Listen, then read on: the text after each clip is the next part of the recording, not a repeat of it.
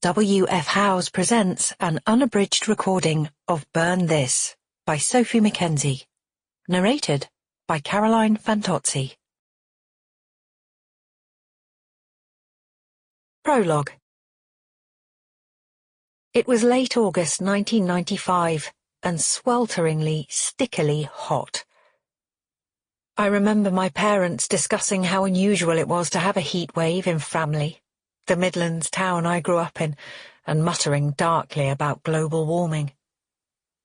Vicky and I had both turned 10 earlier in the year.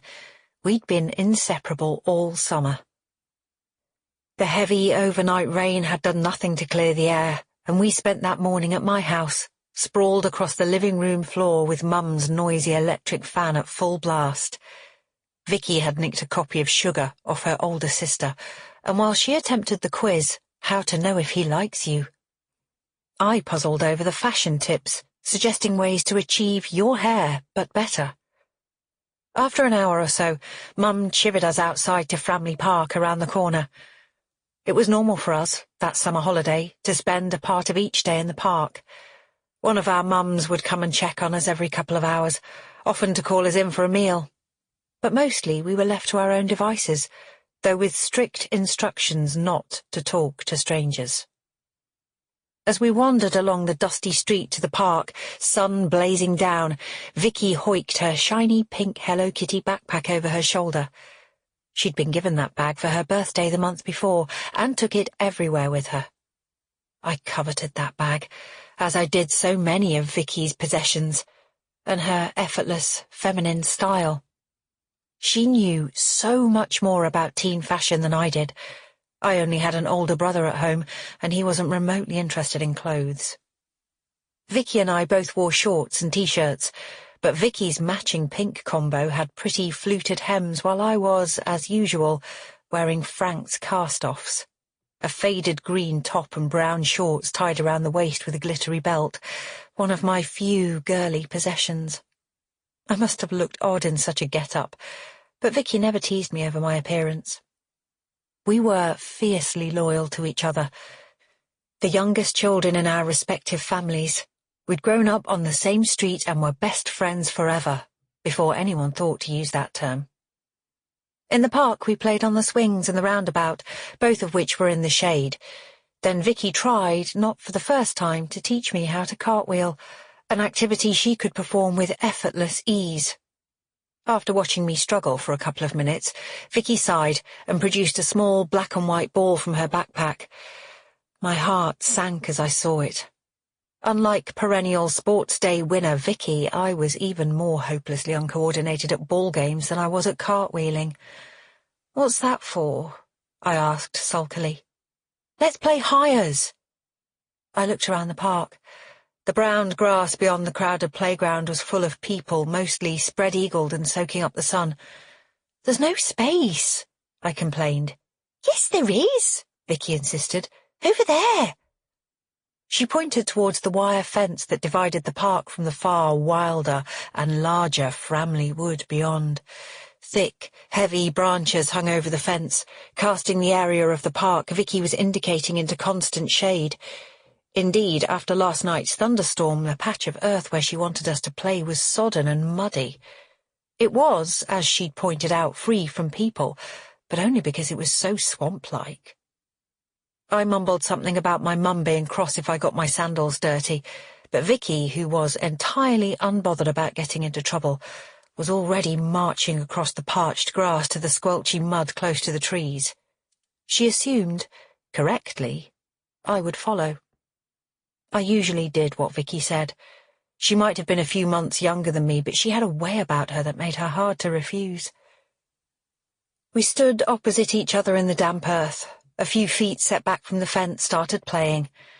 Hires was a game Vicky had devised in which one person threw the ball as high as they could in the air, attempting to make it land at the other person's feet. Vicky was brilliant at this, making it look easy. I, of course, was always wildly off target. I put up with the game for about 10 minutes, getting increasingly hot and irritable as I kept having to run through the mud for the ball. "Can we stop now?" I asked at last. Not yet, came Vicky's insistent reply. Another 5 throws each. For goodness sake. Feeling really grumpy now, I chucked the ball in the air without even trying to aim it towards her. We both watched as it soared over the fence and into Framley Wood. Bella! Vicky flicked her neat strawberry blonde plaits over her shoulder. It was her tell when she was irritated. Go and get that. Something in me bridled. I was only playing this stupid game because of her.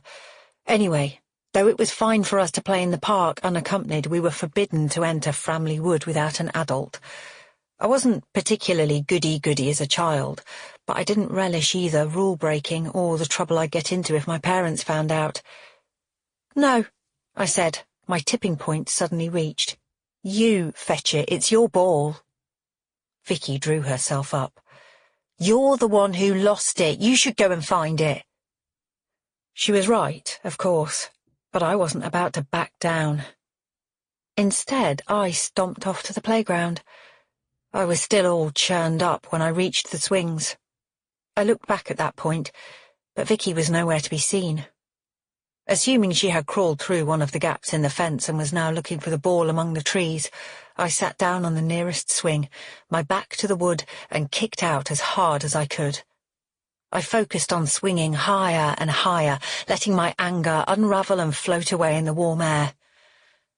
Minutes passed. I was calmer now, and I slid off the swing, wondering where Vicky had got to. Surely she'd had more than enough time to find this stupid ball. Bella! I turned at the sound of Mum's voice. She was hurrying across the dry grass towards me, her cheeks flushed from the heat and strands of fair hair stuck to her forehead. Come on, love, she said, sounding out of breath. Lunchtime. But Vicky's still in the wood, I said, pointing towards the trees. Fetching her ball. Mum hesitated, then frowned. I suppose we'd better go and get her, she said, sounding strangely reluctant. Come on. We made our way towards Framley Wood, calling out Vicky's name, but Vicky didn't appear. Did you actually see her go in there? Mum asked, stopping beside the gap in the fence and peering into the trees. I shook my head, not wanting to explain about our argument. Mum hesitated. Do you think maybe she just went home? I shrugged. Mum sighed and turned away from the wood. One more loop round the park, then we'll see, she said, though more as if talking to herself than to me.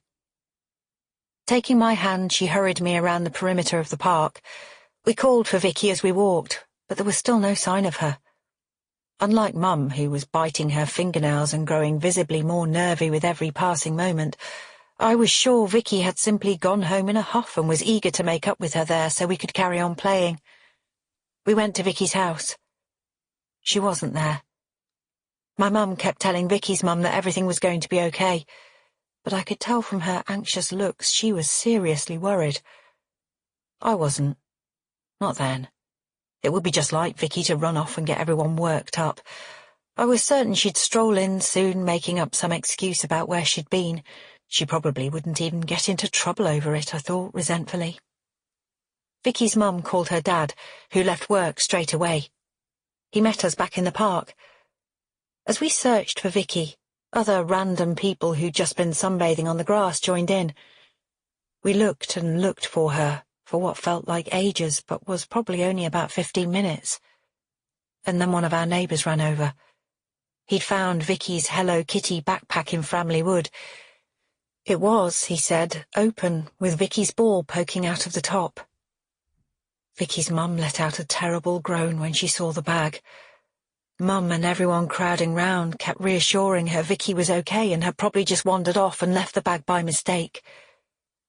But I knew Vicky would never have left that bag behind, anywhere.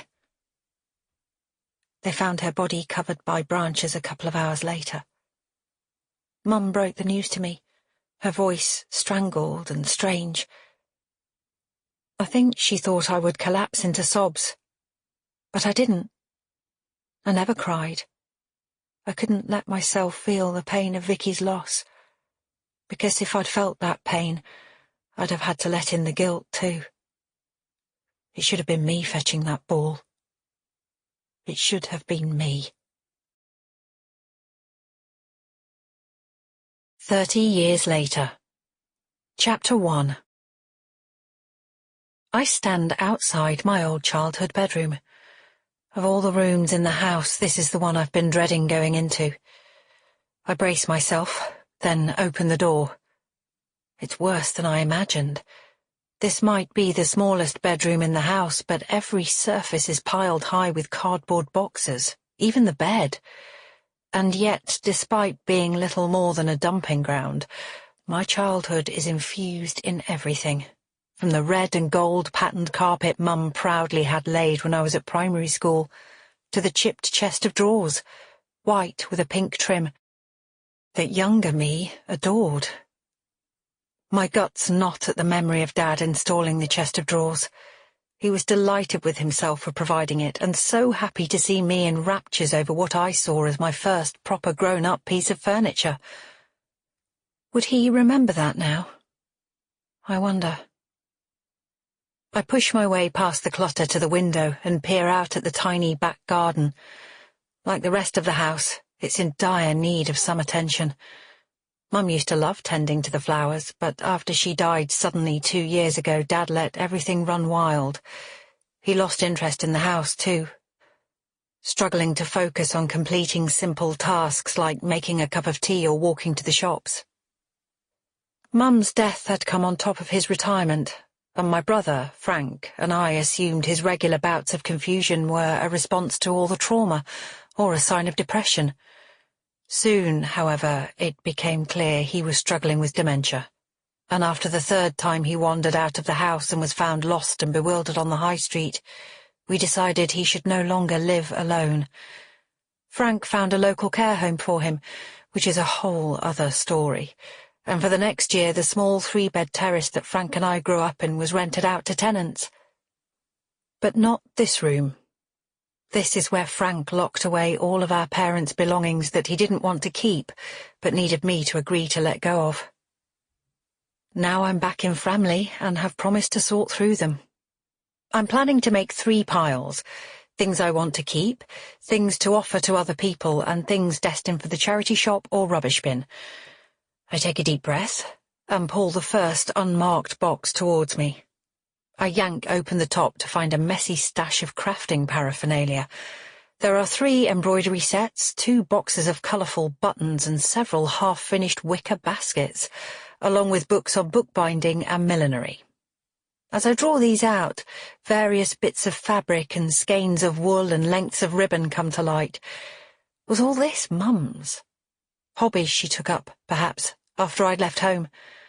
I can't find anything that looks completed, apart from a pair of lumpy hand-knitted teddies. I take them out and reveal a bottom layer of random cards. Frowning, I take a look. Wow, there are birthday and Christmas cards here going back over 20 years. One card, featuring a bunch of flowers and the word "Congratulations," jogs a memory. I open it up to find Mum's looping handwriting. Dear Bella, we are so proud of you, the first person ever in our families ever to graduate from university. Love you to the moon, Mum and Dad. I bite my lip, wondering if Mum felt sad or disappointed that I hadn't kept the card with me, and whether she stayed so proud once I'd established myself in a life such a long way away from the one in which I'd grown up. She always encouraged me academically, putting me in for the 11+ even though nobody we knew had gone to the nearby grammar school. I got in, too. Then worked hard, determined to use uni as my ticket out of Framley. I wasn't a snob about the town I'd grown up in, but my earliest memories are of strikes on TV and walking past the derelict mills that once, when my parents were young, had given Framley its identity. Under the cards, I find a faded photocopy of one of my first copywriting jobs. A print ad for a futon company, with a note paperclipped to it. I did this. Love, Bella. I gaze at the cartoonish flower my 20-something self drew after my name. I feel a million miles away from the girl who got picked up as a trainee by an ad agency straight out of university and bounced into a working life in London without a thought, never looking back at the small town I'd come from. I rummage on. Among a cluster of invitations, I find the one to my wedding with Angus. He was an account manager at the second agency I worked at. After a whirlwind romance, we were married within a year, just making it onto the housing ladder before all London properties became completely unaffordable. Tora was born a few years later, and for a while things were great. Until my life imploded. The first thing to go was my job. I got made redundant 3 years ago, when I was 37, as part of a thinly veiled corporate attempt to get rid of a raft of stale, pale oldies. Unlike Angus, who'd been freelancing for years at that point, I couldn't get my head around the insecurity of self-employed life, and soon we were forced to sell our house and rent somewhere smaller and cheaper. After a really difficult year, I thought things surely had to improve. But then Mum collapsed with an aneurysm, aged just 67, and was gone in less than an hour. What remained of my world finally blew up when, just weeks after her funeral, I discovered Angus had been having an affair with one of my closest friends since my redundancy. They were besotted with each other. I was devastated. And so it was that I suddenly found myself not just without a job and a partner, but with dwindling supplies of friends, money, and confidence. Even Dad, once my absolute rock, was vanishing before my eyes, his mind gradually becoming more and more tangled in itself. Angus and Annie moved abroad, and the calls to poor Tora dwindled away. I hit my 40th birthday in April, and plunged to a new low. I needed a fresh start, and coming back to Framley last week seemed like a positive option. That's what I tell people anyway. That I'm here in my childhood home to sort it out before Frank and I sell it, while taking stock of my life and forging a new career in a thoughtfully planned sabbatical. The truth is that I'm broke and desperate, with nowhere else to go. I put the craft items in the charity donation pile and select a few of the cards for my own memory box. The rest can go. I reseal the box and set it by the door. There. One down, several million to go. Mum! Tora flies into the room. Mercedes says there's no school uniform at my new school. Her eyes are wide with excitement. Why didn't you tell me? I smile at her. My 9-year-old daughter may have something of my colouring, with her flyaway dark hair and green eyes, but I can't believe I was ever as innocent and excitable. Sometimes she seems far younger than her years. When I was at Framley Park, there was a uniform, I say.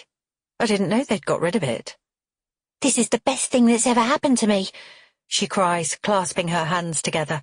I'm going to wear a different signature colour for every day of the week. You've watched too many episodes of Colour Me Positive. I look up to see Mercedes Jones, the only family friend I really kept in touch with over the years, standing by the bedroom door. She leans against the door jamb, eyebrows raised affectionately at Tora's enthusiasm. Do you think the girls at my new school will be judgy, though? Tora stops, suddenly uncertain.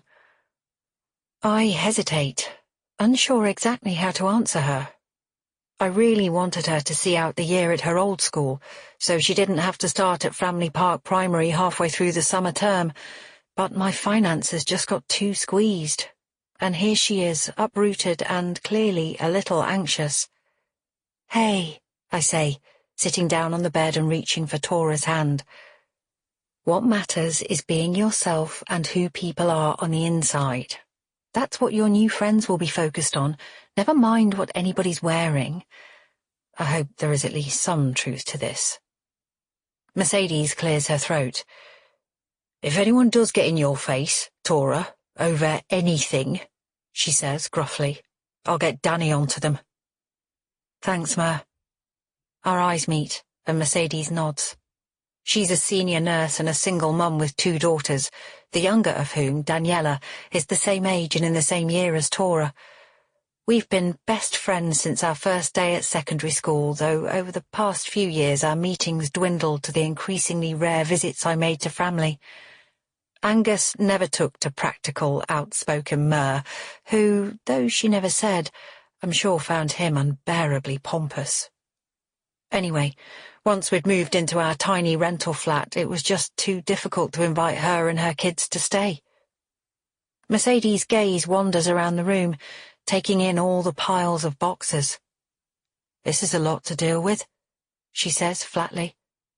"I know," I grimace. "I'm exhausted already, and I've literally looked inside one box." Mercedes nods, understanding immediately. "How about I take Tora to mine for a few hours?" she suggests. "The girls can have ice cream and Danny can give Tora tips about a new school." "Please, Mum!" Tora makes big eyes at me. "That will be great," I say, though we're expected at my brother's for dinner later, so no worries, I've got a shift later anyway. I'll drop her back in plenty of time. Mercedes grins. "But how about you guys coming over tomorrow evening? The girls can play upstairs and you and I can have a glass of wine and discuss how to get you back in the, saddle, if you know what I mean." I shake my head. Mercedes has been banging on about me finding a new man since I arrived, but it's the last thing I want to focus on. I've got Tora to settle in, a house to clear out, and a new job to find. On top of which, after Angus, I can't imagine ever trusting a man again. "A glass of wine sounds nice," I say evenly. "Good." Mercedes glances around the room. "One step at a time," she says. "It's not like you have to do it all today." As Tora skips happily away, I get up from the bed and take proper stock. There are 36 cardboard boxes in here, including the 2 I've already looked at. Only a few are labelled. I peer inside one marked Eddie, which is my dad's name, and find a jumble of ties and socks, as well as a silver tankard, 2 watches I don't recognise, and a large box of spare buttons and cufflinks. I give the box a cursory rummage, then reseal it and place it by the front door. There's nothing here of any value, sentimental or otherwise, and, sadly, Dad no longer has any use for any of it. I'm going to give the entire box to Dad's brother, my Uncle John, when I next see him. Feeling positive, I return upstairs and tackle a box marked Spares. It contains a selection of blank birthday cards, a bag of picture hooks, 2 cutlery sets, and 3 blocks of plain A4 paper. At least none of these items are emotive. I remove the paper and put everything else in the donate pile. I check the time. 2 boxes dealt with in less than 10 minutes.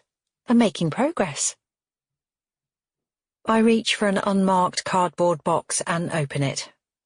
The scent of Mum's honeysuckle perfume rises up, so strong that I gasp.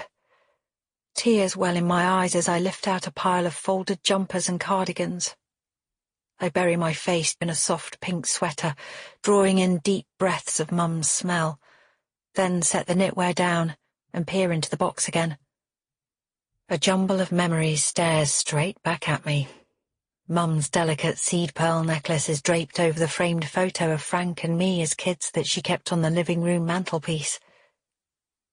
I take them out to find 2 more framed photos, both from my parents' wedding, with Mum breathtakingly pretty in a meringue of a white dress, and Dad's youthful, handsome face full of intense joy. There are other pictures of Mum here too, from her teens, posing for pictures in skimpy miniskirts I'd never have been allowed to wear. I stare at them, struck by the light sparking from Mum's eyes as she grins down the lens. It's almost impossible to connect the young woman in this photo with my memories of my mum growing up. When did she lose her main character energy and settle back into the shadows, a figure in the background, keeping everything running smoothly but never stepping into the limelight? Beneath those are yet more photos, mainly of my parents on holiday together. It's like looking into another world to stare at their younger selves, blissfully happy as they always were, with beaming smiles on their tanned faces. There's a selection of souvenirs from those holidays, too. The paper fan from Spain, with a handle in the shape of a flamenco dancer that Mum inevitably used when the weather turned hot. And the crimson-fringed shawl she bought on Rhodes, which she would wrap me in when I was sick. As I stroke the soft wool of the shawl, another photo catches my eye. It's one of me and Vicky, with our arms around each other. Vicky's Hello Kitty backpack is slung over her shoulder. The photo must have been taken the summer she was killed. My throat feels thick and tight as I stare down at her face. God, she's so full of life. I can still see her as my dad took this picture, her eyes sparkling with mischief. "Take your time, Mr. Wilkins," she teased like she was 25 instead of 10. Unwanted memories of that terrible day rise inside me. I blink them away, put everything back in the box, then reseal it and write the words "to do" on the outside. Clearing out this room is going to be harder than I thought. As I shove the box in the corner of the room, my eyes light on the cardboard edge of a container I hadn't noticed before. It's crammed into the space between the bedside table and the wall. Great. That makes 37. I drag it out and turn it around, searching for a label. Bella. My heart gives a jolt as I spot my own name, scrawled on the side in Mum's familiar looping handwriting. I sit on the bed and make a space for the box beside me. What has Mum kept in here? My heart beats faster as I lift the flaps and peer inside. The very worn yellow teddy bear I had as a baby lies on the top next to my two favourite dolls. Superstar Barbie with her massive froth of blonde hair, and Great Shape Barbie in her blue bodysuit and striped leg warmers. Waves of nostalgia wash over me as I lift them out and take in the sheaves of cards and drawings and exercise books beneath. Oh, wow. Did Mum really keep all these? I remove everything, one by one, and lay it out on the single bed. There are school reports and colouring books and pictures of horses and families and pretty much every birthday and Mother's Day card I ever wrote as a child. The only odd addition is a framed photo of Mum, aged about 19 or 20, dressed up as my Great Shape Barbie doll. I peer at it closely. She's copied the outfit exactly, even wearing a blonde wig and a blue headband. Surely this belongs with the other photos of her when she was young. Or perhaps I had some sentimental attachment to the photo because of my own love of Barbie. I don't remember. The box is empty now, apart from a hard-backed Bible. Another anomaly, surely. My childhood was resolutely non-religious, unless you count the cultural nod to Christianity offered when I was christened in church as a baby, or the local carol service which we attended as a family every Christmas. I take out the Bible and lift the cover, wondering if the flyleaf will give a clue as to where it came from. But there is no flyleaf. It's been torn out, along with most of the Bible. In its place is a notebook which, now freed from its hiding place, slides into my hand. Its once white cover is yellowing, but my mother's handwriting on the front is clear. I stare at the words she wrote, my heart thudding. Why did she hide this notebook so carefully? What does it contain? And why does its cover give such a stark and dramatic instruction? Burn this. Chapter 2. The silence in the room seems to press down on me as I stare at the words on the cover. Burn this. Why would Mum write that? What on earth is inside this notebook? My heart hammers against my chest as I open the cover. It's stiff with age. The blank page inside dust dry and curling at the edges. I turn a few more pages, all still blank. I frown. Then I come to an entry. It's undated, a poem, I think, but with lots crossed out. I can just make out some of the lines. The warmth of a hot summer breeze. Autumn's brown and curling leaves. Mist rises from the water.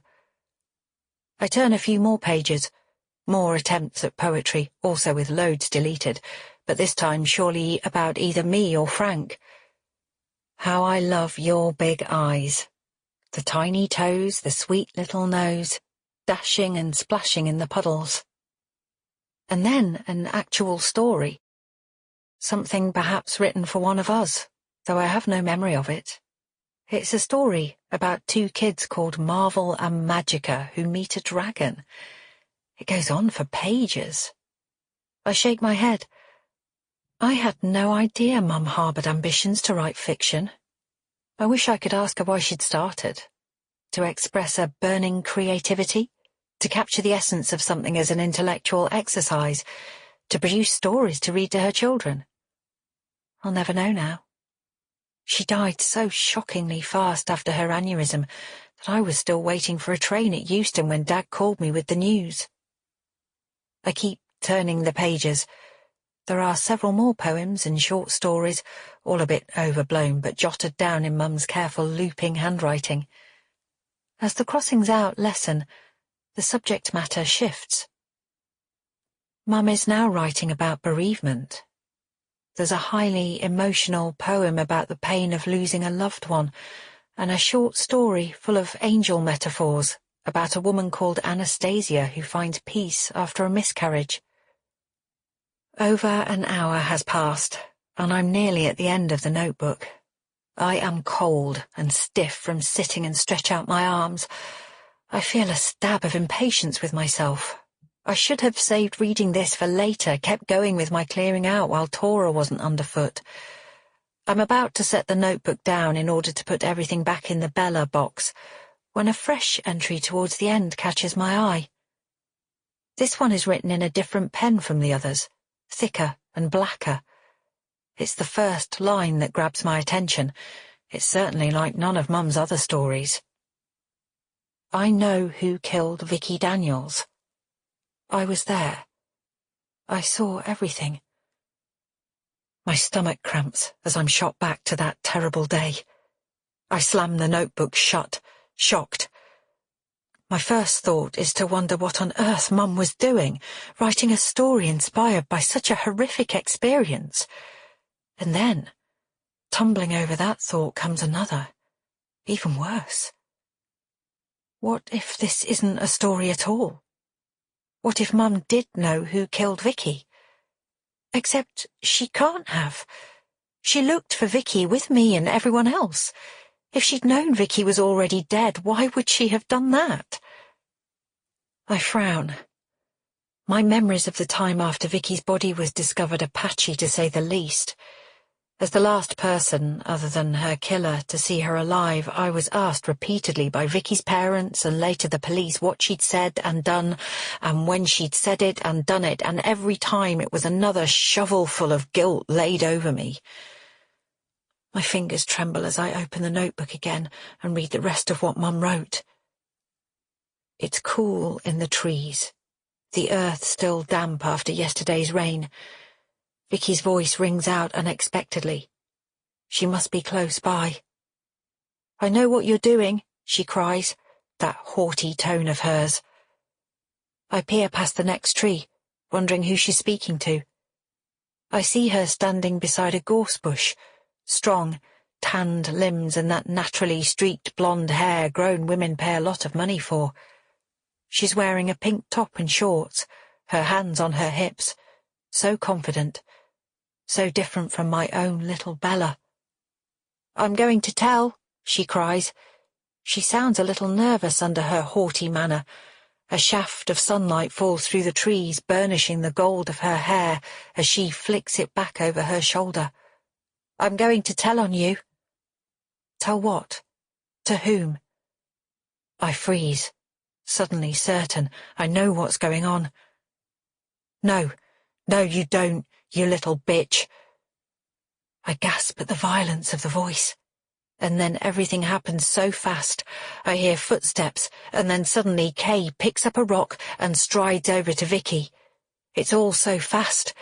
Kay slams the rock against Vicky's head, a dull, sickening crack. She falls to the ground. Fear shoots through me. I can't believe what I'm seeing. I'm suddenly hyper-aware of every cell of my body, my hair damp on my forehead, my shirt clinging to my back. Kay stands over Vicky, looking down at her, all shocked eyes and shuddering breath. Out of the corner of my eye, I see Kay's gold ring set with the black diamond. The truth shines out of it. And I know that everything is changed, forever. I stumble sideways onto dry twigs. The crackle snaps through the air. My heart hammers as Kay looks up and... I turn to the next page. But it's been torn out. And the next. I flick through the remaining pages of the notebook. They're all empty. I rummage through the contents of the box now spread out on the bed, but there's no sign of the missing torn-out pages. I feel sick to my stomach as I sink onto the bed.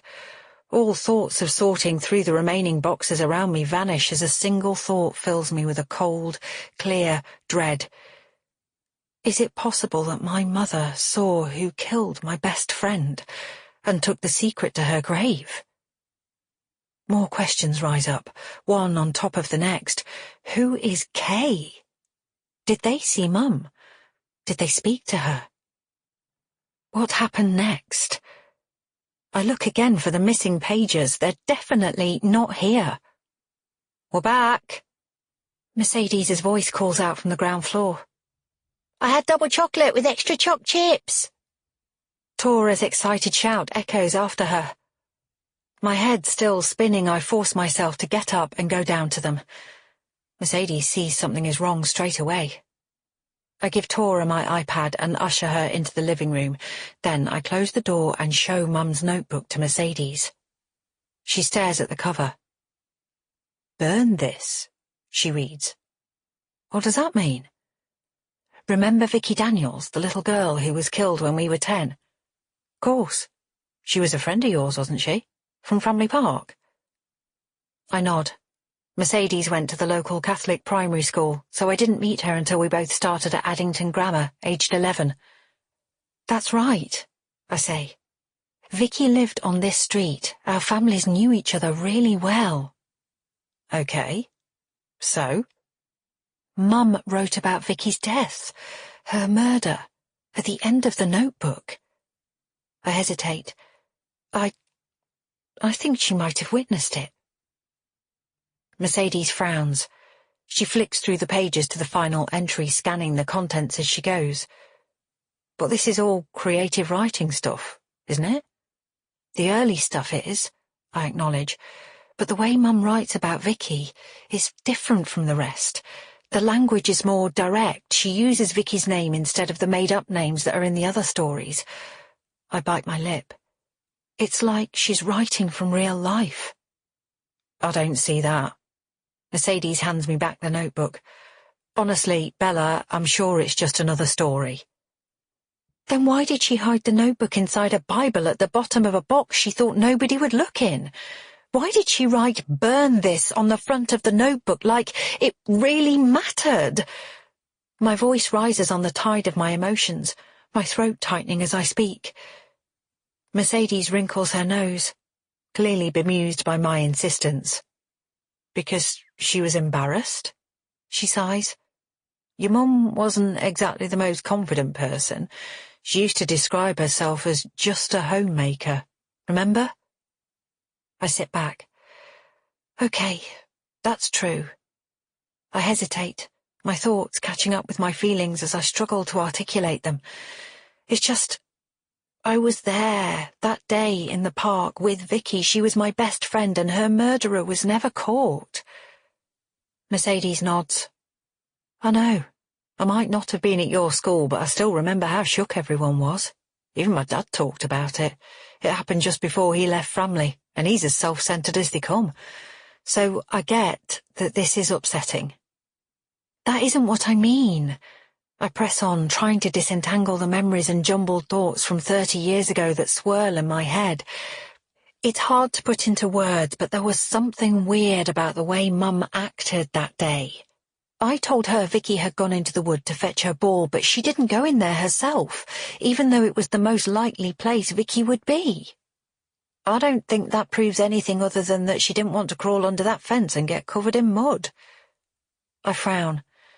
Obviously it doesn't prove anything, but there was this vibe off her, like she didn't really want to be looking for Vicky at all. Of course she didn't. Mer rolls her eyes. She wanted to get you home. Or maybe she already knew Vicky was dead. Maybe she saw her get killed before she came to find me. I hold up the Burn This notebook.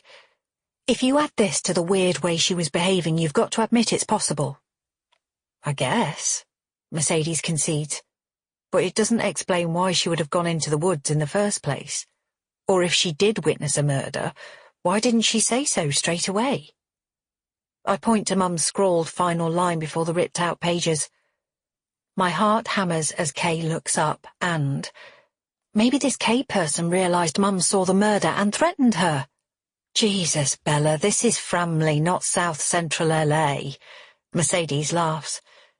You've spent too much time in the big city making stuff up for a living. Right. I press my lips together. There's no point me trying to convince her.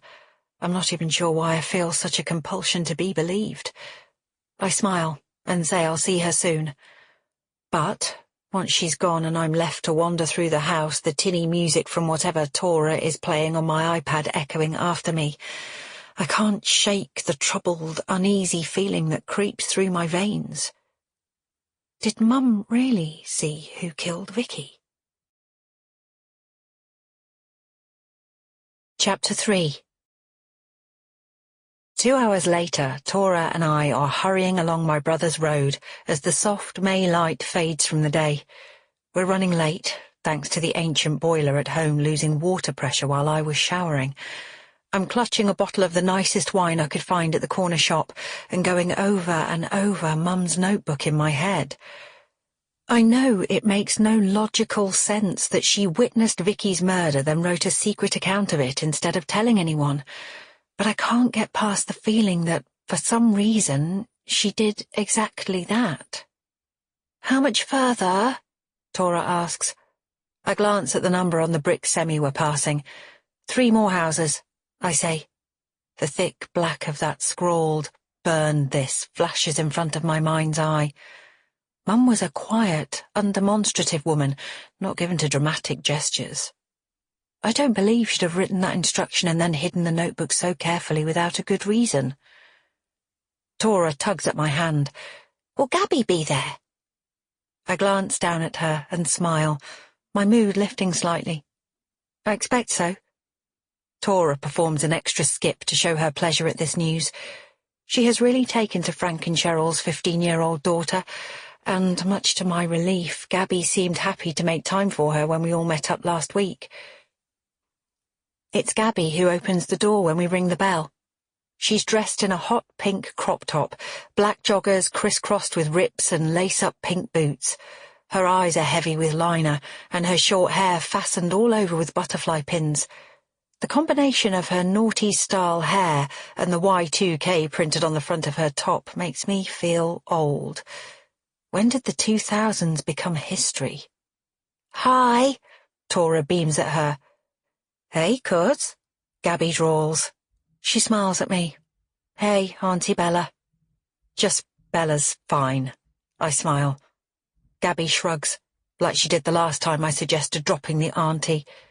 She seems almost alarmingly mature for her age. I'm sure I didn't have that weary, seen-it-all manner when I was a teenager, but then I wasn't as beautiful as Gabby. Even with all the makeup, there's an almost angelic quality to her fine features. Can I see your bedroom? Tora blurts out. Tora? I laugh. Gabby grins. Sure, no problem. I mouth a thank you at her and watch as the two of them traipse up the stairs. Cheryl appears from the kitchen, dressed from head to foot in pale grey athleisure. She beckons me along the corridor. Come on in, she urges. I've got a glass of wine waiting for you. I hurry after her, my own bottle still clutched in my hand as she chatters away about the high turnover of shops on the high street. I'm not really listening. My hand is already inside my shoulder bag, gripping Mum's notebook. I'm going to show it to Frank as soon as possible, see what he makes of it. We don't need another nail bar, Cheryl is now saying, fluffing at her blonde waves. Her forehead is entirely wrinkle-free. Has she had Botox? Or at the very least a peel? The high street is like a ghost town with all the proper businesses closing down. I bet it's not like that in London, is it?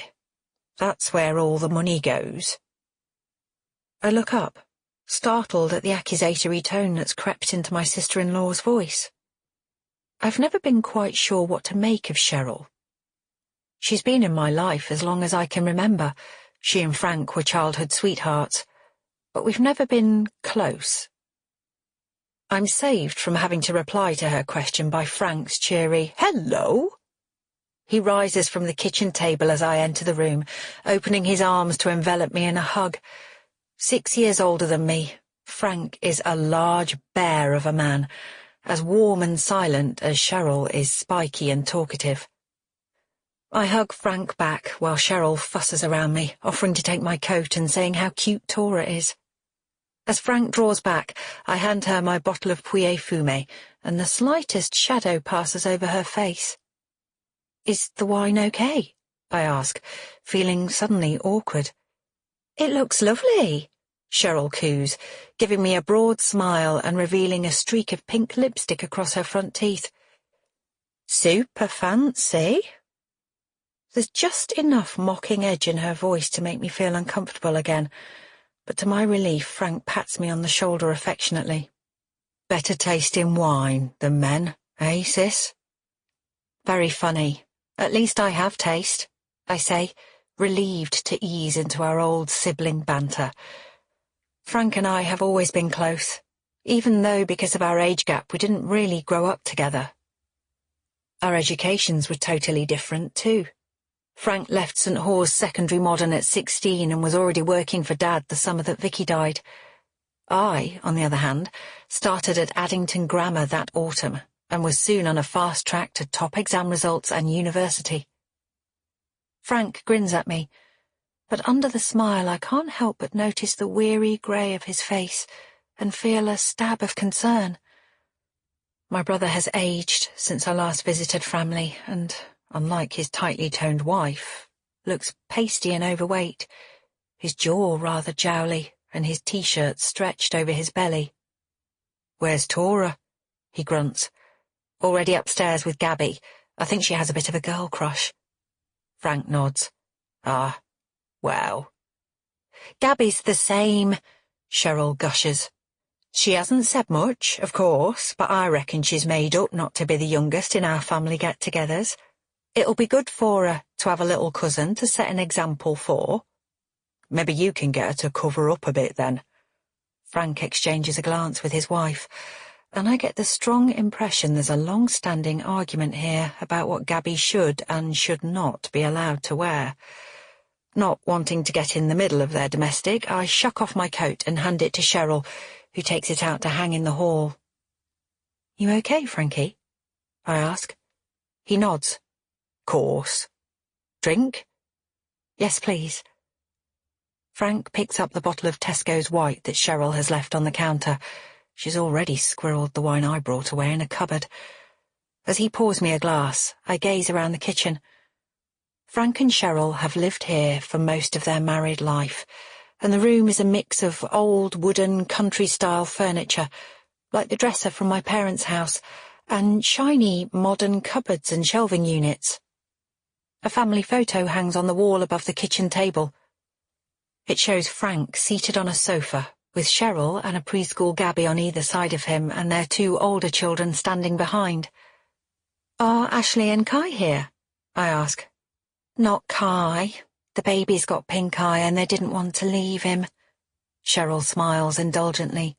Then her jaw tightens with disapproval. "Ash should be here by now, though." As she speaks, the sound of the front door opening and closing echoes towards us. A second later, Ashley appears in the kitchen doorway. She gazes round at us from under a thick fringe. She's grown a little thinner and a lot more jaded since I visited family last year when she was living in a flat share with friends, but she offers me a warm smile. "Bella!" "Hey, you!" I get up and hurry over. Ashley was born the year after Vicky's death, when Frank and Cheryl were still teenagers, and she and I have always been close. Only 11 years apart, we're more like cousins than aunt and niece. "You're late, Ash," snaps Cheryl, a note of disapproval seeping into her voice. Ashley rolls her eyes, ignoring her mother, then envelops me in a hug. I catch a scent of something musky and slightly sour under her perfume. I draw back, holding her by the shoulders. If it wasn't for the look of misery in her eyes, I'd be tempted to think she'd just rolled out of a bed after some Sunday afternoon sex. "Are you okay, Ash?" I ask. "Oh, don't worry about her," Cheryl says nastily. "Stupid girl's just been dumped by yet another married man. You'd think she'd learn by now they're not going to stick around." I gasp at the cruelty of this as Ashley's face colours a deep red. "Cheryl." Frank's voice sounds a weary warning. "I'm just saying," Cheryl mutters. For a second, Ashley looks like she's about to say something herself, but then she presses her lips together and scurries away. I stride after her, into the hall. "Ash?"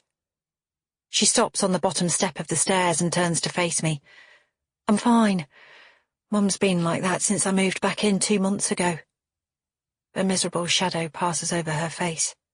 She's cross I walked out of that PA job, says it was irresponsible, but honestly, Bella, I couldn't hack it.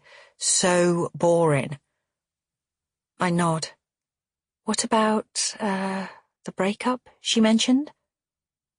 After the past few years, I'm not exactly unbiased when it comes to extramarital affairs, but I've adored Ashley ever since she was a baby, and I can't bear to see her look so unhappy. "Is what your mum said true?" "Well, he was married," Ashley admits, "but I was the one who ended it. I needed to focus on me for a bit, work out how to get a job I like and my own place before I'm ready for my bloody pension." I grin, suddenly remembering that her birthday is coming up in a couple of weeks. I grab her hand and squeeze. "Any plans for your 29th? Ashley shakes her head. Her hair is lank and greasy, I notice. It's fine and blonde like her mother's, and very much unlike the thick, darker locks of the Wilkins side of the family. "Only trying to ignore it." She makes a face. "As Mum keeps reminding me, it's really just a marker of how much my life has disappointed her. Still living at home with no impressive job, no doting husband, and no bouncing babies." Her voice grows increasingly bitter as she speaks. "Well, we're not going to ignore it," I say as brightly as I can. "You and I are due a get-together anyway. Let's meet up soon, yeah? We can celebrate it then." "Sure," says Ashley without conviction. She forces another smile. "See you later, Bella." Then she turns and trudges upstairs. I make my way back to the kitchen, feeling troubled. A part of me wants to challenge Cheryl on the way she just spoke to her elder daughter, but I'm not sure what on earth I can say without sparking a massive row. Predictably, Cheryl is acting like nothing just happened. "How are you finding your mum's house?" she asks as I sit back down at the table. There's some agenda in her voice. I can hear it, but I'm still preoccupied with poor Ashley. "The house is fine, apart from the boiler. It cut out again earlier while I was trying to shower." "Did you do that water pressure valve adjustment I showed you?" asks Frank. "Yeah, but it's the 3rd time since." "Clear that away, please, Frank." Cheryl speaks over me, pointing to Frank's laptop, which is in his place at the head of the table. Frank heaves a sigh as he closes the computer and shoves it onto the sideboard. The look of exhaustion that passes across his face sends a pang of worry through me. "Is everything okay?" I ask. "Yes," Frank sighs again. "Just admin." "He works all day at the shop, then at least 3 hours every evening doing all the paperwork." Cheryl shakes her head. It's very stressful, but he won't admit it. I glance at Frank, who shrugs.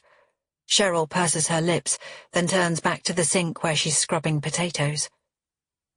I'll find time to sort a new boiler soon, Bells, Frank says quietly. Let me know if it goes again.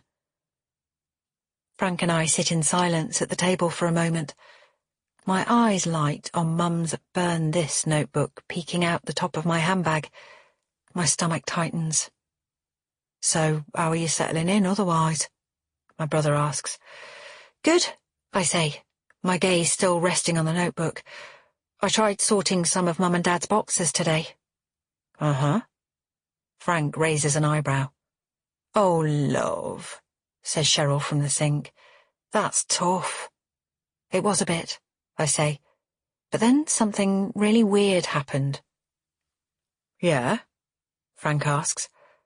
I reach into my bag and grab Mum's notebook, then hesitate. Once I've shown Frank, it will no longer be just mine. Mine and Mum's. Stupid, but it feels like I'm losing a little part of her by sharing it. I take a deep breath and put the dry, yellowed notebook down in front of Frank. I found this at the bottom of a box of things of mine from when I was little. He peers at the cover. Burn this. He wrinkles his nose. What's that about? Cheryl has scuttled over and is peering down at the book over his shoulder. I fidget in my seat. I don't really want my sister-in-law reading Mum's creative writing efforts. Which is silly, not to mention unfair. Cheryl spent far more time with Mum over the past 20 or so years than I did. Frank turns the first few pages. What is this? Looks like your Mum was trying her hand at poetry, Cheryl simpers. I suddenly feel horribly disloyal for showing them the book. Never mind all that, I say quickly. There's something here I don't understand. I whip the notebook out of Frank's hand and turn to the pages about Vicky's death. I look up. Frank and Cheryl are both gazing at me with concern. Read that. We sit in silence as the two of them read Mum's words about Vicky's death. I know they'll remember the killing. Even if my family hadn't been close to Vicky's, the murder consumed family for months, even though the police investigation soon ran out of steam because of a lack of fresh leads. Wow. Why was your Mum writing about that? Cheryl blows out her breath. She turns the page, then looks up. Where's the rest of it? Missing, I say. Definitely not in the box where I found the notebook. The pinger goes, and Cheryl scurries over to the stove. Frank puts the notebook down on the table between us. What do you think? I ask. Did Mum really see who killed Vicky? Of course not. Frank frowns. It's just a story, Bella. We don't know that, I protest. I mean, I get that it seems weird, but there's something about the way Mum writes about what happened. It's so much more real than everything else in the notebook. Maybe. Frank makes a face. Or maybe that's just how you're reading it.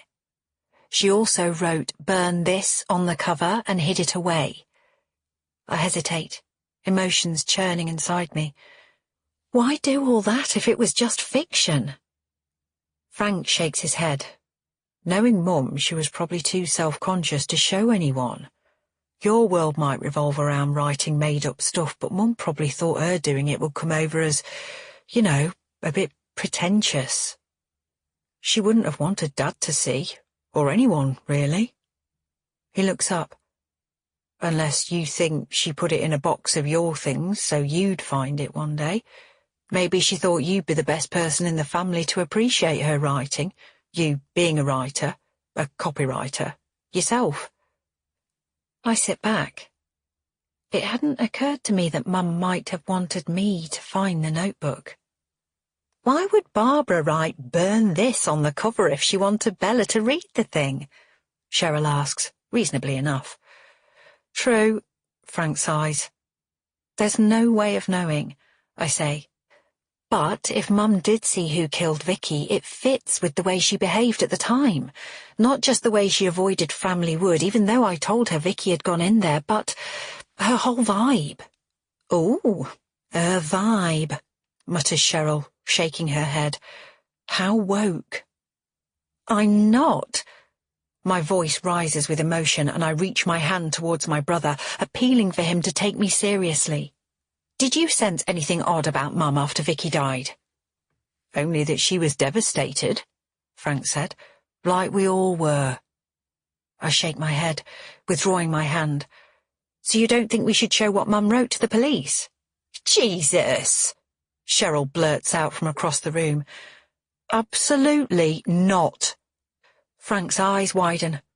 "You've been away for too long, Bella. Nobody round here wants all that raked over again. Vicky's dad still lives on Mum and Dad's... your road." "I know," I say, shocked by his vehemence. "But don't you think he'd want to see this at least?" "No way. That'd be the last thing he'd want." "Seriously, Bella, you're being ridiculous. Mum wrote a stupid story about a horrible event. End of.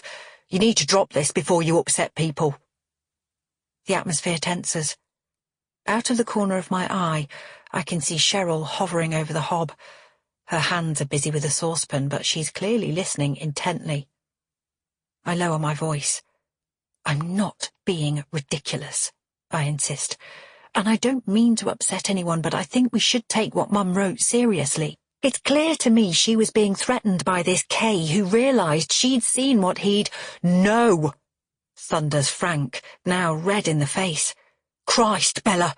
You come swanning back here with your fancy wine and you think you know how things have been. Well, you don't. You don't know the half of it. Back off. Now." Chapter 4. I gasp. What on earth has got into my brother? Frank stands up, shoving his chair back and clenching his fists. Across the room, Cheryl stands rigidly at the hob, her back stiff with tension. Gabby and Tora are huddled in the doorway, mouths gaping. Frank must catch sight of the girls because he makes a clear effort to control himself, blowing out his breath and lowering his voice. "Sorry, I shouted, Bells," he says, using my old childhood nickname. A lump lodges in my throat. Nobody else in the world calls me that. It's just, I lived through what happened to Vicky in a way that you didn't. You were only a little kid. And just because Mum chose to write about it in some frou-frou creative writing phase she was going through does not give you the right to stir things up and upset people. I shrink back in my chair as Cheryl bustles over with a huge bowl of crisps. "Come on and sit down, girls," she calls to Gabby and Tora in a fake, cheery voice. I glance at Frank. He's staring down at the table. Cheryl places the bowl of crisps in front of me and I absently take one and crunch down. Cheese and onion. Yuck. Tora pulls her chair next to mine and clambers onto it. "Can I have a crisp, Mum?" she asks quietly. "Course you can," says Cheryl. I nod, letting the brief flare of irritation at Cheryl answering for me fade. Cheryl asks Tora if she's looking forward to going to her new school. Tora says yes, very brightly, sounding just a touch more positive than I think she can possibly be. "It's virtually a family tradition to go to Framley Park." Frank grins, clearly trying to make up for his earlier temper. "Oh, you've just made me think," Cheryl cries. "I think we still have Gabby's old homework bag in the cupboard under the stairs." She directs Gabby to fetch the bag. "Back of the second shelf from the bottom, right-hand end." "Very organised, my wife," Frank mutters with a smile, noting the look of surprise on my face. Sure enough, Gabby finds the bag almost immediately and brings it down to present to Tora. The bag itself is a bit tatty round the edges, but it's kind of them to give it to us. As I'm thanking Cheryl, Ashley appears and seats herself next to me at the kitchen table. "I'm not that hungry, Mum," she says. "Don't give me too much." "Well, that's what happens if you eat between meals," snaps Cheryl. "And don't come crying to me when you're ravenous later." I frown. Geez, what is wrong between the two of them? Cheryl is acting as if Ashley's a little girl instead of a grown woman in her late 20s. A couple of hours later, Frank drops Tora and me at home. He hesitates before saying goodbye, and I sense he's trying to find a way to apologise for sounding so harsh about Mum's notebook before. I give him a hug and tell him I understand why he got so upset. "Thanks, Bowles," Frank says gruffly. "When it comes to Vicky, I know it happened to you too, but it really was such a horrible... I don't know what got into Mum wanting to write about it." "I wish I could ask her," I say sadly. "I wish that there'd been more time." Frank pats my arm. "I wasn't there when she died either."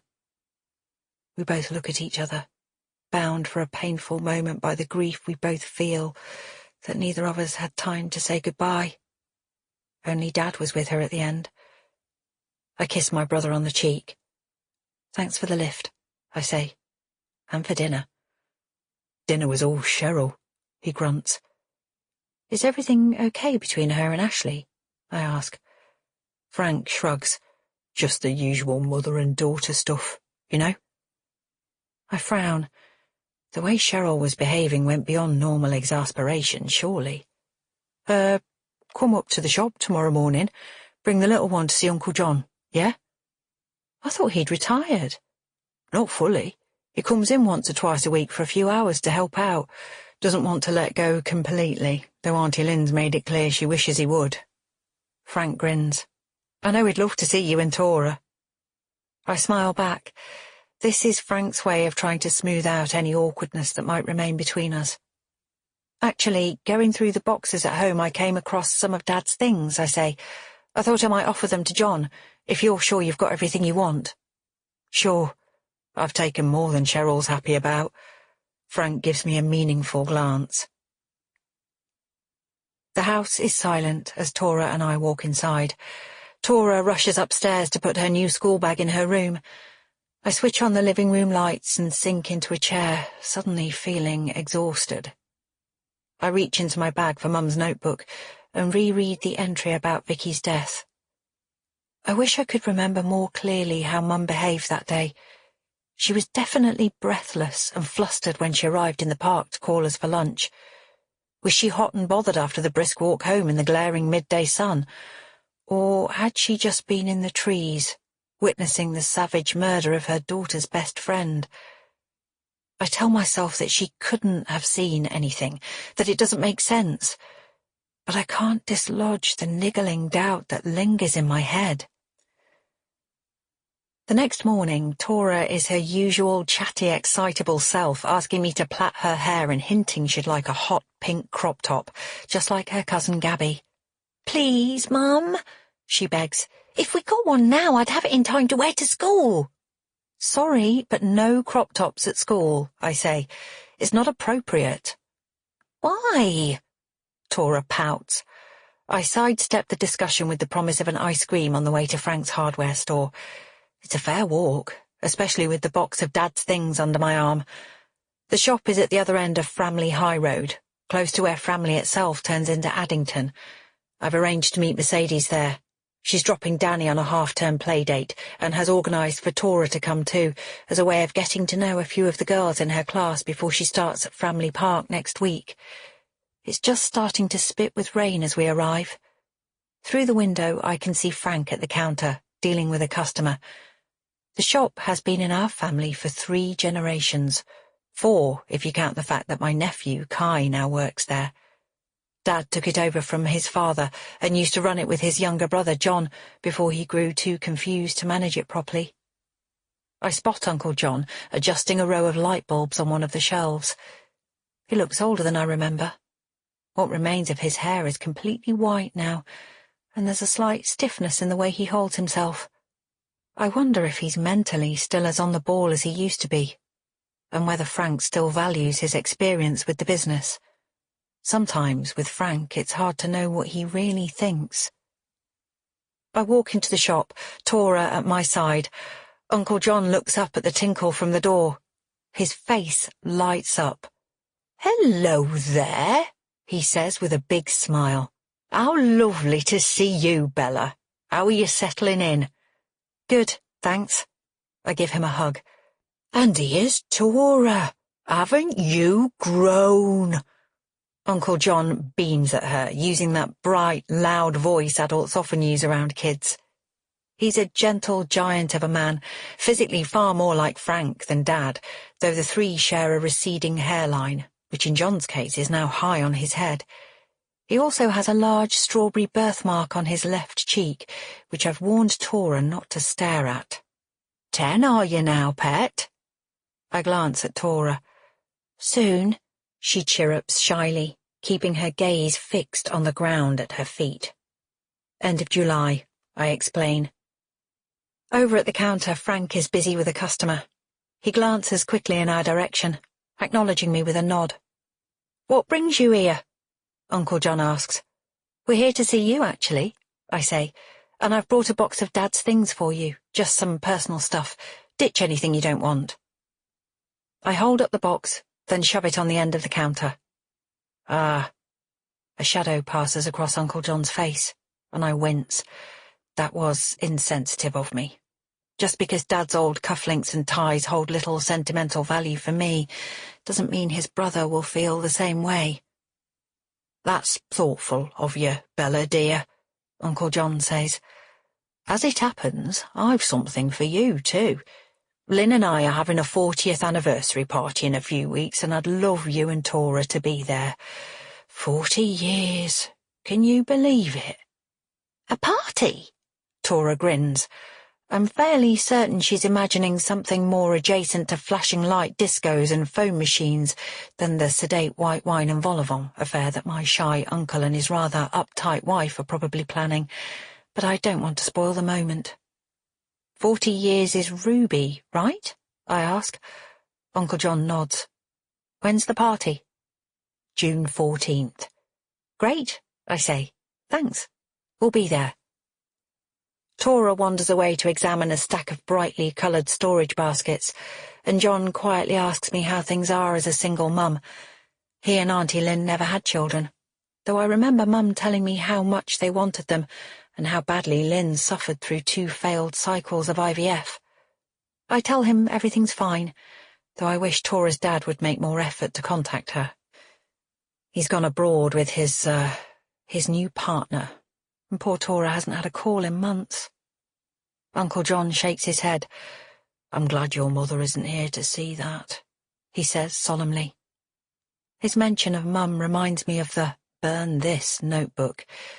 It's still in my bag after yesterday's visit to Frank and Cheryl's, but I don't want to take it out in case Frank, just across the room serving his customer, sees it and gets cross with me again. When I was going through the boxes at home, I found some poems and stories that Mum wrote, I say, quietly. Oh, right. Uncle John nods. I remember your Mum's creative writing phase. He smiles. We talked about it a lot. You did? I realised that the surprise in my voice might sound rude, and I blush. Your Mum and I were very close, in the same class at school. Uncle John chuckles. I was shy and got plenty of ribbon thanks to this. He taps the birthmark on his cheek. Barbara stood up for me, stopped the other kids having a go. We ended up best friends. Did you know it was me who introduced her to your dad? He chuckles. Eddie was smitten from the start. Oh, I say, wondering how on earth I didn't know any of that already. Your mother was very proud of you using that creative side of yours in your work, Uncle John goes on. His eyes rest on my face. You look a lot like her, Bella, he says wistfully. I give him a bashful smile. It's nice of him to say, but I don't see it myself. Mum was far prettier than I am. So, there's one story at the end of Mum's notebook about Vicky Daniels. Remember her? Of course. Uncle John's voice turns gravelly and serious. That was a terrible thing. A terrible time. Well, Mum wrote about Vicky's murder as if she actually saw it happen. Then she wrote "burn this" on the front of the notebook like it was really private and buried it in a box, and I stop, suddenly breathless. I can show you, if you like. No, thanks, Bella, Uncle John says firmly. If your mother didn't want people reading it, then I'd rather respect her wishes. But suppose she really did witness a murder, I protest. She doesn't identify the killer except as Kay, but I think she might have recognized him and the gold ring they were wearing. I glance over at the counter. Frank is still deep in conversation with his customer while Tora is now examining the stand of novelty key fobs by the till. Listen, Bella, Uncle John says softly. Your mother knew how badly little Vicky's parents were suffering. If she knew who killed their daughter, then why wouldn't she have told them? Or the police? Perhaps Kay threatened her, I suggest. The way she writes certainly make it sound like they saw her. She writes that they spoke. No, I concede. Not exactly, but there are pages missing, torn out, so I trail off. I see. Uncle John frowns. Suppose you're right. Suppose this Kay person threatened Barb with violence. Stands to reason they'd have threatened you and Frank, too. He pauses. That would have been a good reason for her to keep quiet, wouldn't it? But it's all such a long time ago. I don't think there's anything to be gained by raking over it now. Uncle John folds his arms. I'd forget about the whole thing, if I were you. Chapter 5. Forget about Mum witnessing my best friend's murder. I'm about to tell Uncle John that I don't see how I can forget when the shop door tinkles and little Danny bursts in, Mercedes right behind her. Tora squeals and hurries over to hug her friend. The volume of noise in the little shop rises immediately, and Frank, still serving a customer at the counter, looks up with a frown. Better go. Uncle John nods at Mercedes and makes his way back to Frank. Hey, Bella, Mercedes says in her flat, no-nonsense voice. Remember my brother, Lonnie? I stare at the man now walking into the shop. He is tall, with wavy hair and twinkling green eyes, and, despite the many years that have passed since I last saw him, instantly recognizable.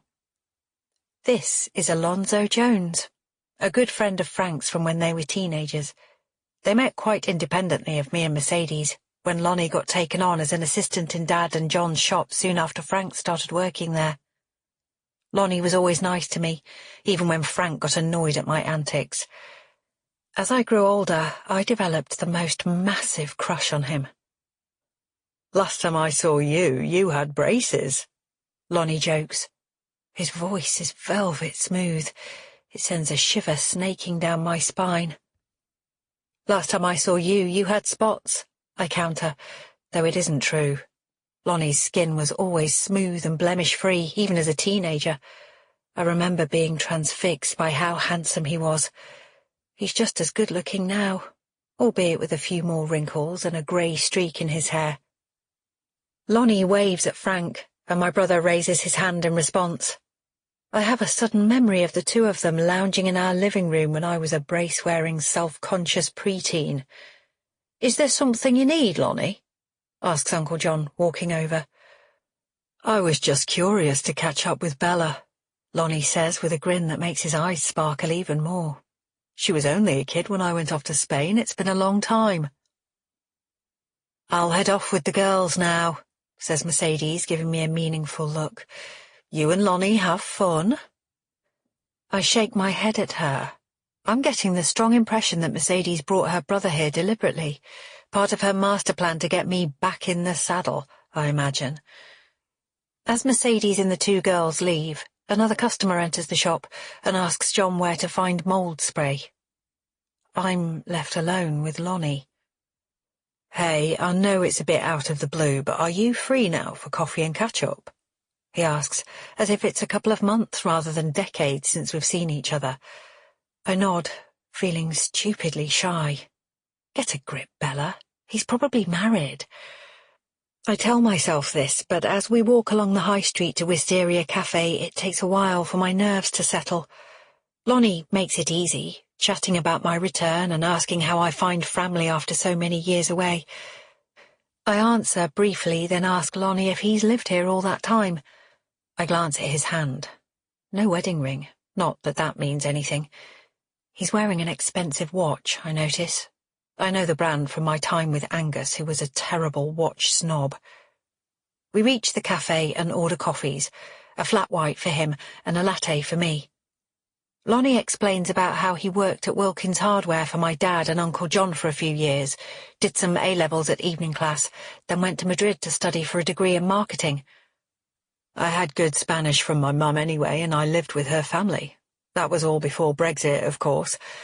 Anyway, I ended up staying in Spain for over 20 years. Got married too soon and had a son. We ran a restaurant for a while, but it went under, taking my marriage with it.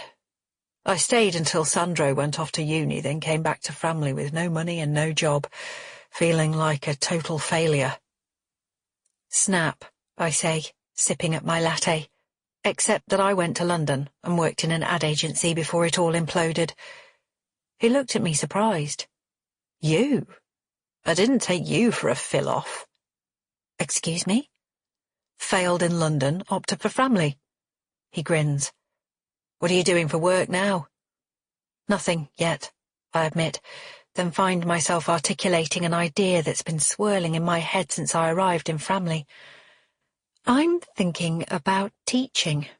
I reckon I'd like it, and it would really fit in well with Tora. Lonnie nods. What about you? Sales rep for a building supplier, Lonnie says, setting down his cup. Your Uncle John set me up with a couple of his contacts when I got back from Spain. He's a good man. More of a dad to me than my own ever was. A shadow passes over his face. I nod sympathetically. Lonnie and Mercedes' terrible father is what Mer and I first bonded over. It was our first term at grammar school, and I found Mercedes sobbing in the girls' toilets because he had just abandoned her, Lonnie, and their mum, without a word. I was horrified. I couldn't imagine life without my own father, who was often strict, and particularly hard on Frank, but who made it clear his life revolved around us. I smile at Lonnie. Are you in touch with your dad at all now?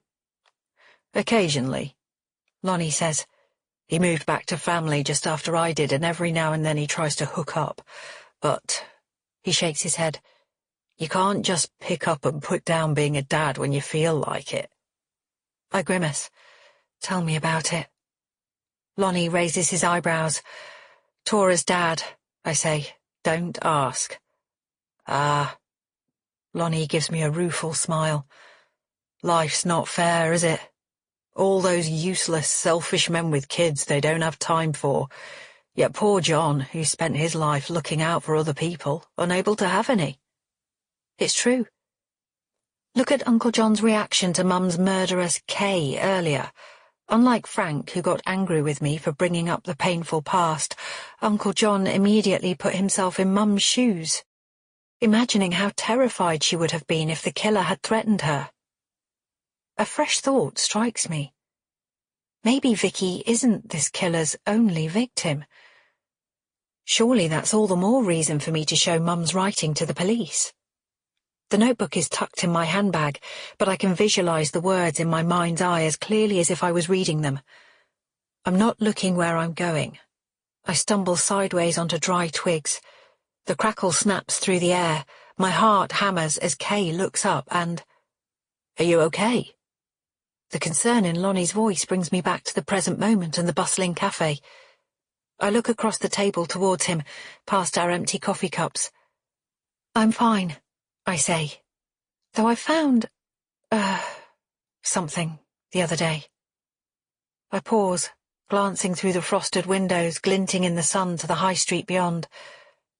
I need to go to the police about it, but I don't know if... Is there even still a police station in Framley? You're in luck, Lonnie laughs. Framley's one of the few places in the area with its own walk-in station, open Monday to Friday. It's on Westergate Street, just past the multi-storey car park. Thanks. I stand up. It was nice to, catch up. I'll see you soon, I'm sure. I can see Lonnie is dying to ask me about my mysterious errand, but before he has a chance to speak, I'm scurrying out of the cafe. Chapter 6. I feel calmer once I've left the notebook at the police station.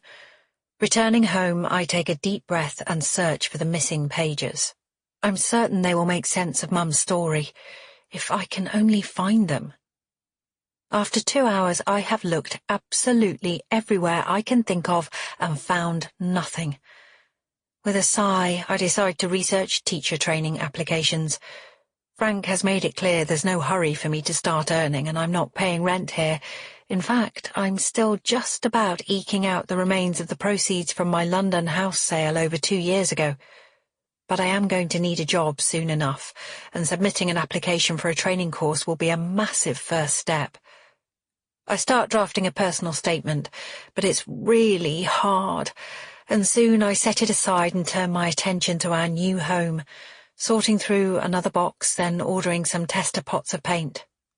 The living room hasn't been touched since the early 2000s, and I'm eager to make it more of a home for Tora, with lighter, brighter walls and maybe even, when I can afford it, some new furniture. I head to Mercedes's house at 6. As planned, Mer and I drink wine while the girls play upstairs. Tora seems to have enjoyed meeting some of the girls from her new school earlier, though she's too eager to hang out with Danny to talk much about it. I watch them together while Mer pops out for a pint of milk from the corner shop. There's something in the way they interact that reminds me of myself and Vicky back in the day. Danny is like Vicky was, all no-nonsense practicality with a strong dash of bossy. Next to her, Tora seems to slide into a gentler, quieter version of herself, rather than the excitable, impulsive tween she is when it's just the two of us. Does it matter that she changes like this? I can't decide. Tora certainly seems happy enough. Later, after dinner, Mercedes asks how Tora is handling the separation from her father. She doesn't talk about him much, I say, though I worry she's bottling things up. Is he likely to visit, to try and see her? I shake my head. He's not even sending regular child support, just a few quid every now and then. Mercedes clears her throat. You know who'd like to see you again? I glance at her, a flush rising through my neck. Ooh, you are interested.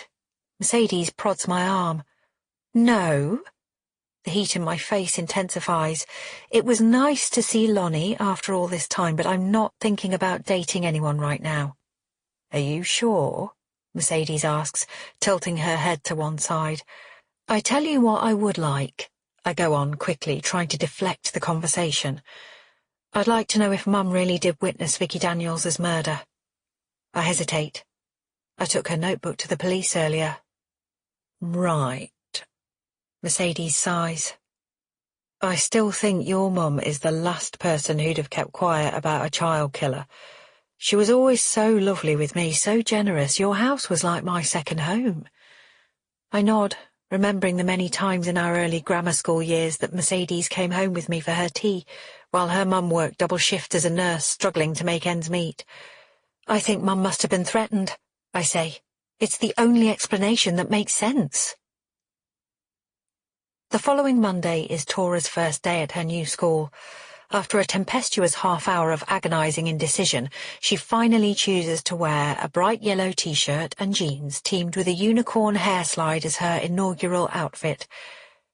Framley Park Primary is unrecognizable from when Vicky and I were here.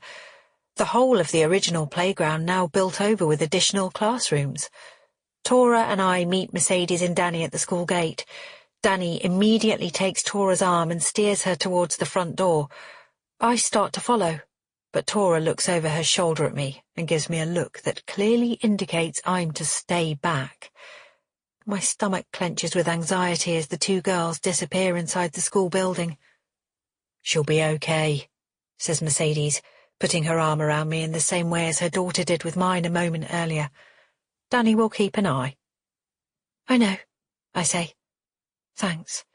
It's just a lot for her, leaving everything she knows. Mercedes nods thoughtfully. For you as well, she says. Hey, how about I organise a drink in Framley for this Friday? You can meet some of my friends, maybe even catch up with people we were at school with. I nod. It will be good to widen my circle, start connecting and reconnecting with people. Plus, it'll be a chance to keep my promise to Ashley over her birthday drink. Another few days pass in a blur. I spend my time when Tora is at school painting the living room and honing my teacher training application. At least Tora seems to be settling in okay. My mind keeps going back to Mum's burn this notebook and to the last time I saw Vicky. All the repressed thoughts from the time rear up. I have nightmares, waking, sweating with guilt. It could have been me running into the trees to fetch the ball. Should have been. I owe Vicky my life. On Friday morning, I'm just putting a final lick of paint to the living room wall when, 11 days after I handed over Mum's notebook, I finally get a call from D.I. Capshaw. He sounds young on the phone, his voice exuding a measured confidence. I wanted to speak to you personally, Bella, rather than just pass on a message. I know how much Vicky Daniels' case must mean to you. I've looked through the notes left by the senior investigating officer before me, D.I. Thompson, and I can see your family was very close to the Daniels family at the time of the murder. It must have been a terrible shock to find your mum writing about it. It was, I say, carefully setting down my paintbrush. Do you think what Mum wrote will help with the case? I don't want to give you false hope. D.I. Capshaw pauses. The truth is that your mother's account doesn't really amount to any new evidence.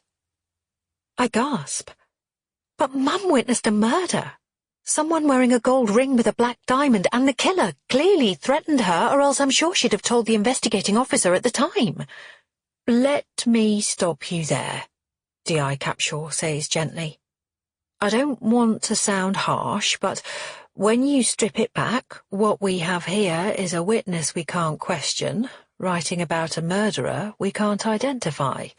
And that's assuming the whole thing isn't just a made-up story, which is a big assumption given all the creative writing in the rest of the notebook. He pauses. It's not enough to justify a fresh push in the investigation. I start to protest, but the D.I. counters with another clearly rehearsed line about how much the police appreciate well-meaning citizens coming forward. He then informs me I can pick up Mum's notebook from the station whenever I like and ends the call. As I put down my phone, all the anxiety I felt when I first discovered the notebook floods back. I stand in silence in the living room, gazing at the wet paint on the walls and my teacher training application printouts in a pile on the floor.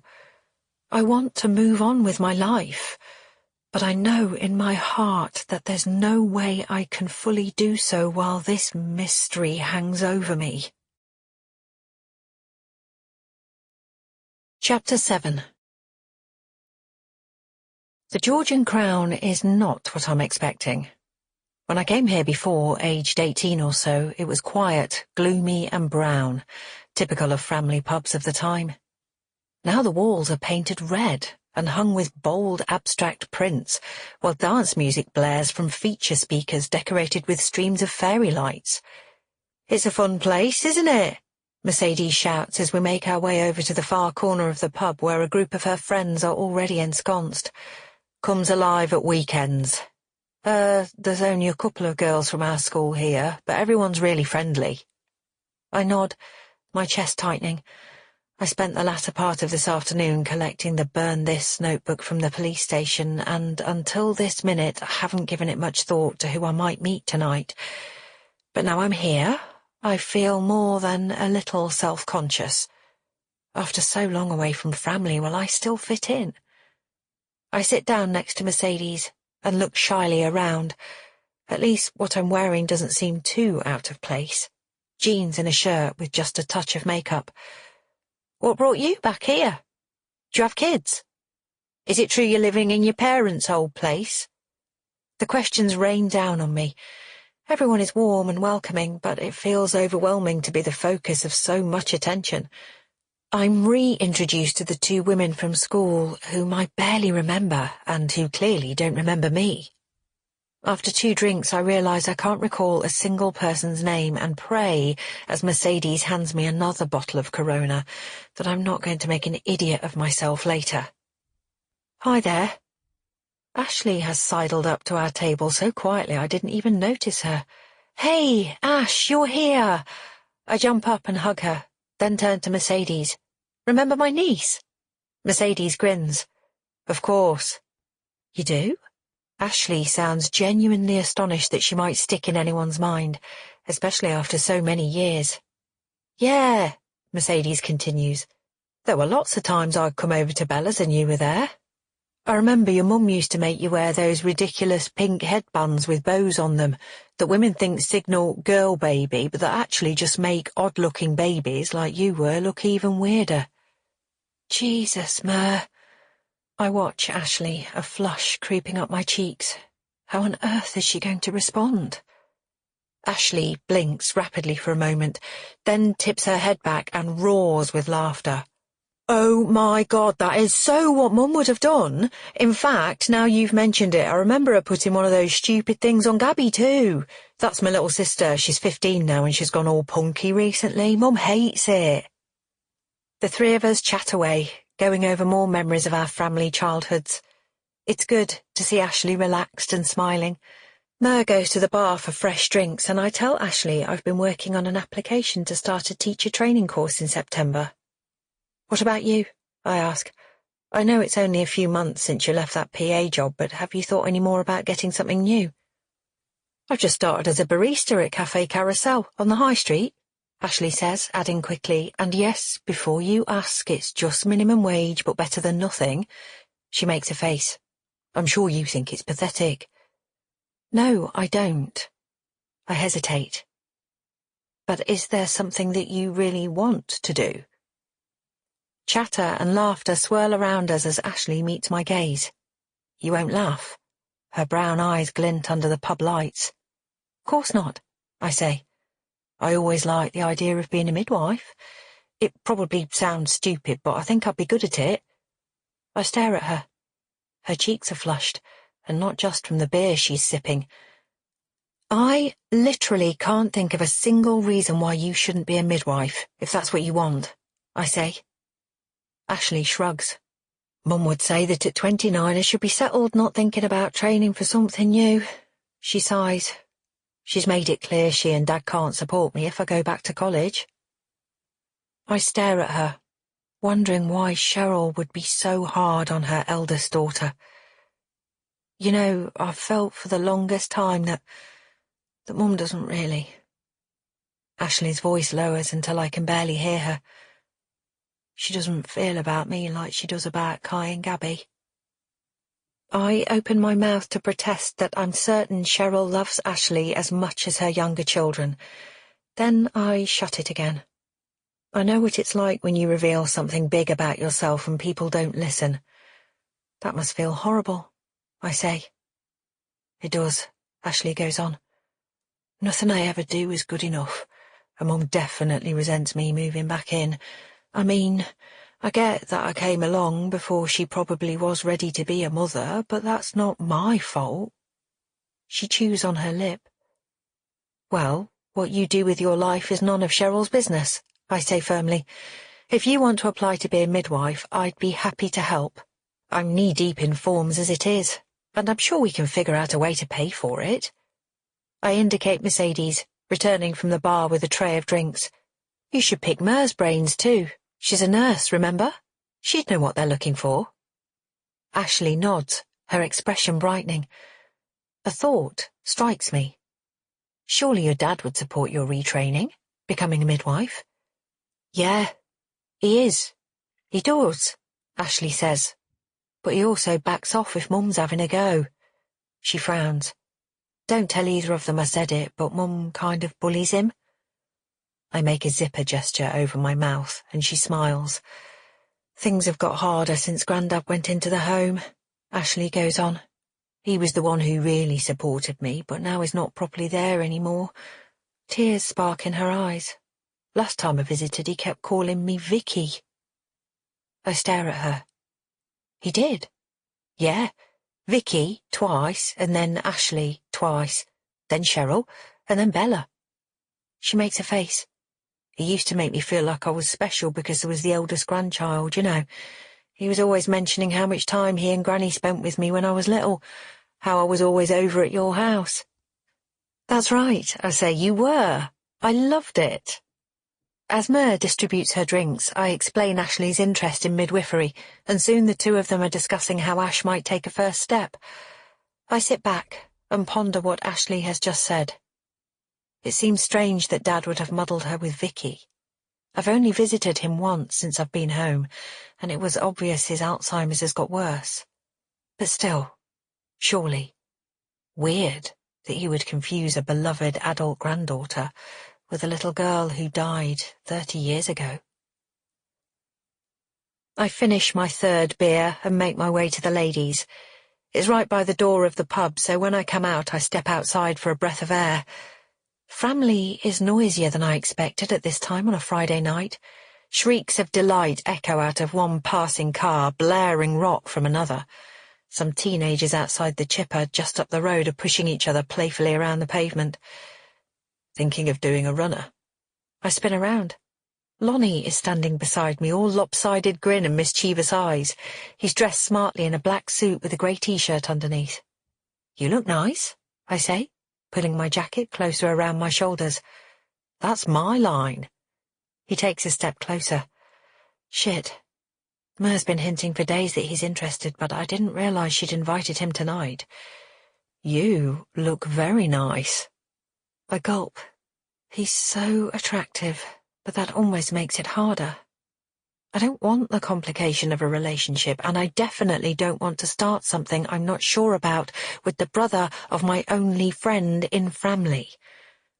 I step away. Shall we go inside? Sure. Lonnie smiles but doesn't move. You kind of intrigued me with that I have to take something I found to the police line the other day.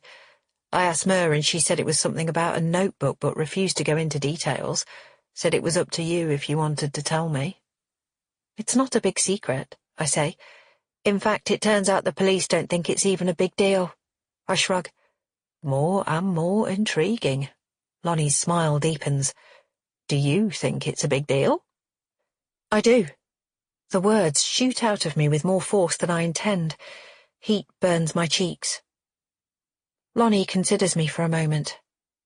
Hey, talking of the cops, do you remember the time Frank and I got arrested? It was the New Year after my dad left. He pauses. Your dad and your uncle came to the station and got the pair of us out. He pauses again. Eddie was furious, but at least he showed up, and John, bless him, stuck up for me.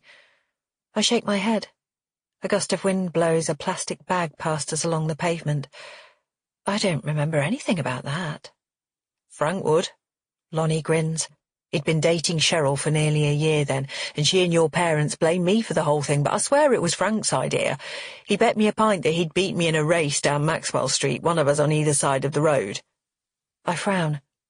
Why were the police bothered about that? Ah, well, our race involved jumping from roof to roof of the parked cars that line both sides of the street. He laughs. Everyone except your Uncle John thought I was the bad influence, but I swear it was Frank. Oh, I say. Well, my thing with the police is nothing like that. Lonnie nods, eyes expectant. I take a deep breath. Okay, I say. And before I know it, I've told Lonnie everything about finding Mum's Burn This notebook, and how I think she might really have witnessed Vicky's murder all those years ago. As I speak, the flirty smile slides off Lonnie's face and is replaced with a look of horror. He remembers Vicky's death, of course, and that my family knew hers well, but not all the details. Sorry to ask something so graphic, he says as I finish speaking, but why were the police so convinced she was murdered? Couldn't her death have just been an accident? The newspaper said it was a deliberate attack. Mum hid the article, but I found it in a kitchen drawer. I'll never forget. I shudder at the memory. They said the strike pattern showed she'd been hit on the side of the head with a rock. It caused a bleed on the brain. Oh, God. Lonnie's eyes fill with horror. So your mum witnessed an actual child murder. The guy was never caught and the police don't think it's worth investigating. They don't believe Mum really saw something. I sigh. But you do. Lonnie peers at me more closely. It's haunting you, isn't it? I stare at him, arrested by his insight. Haunted is exactly how I feel. I guess what really matters, I say slowly, is that Vicky's killer is still out there. I mean, it's not just about punishing him, but stopping him. Framley Wood isn't exactly on the tourist trail, so the chances are that he's local, and for all we know, he's murdered other people since Vicky. My breath catches in my throat. It hadn't occurred to me before, but if a local child murderer is really still at large, then might other little girls, like my own daughter, still be at risk? What are you going to do? Lonnie reaches for my hand.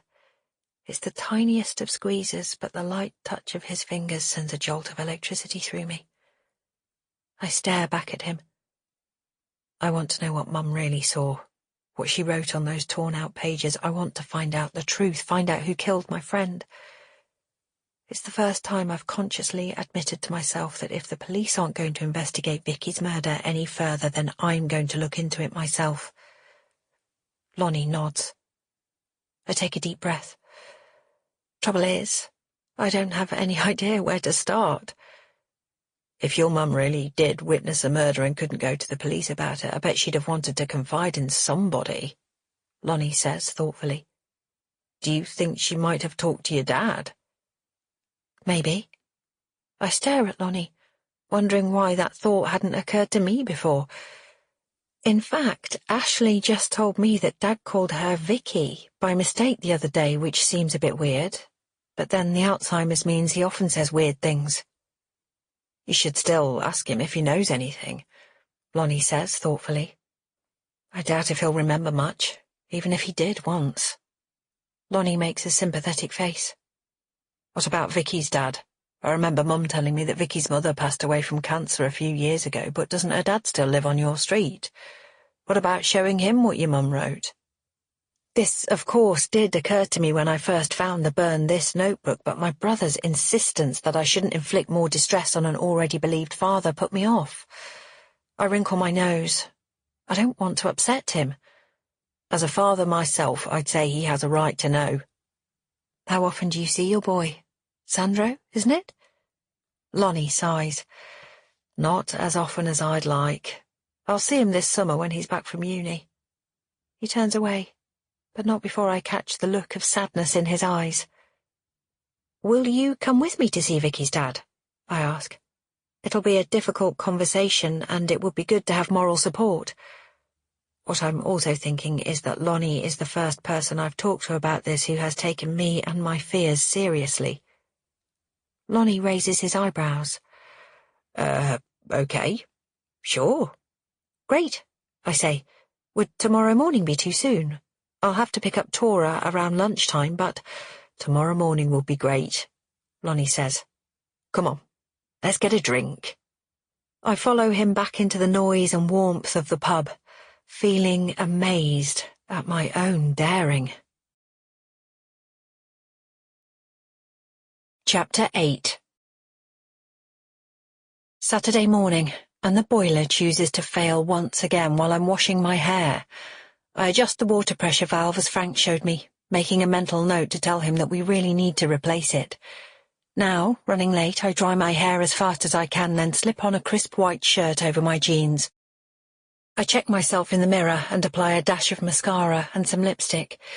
It's not because you like Lonnie, I tell myself. You just need to look and feel your best to talk to Vicky's poor dad. Lonnie rings the doorbell at 10 a.m. promptly, as arranged. I'd offer you coffee, I start, but you don't have masses of time to talk to Vicky's dad because you have to pick Tora up from her sleepover later. Lonnie grins. Don't worry, I get it. I nod, my eyes lingering for a moment on his tanned, muscular arms. He's wearing a faded blue t-shirt and long shorts, his wavy hair pushed back off his face with product.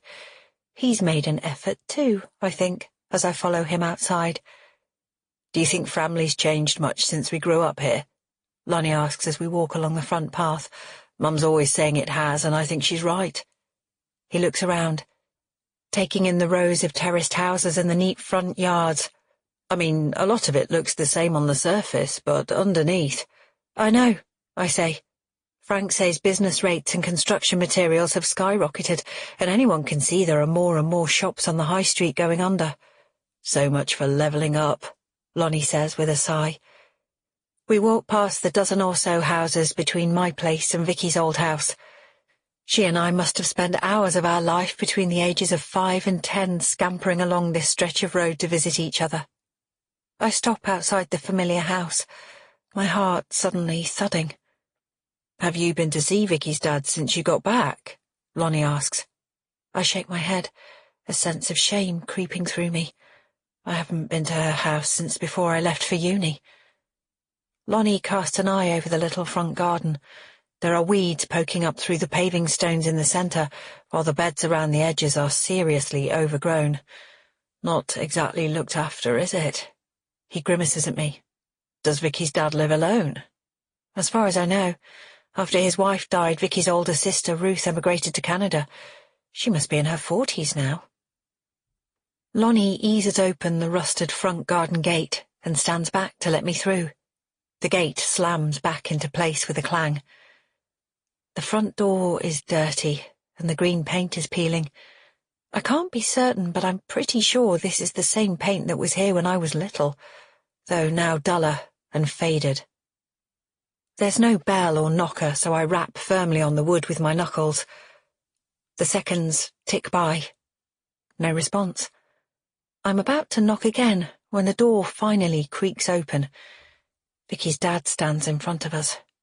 He looks terrible, unshaven and bleary-eyed, with stains down the front of his yellow t-shirt and thin, greasy grey hair. He squints at me, then at Lonnie. "Hello?" I stare at him, too shocked for a second to speak.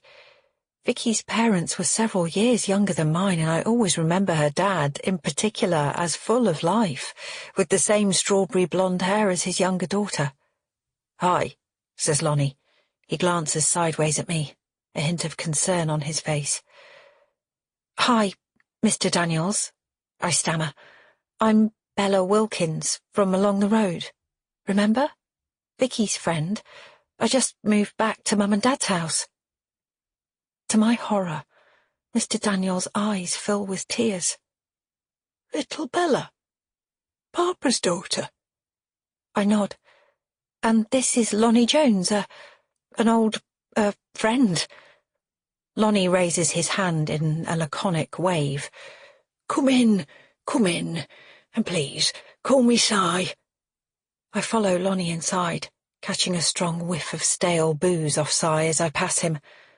The hallway is in an even worse state than the front garden, with a thick layer of dust on the console table and piles of clothes and bin bags scattered across the threadbare carpet.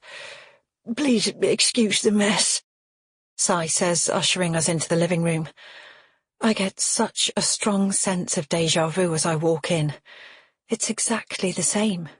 From the chintzy sofa under the window to the long wooden sideboard where Vicky's parents kept their posh glasses. The only noticeable new addition is the enormous flat-screen TV that takes up most of one wall. When I came here as a little girl, this front room was usually scrupulously tidy and smelled of furniture polish. Now it stinks of decay and rotting food. An armchair covered in stains is positioned directly opposite the TV. Plates of congealed food are piled on the small table beside it. A family photograph with Si, his wife, and both daughters all beaming at the camera stands on the mantelpiece in the corner. A large school photo of Vicky is positioned next to it.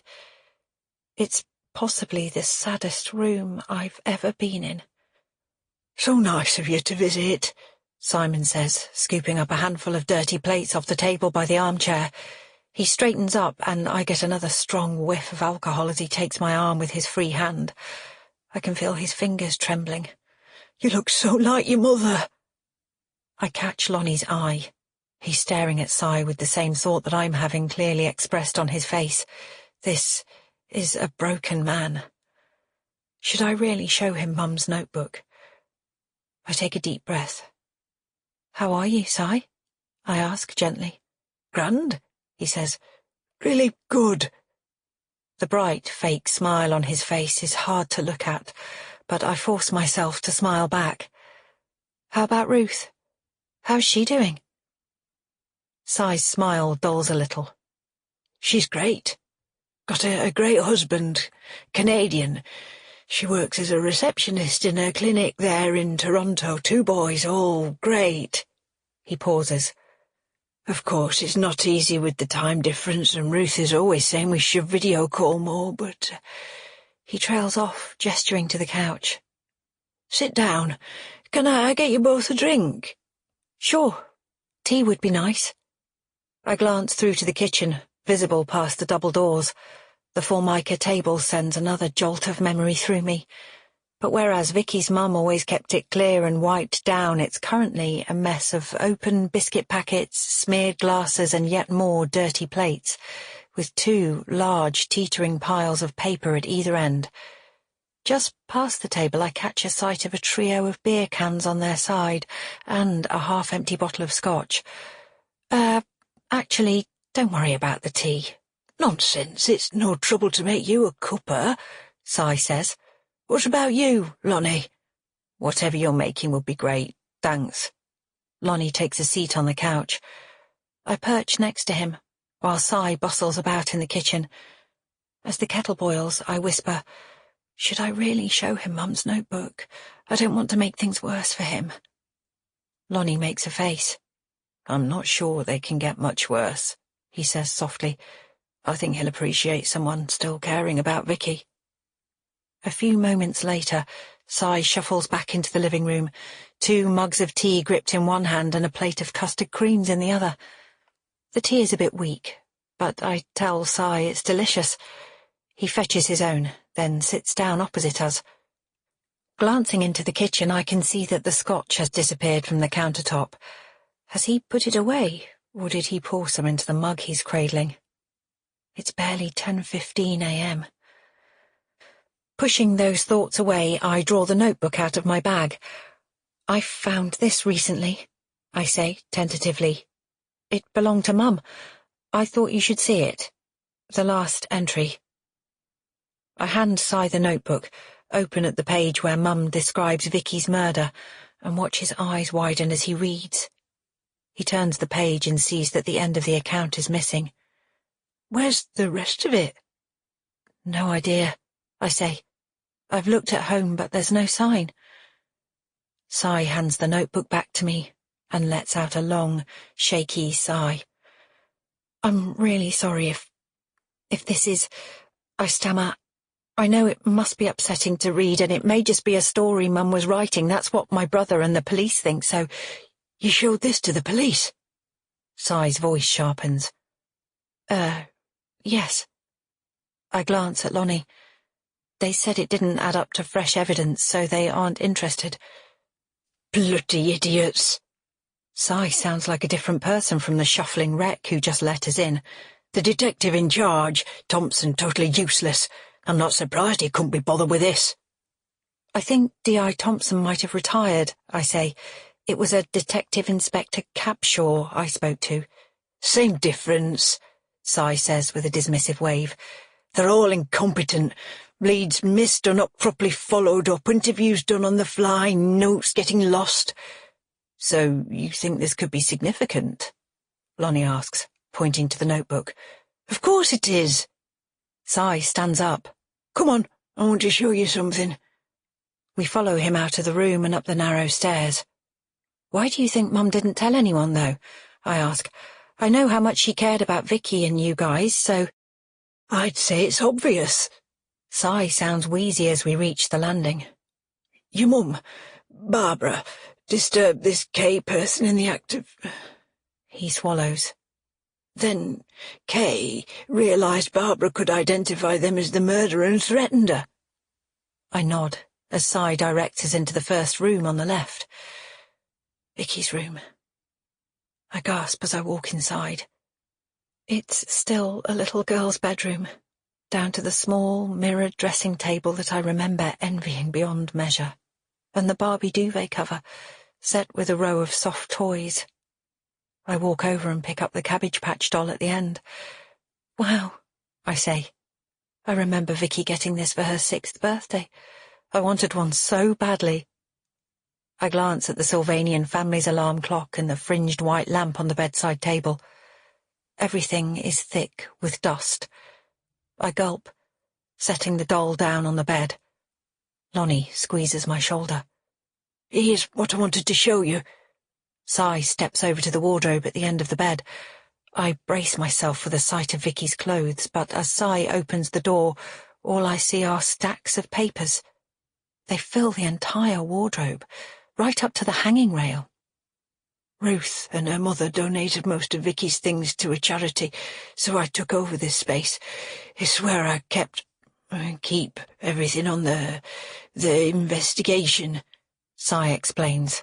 "I haven't looked at any of it for ages, but there might be something you could use." "Use?"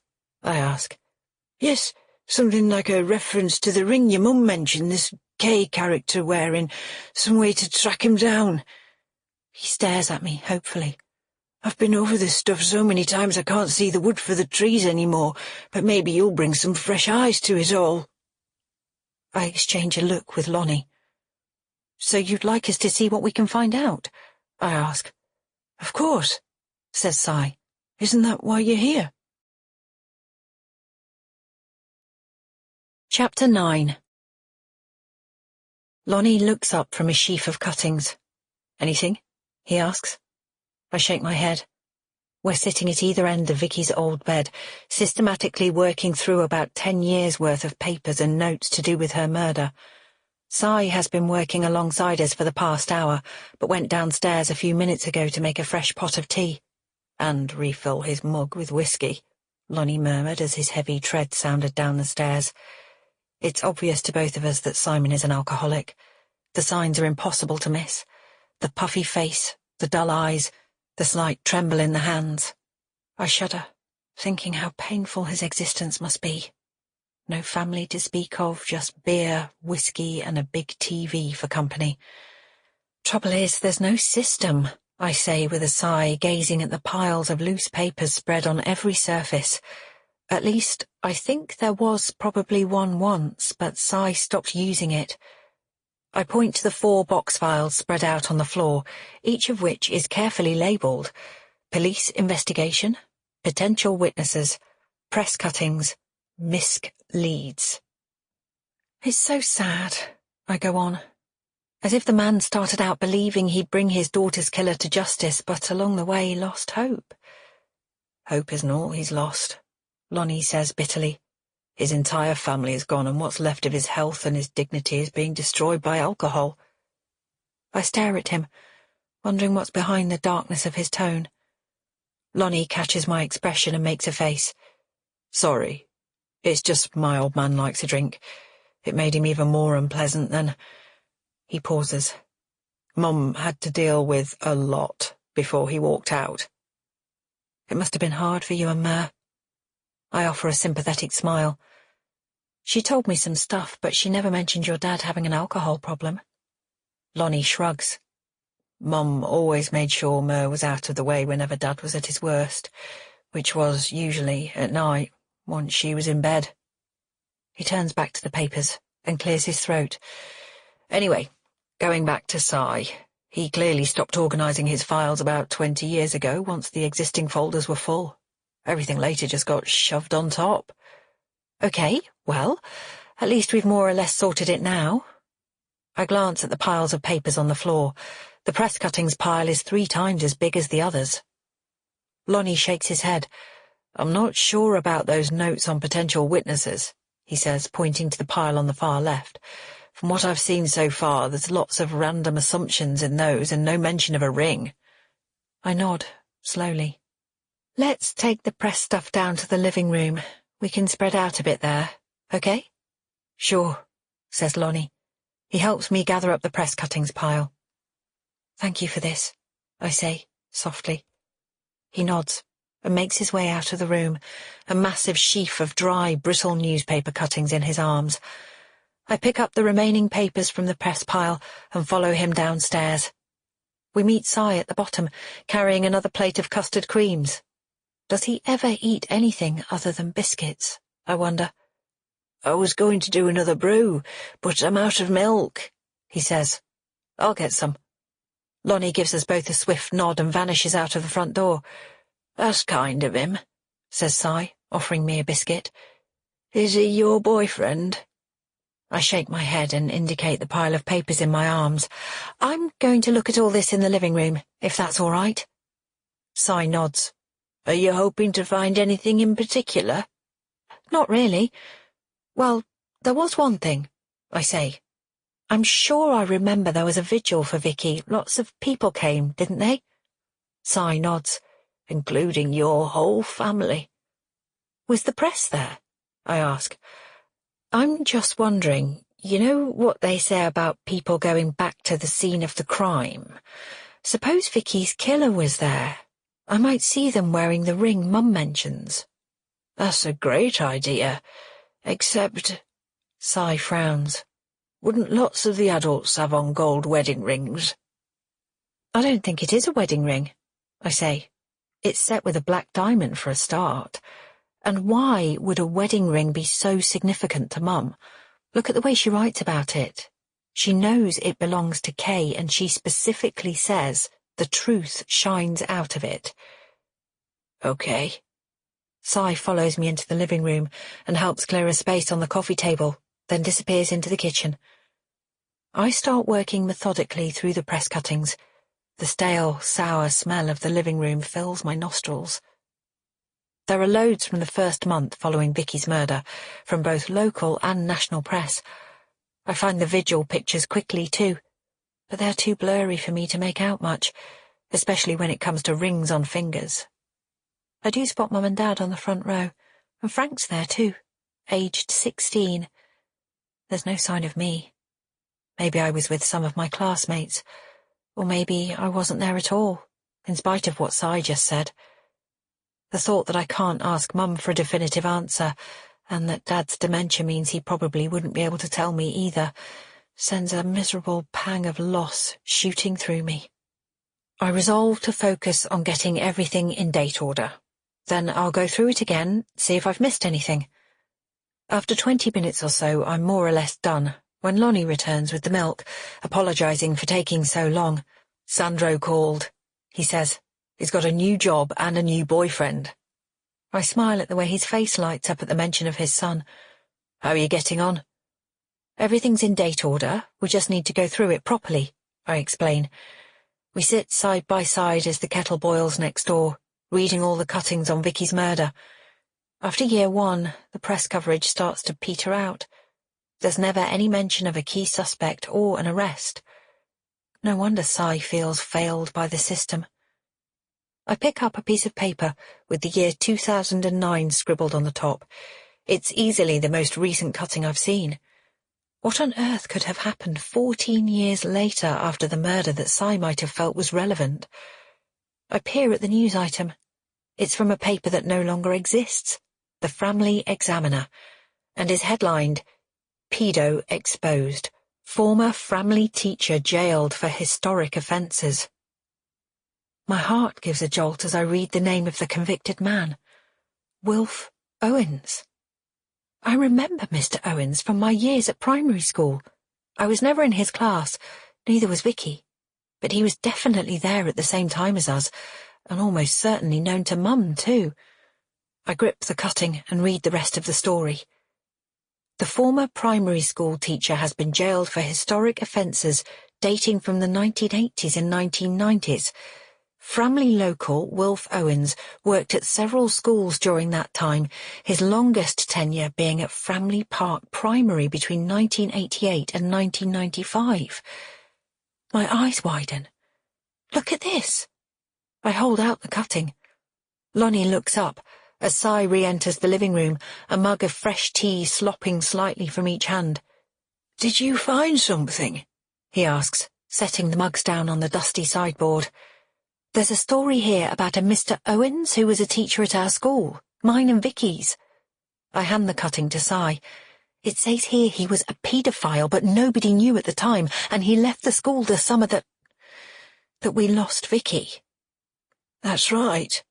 Si nods. "I always thought Owens was a serious suspect, but the police didn't want to know." Lonnie clears his throat. "Sorry, I know this is, sensitive," he says. "But if Owens was a paedophile, I never heard any suggestion that Vicky was, abused." "Perhaps Mum interrupted him before he could do anything," I say. "Don't you think it's a big coincidence that a known paedophile was teaching at the very same school as a girl who gets murdered, which happens the same year he leaves the school?" "Not necessarily." Lonnie wrinkles his nose. "There could have been lots of reasons for Wilf Owens leaving his job, and what happened to Vicky was in a park, not the school." "They're only a 5-minute walk from each other," I point out. "Irrelevant," says Lonnie. "It was August, so nobody would have been at school anyway." He pauses. "Is there any indication Owens ever killed anyone?" "Not that came out," Si says darkly. "Did you keep much other info on him?" I ask. "A bit," Si explains. "I talked to D.I. Thompson. There are notes on that. I even followed Owens when he got out of jail." Lonnie casts me a concerned glance, then looks at Si. "You followed him?" "Yeah. It was a travesty what happened. The pervert only ended up doing 8 years inside." Si shakes his head. "Did you take any pictures of him?" I ask. "Anything that might show if he wore a ring?" "No," Si admits. But there's a picture of him in one of the papers while the trial was going on, standing outside the courthouse. It should be in with the other cuttings. We rummage through the remaining pieces of paper. Si mutters over and over how he has suspected Wilf Owens for a long time.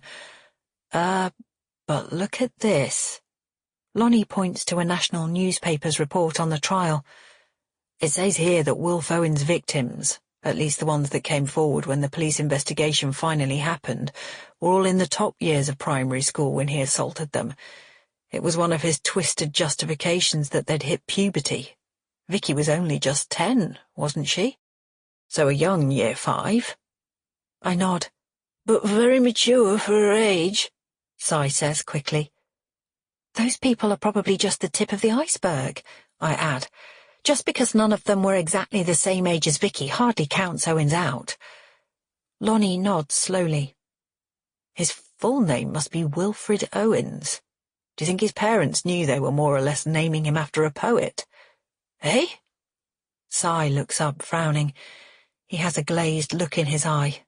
I'm fairly sure he's already slightly drunk. What passing bells for those who die as cattle, Lonnie quotes. Anthem for doomed youth. He catches the surprise in my eye. Didn't think I'd know any poetry, eh? I look down, feeling embarrassed. Absently, I exchange the cutting I'm looking at for another. I focus on it, then gasp. It's the article Si was talking about, from when Owens was sentenced. In the colour pic that accompanies the news item, he's standing outside the courthouse. He looks just as I remember him from primary school, with a narrow face and his fringe styled forward in a quiff. And there, on the little finger of his right hand, is a gold ring. Chapter 10. I knew it was Wilf Owens. Si Daniels paces around the dusty, shabby living room, fists clenched. He's suddenly animated, a far cry from the dishevelled, shambling man who opened the door to us earlier. I knew it as soon as the news came out about him being a pedo, but no one would listen, and the police couldn't be bothered, and... oh, I just knew it was him." I glance at Lonnie. He frowns and shakes his head. Si," I say, feeling anxious. "I don't think we should be jumping to conclusions here. There's no concrete proof that Wilf Owens attacked Vicky." "Or that he was even in the park that day," Lonnie adds. "I'm sure the police must have done their due diligence." I start. "The police did sod all," Si spits. "That gold ring Owens is wearing is all the proof we need." Lonnie and I exchange another look. "Okay," I say, trying to inject a soothing tone into my voice. "I get why this matters so much, Si, but we need more than a ring from a picture to connect Owens to the scene. We need proper evidence." "Why?" demands Si. He's swaying slightly on his feet, the sour smell of alcohol now mixed with the distinct scent of body odour. "Well," I hesitate, unsure where to begin. "For a start, lots of people wear gold rings." "Lots don't," counters Si. "OK," says Lonnie, sitting up straighter. "Bella's mum was quite specific about the gold ring." "That's right," I acknowledge. "She said it had a black diamond set into it." I peer at the grainy photo in the newspaper. There's no way of knowing what Wilf Owens's ring looks like close to. "It's more than that," Lonnie says. "It's like you said earlier, Bella. As soon as your mum saw the ring, something about the whole situation fell into place for her." He takes the notebook and reads. "Out of the corner of my eye, I see Kay's gold ring set with the black diamond. The truth shines out of it." Lonnie looks up, frowning. "Surely your mum wouldn't have known Wilf Owens well enough for any of his jewellery to be so significant to her." "I don't see why not," Si says sullenly, sinking heavily into the nearest armchair and sending a cloud of dust into the air. He sounds like a toddler who has had his sweets taken away. "Even if you weren't taught by him, Bella, your older brother was at the school too. We have no idea how well your mum knew him." "That's kind of what Lonnie's saying," I say with a sigh. "We don't know. There's no proof either way." "Then you two need to find it," Si says, shrinking back into his chair. "You will investigate, won't you? It shouldn't be hard to find Owens. I've got his address from when I followed him all those years ago." "I promise I'll look into him," I say. "If Bella's in, I'm in," Lonnie says. His words send a fluttering feeling zooming around my stomach. I push it firmly away and turn to Si. "I'm also going to let D.I. Capshaw know that you have this picture of Owens wearing a ring. Hopefully he'll see that it might be the same ring Mum mentions in her notebook." "Good." Si gets unsteadily to his feet. "Great. Well, no time to lose." Taking the hint, Lonnie and I stand too. I'm not sure whether Si is eager for us to start digging into his daughter's murder, or simply desperate for his next drink. Either way, 5 minutes later we find ourselves strolling back to my house, laden down with 2 bulging bags containing the files and papers that Si insisted we took with us. As I turn onto the front path, I catch sight of the door into the house. It's not quite shut. I hurry over to find that it's on the latch. My heart thumps. "What's the matter?" Lonnie asks. "I didn't leave the door like this," I say, releasing the catch and stepping nervously inside. "Are you sure?" Lonnie asks. "It's easy enough to do." "I'm sure," I say, peering around the hall. Nothing seems different from how I left it. I glance into the living room. It's a mirror image of the one at Si Daniels's house, except, of course, with my parents' furniture and fresh off-white paint on the walls. I stare at my teacher application printouts. They are still piled on the floor by the sofa, but is the pile placed at a slightly different angle now? I hurry up to the bedrooms. It's the same thing here.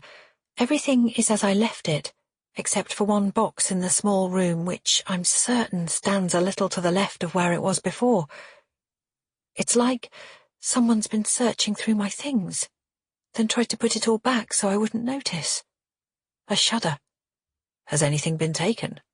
Lonnie asks. Not as far as I can see, I say.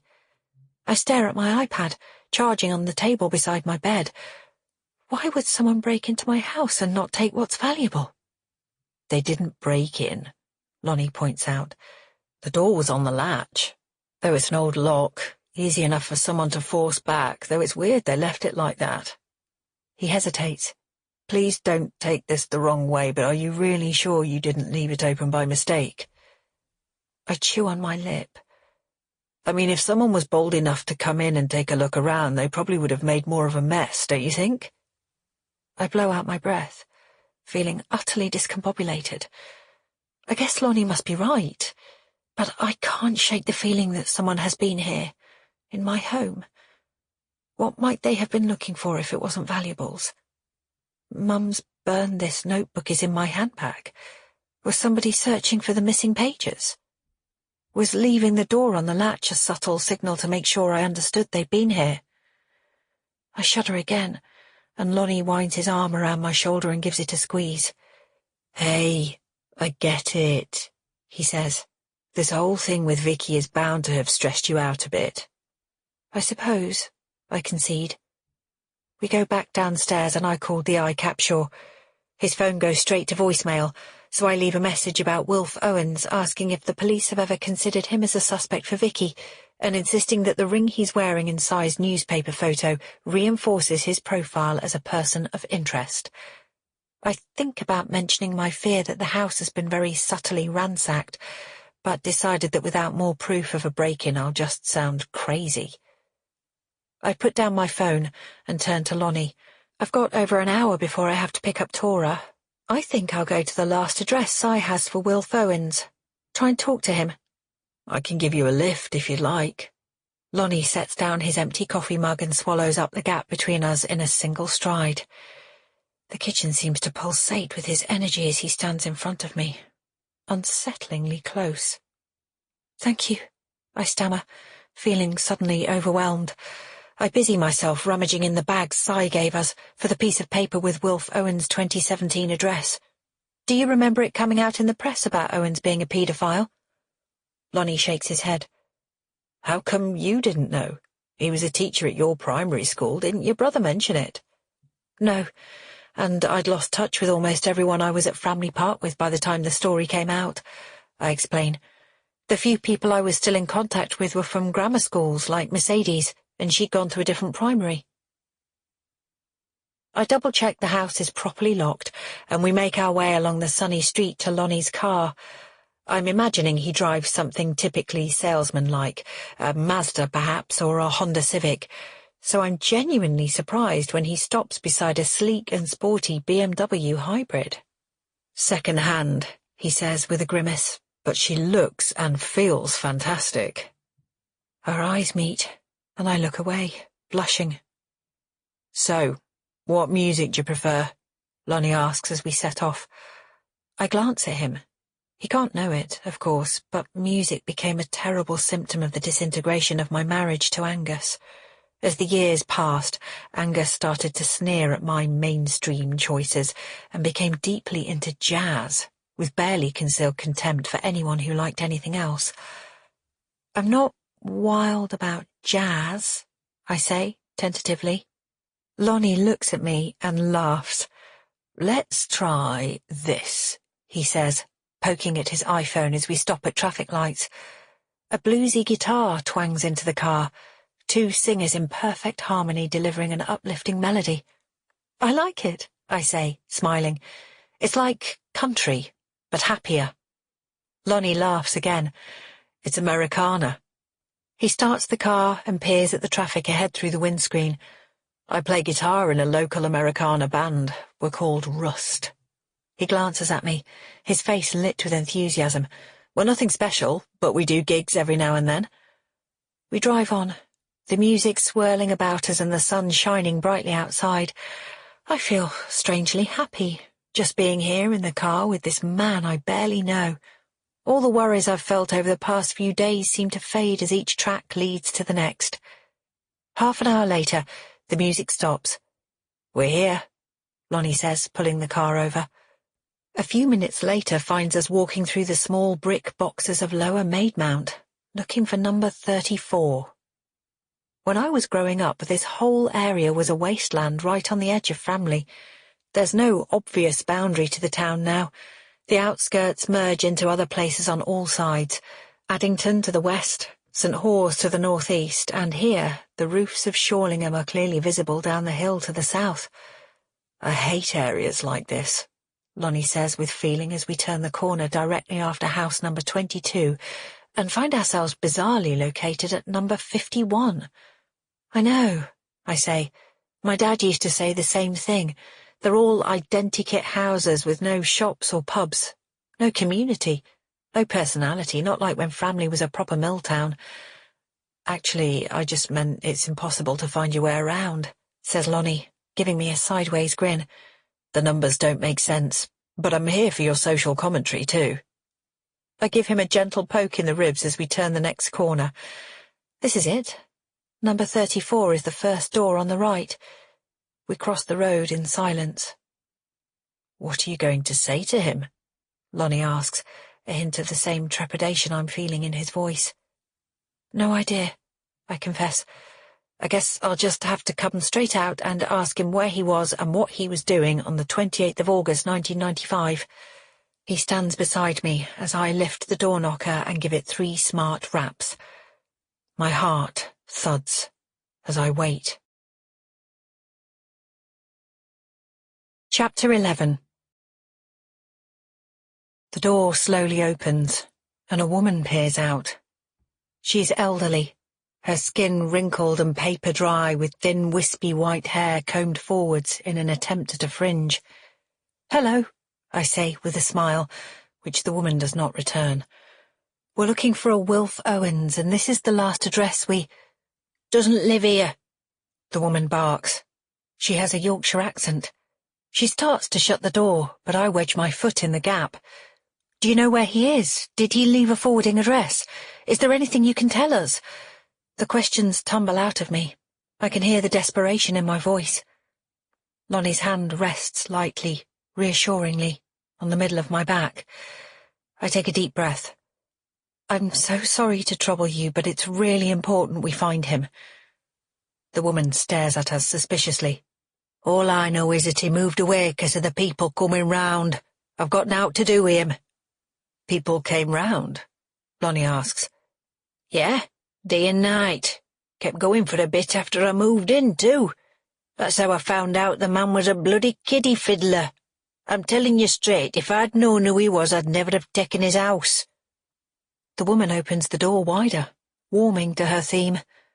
"That first year, after I'd moved in, I had people on the doorstep every other week, demanding to see him and thinking I was hiding him, not to mention the things they wrote on the front door. I even had dog shit through the letterbox." She sighs. "Listen, the man moved away 5 years ago, and I've got no idea where he went. Now, please, I have to go." She glares at me, and I step back. She shuts the door with a sharp click. "I guess that's it," Lonnie says uncertainly. I nod, and we retrace our steps back to his car. The sun has vanished behind dark clouds, and I sit silently as Lonnie starts the engine. Another Americana track fills the car, but whereas before the music felt uplifting and hopeful, it now just sounds mournful. Wilf Owens could be literally anywhere, I say slowly, my mind processing the enormity of tracking him down, and almost certainly using a false name. "Trying to keep his whereabouts hidden, for sure," adds Lonnie, checking the mirror, then driving away. "Though he'd be on the sex offenders register, so the police should know." "Right." I sigh. I don't see how that helps much. It's not like they'll tell us. We join the main road into Framley. The traffic is heavy. It starts to rain, and soon the cars ahead are shiny wet, water splashing off their roofs and into the gutters. Now there's no music. The only sound in the car is the swishing noise of Lonnie's windscreen wipers. The sound matches my mood. I was an idiot to think it would be easy to catch Vicky's killer. Naive to think I'd achieve something that a police investigation 30 years ago failed to do. The rain slows to a drizzle, then stops. Lonnie switches off the windscreen wipers, focusing on his GPS and a series of turns in quick succession. The quiet of the car presses down on me. Should I give up my search, or carry on trying to find Wilf Owens? I put down the passenger side mirror and peer at my reflection. A pair of anxious eyes stare back at me. My hair is still damp from the rain. I absently smooth the fringe back, off my face, then wipe a smudge of stray eyeliner with my finger.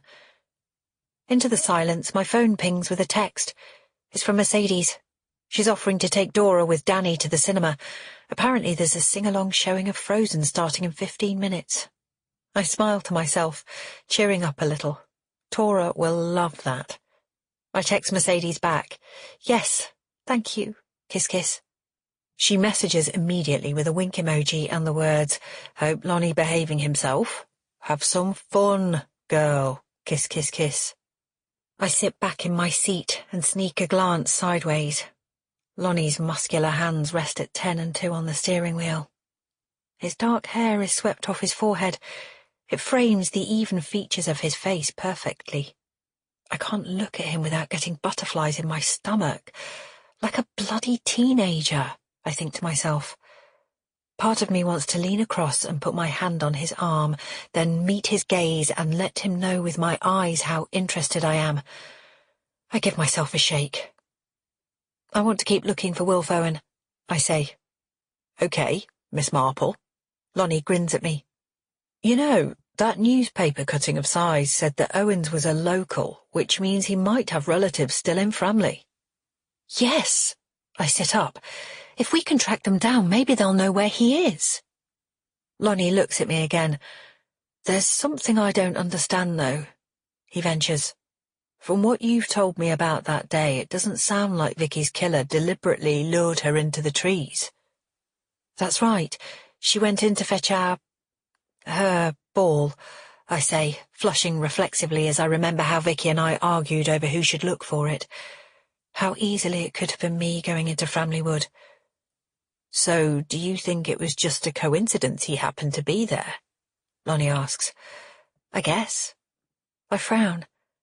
There were lots of people in the park, so he wouldn't have been able to approach us openly, but I doubt if he specifically targeted her. I reckon he was just in the park, looking for a victim, and Vicky got unlucky. I hesitate, though that doesn't explain why he killed her but didn't. You know? I look down. "I'll tell you what does explain that." Lonnie's voice rises with the force of a sudden realization. I meet his gaze. "What?" "Maybe Vicky caught Owens abusing another child. That would explain both why he got violent and why there was no sign of any sexual—" He hesitates.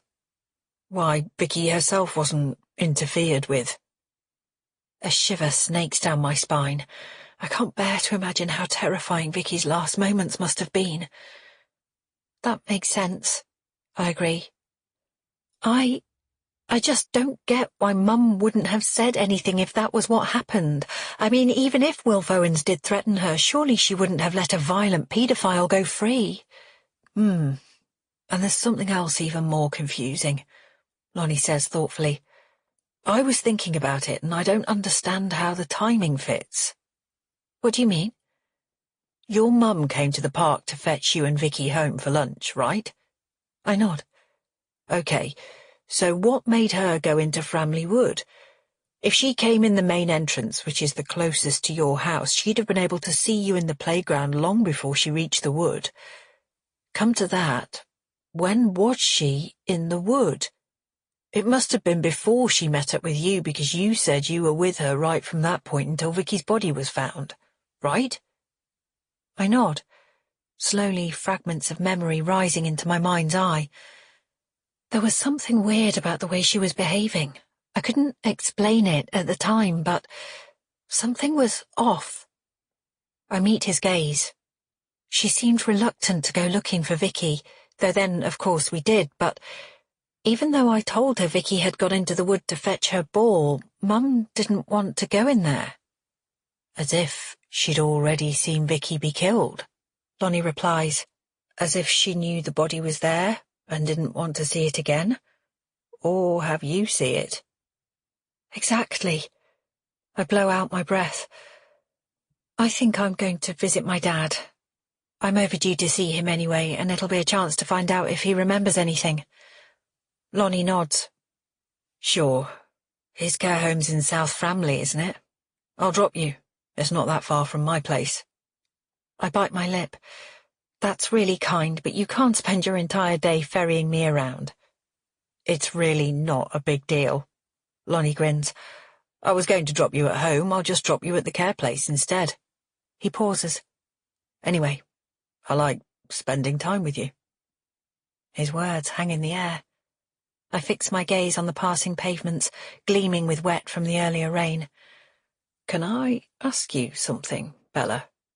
Lonnie asks softly. I turn back to face him. For a moment, I'm certain he's about to ask me out, and my heart simultaneously leaps and shrinks. Why do you think Vicky's death affected you so much? He asks. I blink with surprise. I mean, I get you were best friends and that you were there when it happened, but there's more, isn't there? He pauses. I realised today, your daughter, Tora, she's named after Vicky, isn't she? Tora, Victoria. Yes, she is. Tears prick at my eyes. I've never discussed Tora's name origin, other than with Angus, of course, and he was never particularly interested in who Vicky was or why I might want to remember her through my only child. I think part of the reason it matters so much is that my feelings swirl and rise into my voice. I've never told anyone this, but Vicky and I argued over who should go in the wood to fetch her ball.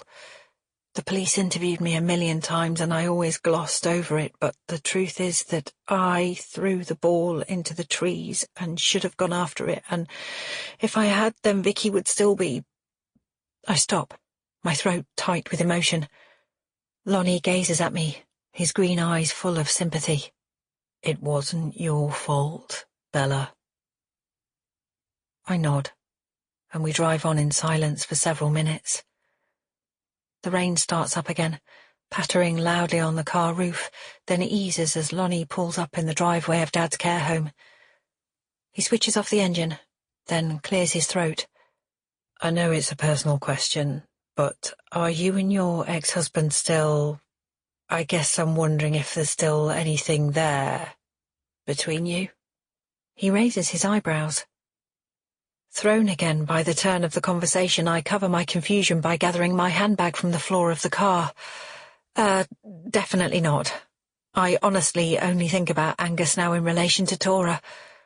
I meet Lonnie's intense gaze. I've moved on. A beat passes. Moved on enough to go on a date with me? I press my lips together, my heart thumping. I'd like that, I say slowly. But there's Tora, and work to sort, and the house. I'm trying to get my life together, and I trail off. Understood. Lonnie grins. Whenever you're ready. In the meantime, I'll look into Wilf Owens' relatives, see if there are any family members still local, and let you know what I find out. That's if you'd like me to. Yes, I say. Thanks. And thanks for the lift. We stare at each other for a moment. I lean across and give him a swift peck on the cheek. Then I get out of the car and scurry along the path to the care home without looking back. Chapter 12. As I walk past the row of box trees that line the entrance to Golden Oaks care home, the sun comes out, shining brightly over the flat roof of the large stone facility. I take a deep breath, trying to calm the fluttering sensation that Lonnie's words have ignited in my belly, and enter the lobby. Despite being the best on offer in the neighbourhood, Golden Oaks has definitely seen better days. The wallpaper in the lobby was probably once very pretty, featuring repeating patterns of small pink roses against a cream background.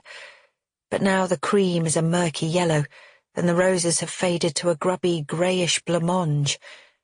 The lobby furniture is equally shabby, and the patch of carpet I can see is worn from the tread of elderly footsteps and the passing of 100 Zimmer frames. It's all so swelteringly hot. I'm already taking off my coat as the lady on reception asks me who I'm here to visit. Having only been here once since my return to Framley, it's natural enough that I'm not recognised and waved through as I was when I came before with Frank. It still leaves me feeling guilty as I take the lift to the 3rd floor and walk to room 15. The nurse on the desk said Dad was having a good day. But that's what the nurse said when I visited almost 2 weeks ago, and Dad spent most of that visit asleep, too groggy when he did wake up to recognise me for nearly a minute, despite the nurse telling him I was his daughter in a loud, patronising voice. I take a deep breath outside his room, rap several times on the door, then walk inside. It's basic. There's a small shower room to the left, and the space beyond just has room for a bed, 2 cupboards and an armchair. Dad is dressed, and sitting in the armchair, gazing out of the window at the central lawn below. The view is pretty, full of carefully tended plants, many of which are in full spring bloom, all red and pink blossoms. "Hey, Dad," I call from the door. He leans his whole body around to see me, his face breaking into a huge and delighted smile. His skin is more lined than it used to be, and his hair is thinner on top, but it's still him, still Dad. "Bella Bug," he says, his eyes bright and his voice strong. I grin, filling with relief at being recognised immediately and delight at seeing him looking so much sparkier than on my last visit. I rush over and hug him. He feels frail in my arms, nothing like the huge physical presence from my childhood. I draw back, and he takes my hand. "How are you, love? It's been ages. Frank says you're back home now. How's little Tora settling in?" He clearly has no memory of my earlier visit a fortnight ago, and I don't bother to remind him. Instead, I tell him that Tora has just started at Framley Park Primary and seems to be loving it. "That's grand, pet," Dad says. "It's wonderful to have you home. Apart from anything else, it's good to know someone's living in the place while I'm doing my respite care here. I'll be able to help you sort things when I get out." I stare at him. Does he seriously think well over a year into his stay here that he's just in for respite care? Frank has advised me just to go along with anything he says, so rather than contradict him, I nod and smile and say, "That would be great, Dad. Thanks." Dad talks more about the house, reminiscing about the time he repainted the front gate, then proudly boasting that he's sure the boiler he installed 15 years ago is still going strong. "Not like boilers today," he exclaims. "Nowadays they build them to fail." "That's right, Dad," I say. I don't tell him that the boiler is fading as fast as he is, and soon he launches into a rambling story about his and Mum's first Christmas in the house, before either Frank or I were born. I wander over to the window as he speaks. The sun is out now, but the glass is still spattered with raindrops from the earlier downpour. The roofs of this part of Framley are spread out in front of me. To the left I can see the edge of the multi-storey car park belonging to the shopping centre, but I can't identify any other individual buildings. Just a long line of tiled roofs, probably belonging to older residential properties. That row of bright blue double chimneys a few streets away looks like it might belong to something more industrial, but I have no idea what. I sigh. The landscape has changed so much since I went away. I turn back to look at Dad, still chattering on about that long-ago Christmas. I have the Burn This notebook in my handbag. Perhaps showing it to Dad will jog his memory. He seems so much more alert than I thought he would be. The conversation flows on for a few more minutes. A nurse brings Dad a cup of tea and asks if I'd like one. As she leaves, I draw Mum's notebook out of my bag. I rest it on my lap and take a deep breath. "Dad?" I ask. Did you ever see any of Mum's creative writing? Dad shakes his head, then takes a sip of tea. Are you sure? I press. Did you know she was writing things? He sets his cup down on the arm tray of the chair. The china rattles. Writing what? I hold up the notebook, my hand carefully covering the "Burn This" written on the front. Poems, short stories, stuff about the weather and nature, and things about us kids and loss. Bereavement. Dad frowns, as if thinking hard. Well, I know she always had a fancy for literature, and she definitely had a creative bent. He smiles. That's where you get it from. But did you ever see anything she wrote? I persist. Surely if Uncle John remembers Mum writing stories, then Dad will. After all, his memories from that time seem so clear. Dad shakes his head. I show him the notebook. The "Burn This" title now clearly visible. You've never seen this before? Dad shakes his head again. I'm expecting him to take the book and look inside, as everyone else I've shown has done. But Dad simply pats the cover. This was your Mum's? He asks, and there's a note of longing in his voice as he speaks. A lump forms in my throat. Coming out of my own disaster of a marriage, I spent a lot of time looking back at my parents. Their relationship was very traditional, but it worked. They were always so happy together. Dad, the proud breadwinner, opening doors and pulling out chairs for his wife and telling anyone who'd listen how amazing she was. And Mum herself, gazing adoringly up at him, while waiting on him hand and foot. It's definitely Mum's. It's her handwriting. I found it buried at the bottom of a box. I hesitate, unsure how much more to share. I don't want to upset him, but I can't miss the opportunity of questioning him while he seems so on the ball. Dad, do you remember my friend Vicky Daniels? Dad stares at me. I can't tell whether he recognizes the name or not. Vicky was the same age as me. The Danielses lived on our street. Vicky's dad, Si, still lives there, in fact. Dad looks down at his lap and nods, slowly. The Daniels family, he says. Did the nurse bring my tea? I point to the cup by his side. That's right, and poor Vicky was...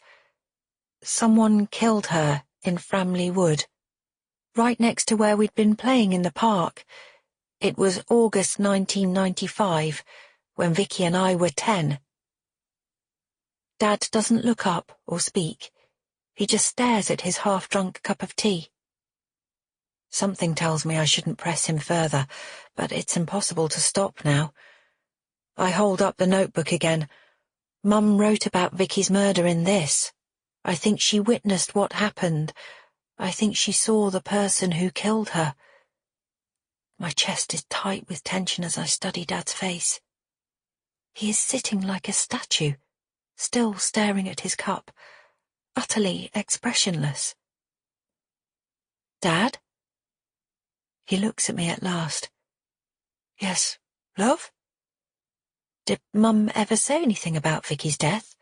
I mean, anything to suggest she might have witnessed it? Dad's eyes meet mine. For a second I register the pain of his expression. Then his face grows blank, as if he's put on a mask. Dad, please. I reach for his hand. Did Mum see who killed Vicky? Dad lets out a long, slow breath, then utters a single, whispered word. Yes. Chapter 13. I'm staring at Dad, shocked to the core, as the nurse from before bustles in to deliver my cup of tea. She sets it noisily down, then plumps Dad's armchair cushion and removes his own half-empty drink. How are you doing, Eddie? Nice to have your daughter here. She scuttles away without waiting for a reply. I try to gather my unravelling thoughts. Dad, are you saying Mum really did witness Vicky's murder? That she saw who killed her? That she didn't just write it down in her notebook, but told you about it? Dad looks away, gazing through the window. Dad! I get up and walk around his chair so I can squat down in front of him. If Mum saw who killed Vicky, why didn't she ever say who it was? I peer at his face. Did she tell you? Was it Wilf Owens? Have you kept it a secret all these years too? Dad meets my gaze. Poor little Vicky. He reaches for my hand. You poor thing, Vicky. No! I dart back, snatching my hand away. No, Dad, it's me, Bella. Don't do that, Barb, Dad says sadly. Tears prick at my eyes. You're so loving, Barb. I know how much you love him, he says, his voice now low and serious. I love you. You love me. Baby makes three. I stand up and turn away. My heart is pounding. His mind has descended into fog again, but a few moments ago he was still lucid, wasn't he? Barbara, Dad says, his voice quavering slightly. What's for dinner? He reaches out and taps the side of my leg. Barb? I step back, out of reach. I'm your daughter, Bella, I say firmly. Barbara was my mother, your wife. Dad's face clears. I know that, he says gruffly. How are you, love? It's been a long time, eh? Frank says you're back home. How are you and little Tora settling in? Another half-hour passes. I try to bring our conversation back to the Burn This notebook, but Dad can't keep his mind located there.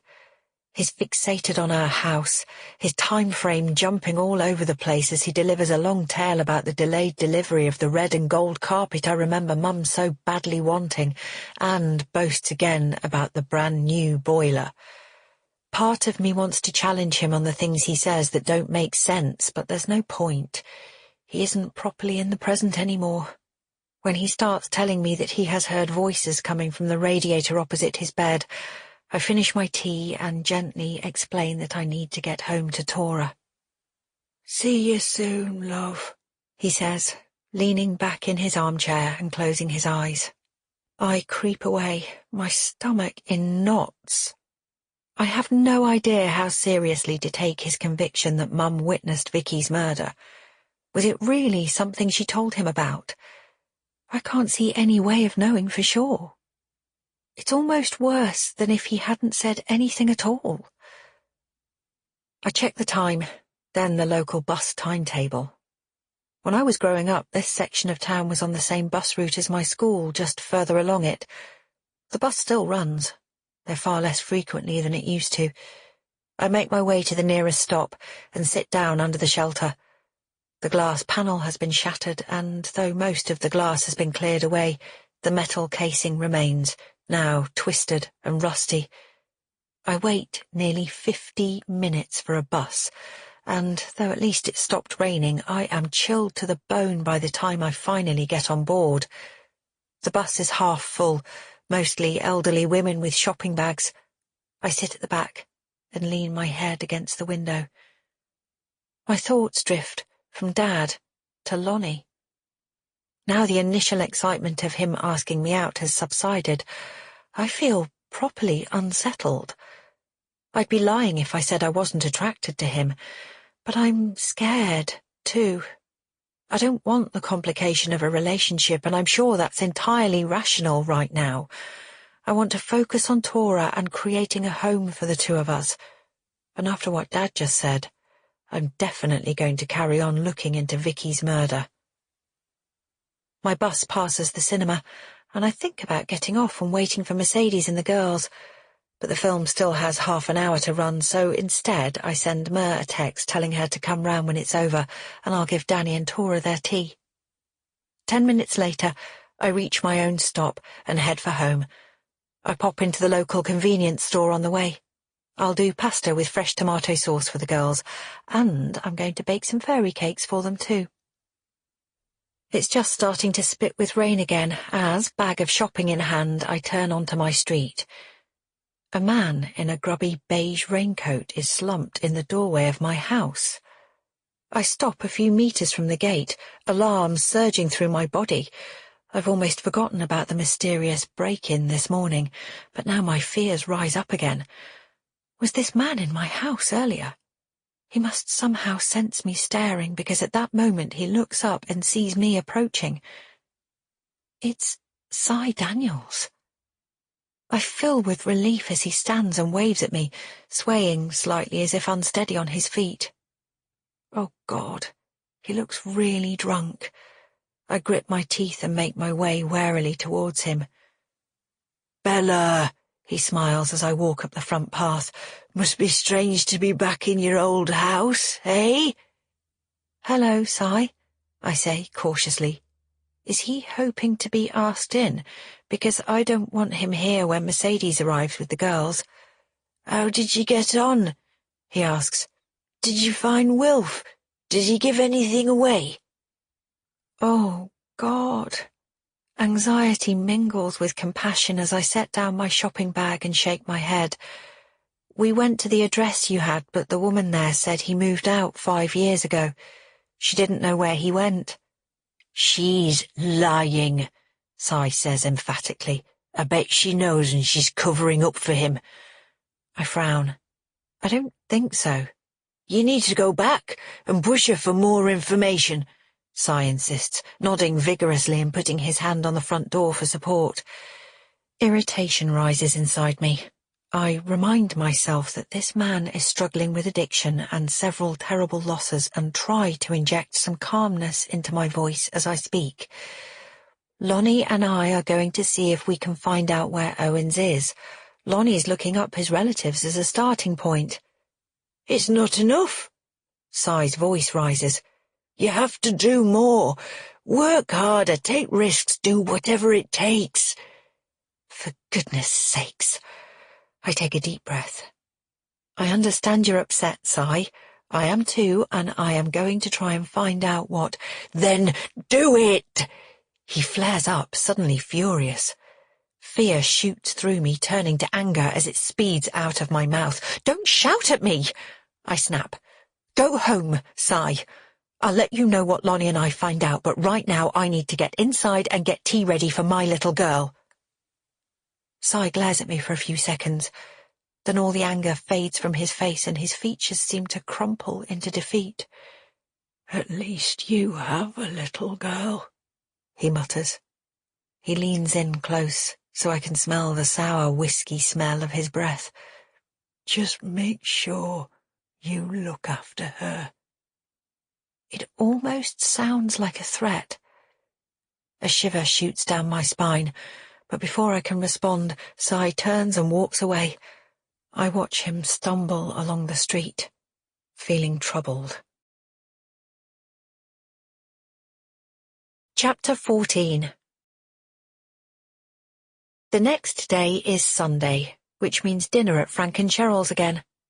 It's becoming a regular fixture in our calendar, and though I'm still not quite sure where I stand with reserved, prickly Cheryl, I'm always happy to see Frank and Ashley, while Tora is delighted at any opportunity to spend time with her cool cousin Gabby. Tonight she's also looking forward to meeting Kai's baby, little KJ. What with Kai's girlfriend, Hanisha, and Uncle John and Auntie Lynn coming as well, almost the entire family will be present. In honor of the occasion, Tora takes ages getting ready, selecting a red and orange jumper, which, as usual, she teams with a unicorn hair slide. Thanks to all the time she takes pinning back her hair, we're the last to arrive, and the kitchen is already crowded and noisy. As we squeeze in around the table, I catch Auntie Lynn's eye. I haven't seen her since my return to Framley, and we've never been close. Despite the fact that they were married to brothers, I don't think she and Mum had much in common. Mum was a softer, warmer personality who wore leggings and tunics, Well, there's always been an edge to Auntie Lynn, who dresses like a 50s housewife in twin sets or cigarette pants, often finishing off her rather formal look with a string of pearls. Her crisp, dark red bob is now clearly coming out of a bottle, but otherwise she seems much the same as I remember her, down to her prim "hello," and the pitying way she says how sorry she was to hear that my marriage came to such a sad and untimely end. At least she greets Tora with a big smile, though Tora herself barely notices. She's too entranced by 10-month-old chubby-cheeked Kai Jr., who seems equally fascinated by Tora's unicorn hairslide. In the end, he pulls at it so much that she takes it out and hands it to me to put into my bag. The conversation ricochets around Frank's business and a long discussion with Uncle John about an annoying customer they had to deal with this week. On the other side of the table, Tora bounces little KJ on her lap, while Hanisha moans that she hasn't had an uninterrupted night's sleep since the baby was born. "Oh, that's the worst," I say, sympathetically. "You need to try controlled crying," Cheryl says firmly. "It worked with all three of mine." Hanisha frowns. I'm sensing she wasn't actually looking for any advice. "Isn't that the one where you leave the wee bairn to bawl its head off and disturb everyone?" Auntie Lynn gives a disparaging sniff. Cheryl and Hanisha exchange a look, which says clearly that the last thing either of them are interested in is the opinion of a woman who has never had any children. Auntie Lynn sits back and folds her arms. I gaze at the disapproval on her face, remembering what Mum told me about Lynn's misery over not having children and her 2 failed attempts at IVF. I used to think of my aunt as intrinsically uptight, but now it occurs to me that maybe her rigidity arose out of bitter disappointment, from her grief at being childless. "Controlled crying isn't about letting the baby cry uninterrupted," Cheryl explains. "It's about creating a structure around their crying, so you go into them at the intervals you choose." She pauses. "You're in charge, not the baby." "Right," Hanisha mutters, sitting back. "I'm sure Hanisha will work it all out for herself," Ashley says pointedly. Cheryl sighs and murmurs something about getting the ice cream out of the freezer. As she walks across the kitchen and Hanisha leans over to little KJ, I catch Ashley's eye and smile. This is what family is all about, I think. Hanging in there, together, in spite of all the irritations and tensions. After dinner, Kai and Hanisha make a prompt exit with the baby. Left without him to focus on, Tora soon runs upstairs with Gabby, while Ashley disappears to take a phone call. Before too long, Auntie Lynn and Uncle John say they need to get home too. "Mustn't miss our beauty sleep," says Uncle John with a wink. "Oh, Bella, don't forget our anniversary party is next Saturday," Auntie Lynn says. I follow her through to the hall where she puts on her jacket and primps her fringe in the mirror. "John's doing a barbecue." She leans closer and whispers, "He's been a wee bit down recently. Now I've persuaded him to finally fully retire, but I'm sure the party will cheer him up." I stare at her, thinking how comfortable John looked in the hardware store the other day, and how happily he was chatting with Frank earlier about their tricky customer. John's fully retiring. I can't keep the concern out of my voice, but he seems to love it at work. Love it or not, it tires him out. Auntie Lynn purses her lips. "It's his last day on Friday, and I'd appreciate you finding something positive to say about retirement should the subject come up at the party. There are lots of wee projects around the house he'll be able to get his teeth into. Is that understood?" I give a dutiful nod as the others troop into the hall.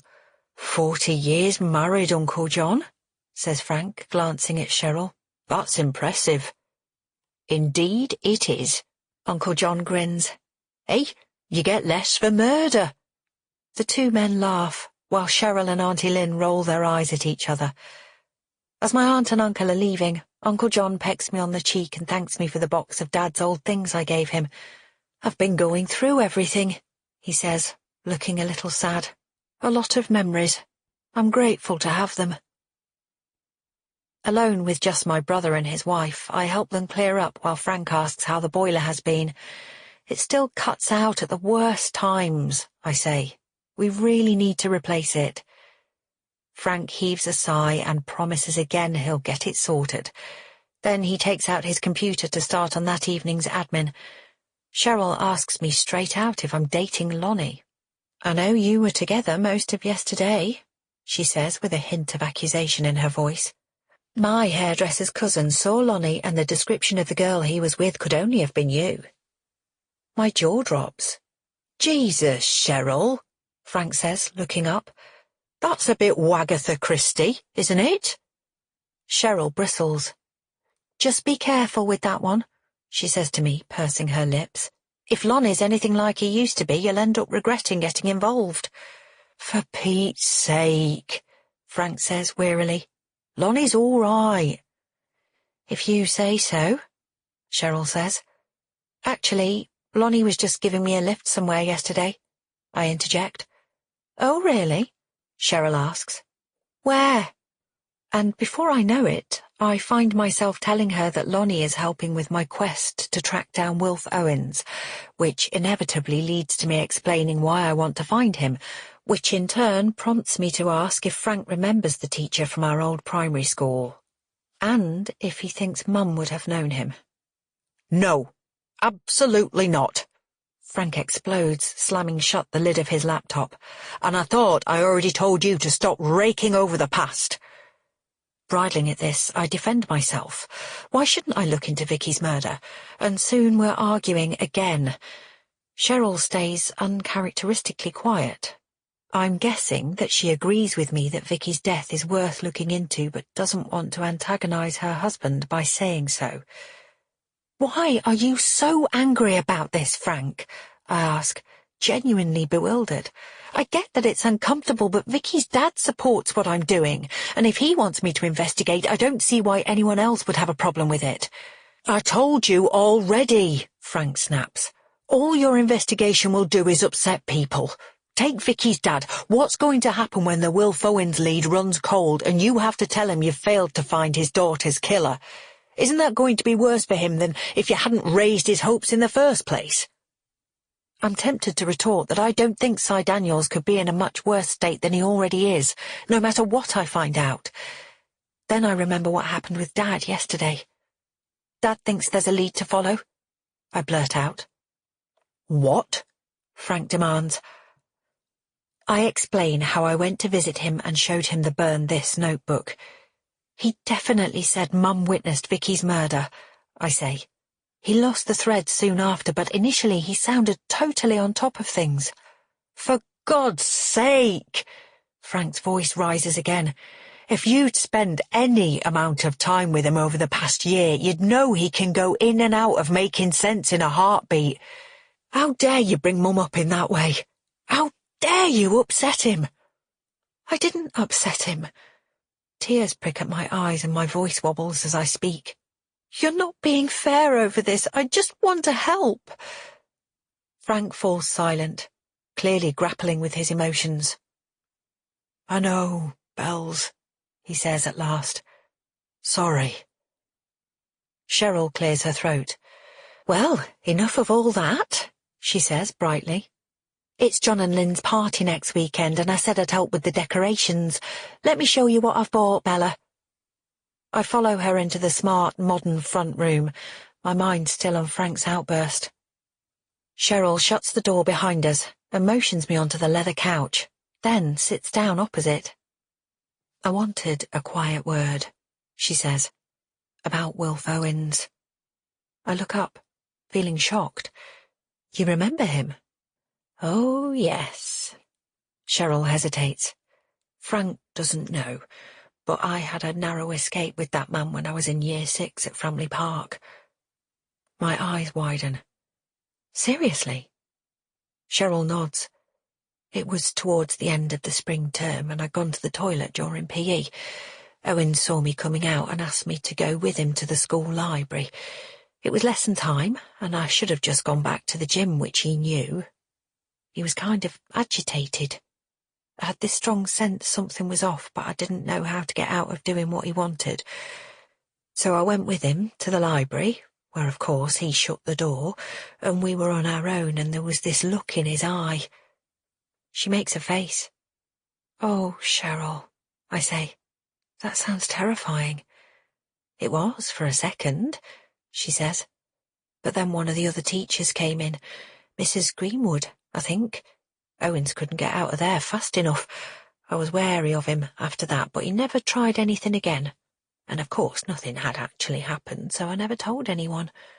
She grimaces. "I'm just telling you because I want you to be careful if you do go looking for him." "I understand," I say. Then more fervently, "Thank you for letting me know." The next morning, Monday, the sun is shining brightly, and Tora is, for the first time, reluctant to go to school, taking ages to team a yellow and pink candy-striped dress with a pair of pink trainers. I ask her several times if there's anything wrong or if someone in her class has upset her, but she shrugs off my questions, as if I'm missing the point. Perhaps I am.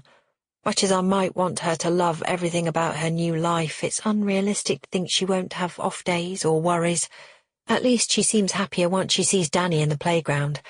As the girls troop inside, I notice Mercedes looking harassed. Turns out she's been offered an extra nursing shift at the hospital today and is a hurry to get there. I offer to pick up Danny later, so she doesn't have to use her childminder. "It's only fair," I point out. "You had Tora a lot over the weekend." Mercedes gives me a hug, telling me I'm a lifesaver, and rushes off. I stop off at the shops on my way home to do a food shop. It's a relief to be engaged in something as simple as planning a meal. As I turn into our street, the sun is bright overhead, and my shopping bag handle digs sweatily into my palm. Lonnie will be in touch when and if he finds out where Owen's local family lives. In the meantime, I decide, I'm going to submit my teacher training application today. No more prevaricating. Assuming I'm accepted, I'll begin the course in September and will hopefully be in a position to get a job next year. An hour later, the shopping is unpacked and I've submitted my form. I sit down with a cup of tea, feeling pleased with myself. My phone pings. It's a WhatsApp from an unknown number. I open it without a thought. Stop looking. Now. Remember what happens to nosy little girls who run into the wood. Chapter 15. My blood runs cold as I read the message a second time. Without warning, it vanishes. I frown, pressing at the screen, desperate to retrieve it. But the message and the contact number have totally disappeared. I hurry into the house, my whole body shaking.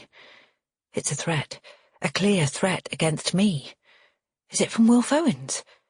Jesus, does he know I'm looking into him for Vicky's murder? My first instinct is to call my brother, but then I remember how angry Frank was at me for raking over the past. He's going to be even more furious that my poking around has elicited an actual threat. Instead, I ring Mercedes on her way to her shift. I break down as I describe the message, and Mercedes urges me to call the police, adding that she's going to get Lonnie to come over later and check on me. Perhaps I should protest, but the thought is too comforting. As soon as Mers rung off, I called the eye capsule. His phone goes to voicemail again, so I'm forced to leave yet another message. I keep my voice steady and calm as I tell him about the carefully worded threat I've just received, as well as my growing fears about Wilf Owens and my dad's admission that Mum did witness Vicky's murder.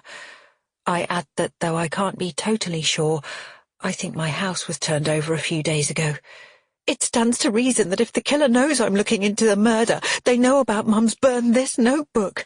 I gulp. I think they were trying to find the missing pages. I spend the rest of the day flitting from task to task at home. I can't settle to anything. I'm freaking out too much, going over and over the threatening messages in my head. Collecting Tora and Danny from school offers only a brief distraction. As we walk home, their excitable chatter about an upcoming school trip quickly moves on to a heated discussion on the merits of unicorns versus dragons. Tora is, of course, a big unicorn fan, but Danny thinks they're silly. I noticed Tora quickly conceding. Yeah, you're right.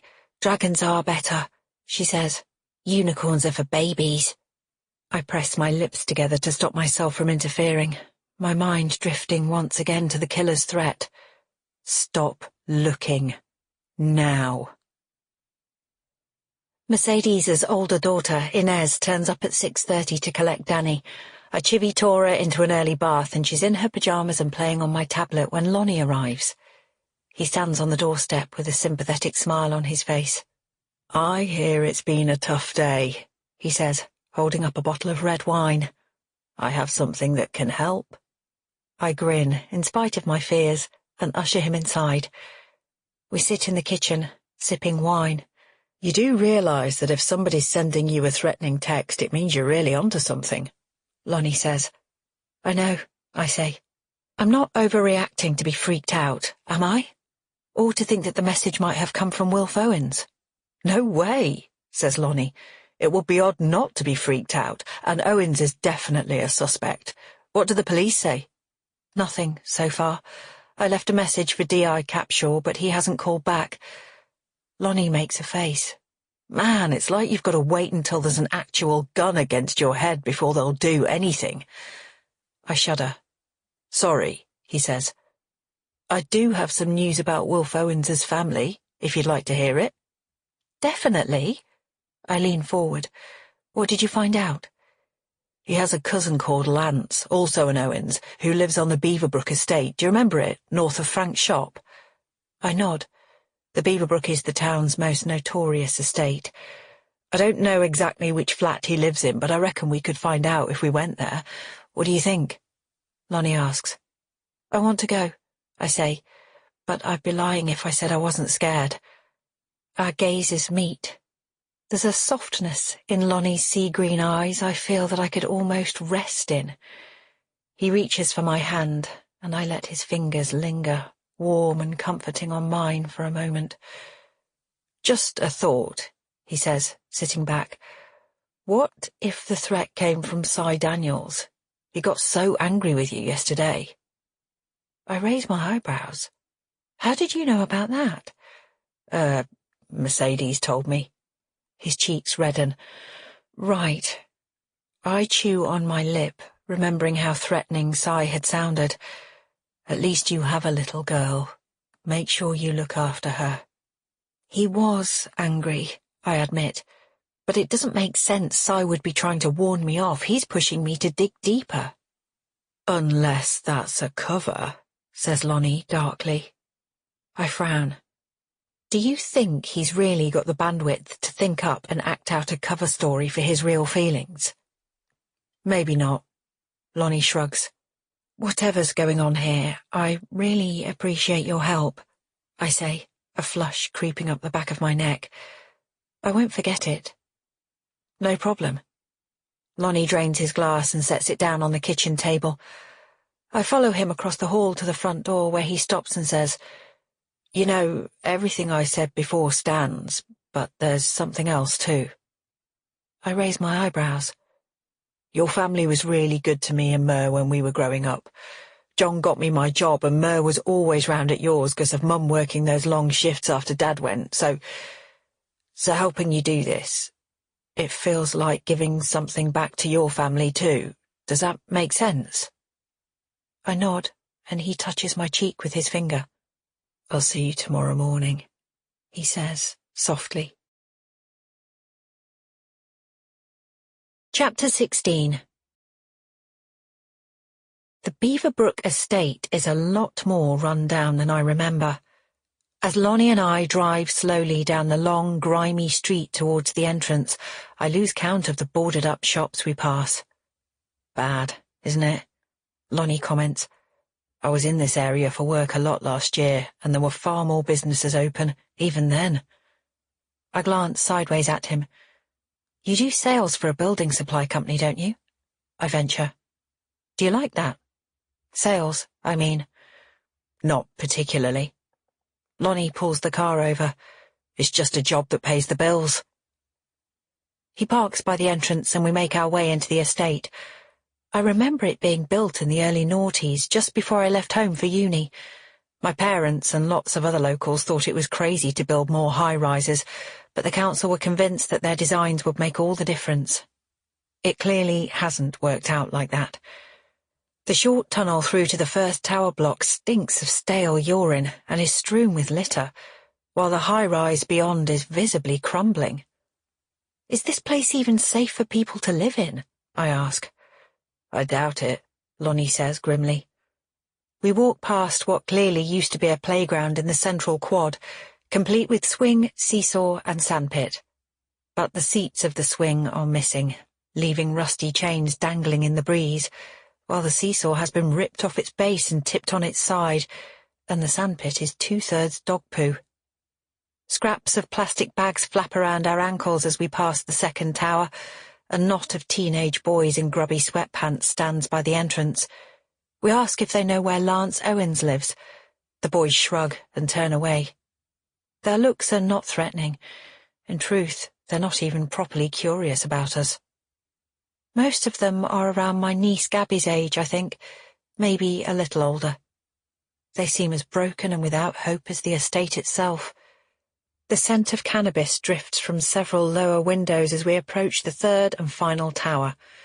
We stop an old man in a mobility scooter who thinks we're trying to sell him drugs, then a frazzled young woman wrangling 3 small, shrieking children. Neither of them has heard of Lance.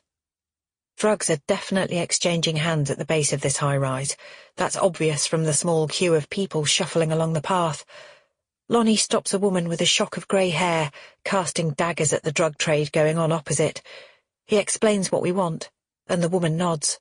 Yeah, you'll find Lance and his family at number 35, she says with sharp, angry eyes. It's the 3rd floor. You'll have to walk, lift are bloody broken as usual. We puff our way up the stinking stairs. As we reach the 3rd floor landing, a massive rat scuttles along the corridor. Ah! I let out an involuntary yelp, reaching instinctively for Lonnie's arm. As the rat hurries past, Lonnie meets my gaze. A long moment passes where all I'm aware of is the burn of his eyes and the touch of his warm, muscular arm under my hand. Then I spring away, coughing to cover my confusion. This must be it, I say, pointing unnecessarily to the large graffiti-scrawled sign saying 3rd floor on the wall in front of us. A moment later, we arrive at Lance Owen's flat. The door is dirty and stained. I take a deep breath and knock. No reply, so I rap smartly again. More seconds pass. At last, shuffling noises sound inside. I'm braced for an old man to open the door, but in fact he's young, in his 20s, which is surely far younger than Lance can be, and with a toddler wriggling on his hip. Hello, I smile. I'm Bella, and this is my friend Lonnie. Are you Lance? That's my dad, the man says. I'm Mason. Oh, I frown. Is Lance here? No, he's away on a job. What do you want? Mason asks suspiciously. I'm looking for someone. Your dad's cousin. His name is Wilf Owens? As I speak his name, the young man's face clouds over. I don't want to talk about that bastard, he says. He made my dad's life a total misery. He starts to shut the door with his free hand, but the little girl on his hip is wriggling so much he has to set her down, and I shove my foot forwards into the gap between door and frame. Please, I persist. I think there's a chance Wilf Owens was involved in the killing of a friend of mine when we were little girls. I glance at the small child now, clinging to his leg and staring up at me with big eyes and a grubby smear on her cheek. My friend wasn't much older than your daughter when she died. Mason hesitates. Look, he lowers his voice. I'll tell you what I know if you promise you won't come back here or go to the press. Deal? Of course, I say. A beat passes. The wind whips along the draughty corridor, bringing with it the stink of rotting food, with a top note of weed. Wilf changed his name and moved abroad about 5 years ago. Cut all ties, Mason says. We didn't know where he'd gone until earlier this year. He pauses, and I stare at him, my heart thudding hard. This is it. Mason is about to acknowledge Wilf is back in the country. which means he surely must be behind the threat I was sent yesterday. Go on, Lonnie says. The police called in March. Mason goes on, his voice flat and serious. They said that Wilf had topped himself on a beach in Thailand. Oh, I suck in my breath. He's dead. Yes. Mason gives a curt nod. We kept it out of the press and we didn't go to the funeral. That's all I'm going to say. And he pushes the door shut, leaving me and Lonnie standing outside in the cold, dirty corridor. What the hell do we do now? Lonnie and I walk back to the car in stunned silence. I'm so deep in thought that the sudden ringing of my phone makes me jump. I glance at the screen and see the contact name. D.I. Capshaw. Now, he calls. I hold the phone to my ear. Finally got time for me, detective? Hello, Bella. He sounds weary.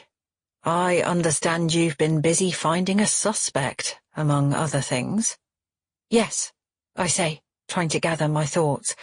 Clearly, Wilf Owens wasn't behind the threat I was sent yesterday, but that doesn't mean he didn't kill Vicky 30 years ago. It's Wilf Owens, a paedophile who— Let me stop you there, Bella, D.I. Capshaw says firmly. We know all about Wilf Owens, and I can assure you that he was very much investigated in relation to Vicky's death, albeit some years after the event. And? I demand. I glance at Lonnie as we walk out of the estate. He raises his eyebrows. Mr. Owens had an alibi for Vicky's murder, D.I. Capshaw says. I can't go into details, but I can assure you it satisfied the investigating officers at the time. I stop as we reach Lonnie's car, letting this sink in. OK, so maybe the killer wasn't Wilf Owens, but I'm certain my mum knew who it was. There are clues in her writing, the way she wrote, the ring, she clearly recognised him. And she told my dad, too. Yes, you said in your message. That's one of the reasons I'm calling, D.I. Capshaw says crisply. Would your dad be prepared to give a statement confirming what your mother told him, and when? Sure, but— I hesitate. Dad is in a care home, but if you were prepared to go there and talk to him— A care home? I can hear the wariness in the detective's voice. Bella, please be honest with me. Is your father a reliable witness? I take a deep breath. He was diagnosed with Alzheimer's a while back, but when I spoke to him about what Mum saw, he was having a really good day, mostly on the ball. Right, D.I. Capshaw sighs. I'm sorry, but I don't have the manpower to interview someone whose evidence isn't dependable. You can't just give up. My voice rises. What about the threat I was sent? That proves the killer is still out there. Silence on the other end of the phone. A gust of wind blows the sour smell of rotting food into my face. Lonnie clicks open the lock of his car, and I slide into the front seat. D.I. Capshaw clears his throat. Let me see. Stop looking now.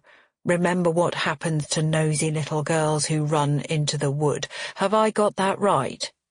Yes, I say, a shiver running down my spine. And it's not just that.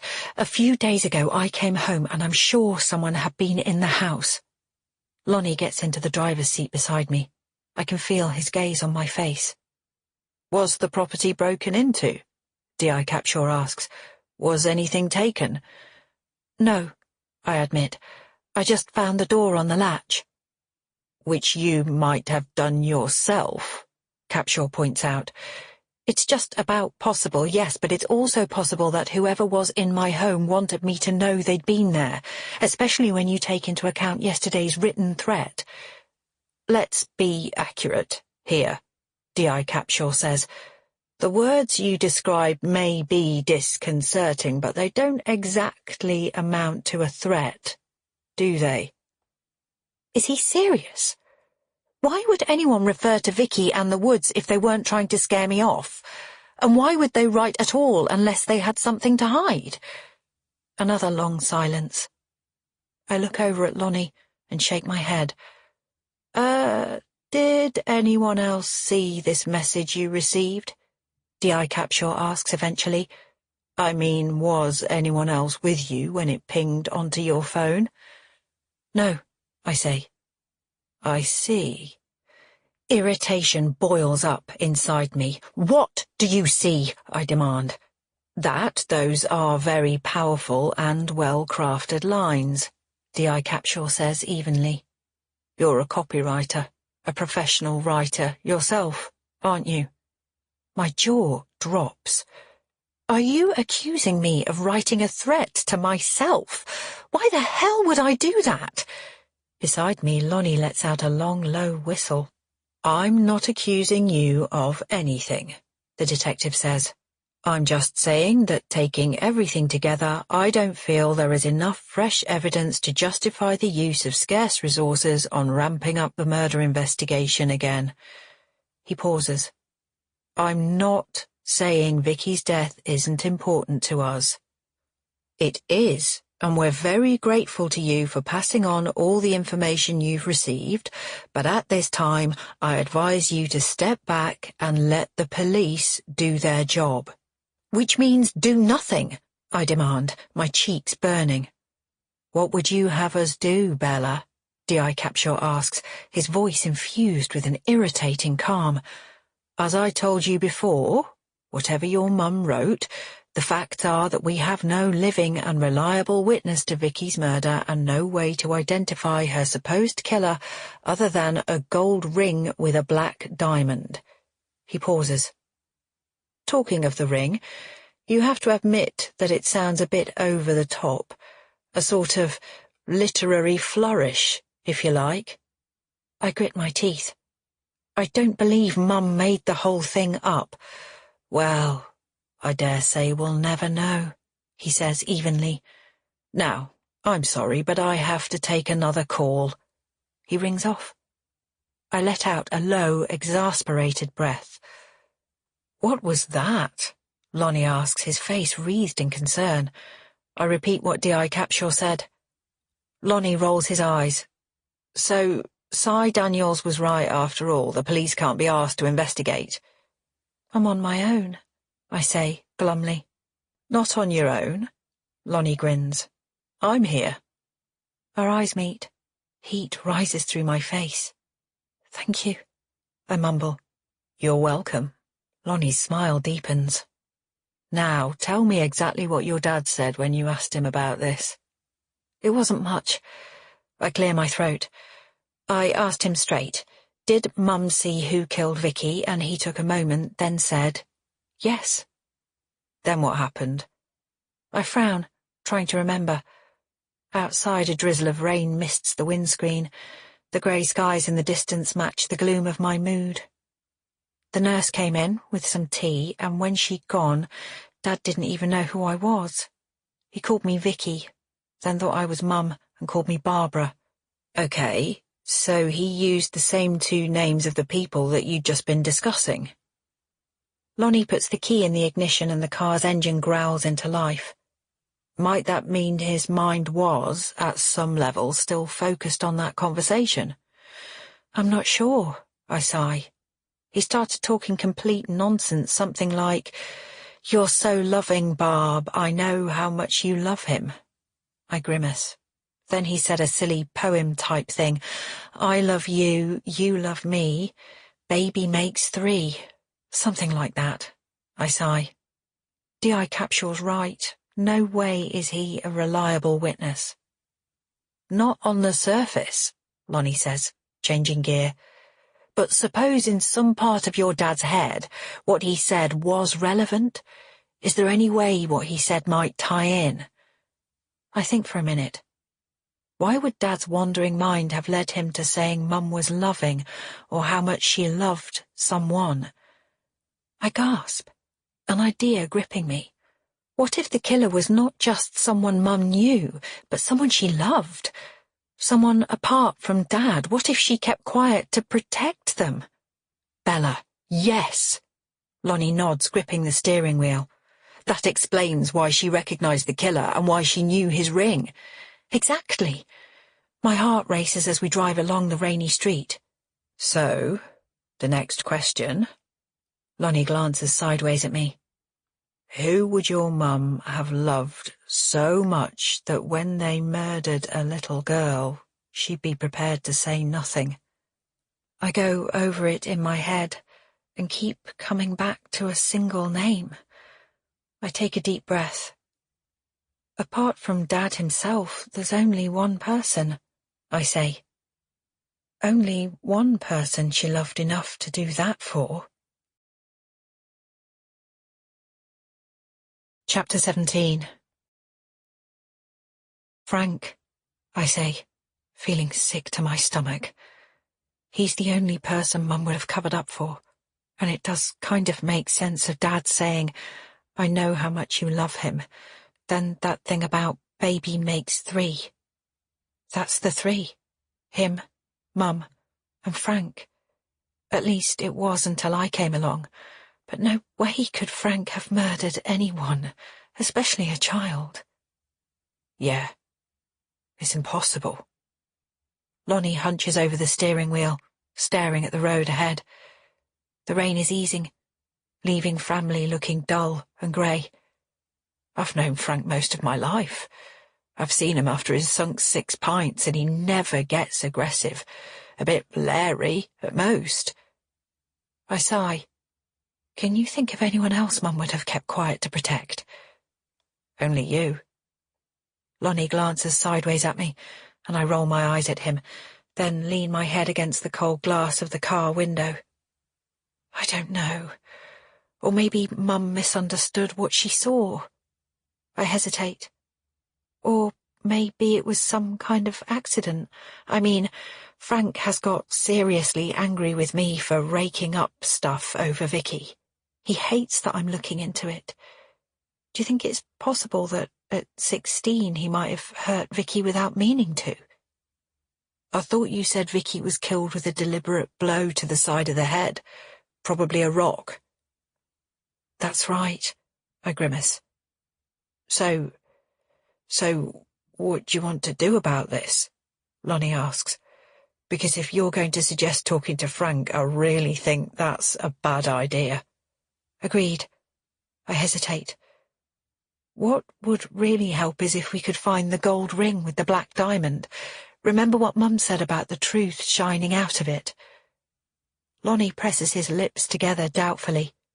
You know, Frank did go through a bit of a rap and bling phase when we were teenagers. I took the piss out of him for it. I nod, slowly, a fresh idea curling around the edges of my mind. Lonnie glances at me, a concerned expression on his face.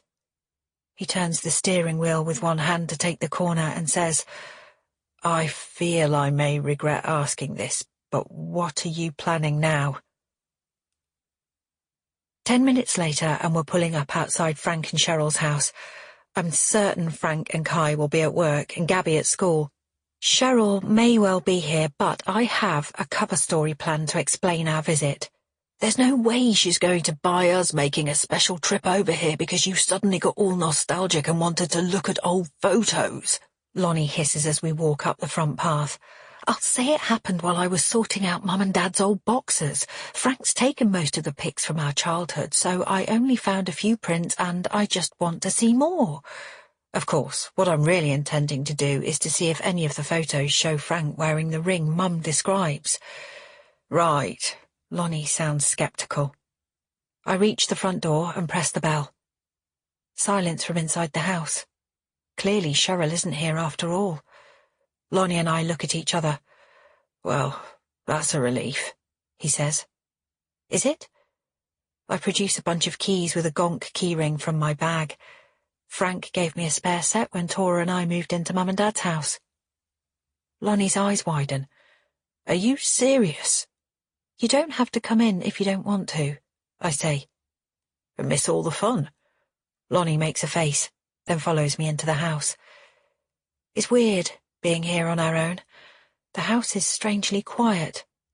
I feel like a burglar, Lonnie whispers as we creep along the hall.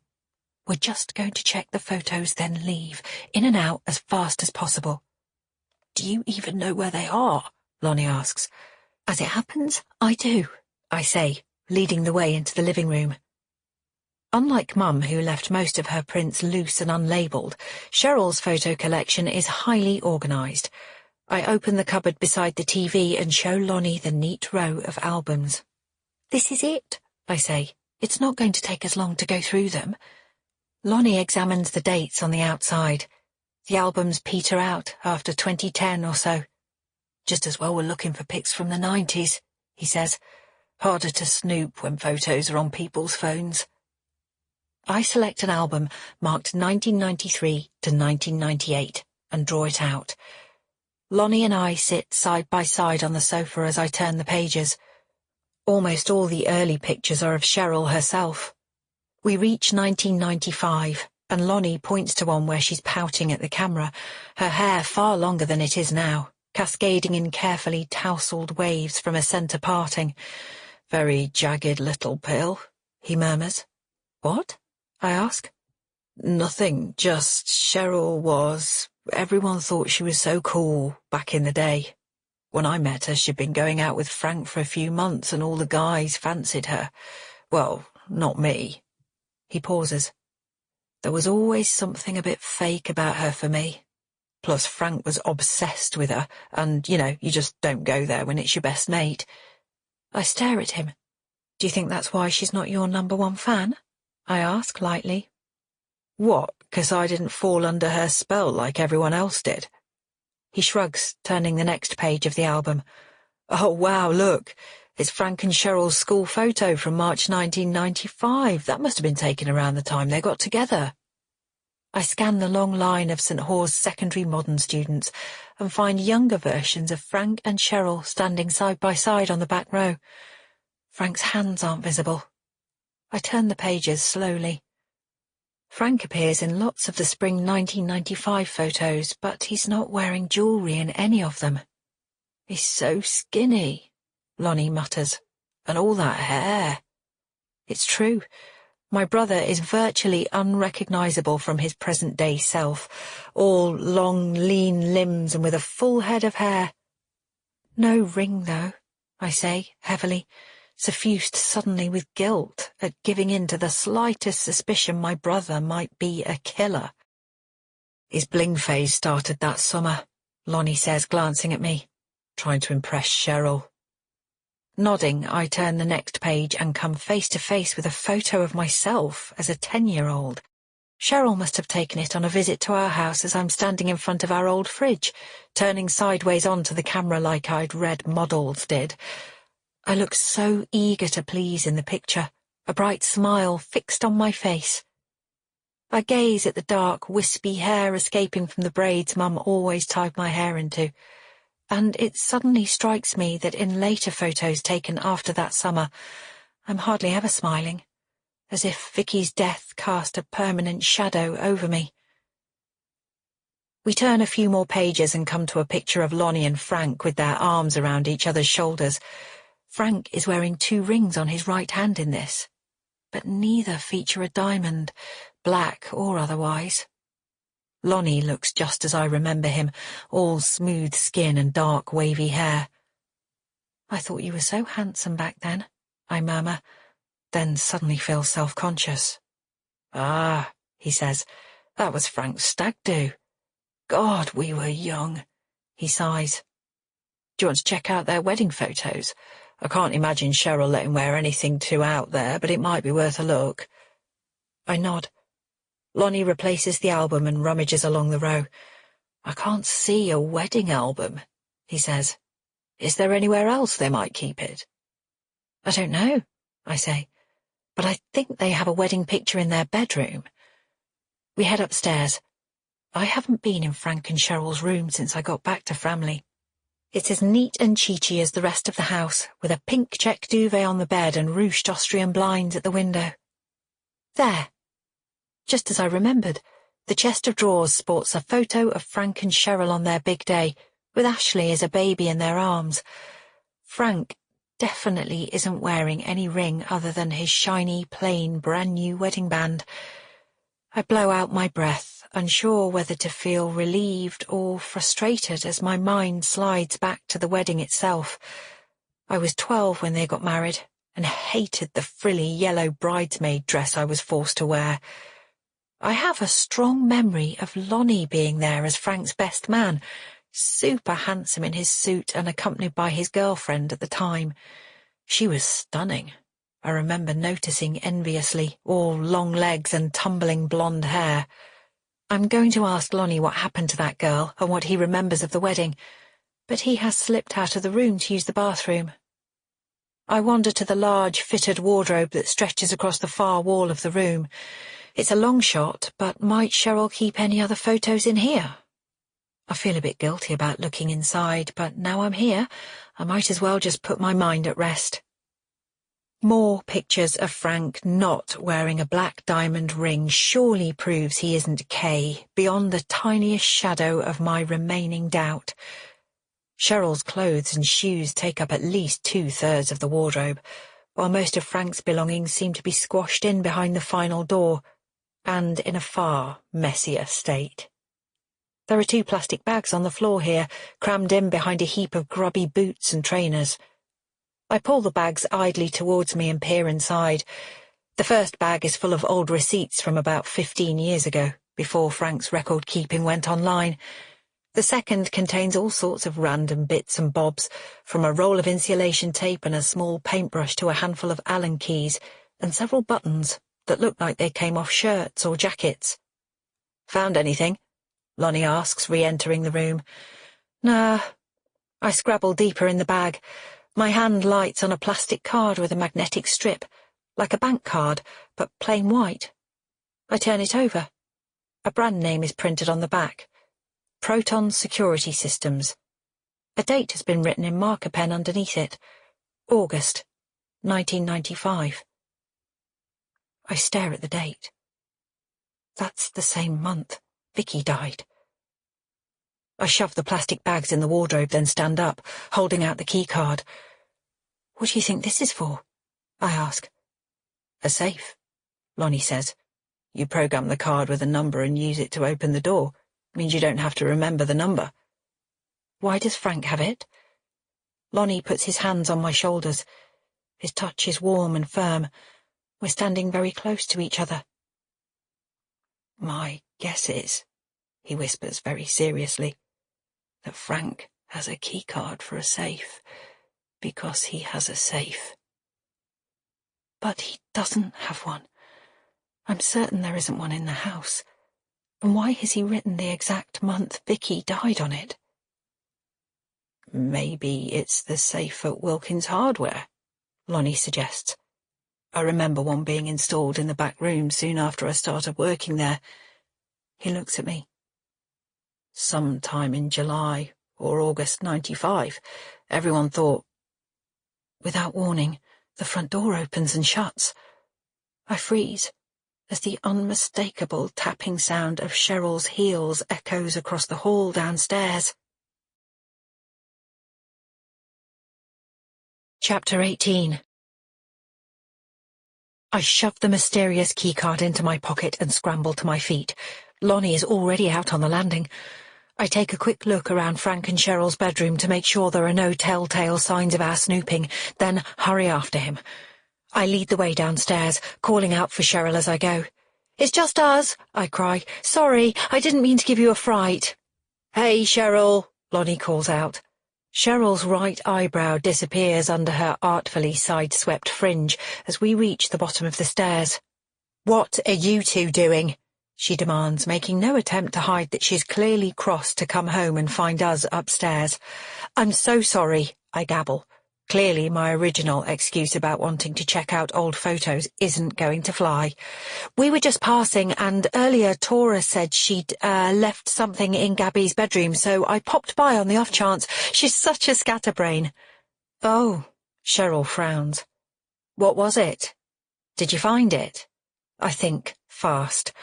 "Just her unicorn hair slide." I fumble in my bag and draw out the slide that I know has been languishing at the bottom since we were here on Sunday. "She took it off because the baby was messing with it, and she's very attached to it," I gabble. "We did knock, but no one was home. I hope you don't mind us just coming in." "No, not at all." Cheryl says in a tone of voice that clearly means yes, a lot. Her gaze flits over to Lonnie. I didn't know you two were seeing quite so much of each other. She emphasises the word much with just a hint of contempt. How are you, Cheryl? Lonnie says smoothly, giving her a broad smile. Cheryl stares back at him, her eyes narrowing suspiciously. Wow, she really doesn't like him. Not working today, Lonnie? Actually, he's been a big help to me while I'm settling in, I say before Lonnie can reply. He was just giving me a lift to the dump, in fact. That's how come we were passing. The lie trips easily off my tongue. I look down, immediately feeling awkward, and focus on putting Tora's unicorn hair slide back in my bag. Always happy to help, Bella. Lonnie gives a little salute. Cheryl glares at him. Well, I guess we'll be off, I stammer. Cheryl grunts but says nothing to suggest we should stay, so I speedily usher Lonnie towards the front door. As soon as we're outside, I take a deep breath of damp, cold air. Phew, that was close. It was, Lonnie agrees. Man, Cheryl is not going to be best pleased if we start dating any time soon. He grins sideways at me, and I can feel my cheeks burning. I don't care what Cheryl thinks. I look away. Lonnie chuckles. Come on, let me drop you back at yours. A few minutes later, he pulls up outside my house. I glance at the time. To my astonishment, it's almost 2:30 p.m. I'll need to leave to fetch Tora in a bit, I say. Thanks for all your help today. I hesitate, my hand on the car door. Lonnie nods, then leans towards me. I'll see you soon, he says quietly, his lips brushing lightly across my cheek.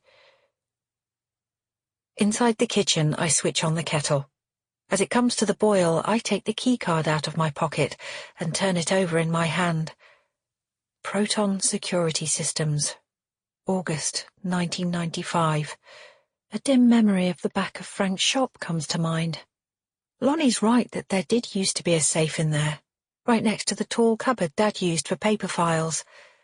If I close my eyes, I can visualize it. A black metal oblong built into the wall. The brand name ran along the top right-hand corner. Proton. It's too late today to go to Frank's shop, but maybe I'll pop over there tomorrow. I'm still certain there's no way Frank had anything to do with Vicky's murder, but the August 1995 date written on the card is too much of a coincidence to ignore. It takes some kind of unusual battery, I say, offering Kai an apologetic smile.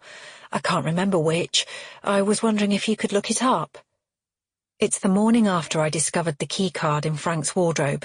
I'm in the family hardware store, hoping to sneak into the back room and see if the old safe is still there. Trouble is, Wilkins Hardware is almost empty. Just one other customer browsing the shelves of painting and decorating accessories, while Frank is stock-taking right beside the door to the back room.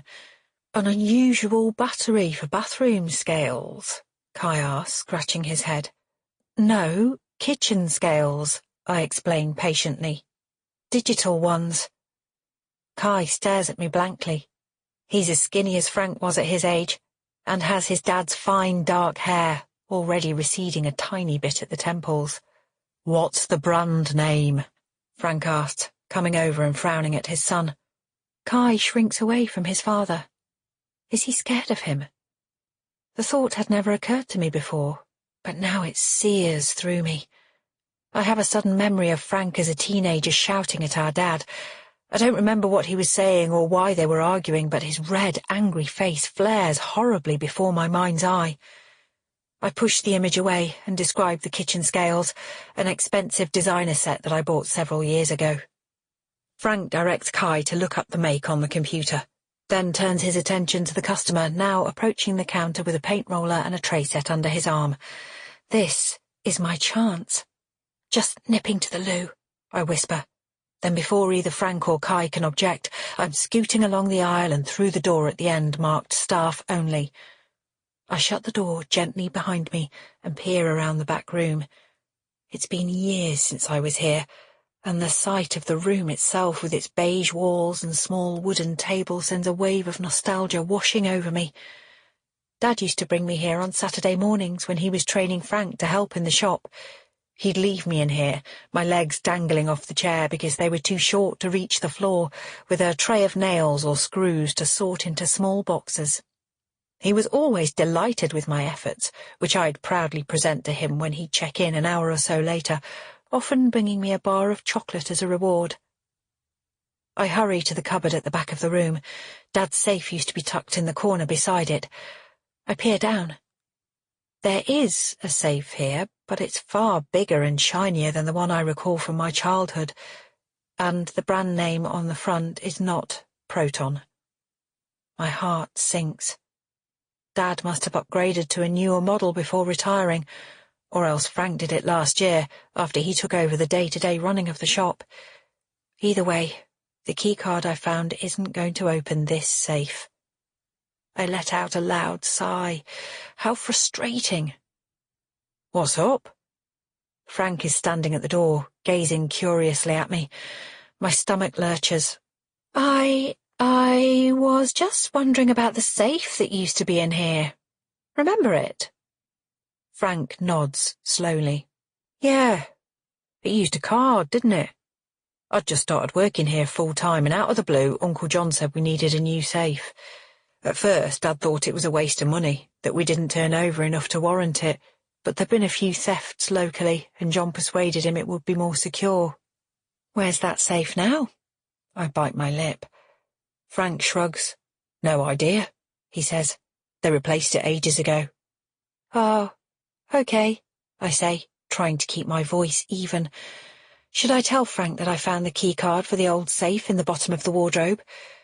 No, it would be too hard to explain why I was looking in there in the first place. Dad, Kai calls from the shop, and Frank turns away, closing the backroom door behind him. I blow out my breath, trying to think logically. Both Uncle John and my dad hated throwing valuable things away. I bet the safe is still here somewhere. I look around the room. My eyes light on the low door to the crawl space at the far end of the room. I was forbidden to go in there as a child, which of course made it all the more enticing. I once locked myself inside by accident, and even now the memory of being trapped in the cold and dark sends a shiver down my spine. I drop to my hands and knees, lift the latch, and crawl inside. The ground is cold and hard and dusty. I let my eyes get used to the gloom. There's not much here. Some paint cans to the left and an old computer with a broken screen to the right. Beyond the terminal is a dusty-looking tarp covered with cobwebs. Gritting my teeth, I crawl over and lift the corner. Yes. My heart leaps with excitement. The Proton safe is right here, looking far rustier and more battered than it did when I was little. My fingers tremble slightly as I fish the keycard out of my pocket and hold it against the safe door. With a click, the door opens. I hold my breath as I peer into the shadowy interior. The safe is empty. My heart sinks. All that effort spent on a wild goose chase. I reach into the small space, feeling around the corners to make sure. My fingers curl around a scrap of paper that seems to be trapped between base and wall, at the very back of the safe. I ease it out, then crawl backwards out of the tiny, dark space. I stand up, brushing the dust off my knees, and unfold the piece of paper. It's clearly been torn off the bottom of a larger, longer document, and shows a list of dates, roughly one a month, through the second half of 1995. It looks like it was typed on a very old manual typewriter, rather than via the inkjet printer that I'm certain went with the company's 90s word processor. The number 5 is set a half a head higher than the other letters, and the ink is faded and hard to read. I squint more closely. Against each date is an amount, all between £1,000 and £2,000, and set against each amount is a series of initials.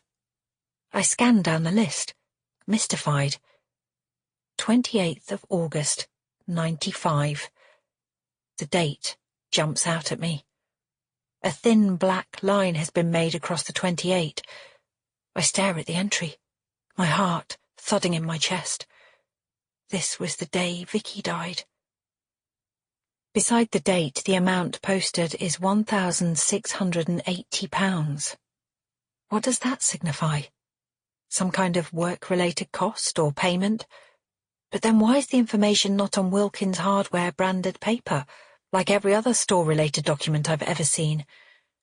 The initials next to the number are FW. I frown, looking up and down the list. The initials are all FW, right up to and including the 28th of August entry, after which they switch to SH for the remainder of the list. My blood runs cold. I have no idea who SH is, but FW can surely only stand for one person. My brother, Frank Wilkins. Chapter 19. I sit at the table in the shop's back room and study the scrap of paper again. What on earth does it mean? 28th of August, 95. £1,680. FW. Hey, sis. Frank's voice from the door makes me jump. I shove the paper into my pocket and turn to face him, my cheeks burning. Are you okay? He asks. I nod. I'm sure at some point I'll show Frank what I've just found, but I need time to think first. I stand up. I think I'm going to get going. Frank raises his eyebrows. Without your digital scales battery? Bloody hell, bells. Kai spent nearly 20 minutes tracking that down. Oh, yes, sorry. I follow Frank out to the front of the shop, where Kai hands me the battery. I pay the trade price, Frank's standard friends and family discount, and make an effort to appear more like normal me, asking after Hanisha and little KJ. Good, thanks, says Kai with a gruff grunt. I can't help but grin. My nephew reminds me so much of Frank. As I leave the store, my new battery in my bag, I examine the scrap of paper from the safe again. What was Frank doing with such a large amount of money? He was only 16 in 1995 and certainly wouldn't have been responsible for handling significant amounts of Wilkins Hardware money. I break off from my musings in order to message Lonnie an invite to tea, then fetch Tora from school. I wrangle her away from my iPad and we spend the next hour making a veggie bolognese together. It's bubbling on the hob when Lonnie arrives at 6 p.m. Tora's eyes light up as he asks about her day. I watch her chatter away to him about a book cover project she's doing and feel a pang of pleasure at the serious way he listens to her. But I also feel anxious. I badly want to let this man into our life together, but not if he's going to break Tora's heart by walking out of it. She's already gone through so much because of her dad. At one point, while they're talking, Lonnie looks up and catches my eye. I can see he senses that something significant is bothering me, but I'm pleased that he knows to wait until we've had dinner and Tora has gone up to get ready for bed before turning to me and asking, "What is it? What's wrong?" I hesitate for a second, then fetch the scrap of paper from the safe and hand it to him, explaining how and where I found it. We're sitting side by side on the sofa as the final gleam of daylight fades from the sky outside.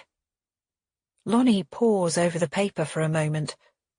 Was there anything else in the safe? Nothing. I point to the FW initials. It's obvious Frank was involved with this money in some way. His initials are by every entry up to the 28th of August. Don't you think it's suspicious that the 28 is crossed through and that the initials change after that? Lonnie says, not looking up. Do you have any idea who SH is? I ask. I've been racking my brains.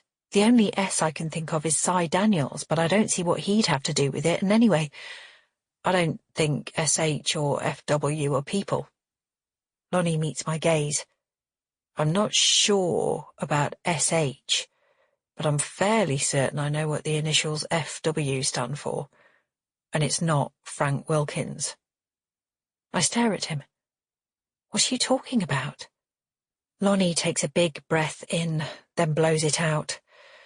Look, maybe I should have said something before, but I didn't want to upset you, and it didn't seem relevant, but what? I take the scrap of paper out of his hands. Lonnie, what's this about? I don't know for absolute sure, but I think... He hesitates. I think back in the day your dad was using his business to help a gang launder money. My jaw drops. Dad was doing what? It's basically when a gang making money illegally from drug sales or whatever hands over cash to a legitimate business, which then fakes receipts to account for that cash, and I know what money laundering means, I snap. I'm asking why on earth you'd think my dad was involved. For the kickback he'd have been given, I imagine.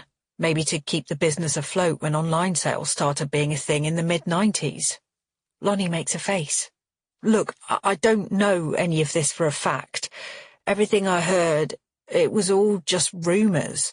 And I'm certain it didn't go on for long or that your Uncle John or Frank had any idea about it, but looking at this piece of paper, it fits. I sit back, reeling. How is any of what Lonnie has just said possible? So what does all that have to do with these initials, I ask, pointing to the FW. That's the thing, he says.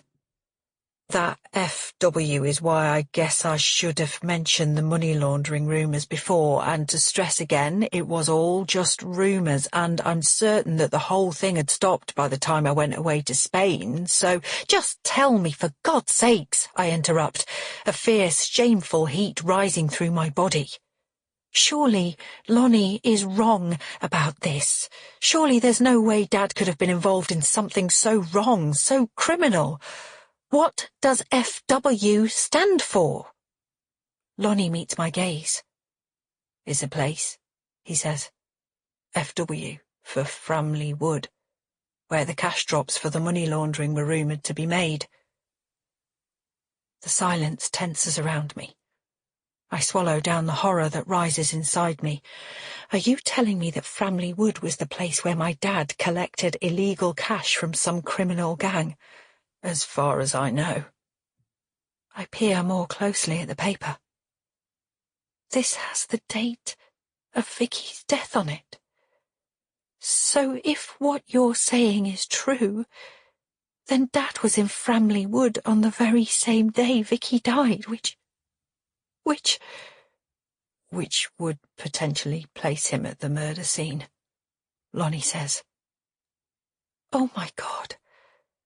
I look at the paper again, and after that date, the location changes to SH, which would make sense. Framley Wood was a crime scene crawling with police, so they did the drops somewhere else. I look up. What could SH stand for? Something hall or hotel? Lonnie shrugs. What are you going to do with all this? I honestly don't know. I mean, part of me wants to take it to DI Capshaw, but I'm not sure it will cut much ice. It's not exactly hard evidence, and there's no direct connection to Vicky. It will take a bit of explaining as well, Lonnie says wryly. Maybe even close down Wilkins Hardware if the money laundering comes out. That doesn't seem fair on Frank. Your dad isn't even involved with the shop anymore. I put my head in my hands. Tell me exactly what rumours you heard.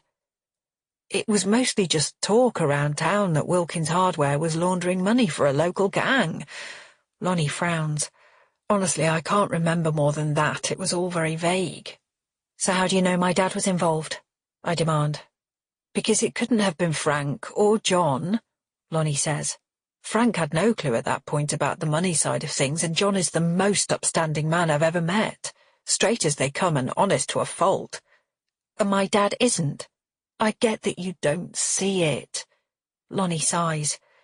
Your dad always treated you like a princess. Frank often said so. But he hesitates. Eddie was hard on people. He drove tough bargains that John wouldn't have been capable of, and he had a much shorter fuse. None of that means he was involved in organised crime. My voice rises. Of course not. It's just not so surprising if it was him. He was much more reckless than John, more of a rule-breaker. Lonnie touches my shoulder and I shake my head, my eyes fixed on the swirl-patterned carpet at my feet. Look, just because your dad may have been in Framley Wood earlier in the day, it doesn't mean he had anything to do with Vicky. I know for a fact that he was definitely in the shop when your mum rang to tell him she'd been killed. Lonnie says softly. I took that call. That was you? I look up.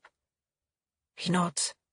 I'd spent the entire morning on my own in the back room sorting through a massive delivery of nails and screws. I came out when your mum rang and Eddie was there in the shop, along with the others. That doesn't mean anything, I say. They didn't find Vicky's body for over an hour. Dad could have been in Framley Wood and easily made it back to Wilkins Hardware by then. But he can't have killed Vicky, I say. Apart from the fact that he isn't capable, he wouldn't threaten me. There's just no way. Of course not, says Lonnie. In fact, I muse, with his dementia he wouldn't even be able to use WhatsApp. I don't think he's had a mobile phone since he went into the care home. Lonnie nods sympathetically. Wait. My eyes widen. Suppose whoever Dad was with did it. What do you mean? I clutch my forehead. If Dad really was there collecting money, then somebody else must have been there too, to give it to him. Not necessarily, Lonnie points out. It might just have been a drop, where the money is left somewhere out of sight to be picked up or collected. The person from the gang would still have been there at some point, I gasp, and Dad would never have told the police because it would have led to too many awkward questions. I suppose, says Lonnie, sounding unconvinced. How on earth am I going to find out for sure what Dad did or saw or knew? I ask, sitting back. He isn't capable of explaining what he did yesterday, let alone 30 years ago. Lonnie watches me for a moment. I'm really sorry, Bella. Perhaps I should have kept quiet about all this. No, you did the right thing, I say with a sigh. I'll try and find out more from Uncle John at the anniversary party. Maybe Dad let slip something to him. Lonnie clears his throat. Good call. Talking of the party, I'm going as well, so would you and Tora like a lift there? I meet his gaze. Yes, I say. Thank you. That would be great. A few minutes later, Lonnie heads off for band practice. I stay on the sofa after he's gone, staring at the scrap of paper from the safe as my mind sinks into an entirely new and terrifying darkness. Is it really possible that my lovely, loving father laundered money for a bunch of gangsters? And if that is true, what other secrets are my family hiding? Chapter 20. I sleep badly and wake late the next morning. Tora is already up and dressed in jeans and a turquoise sweatshirt, standing in front of her mirror as she carefully pins back her hair with a plain blue slide. As I stand in her doorway, yawning, my eye is drawn to the clothes scattered across the bed. 2 pink tops, one with rainbow edging around the sleeves, a white embroidered dress, 3 different t-shirts and several pairs of trousers of varying colours and styles. I frown. The room was clear last night. Has she been trying on and dismissing different outfits? As if she's an anxious teenager wondering how to fit in on a night out or attract a boy she likes, rather than a 9-year-old child. You're taking a lot of trouble over what you wear, I say gently. Tora glances at me in the mirror and shrugs. I point to the unicorn hair slide on the table in front of her. Its pair is still in my handbag. How come you're not wearing that? I ask. I thought you loved it. It's babyish, Mum, she says, as if this should be obvious. Especially for school. I hesitate. Okay, well, That's fine, but did someone at school make a big thing of it being babyish? Was it Danny? I remember her saying something about it before, but it's just a matter of taste, really, and you don't have to do what anyone else... I stop, frowning again as Tora heaves a huge, angry sigh. What is it, sweetheart? Nothing. Please tell me, Tora. It is Danny, isn't it? No. Tora rolls her eyes. Danny thinks unicorns are cute, just not for school. Oh. I rack my brains, wrong-footed again, as I've so often been over the twists and turns of little girl friendships. Okay, so clearly you're fine about not wearing your unicorn hair slide. That's great. But then what is wrong? Tora shrugs. I gulp. Is it having Lonnie come around so often? No, she says. I like Lonnie, it's just... She hesitates, and I stop myself from jumping in to prompt her, knowing it's best to let her work out the words for herself. It's just, do you think I talk funny? I frown. What do you mean? I dunno. But Tate in our class said the way I say grass was weird. Like, he kept following me around, saying it to make everyone laugh. Grass. Did he now? I bristle, making a mental note to let her teacher know. Well, Tate doesn't know what he's talking about. There are lots of different ways of pronouncing words, and no one way is better than any other. You tell him that next time. Oh, there won't be another time, she said. Tate already said sorry. He did? I ask, confused again. Well, good. Good for you for getting him to do that. I didn't, Tora said. Danny did. She told him to shut up. Ah, I say, internally cheering for Danny. Actually, she said, shut up, pig butt. I smother a smile. I see. Tora considers her reflection in the mirror. Is Lonnie coming over again tonight? She asks. No, but we'll see him at the weekend. He's taking us to Uncle John and Auntie Lynn's anniversary party on Saturday. Oh, Tora says. You know how he plays in a band? Do you think he'd teach me the guitar? I don't know, I say, feeling thrown by the question. I'll find a time to ask him, but not right now. Let's go down and get you some breakfast. Tora chatters on about learning the guitar from Lonnie. I try to sidestep the issue. The idea of them having a special bond makes me feel anxious again. I couldn't bear it if he lets her down. The knots in my stomach only tighten once I've dropped her at school, and my mind returns to Dad and the money laundering, and the possibility that both my parents witnessed my best friend's murder and conspired to keep quiet about it. I can't bear to think about it all anymore, so I send Ashley a text, asking if she's up for a drink tonight. I need an evening out where I can put my worries to one side for a few hours. Ashley replies with a thumbs-up emoji immediately, and my spirits lift. The Guardsman is one of Framley's newer pubs, all bright colours and loud dance music with a crowd of people half my age filling its red leatherette boots and metal tables. Ashley suggested it, just as she also organised Gabby to come over and babysit Tora. This is the first time I've gone out leaving Tora with someone since I arrived in Framley, though, of course, she's had a few sleepovers with Danny. It feels strange to leave her, and even stranger to be out of the house after dark.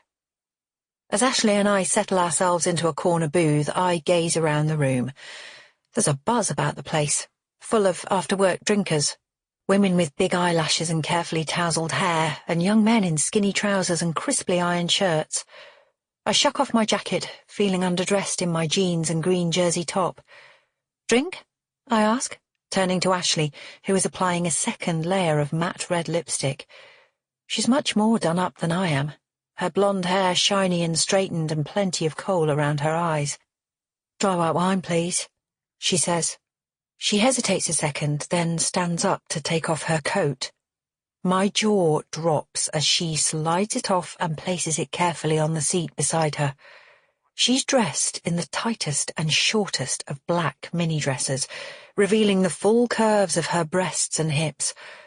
I watch her glance furtively around the room. Jesus, is she checking to see who has noticed her? I follow her gaze to a group of young men on the other side of the pub, all throwing hopeful looks in her direction, then to an older man on his own in the corner, staring at her with a wolfish grin. Ashley makes eye contact with him, just briefly, then smooths down the virtually non-existent skirt of her dress and sits down again next to me. I lean across, shouting a little to be heard over the music. "Have you brought me to a meat market?" I ask, eyebrows raised. She sticks her tongue out at me. "You sound like Mom, lighten up. This is a great place." I shrug, not wanting to get into an argument. "Hey, I sent off my teacher application earlier this week.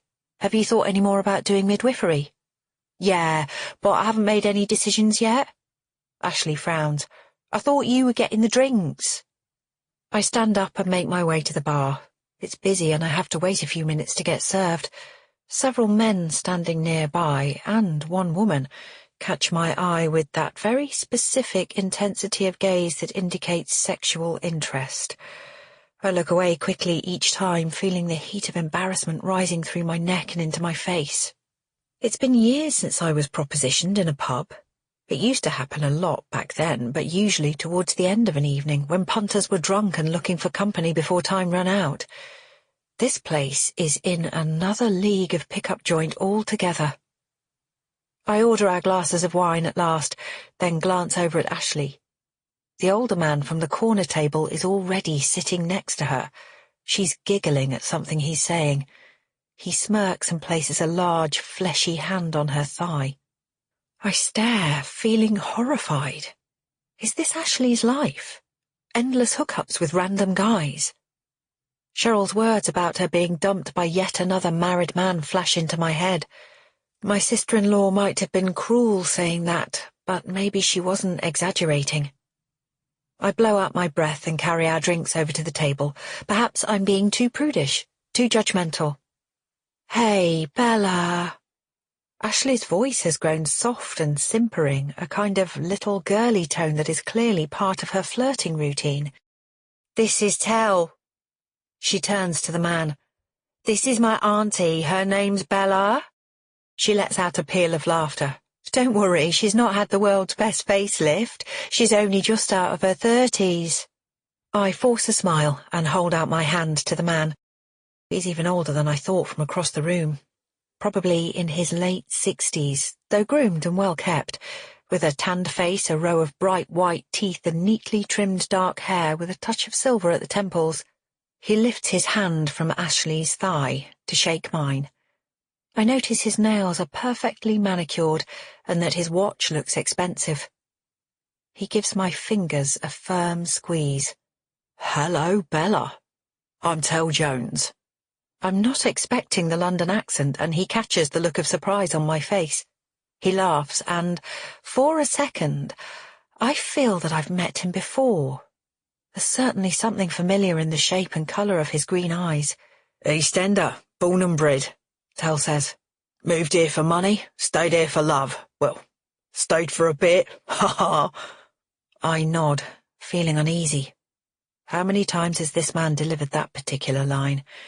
Ashley is giggling again, as if he's just said the wittiest thing imaginable. I stare at her, wondering if she's really having as good a time as she's making out. I can't fathom what she sees in Tell. She leans closer to say something. I can't hear what it is over the blaring music, but Tell's next words are clear enough. "Yeah, I made a packet here in Framley, but she wasn't the right woman, so the marriage went south, and soon afterwards I did too. I was away for a long time, but fate brought me back here a few years ago." He gives Ashley a suggestive smile. "And now it's brought me to this bar," he says. "And to you." "Oh." Ashley bats her eyelids with self-conscious exaggeration. Jesus. I shake my head. Tell plies us with questions as we sip at our wine, asking what part of Framley we live in and what we do for work. Ashley answers for us both. I sit back and watch, wondering what on earth Tell is hoping to get out of this attempt to chat us up. Does he think he's on for a threesome? Ashley may be all over him, but I'm certainly sending out strong back-off signals. As soon as Tell makes an excuse and heads for the loo, I turn to Ashley. "I think I'm going to leave once I finish my drink," I say. "This isn't really my kind of place." Ashley wrinkles her nose. "Don't be like that, Bella. This guy, Tell, is really nice. Aren't you having a good time?" I hesitate. "It's fine. I just thought it was going to be the two of us. I wasn't expecting all this." I wave my hands to indicate the pub around us. "You know, all this singles bar action. But that's why I brought you here, so you might meet someone." Ashley pouts. "I'm sure Tell's got a friend he can introduce you to." God save me. That's nice of you, but anyway, you can't go this early." Ashley gets out her mirror and checks her lipstick. "I tell you what, if you promise to stay for another hour, I'll leave with you." I glance across the bar to where Tell is visible outside the gents' toilet speaking into his mobile. "What about him?" Ashley shrugs. "Treat him mean, keep him keen. If he's interested, he'll ask for my number." I sigh, then agree to another drink, which, naturally enough, Tell is happy to provide on his return to our table.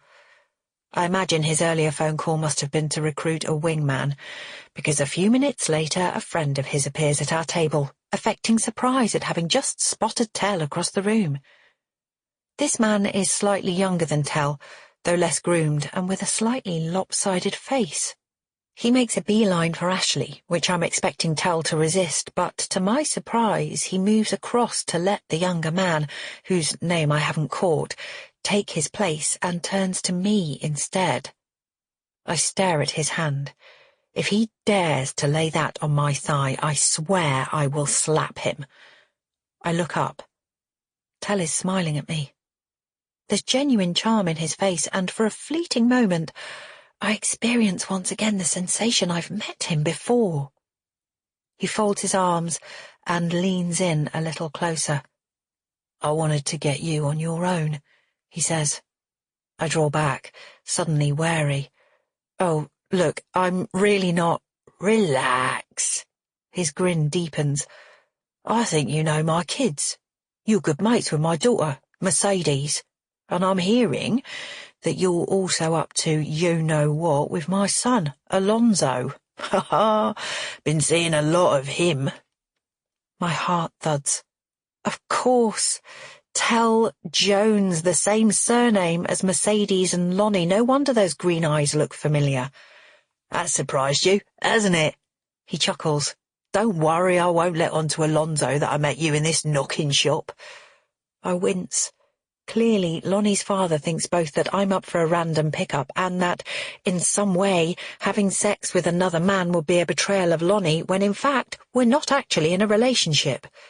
"You don't understand," I start, but Tell cuts me off. "Skip it, Bella," he says gruffly. "Lonnie and I hardly speak, so there's nothing to worry about." "How did you know who I was?" "My daughter, Mercedes.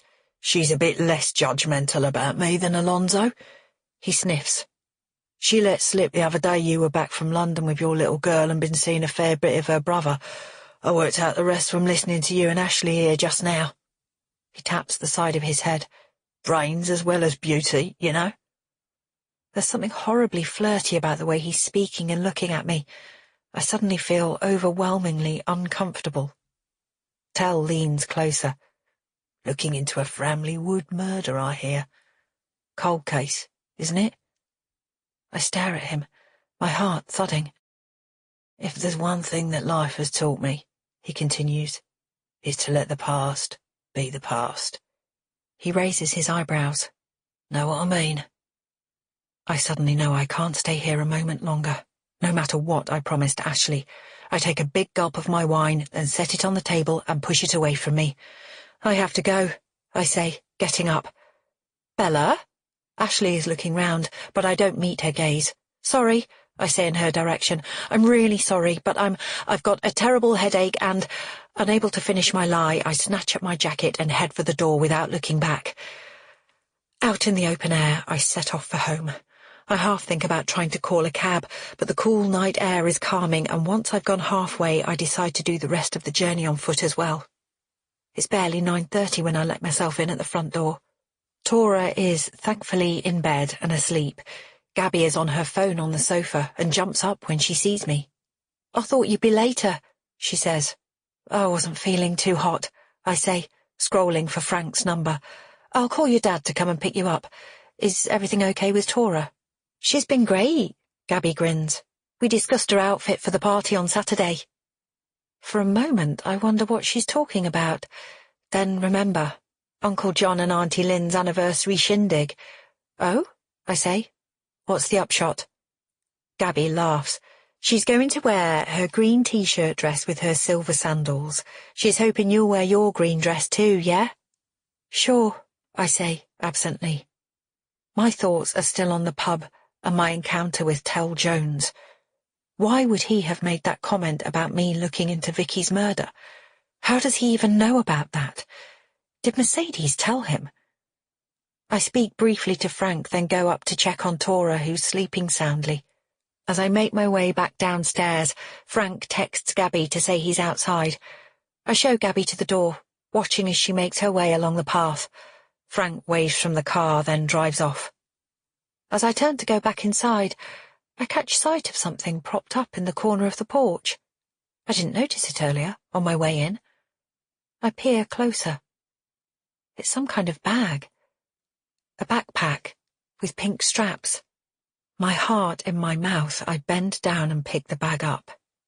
It's brand new, stiff and shiny. I know before I turn it around what I'm going to see on the front.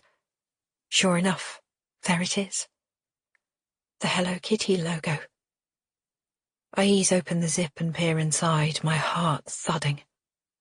It's empty. Clutching the bag, I stagger inside and shut and bolt the front door. This bag is a modern-day version of the one Vicky was so proud of the summer we were 10, the very same bag that she had with her when she was killed. I can't bear to look at the thing and shove it to the back of a cupboard I never use, full of spare glasses and plates. Then I sit on the sofa, heart pounding, my head in my hands. Chapter 21. After another night barely sleeping, I'm woken by an early text from Ashley. "Did you get home okay? Hope your head feels better than mine right now. Great night. Those guys were fun." She ends the text with a series of wink emojis. I'm just wondering exactly how far that fun went when she sends another message. "Fun but well behaved. Younger one a bit handsy, but Tell put me in a taxi. Small world that he's Dad's friend's Lonnie's father. And he says you're dating Lonnie, you dark horse. Is it true?" I grit my teeth, remembering how uneasy my conversation with Tell left me feeling. My thoughts drift to the Hello Kitty backpack, now shoved in the back of a kitchen cupboard, as I write back, "We've had a coffee, just friends." To which Ashley replies with another wink emoji and a couple of ROFLs. Saturday afternoon, and Tora and I are with Lonnie in his car, heading to Uncle John and Auntie Lynn's anniversary party. It's overcast, the sky full of scudding clouds that match my mood. I've told Lonnie and Mercedes about the backpack being left on my doorstep, but there seems little point confiding in D.I. Capshaw. I can just imagine his laconic voice on the phone, querying why I am interpreting a brand new Hello Kitty backpack as a dangerous warning from an uncaught killer. That's if he doesn't accuse me of making the whole thing up, like he more or less did with the vanishing text message. Uncle John and Auntie Lynn live in Addington, near my old grammar school, in the westernmost part of Framley. When they moved here 40 or so years ago, it was very much a workers' district, but over the past decade it's become one of the most aspirational areas of town. My aunt and uncle's house is certainly at the grander end of the neighbourhood, a detached brick building covered in ivy and set back from the road. It's far fancier than my parents' home. Lonnie parks on the street and the three of us get out of the car. I smooth the creases out of my outfit. As requested by Tora, I'm wearing a green silk shirt dress, just a few shades darker than her own pale green shift. She has teamed her silver sandals with a shiny silver hair slide and matching necklace. Not a unicorn in sight. I thought about putting on trainers, but decided Auntie Lynn would prefer a more upmarket look, and have squeezed my feet into my only summer heels, a pair of pointy-toed slingbacks. As we set off along the gravel drive, Lonnie gives me a look, which has more than a hint of sexual interest in it. A week ago this would have left me covered in embarrassment, but now I feel confident enough to hold his gaze. "You look good," he whispers. He's dressed in a crisply ironed white shirt and navy trousers, his dark wavy hair swept back off his forehead. The sun appears from behind a cloud, lighting up his face, and the thought flits through my head that we look good together. I smile. Lonnie takes my hand and gives it a brief squeeze. We reach the front door and Tora bends down to examine the stone cat at the side of the porch. A bunch of white and gold balloons have been tied to its tail. Lonnie tugs on the old-fashioned bell pull, and a deep, echoey chime sounds inside the house. I fidget nervously on the doorstep. I'd imagine this party would be a good place to see if Uncle John knew anything about the Wilkins hardware money laundering, or Dad being in Framley Wood the day Vicky died. But now I'm here, I can't imagine how I'll begin. A moment later, Uncle John opens the door, a tea towel in his hands. His eyes twinkle as he takes in the fact that Lonnie is standing beside me. "Ah," he says with a broad smile, "two of my favourite young people. And who's this grown-up little girl you've brought along? It can't be Tora, can it?" Tora giggles, her gaze lingering on Uncle John's sprawling purple birthmark, as Lonnie gives Uncle John a hug and points out that we are both over 40. Inside, the hall is already heaving. We leave our coats and bags in the home office by the door, then Tora races off to find her cousin Gabby, while Lonnie and I follow Uncle John through to the kitchen. He pours us each a drink, then asks Lonnie about his work. I spot Ashley over by the sink. She side-eyes Lonnie and grins at me. Ignoring her, I gaze through the window. The sun is shining brightly on the crowded patio, smoke rising from the huge barbecue on the left. Frank and Kai are beside it, peering at whatever Uncle John has been cooking. Dad is standing at the very edge of the knot of people, looking a little lost. I tell Lonnie I'm going to check on him, and slip away. Out in the hall, I'm waylaid by Auntie Lynn before I reach the patio door. She's standing with Cheryl beside a table piled high with wrapped presents. "Oh, Bella, thanks so much for coming," Auntie Lynn says briskly, leaning across to air-kiss me. She's wearing a smart cream skirt and a pink pussy bow blouse with matching lipstick that is bleeding into the corners of her mouth. "Happy anniversary," I say, planting a kiss on Auntie Lynn's powdery cheek and handing her the bottle of champagne I've brought with me. "Oh, fancy wine again?" Cheryl says waspishly.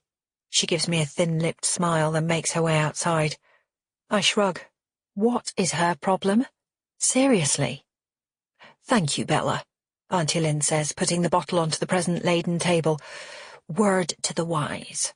She draws me closer. "John is in a bit of a funk today, despite the party. Yesterday was his last day at the hardware store, and he's not feeling great about the whole retirement thing."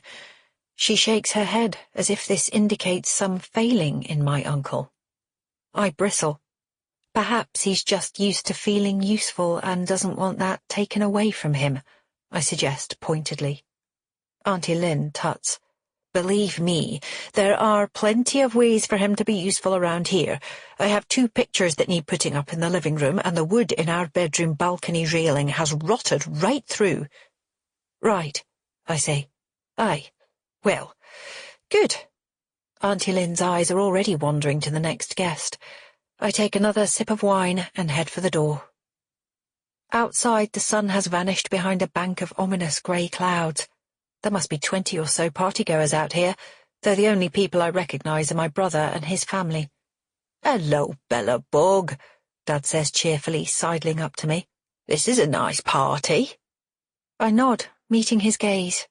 His eyes are bright and clear today, like they used to be before the Alzheimer's.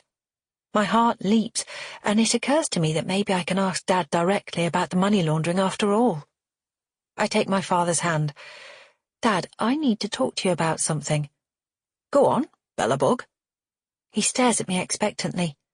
He's wearing one of his old suits, and though his body seems a little shrunken inside it, I focus on that spark behind his eyes. I'm just going to ask straight out, I say, aware that though the waves of his dementia might have washed him onto shore right now, they are likely to sweep him out to sea again at any moment. Did you take money from criminals and process it through Wilkins Hardware in the mid-90s? Dad stares at me, clearly bewildered. What? Money laundering, I repeat. Overhead the clouds are darkening. A sudden gust of chill wind blows through a pile of napkins. They fly across the terrace like white-winged birds. Taking cash from a gang and putting it through the books for them, for a kickback. I don't know what you're talking about, Bella. He still sounds remarkably lucid. I press on. I was wondering if that's why you installed a safe in 1995, to keep the gang's money secure? Dad shakes his head. John wanted that safe. I thought it was a stupid idea. I press my lips together, remembering that Lonnie had said the same thing, which at least means Dad's memory is crystal clear right now. Okay, so maybe the safe isn't relevant, but did you go to Framley Wood as part of the money laundering? I take a deep breath. I think that... Were you there to collect cash the day Vicky died? The confusion on Dad's face turns to annoyance. That wasn't me, he says curtly.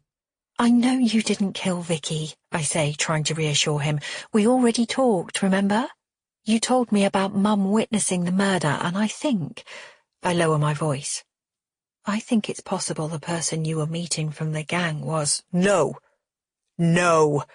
Dad's voice rises to a shout. No! No! No! No! Chapter 22.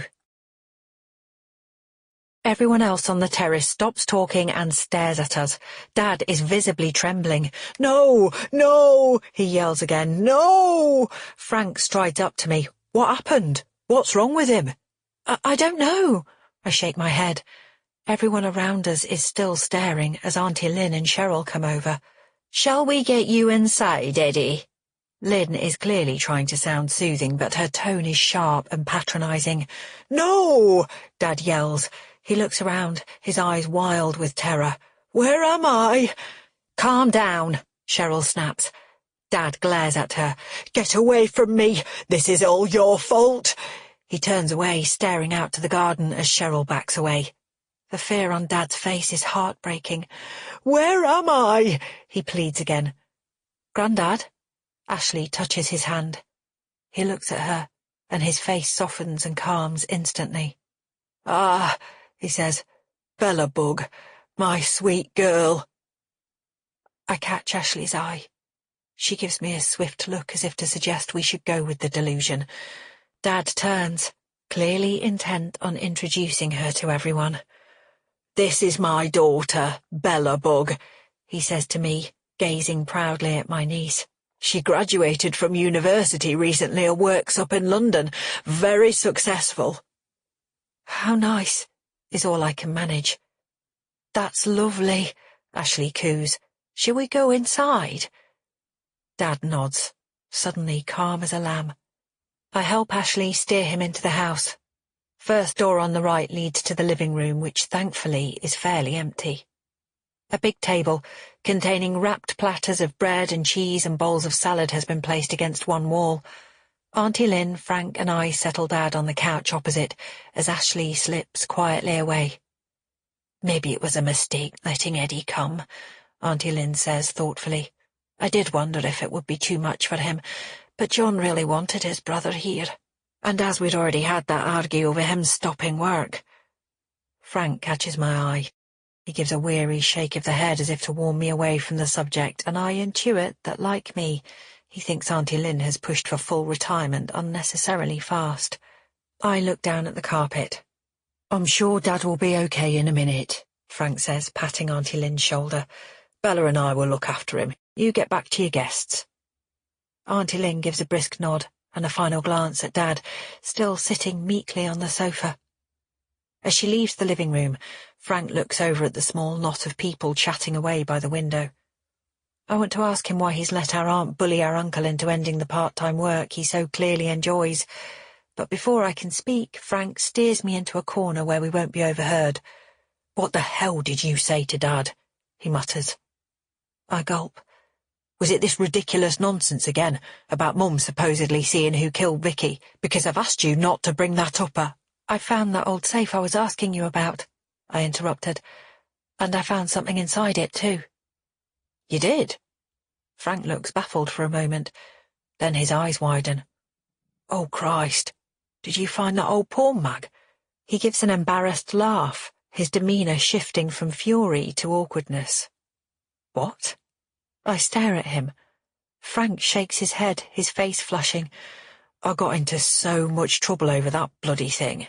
You should know that pre-internet everyone bought mags off the top shelf. Anyway, one day during my first year at the shop I brought in a porno and left it in the back room. Dad went ballistic when he found it." "Over you looking at porn? Frank, this isn't—" "No, Bells, get real. Dad didn't care about that. What he minded was that I'd left it lying around where you might come across it." Frank makes a face at me. "Dad could forgive a lot, but not that. Not something that might hurt his precious Bella bug. He said he chucked it away, but I always wondered." "I didn't find pornography in the safe," I say. My heart thuds. "Oh," Frank frowns. "Okay. So what was it?" I take a deep breath. "A bit of paper torn from a bigger sheet with some dates and amounts on it. It's in my bag right now. I think it's evidence that Wilkins Hardware was involved in money laundering in the 90s. I hesitate. "Did you know?" Frank glares at me. "Are you kidding me right now?" A few yards away, sitting calmly on the sofa, Dad starts aimlessly humming to himself. I'm deadly serious. I pause. There were rumours that Dad did cash pickups in Framley Wood, and according to this scrap of paper I found, there was likely a collection the same day Vicky was murdered there. Frank's jaw drops. "What are you saying? That Dad killed Vicky?" "Of course not. But I'm certain there's some Frank!" Cheryl's voice cuts through the air. "John needs you outside for a moment." Frank grips my shoulders. "I don't know anything about any money laundering or cash collections in Framley Wood, and I'm sure Dad doesn't either." His eyes blaze with fury. I gasp as he lets me go and strides off outside. I sink down on the sofa beside Dad. He's staring dreamily into space. "Would you like a glass of water?" I ask, touching his arm. "No, thanks, Barb," he says. I take away my arm and close my eyes. Despite all my efforts to bring Vicky's killer to justice, I seem to have achieved nothing except to upset people. "You okay?" I open my eyes to find Lonnie standing over me, a tight, strained look on his face. I spring up. Frank just got furious with me for getting Dad in a state by asking him about the money laundering. I haven't even talked to John yet. "I'm sorry." Lonnie hesitates. "I hate to leave you, but my dad has just arrived. He's out on the patio and I don't want to talk to him, so I'm going to head." "Oh." My heart bumps in my chest. Tell Jones is at this party. "Why, how come your dad is here?" "He's known John for years, since before he left Framley. That's actually what led to my job at Wilkins Hardware." Lonnie grimaces. "I didn't imagine John would have invited him today, though." "I see." I gulp. Should I mention I met Tell 2 nights ago in a singles bar? No, not right now. There's no need. Not if Lonnie's planning on leaving without even speaking to the man, and not if I can avoid him too.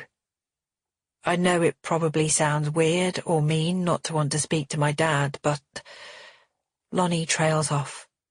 "You don't have to justify yourself to me. If you need to go, that's fine." A tendril of guilt twists inside me. I clear my throat. "Actually, if you give me a few minutes to find Tora, we can all go together." Lonnie stares at me. "You want to leave?" I explain that it's probably a good idea to take Dad back to his care home. "If you don't mind dropping him there," I ask. "It'll save Frank the journey."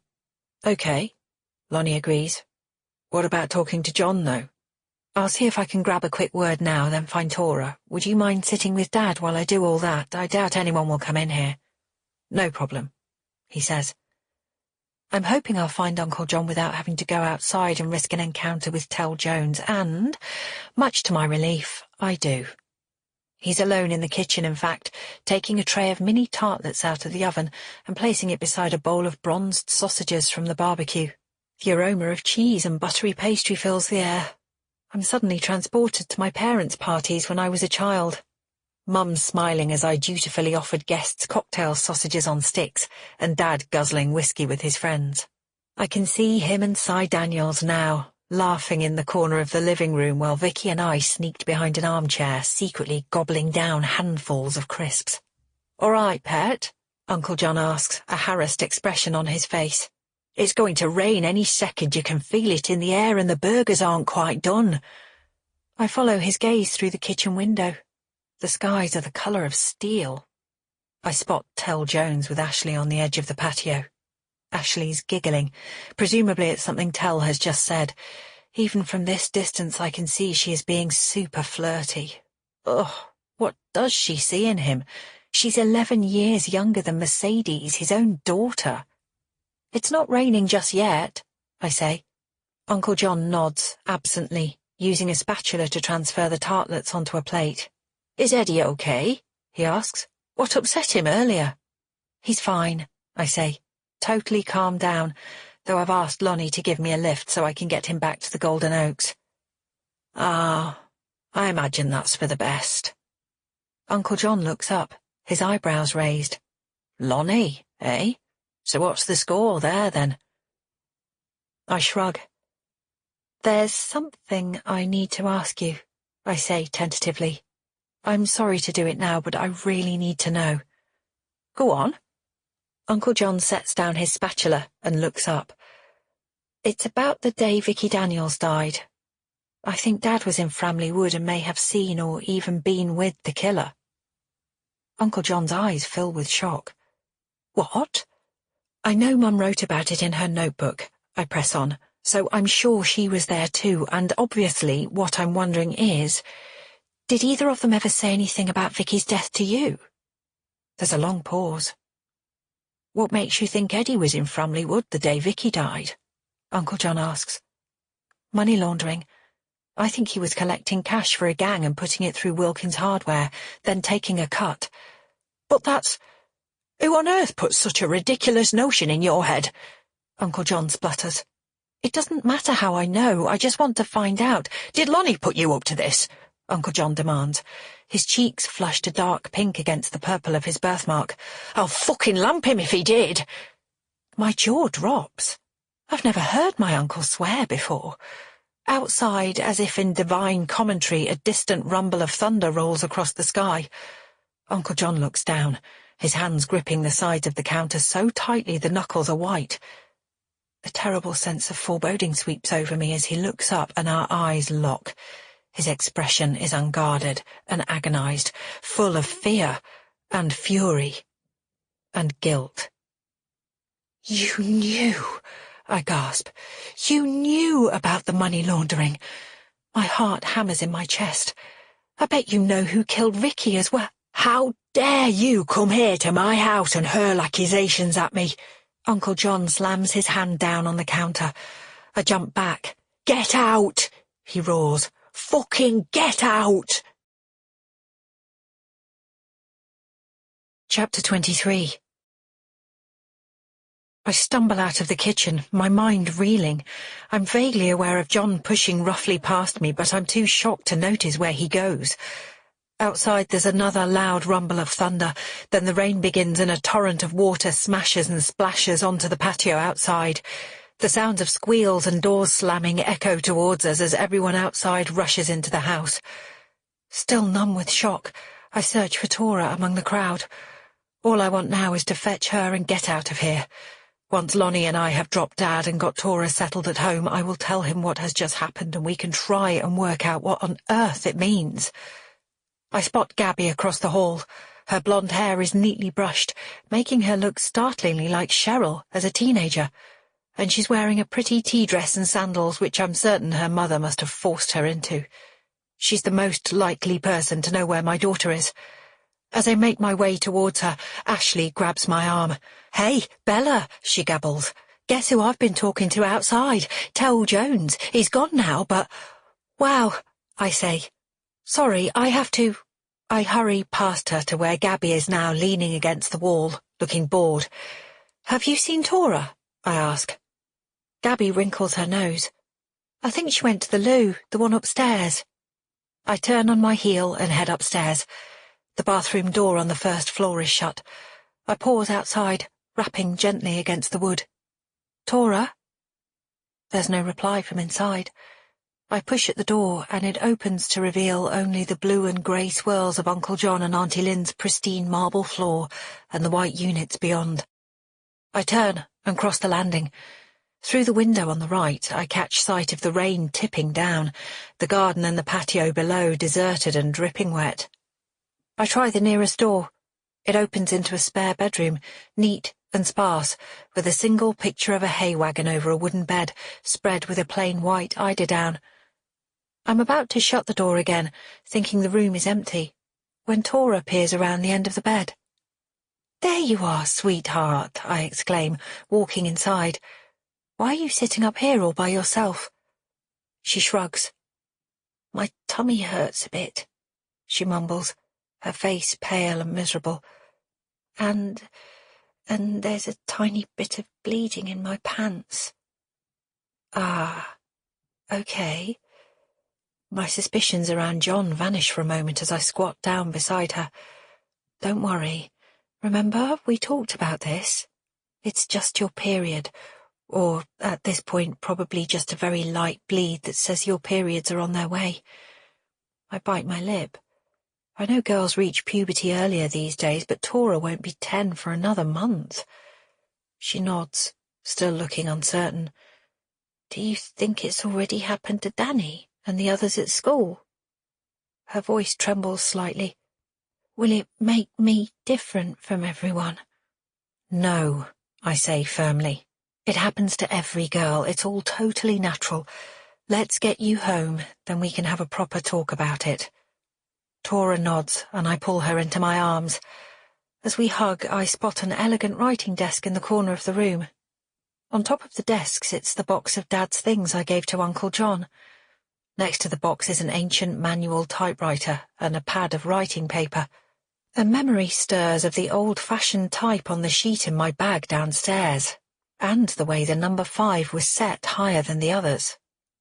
I found that scrap of paper inside a safe that both Lonnie and Dad claimed John insisted on buying. As Tora draws back, I get to my feet and walk over there. "What are you doing, Mum?" I hardly hear her. My heart thuds as I take a sheet of paper, place it in the typewriter, and with trembling fingers type the line, 28 Aug. 95. The 5 jumps up, just as the 5 on the paper in my bag did. I gulp, my head spinning. Is it possible that Lonnie was right about the Wilkins hardware money laundering, but wrong about the Wilkins brother who carried it out? That it was Uncle John in the woods when Vicky was murdered? It would certainly explain why he exploded at me just now. "Suppose I make a mess in Lonnie's car?" I shove the paper in my pocket and rest my attention back to my daughter, gazing anxiously at me across the room. "Why don't you just go to the bathroom and get some toilet paper for now? That'll be fine to get you home. We'll buy some proper stuff later." Tora's face fills with relief that I've given her a plan. We leave the room, and I wait on the landing while she scuttles into the bathroom. I'm numb with shock, still struggling to process what I've just discovered. Out of the blue, I hear a shuffling noise in the room at the far end of the landing. "I can't do it any more. Everything's going to come out." It's Uncle John, his voice loud and angry. "It's too much." Who is he talking to? Is this something to do with the money laundering, Vicky's murder? Heart racing, I hurry over and stand outside the room, listening hard. The shuffling sound comes again. Someone is there, just on the other side of the door. As I hear them, Uncle John speaks again, but this time I can't make out what he's saying. He must be across the room. I hesitate a moment, then rap softly on the door. Hello? I wait a few seconds, then knock again, more loudly.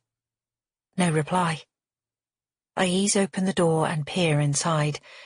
This is Uncle John and Auntie Lynn's bedroom, all white wood and pearly finish on the wardrobe and dressing table. It's empty, which doesn't make any sense. I glance around. The doors onto the balcony and the ensuite bathroom are both closed. The rain is still falling, though less violently than before. Into the silence, a terrible scream erupts from downstairs. It's followed by a series of panic-stricken shouts. "Don't touch him! Call an ambulance!" The voices are coming from outside. Flooding with dread, I hurry across the room and onto the balcony.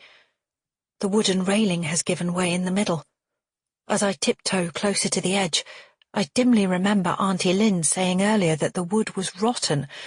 People are swarming on the patio as the rain teems down. I peer over the railing. Uncle John's twisted frame lies on the glistening stone slabs below me. I gasp, my stomach lurching into my throat.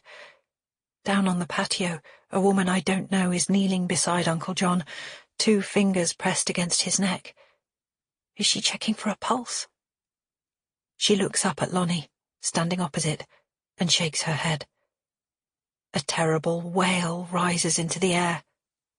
Auntie Lynn staggers sideways, collapsing into the arms of the man next to her. Everyone is there, even Dad. They're all staring down at Uncle John, rain cascading down their clothes. Cheryl and Frank clutch each other. I force my eyes back to the body, to the neatly combed white hair and his smart grey suit, trying to make sense of what I'm seeing. Uncle John is dead. Chapter 24. My head spins. What remains of the damp wooden balcony railing wobbles as I clutch it. Time seems to slow to a crawl as I stare down at Uncle John's body. His hands are outstretched on the stone slabs below, as if in an effort to break his fall. "Bella!" Lonnie calls my name. I wipe the rain from my eyes. Everyone on the patio is looking up at me. Multiple voices rising through the air in a cacophony of sound. "What happened, Bella?" Cheryl shrieks, piercing through the noise. The crowd falls silent, waiting for my response. All I can hear is the pattering rain. "Did you see him fall?" Frank yells, his voice desperate, his cheeks flushed. I stare numbly back at him, as more voices I can't distinguish whirl up. Everything is shock and confusion. I step away from the balcony railing. What did happen? John sounded angry and defensive when I overheard him just now, as if the person he was talking to was trying to force him to do something and John was refusing. So what happened next? Did whoever he was talking to push him over the balcony? I suddenly realized that I didn't see whoever it was leave the bedroom before I came in here. My stomach clenches in fear. Are they still in the room? I spin around and, ignoring the voices on the patio below, I head back into the bedroom. Moving fast, I check the ensuite bathroom and under the bed. No one is here. "Mum?" Tora is in the doorway, rubbing at her forehead. "What are you doing?" I glance over my shoulder towards the balcony. Tora mustn't see the body.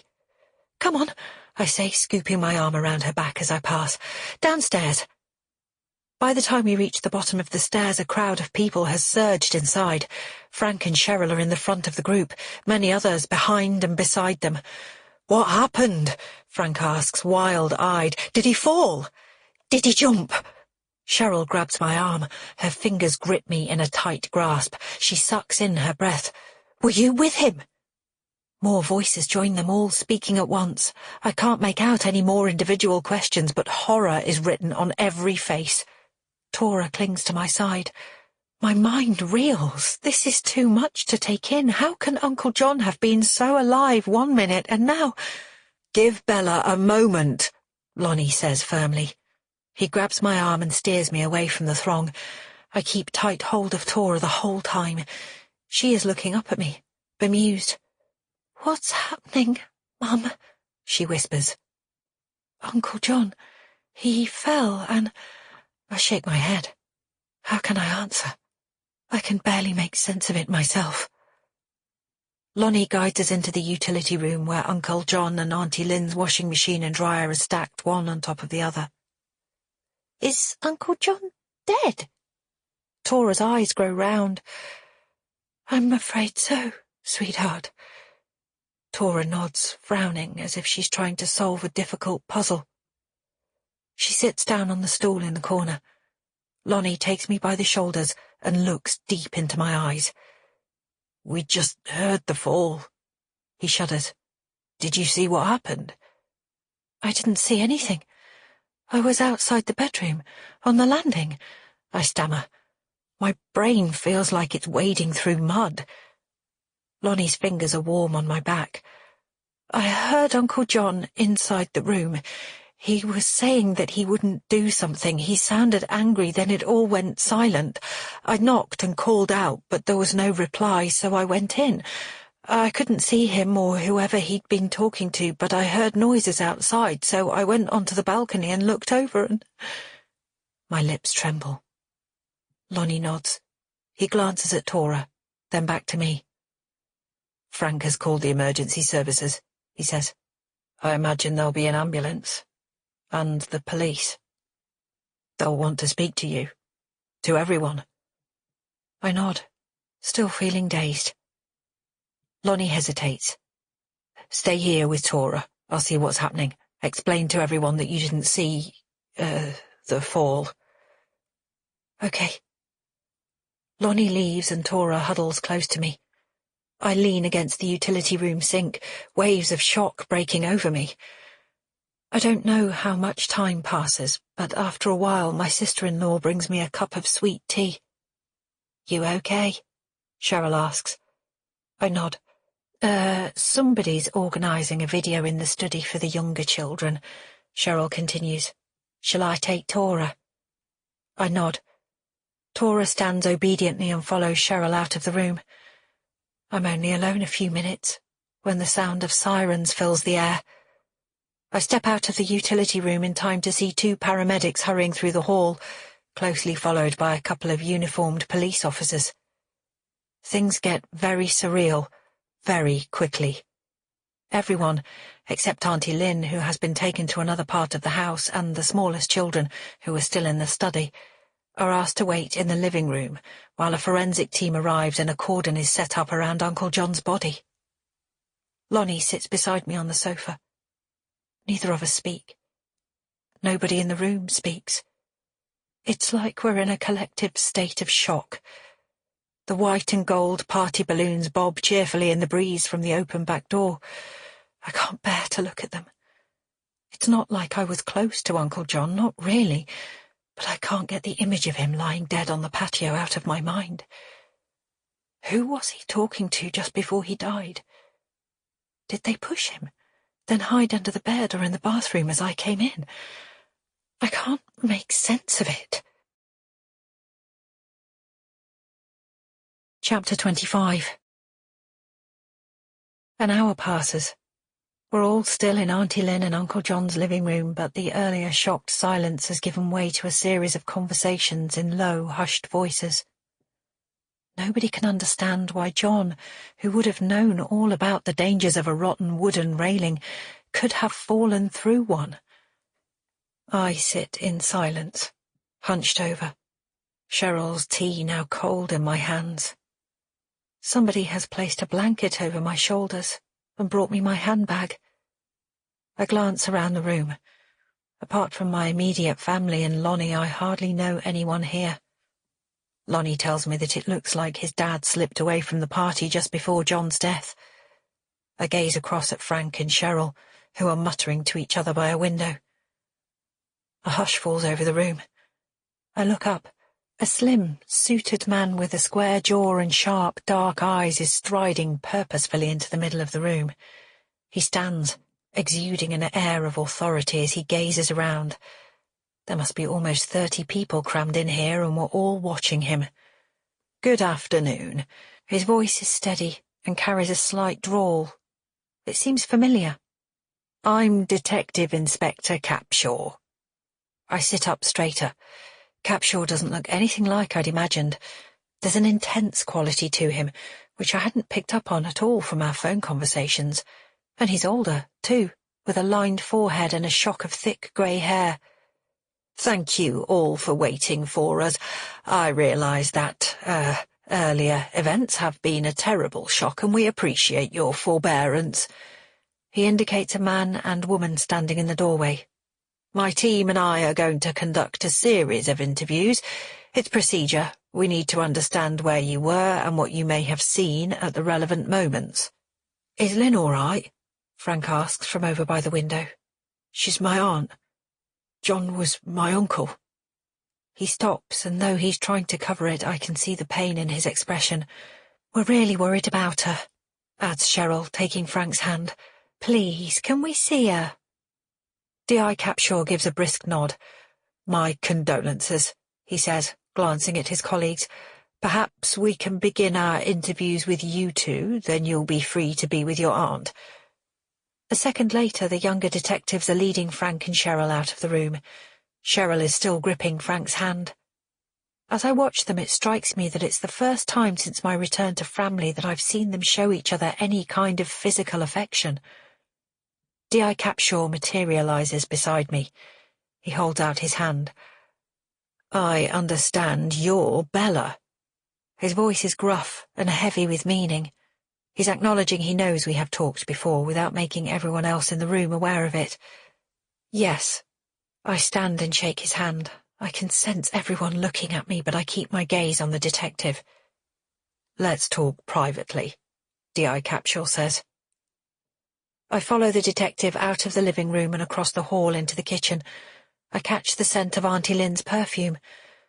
What on earth must this be like for her? Losing her husband of 40 years in such a sudden and violent way. Was Auntie Lynn in here? I ask. Yes, but one of our uniformed officers has just taken her to an upstairs room where she can be more comfortable. She's asked to be with her husband, but until the forensics team have carried out their examination, I can't authorise his removal. Oh. D.I. Capshaw pulls up a kitchen stool at the very spot where I was talking with Uncle John so recently. He gestures I should take a seat opposite. Apparently you were upstairs on the balcony when John fell, he says. No, not exactly. The detective nods, his gaze intent. Can you tell me what happened? What made you go into his bedroom? I explain I was waiting for Tora while she went to the bathroom, and that I heard Uncle John talking to someone on the other side of his bedroom door. Those actions took place less than an hour ago, but they already feel like a surreal dream. Let me get this straight.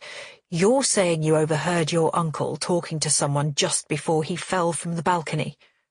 That's right. John was arguing with them. He said, I can't do it anymore. Everything's going to come out. It's too much. The detective's eyes bore into mine. Did you hear anything the other person said? I shake my head. No, but I heard them moving about right by the door. Then John spoke from across the room. And there was no sign of this second person when you entered the room? No, but I knocked and called out before I went in. It would have given them time to hide if they pushed John over the balcony. I shiver at the thought of John's killer being in the room with me. They must have slipped out of the bedroom while I was on the balcony. And how long between you going onto the balcony and coming back in to find your daughter standing in the bedroom doorway? Not long. A minute at most.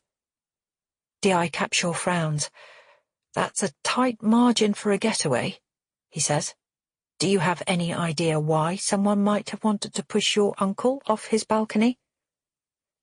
Yes. I close my eyes, trying to unravel the chaotic swirling of my thoughts. I take a deep breath and explain how furious Uncle John became earlier when I asked him if he laundered money for the family firm in the 1990s. I'm expecting the detective to ask more about this, but instead he lets me talk, So I set out the facts as I understand them, organising them as I speak into the only coherent narrative I can make sense of. I think it's possible that on the day Vicky died, Uncle John was collecting cash from a gang member in Framley Wood. Vicky interrupted them and the gang guy killed Vicky and threatened my uncle into keeping quiet. My mum saw it all but said nothing in order to protect my uncle and possibly herself. I hesitate. Then today Uncle John realised how close I was to the truth and decided he should come clean, but the gang guy worked out what he was planning and killed him before he could do it. The narrative sounds more and more far-fetched as I speak. I can see from the quizzical look on D.I. Capshaw's face that he isn't convinced. "Okay, let's go back to the root of this," he says. "Your claim about the money laundering is based on a piece of paper in an old safe at your family firm. Is that right?" "Yes," I say. "And upstairs just now I typed something on my uncle's old manual typewriter and it uses exactly the same typeface." I draw the recently typed sheet of paper out of my pocket and point to the 5. "See? The number 5 jumps up like that in exactly the same way on the paper from the safe." D.I. Capshaw nods. "Show me." I rummage in my handbag, looking in the inner pocket for the original scrap of paper. It's not there. I delve deeper, pushing aside a hand sanitizer and Tora's old unicorn hair slide. The paper is gone. A shiver snakes down my spine.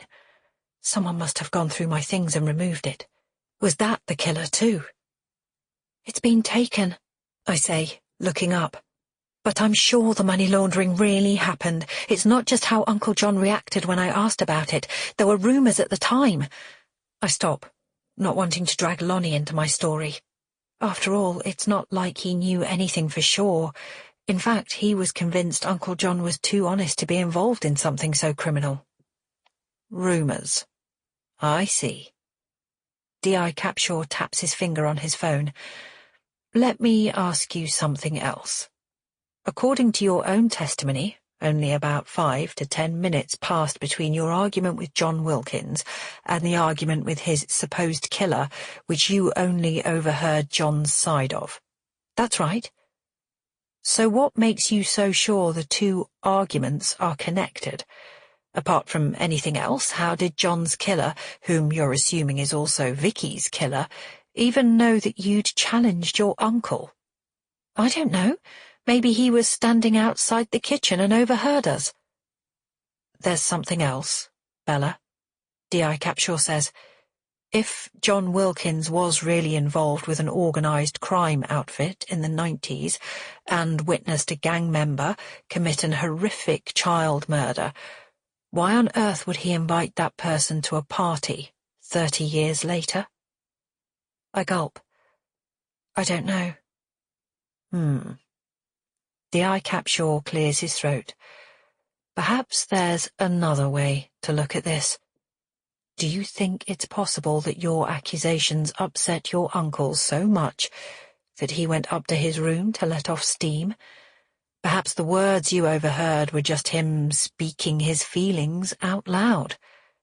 "But I heard another person moving around by the door. Uncle John's voice was coming from further away." "Yes, you said. But sounds can be deceptive. I reckon what you heard could easily have been John pacing about as he, ranted. It would fit with what happened. John was beside himself. He went out onto the balcony in a state of extreme upset, forgot that the wooden railing was rotten, and—" he makes a face. "A terrible accident was the result." My jaw drops. "No. I'm telling you, my uncle was talking to someone. I know it sounds far-fetched that anyone from organised crime was here at the party, but we know Vicky's killer had been warning me off. It's all connected, don't you see? There's the vanishing text message they sent last week, and the Hello Kitty backpack just like Vicky's that they left by my front door." "A backpack?" D.I. Capshaw frowns. "Perhaps somebody left that for your daughter." He pauses.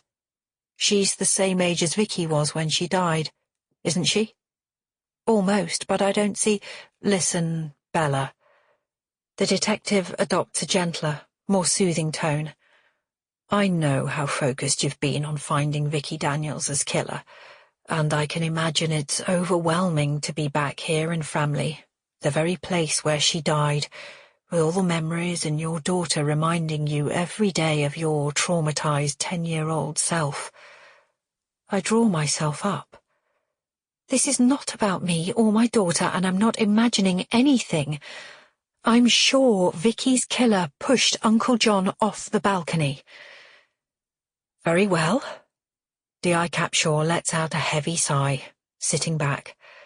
I'll instruct my officers to ask party guests if they saw anyone going into or coming out of your uncle's bedroom in the minutes before he died.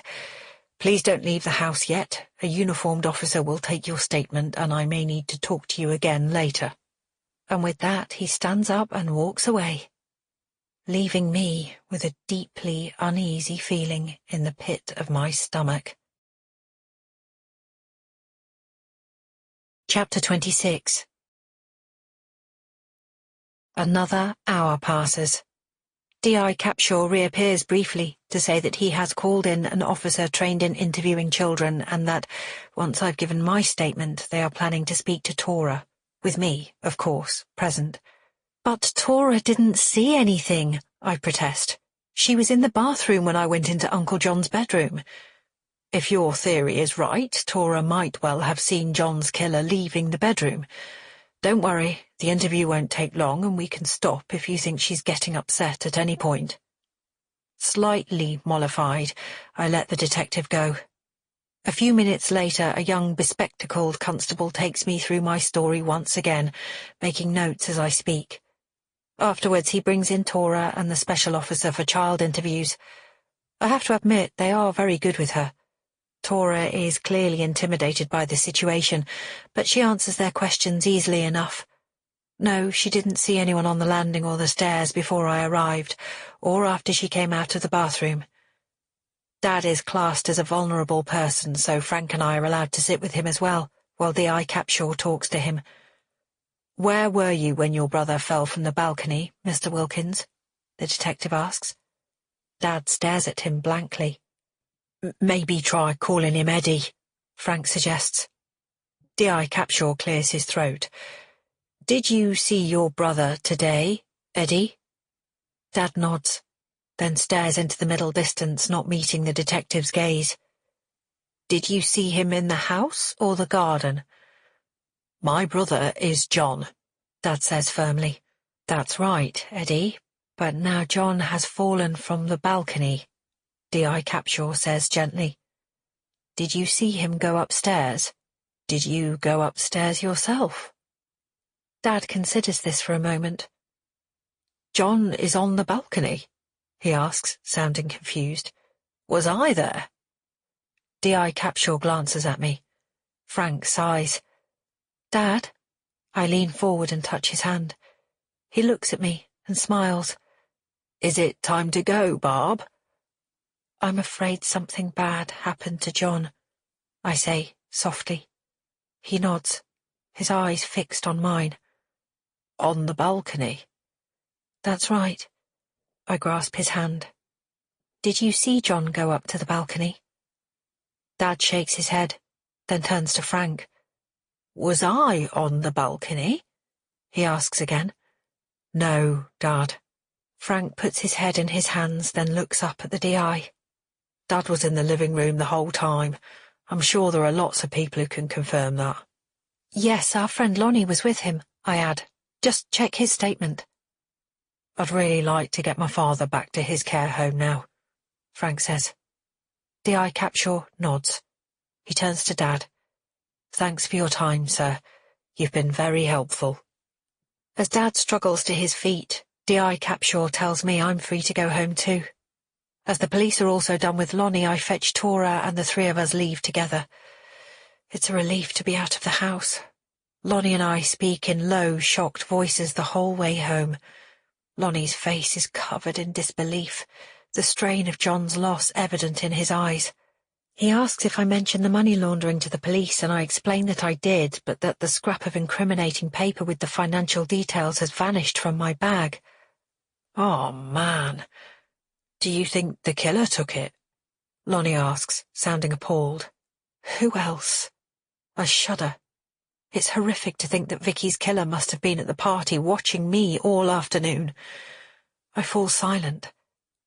How can he have struck again right under my nose, and me still be so far from working out who he is? Beside me, Lonnie grits his teeth and drives on. My thoughts drift to an earlier point in the afternoon, before the shock of Uncle John's death. You seemed really upset your dad was at the party, I say.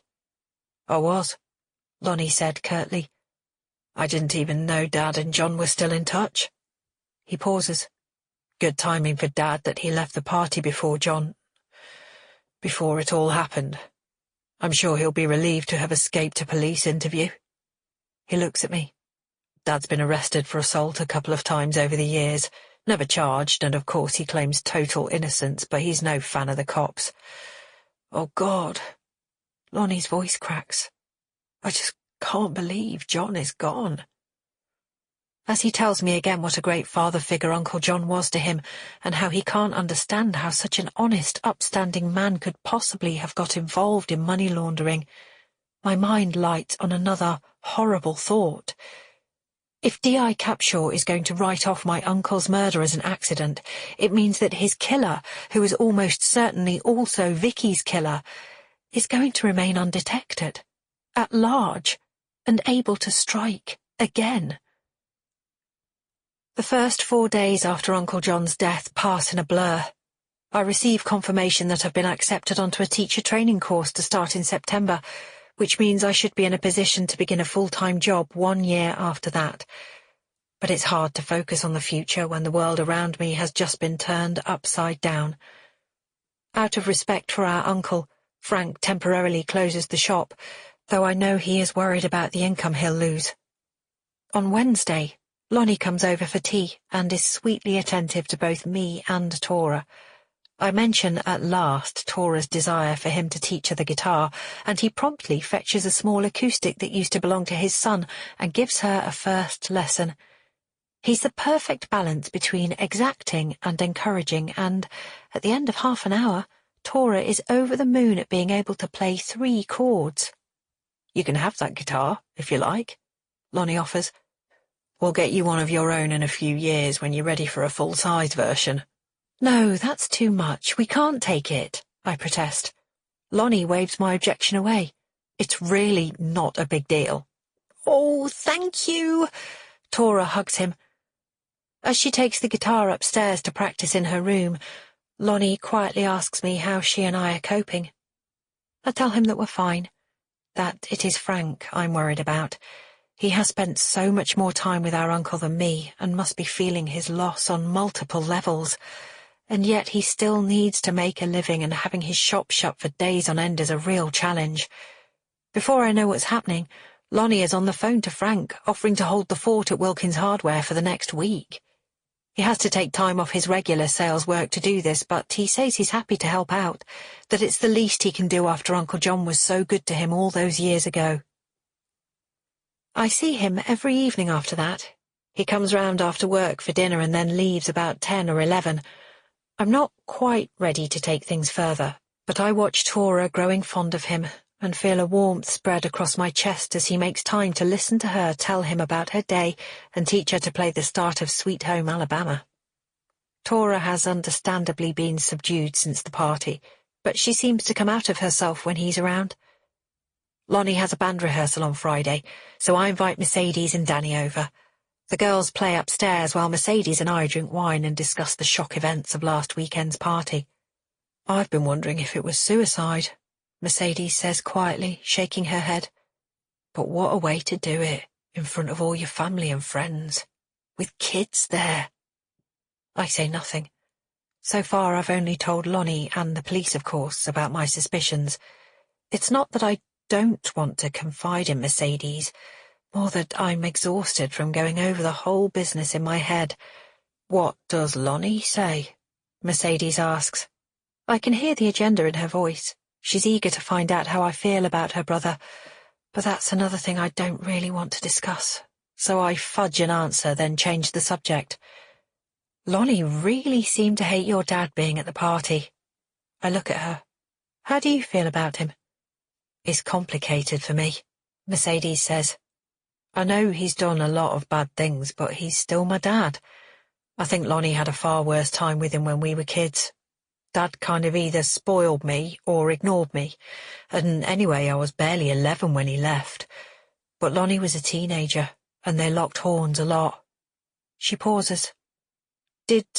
Was your dad ever violent? Mercedes nods. Never with Mum, but he definitely pushed Lonnie around a bit. She sighs, tears glistening in her eyes. That's why Lonnie hates bullies. He's always tried to be everything our dad isn't. The following day is Saturday, 1 week since Uncle John's death. The boiler breaks down yet again and I reset it in a daze using Frank's pressure valve trick. Tora spends the morning practicing on Lonnie's guitar while I go over and over what must have happened at the party. No matter what D.I. Capshaw says, I know what I heard. John was angry with someone before he died, and that person killed him, just like they killed Vicky 30 years ago. Whoever it was must surely have been a guest at the party. I start compiling a list of those present, but soon get stuck, so I call Frank and ask him to fill the gaps. For goodness sake, Bells, he says with a sigh. The police are investigating. They've talked to everyone who was at the party. Just leave it alone. Don't let her pester poor Lynn, I hear Cheryl saying in the background. She's in enough of a state as it is. Frank sighs again, and presumably to pacify us both, gives me the names of the 20 or so guests he can identify. I spend the rest of the day poring over the list. I really need more information, but the only person I know who can supply that is Auntie Lynn, and aware that Cheryl is right to protect her, I hold back for now. A week on from John's death and the temperature rises to over 30 degrees. The forecasts say we're set for a heatwave that will last well into the week. By Wednesday, the humidity and the grumbling have well and truly set in. It's already warm when Tora and I leave for school. We're running a little late, as usual, and as I hurry Tora along the road, both of us are covered in a sheen of sweat, and I have a sudden memory of following Vicky to the park on that terrible August day. I can see her now, in her pink shorts with the fluted hem, turning impatiently to tell me to hurry up, wisps of blonde fringe sticking to her forehead. I shrug the image away and drop Tora at school, then catch the bus to Dad's care home. I've timed the journey carefully so that I can check in with Dad, then get home in time for lunch with Lonnie. Lunch was my suggestion. It's a chance for us to be alone, without Tora. Maybe for us to take things to the next level. The thought of this preoccupies me so deeply on my journey that I almost miss my stop. Indeed, it's not until I'm walking up to the entrance of Golden Oaks, the fierce sun on my back, that my focus turns fully to Dad. How is he doing with his brother's death? Will he even remember what happened to John? Frank and I have agreed we need to visit Dad every other day at the moment, while Auntie Lynn, who usually visits once or twice a week, is in mourning at home. I tap on Dad's door, more than a little trepidation in my heart, then hear him laughing inside. As I enter his room, he's joking with one of the nurses, his eyes twinkling as he asks her to add some whiskey to his coffee. I wonder for a moment if he's going to mistake me for Mum again, but he doesn't. In fact, he greets me with a warm smile and even remembers Tora and I are living in our old family home. "How are you doing, Dad?" I ask. Suddenly his face clouds over. "It's a bad business," he mutters. "It must be hard for you, without John," I stammer. "Ah, yes," Dad says thoughtfully. He looks at me, the pain in his eyes flaring, then subsiding. A few seconds pass and his face grows blank. "Some things are meant to be," Dad continues softly. "Written in the stars and bars and cars." He's gone again. I press my lips together and stare out of the window at the rooftops of Framley, the familiar misery of loss spreading through my veins. Through the gap in the houses opposite, I catch sight of the cobalt blue double chimneys I noticed on my last visit. They glint in the sunlight, a strong contrast with the grey rooftops surrounding them. John tried to accept it, but it was hard, Dad says, so quietly that I can barely hear him. It hurt him very much. I frown, turning round. What did he try to accept? I ask. What hurt him? What he knew, of course, Dad says. I hesitate. You mean Vicky? Vicky Daniels? Her murder? Dad stares at me. She was pregnant, you know. Who? My exasperation rises. Who was pregnant? John's wife? Auntie Lynn? I thought she couldn't have kids. No, not Lynn, Dad insists. That's why John did it, so Lynn would get pregnant. I shake my head. I don't understand. Dad frowns. Sorry, Bellabug, he says, sitting back in his armchair with a sigh. I'm so sorry. A moment later his breathing slows and deepens, and when he wakes a few minutes later, he has no memory of our conversation. Chapter 27. It's just gone 11 a.m. by the time I get home after visiting Dad. Upstairs I make my bed, then focus on Lonnie's lunchtime visit. I try to put everything else out of my mind, as I rifle through my tops and dresses, selecting a silky shirt that will hopefully make me look attractive but not too try-hard. I find myself wondering what the sex will be like. It's so long since I've been intimate with anyone, and I'm worried I won't remember what to do or how to act. I take a look at my strained face in the mirror and apply a little mascara and lipstick, telling myself that it's not sex. It's making love with a man that I care for and who, I'm increasingly certain, cares for me. I'm just finishing getting ready when the doorbell goes. It's not quite 11:30 a.m, and Lonnie isn't due for another hour, so I assume it must be the postman. But there, standing on the doorstep, is Cy Daniels. You haven't come round for ages, so I'm here for an update, he says, storming into the house. What have you found out? With a guilty jolt, I realise I haven't thought about Cy once since Uncle John died, and that he has no idea about my latest suspicions. I take him into the kitchen and sit him at the table, then quickly tell him what happened at the party, feeling the shock of Uncle John's death all over again as I watch Cy's expression morph from petulant curiosity to downright astonishment. Your uncle died? Cy frowns. Right after you accused him of killing my daughter. Of witnessing her death, I gently correct. I think Vicky's killer wanted Uncle John to carry on covering up for him, but John knew I was close to the truth and refused, so the killer pushed him off the balcony. Cy nods, his eyes wide with excitement. And you told all this to the police? Yes, I confirm heavily, but they don't see it the same way. Cy sits back in his chair. He's freshly showered, I notice, his grey hair still damp. For once, he doesn't smell of alcohol. So, he frowns, so what do the police think happened? The detective, D.I. Capshaw, he thinks it was most likely an accident due to John being overwhelmed after I confronted him. Cy makes a face. Idiot, he frowns. You heard John talking to someone. If they were innocent, why haven't they come forward? I know, I say, but D.I. Capshaw thinks I must have misheard. He reckons John was alone, and apparently none of the party guests saw anyone near the room, so there's no one who can back me up. I shrug to indicate the futility of the situation, then walk over to the kettle and make Cy a cup of tea. It's a relief, after D.I. Capshaw's sceptical response, to be with someone who definitely believes everything I've seen and said. And yet it's kind of worrying that the only person who is entirely on my side is an obsessive alcoholic. "Whoever killed your uncle must also have killed my Vicky," Si says, taking a sip of tea, "which means her killer was at the party. You probably know them." I'm aware. I shiver at the thought.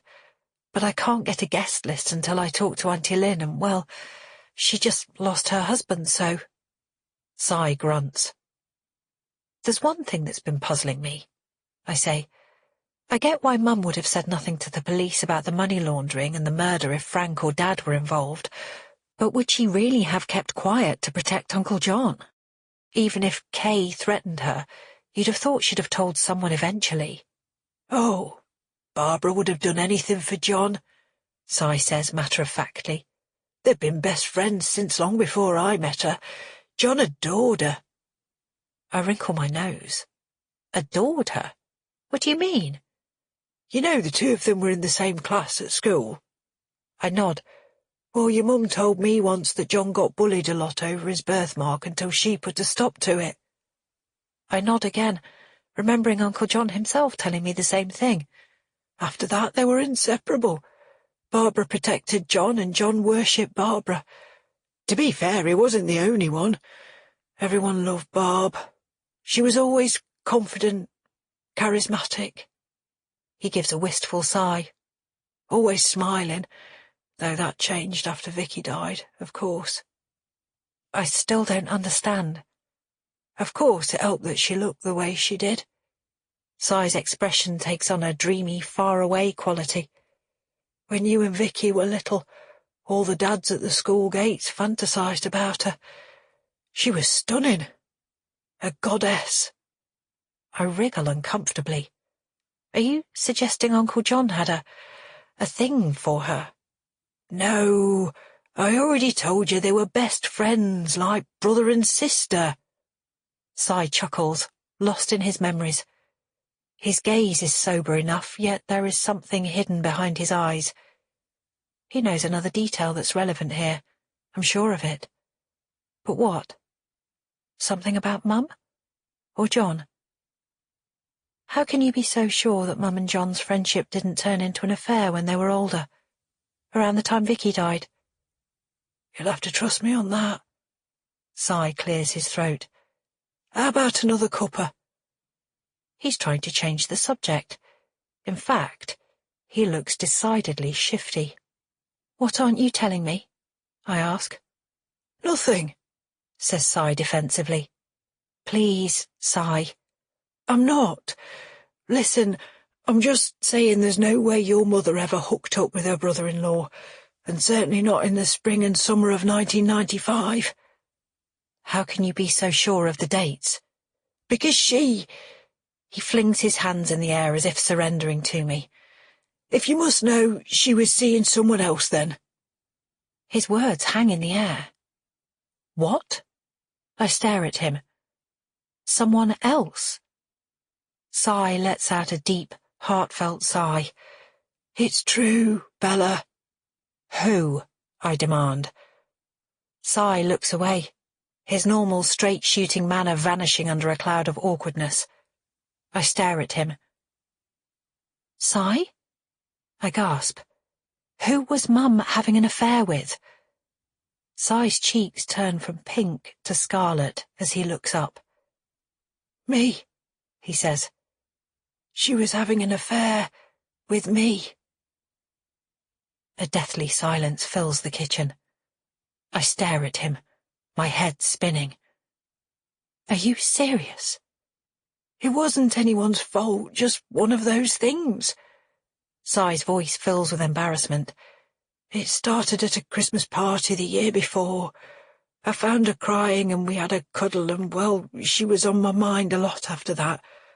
By February I'd found a way to get her on her own, and one thing led to another." But what he's saying makes no sense. It's one thing to think of John or Si being interested in Mum, but Mum herself was devoted to Dad. Surely she was the last person in the world who'd have an affair. Mum wouldn't have. The words sound strangled as I say them. Cy heaves a sigh. She felt desperate about what we were doing, he says. Hated the idea of my wife finding out. That's why she ended it, in fact, shortly before Vicky died. But Mum and Dad were happy, I insist. No, they weren't. Cy looks me in the eye. Eddie made your mum's life a misery. It's like a slap in the face. I don't believe you, I say indignantly. What's this really about, Cy? Did you have some mad crush on my mum that she wouldn't reciprocate? Was that it? Of course not. Look, forget it. I think I'll pass on that second cuppa. Cy gets up.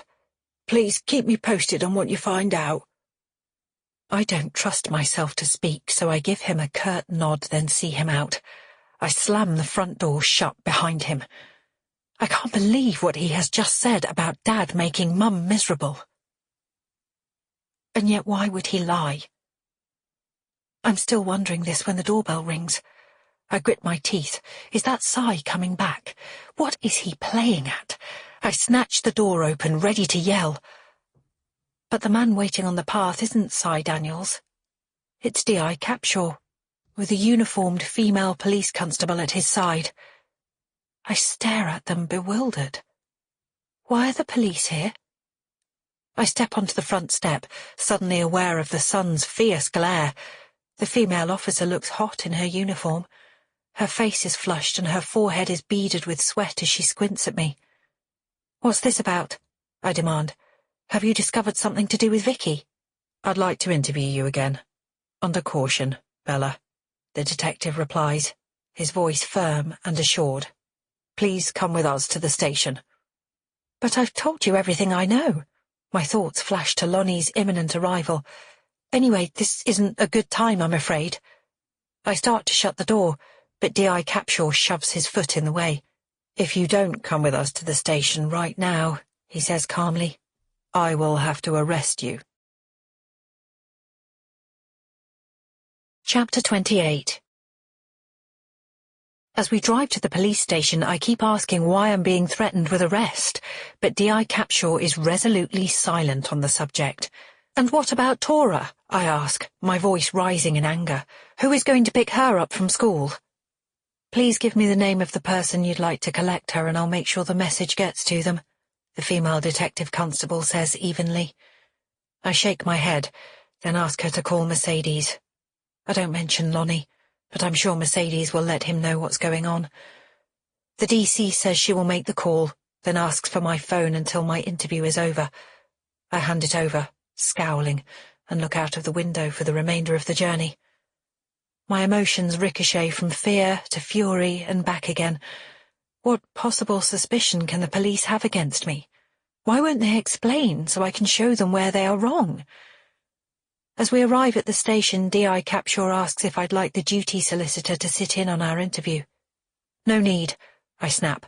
I've got nothing to hide. Very well. He leads me into a bleak-looking interview room with a stained floor and blank walls. I'm offered a rickety plastic chair that clicks and clacks against the linoleum as I shift anxiously from side to side. What on earth gives you the right to drag me in here like this? I demand as the detective eases himself into the chair opposite, the female constable next to him.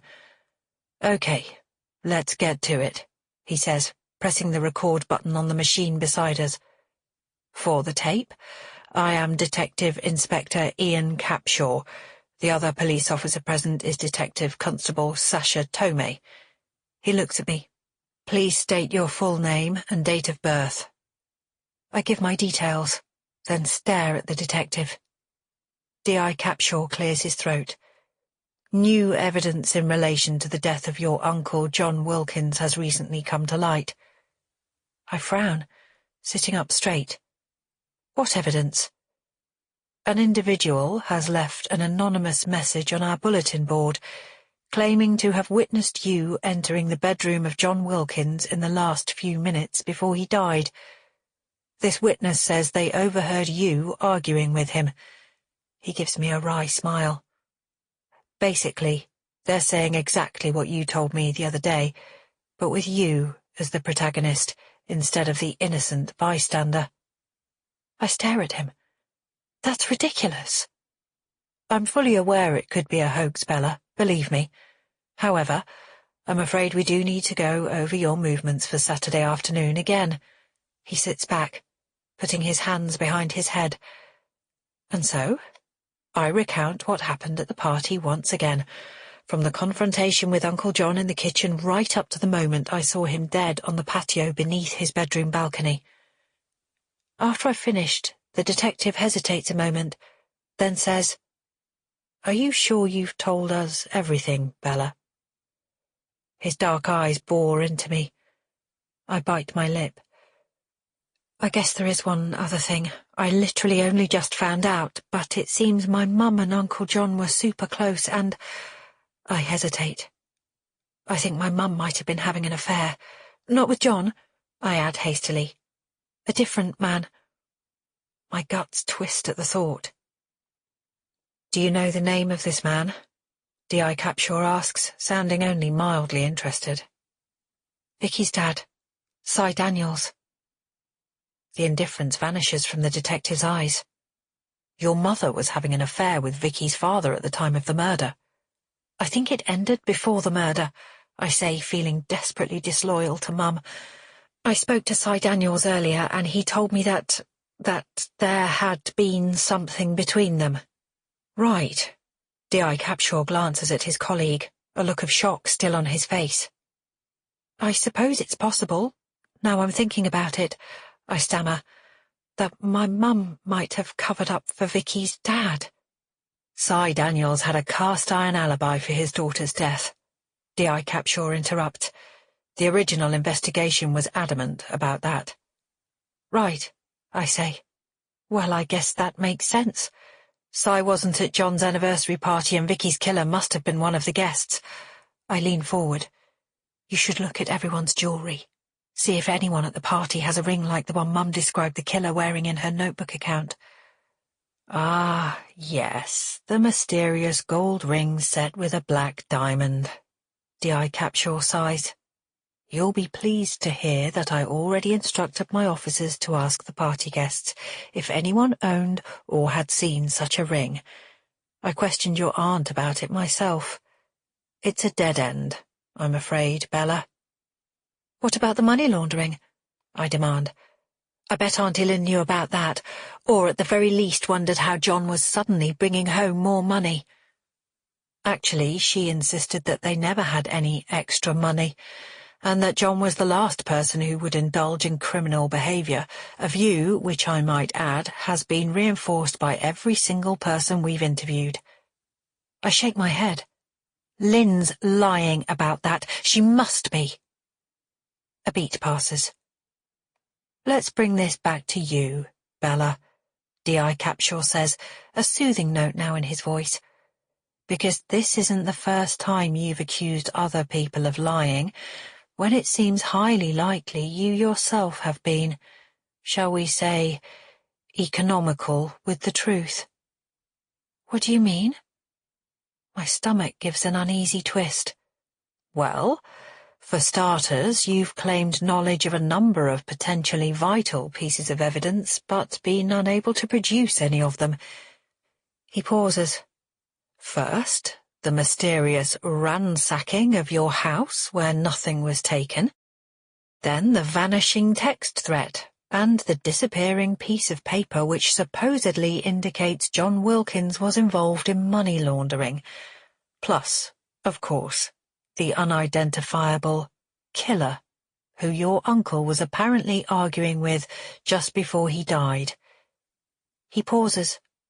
It's becoming a bit of a pattern, wouldn't you say?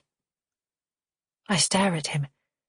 Is he seriously suggesting I've made all of those things up?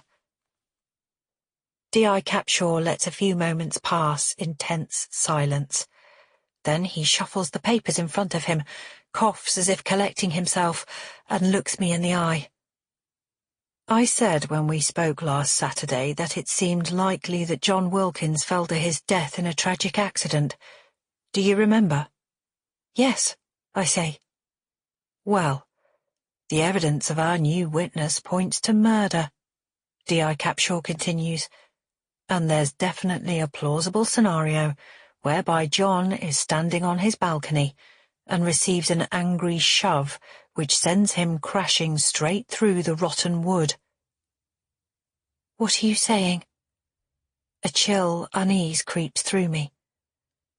According to John's widow, only one person at the party, apart from the hosts, knew that the wood was in that state and potentially highly dangerous. He pauses, looking me straight in the eye. That person was you, Bella. Lynn Wilkins was very clear that she told you on arrival about the balcony railing. She did, but... I gasp. Let me take you through our latest theory. D.I. Capshaw fixes me with a steely look. It seems to me possible that, in a fragile and overwrought state after weeks of fruitless inquiries, you created a narrative that explained your mother's notebook story.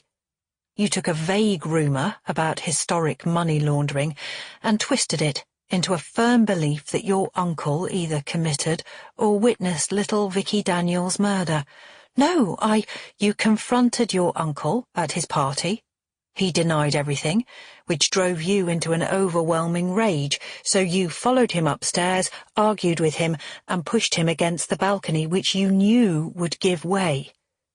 That makes me sound completely neurotic, I splutter. Not to mention simultaneously psychopathic. You have to believe me. It wasn't me arguing with Uncle John. I heard him with someone else. Someone nobody else either heard or saw. But that's the same with the anonymous witness, I protest. You only have their word it was me arguing with Uncle John. Don't you see this witness of yours is the killer? Whoever it is, they're trying to discredit me, to frame me. Trust me, I'm keeping an open mind. The detective sighs. Let's start again. He makes me repeat my account of the anniversary party a few more times, after which I'm left on my own for several hours. At last, he tells me I'm free to go. He refuses to say if I'll need to return, which I assume means that he still sees me as a key suspect but doesn't yet have enough evidence to charge me with Uncle John's murder. It's beyond surreal. So much so that, though I know I should be both furious and frightened, I just feel numb. By the time I get to Mercedes's house to pick up Tora, she and Danny are tucking into their tea. Tora glances up as I walk in, a worried look on her face, and I wonder how much she understands about what is happening. Tora isn't stupid, and sometimes imagining what might be going on is worse than knowing the truth. I tell her that everything is totally fine, that the police just had a few more questions about the party. She makes out she's relieved by this, though I still see the anxiety behind her eyes. Lonnie arrives, and I'm soon holed up with him and Mercedes, explaining everything that has happened today, starting with Si's claim that he and Mum had an affair. He said that Dad made her life a misery. I shake my head. Lonnie lets out a whistle. Man, I'd never have believed that, he says. I thought your parents were really happy. They always seemed great together, so unlike ours. He glances at Mercedes, who nods in agreement. Your house was my fantasy home growing up, she said. Mum called your dad Steady Eddie because he came back from work every evening, reliable as clockwork. And I know our mum did her best, but she had to work such long shifts, whereas yours was always around, smiling and baking and looking after everyone. A little later, Lonnie takes me and Tora home. I spend a bit more time than usual with Tora upstairs, trying to reassure her again that everything's okay. I wish I could reassure myself.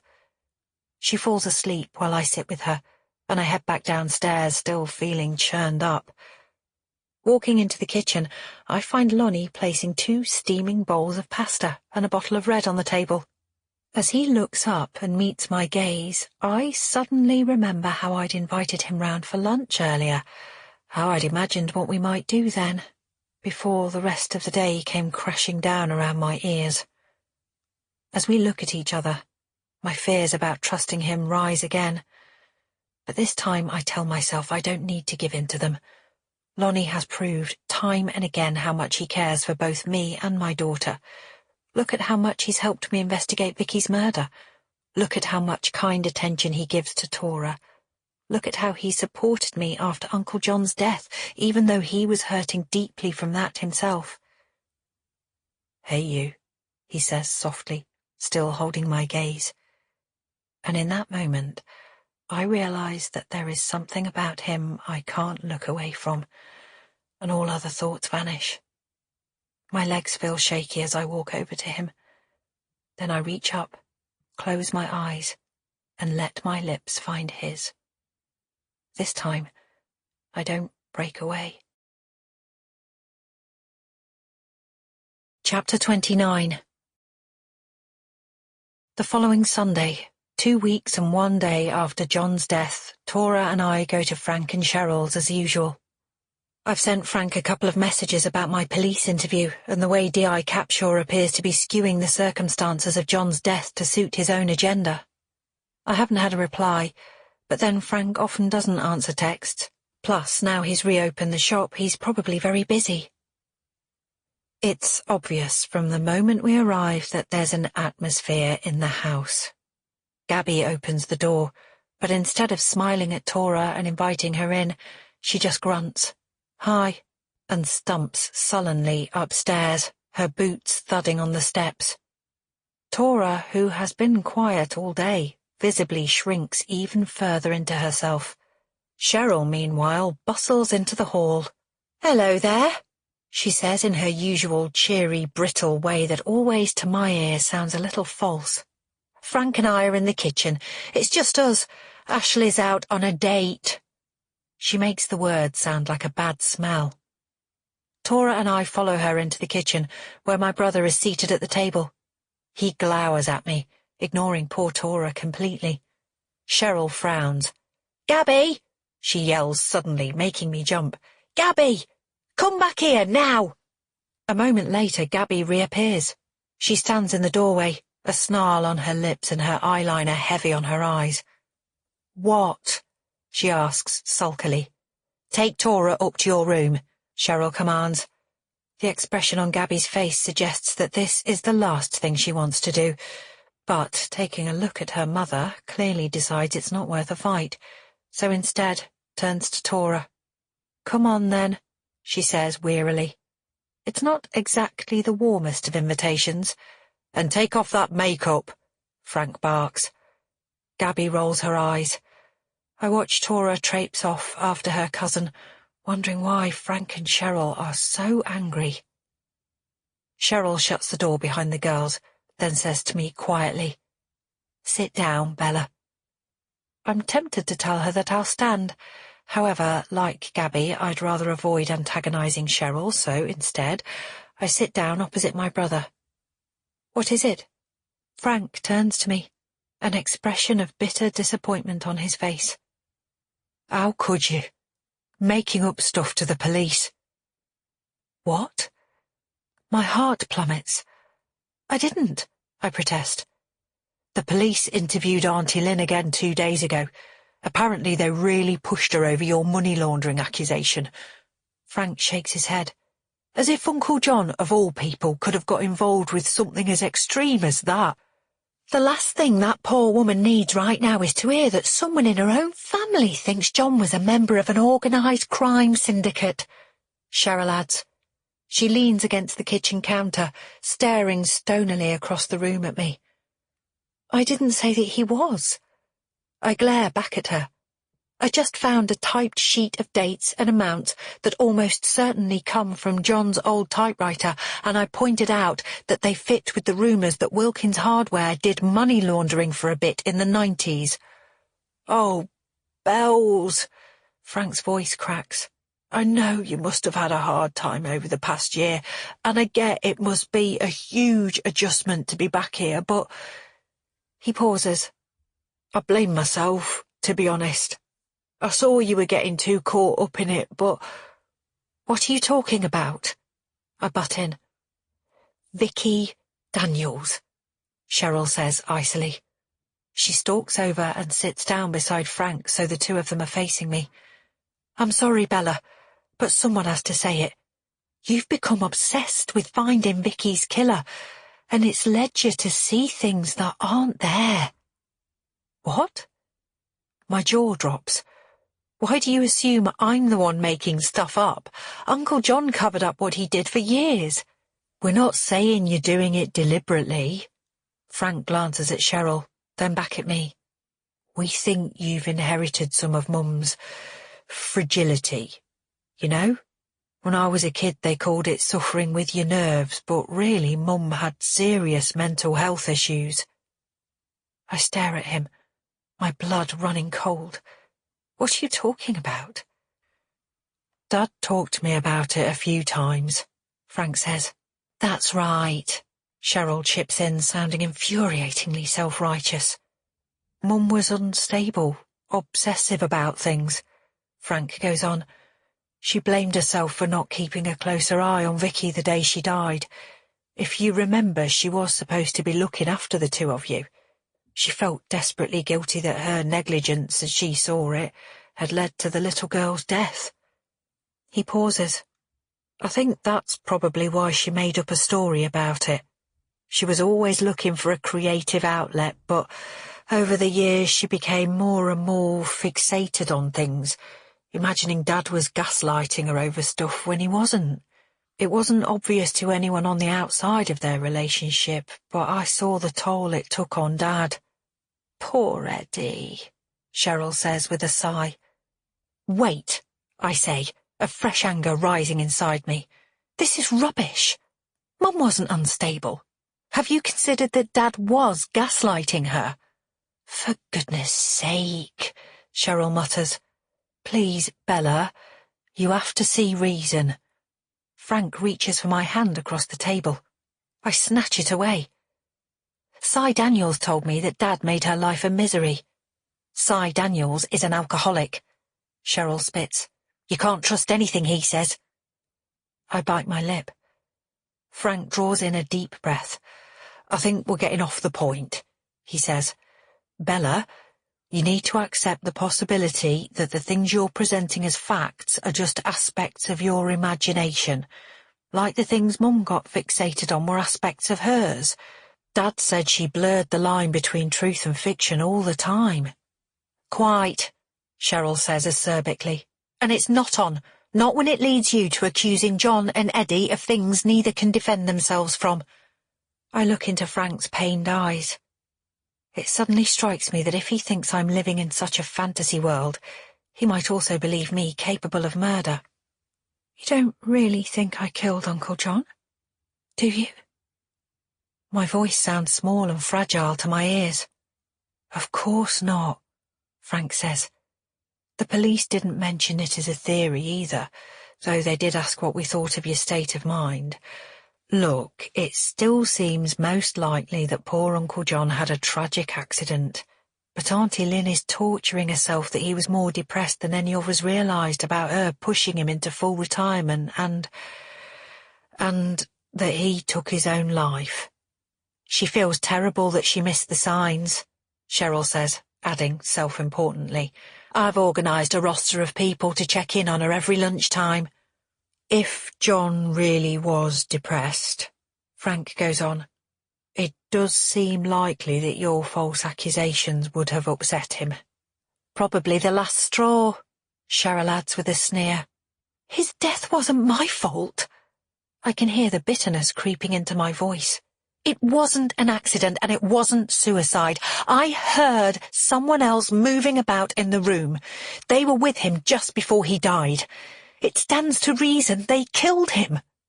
Over the potential exposure of some ancient money laundering. Frank spreads his hands wide, his expression clearly indicating how ludicrous this sounds. No, I say. Because the two of them were caught exchanging cash in Framley Wood, and Vicky caught them at it, and whoever Uncle John was with killed her. Mum saw. She told Dad. All three of them knew about it, and they covered it up to protect John and the business, or maybe because the killer threatened them.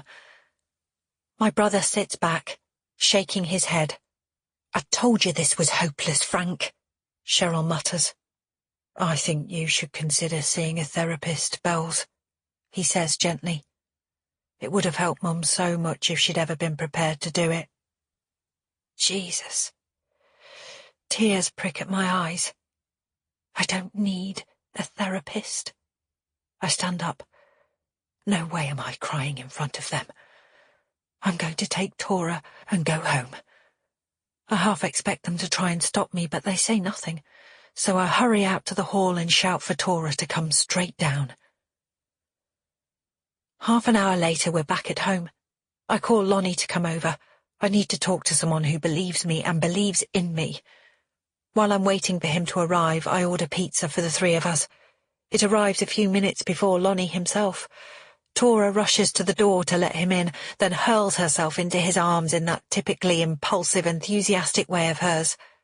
I haven't let him stay the whole night yet. I don't want to confuse Tora by having him here in the morning, but it won't be long before I do. Released by Tora, Lonnie reaches over to kiss my cheek. As he draws back, our eyes meet and I flush, remembering the touch of his fingers on my skin the last time we made love. After we've eaten pizza and Tora is upstairs in bed, I tell Lonnie about my meeting with Frank and Cheryl earlier. They think I'm mentally ill, like they claim Mum was. Frank refuses to accept the money laundering even happened. Oh, man. Lonnie shakes his head. Do you want me to speak to him about it? What can you tell him? I fold my arms. You only heard rumours yourself. That's the trouble. There's no proof. But I'm not giving up. It's more important than ever that the killer is brought to justice, and I need Frank and Cheryl to see that I'm not imagining things or getting obsessive, and neither was Mum. Lonnie frowns. So, what are you going to do? And I tell him the next step in my plan. Chapter 30. Guilt mingles with anger as I hurry up Auntie Lynn's front path. I know it's not fair to interrogate the poor woman when her husband of 40 years has only just died. However, I can't wait any longer to get a full list of party guest suspects, and I need to push her about the money laundering too. Even if Uncle John didn't tell her what he did back in the mid-90s, she would surely have noticed a load of extra money coming into the house. If I can get her to admit that, then maybe I can persuade the police to look into it, and find out who John's contact in the gang was. Remembering what Cheryl said yesterday about people checking in on her every day at lunchtime, I time my own visit for 10:30 a.m., hoping she'll be alone. I press the doorbell, and the chime echoes and fades inside the house. I try to compose myself so as not to betray the anxiety that rises as I wait. At last the door clicks and eases slowly open. I fix a sympathetic smile on my face as Auntie Lynn appears in front of me. She's as neatly groomed as ever. Not a hair of her sleek red bob is out of place, and the ironed-in creases of her trousers could cut paper. Still, there's no mistaking the terrible strain around her eyes. "Hello," I say softly. "Bella." She frowns, clearly surprised to see me. There's no alarm in her expression, though, so I'm guessing the police haven't passed on their suspicions about me. I wasn't expecting you." "I know," I say. "I'm so sorry to turn up unannounced. It's just I was thinking of you, and it's not a good time, I'm afraid." "I know, but—" I push at the door a little, keeping it open with my hand. I stare at her face. The beige of her lipstick has seeped into the lined skin around her mouth. "I really need to talk to you." Auntie Lynn hesitates. "Oh, very well, come in." She steps back to let me into the hall, then leads me into the living room. She settles herself down on one of the chintzy sofas and indicates I should sit opposite. No sooner have I done so than she gets up again. "Would you like a drink?" Her Scottish accent sharpens as she speaks. "Tea? Coffee? I'm all at 6s and 7s, but nothing, I'm fine. Honestly, please sit down. I just need to ask you something.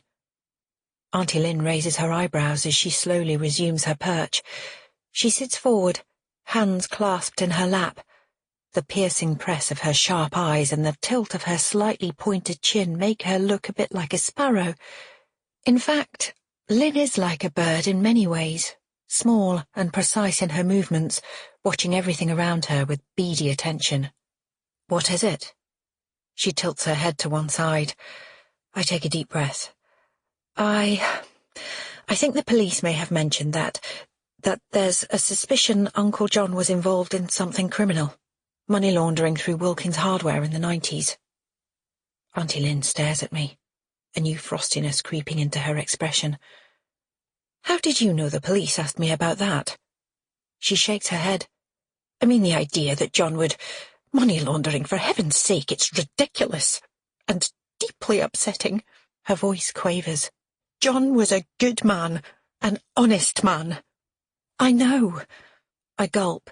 It was actually me who drew the police's attention to, the suspicion. Auntie Lynn's eyes widen. What? No. I'm sorry, Auntie Lynn, but I think it's possible Uncle John was in Framley Wood for a cash collection as part of the money laundering on the day of Vicky's death, that perhaps the person he was with was Vicky Daniels' killer. For pity's sake! She makes a tusk-tusk noise. Cheryl told me you've been raking over that poor child's violent passing. If I'm right, I persist, it's also possible that Vicky's killer was at your party and that they were responsible for what happened to Uncle John. There's a long pause. Auntie Lynn glares at me. I'd like you to leave. No, wait, Auntie Lynn, please. I try to keep my voice steady.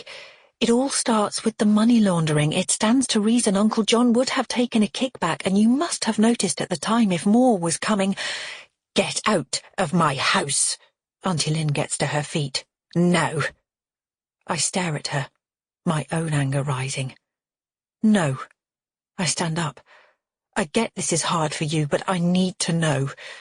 And before I know what I'm doing, I'm charging upstairs 2 steps at a time.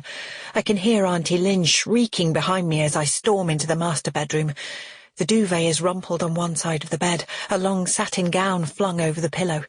I experience a flush of shame at intruding into my aunt's privacy. Pushing it away, I stride over to her dressing table and yank open the drawers. 2 perfume bottles, a worn compact, and several lipsticks meet my gaze. What on earth are you doing?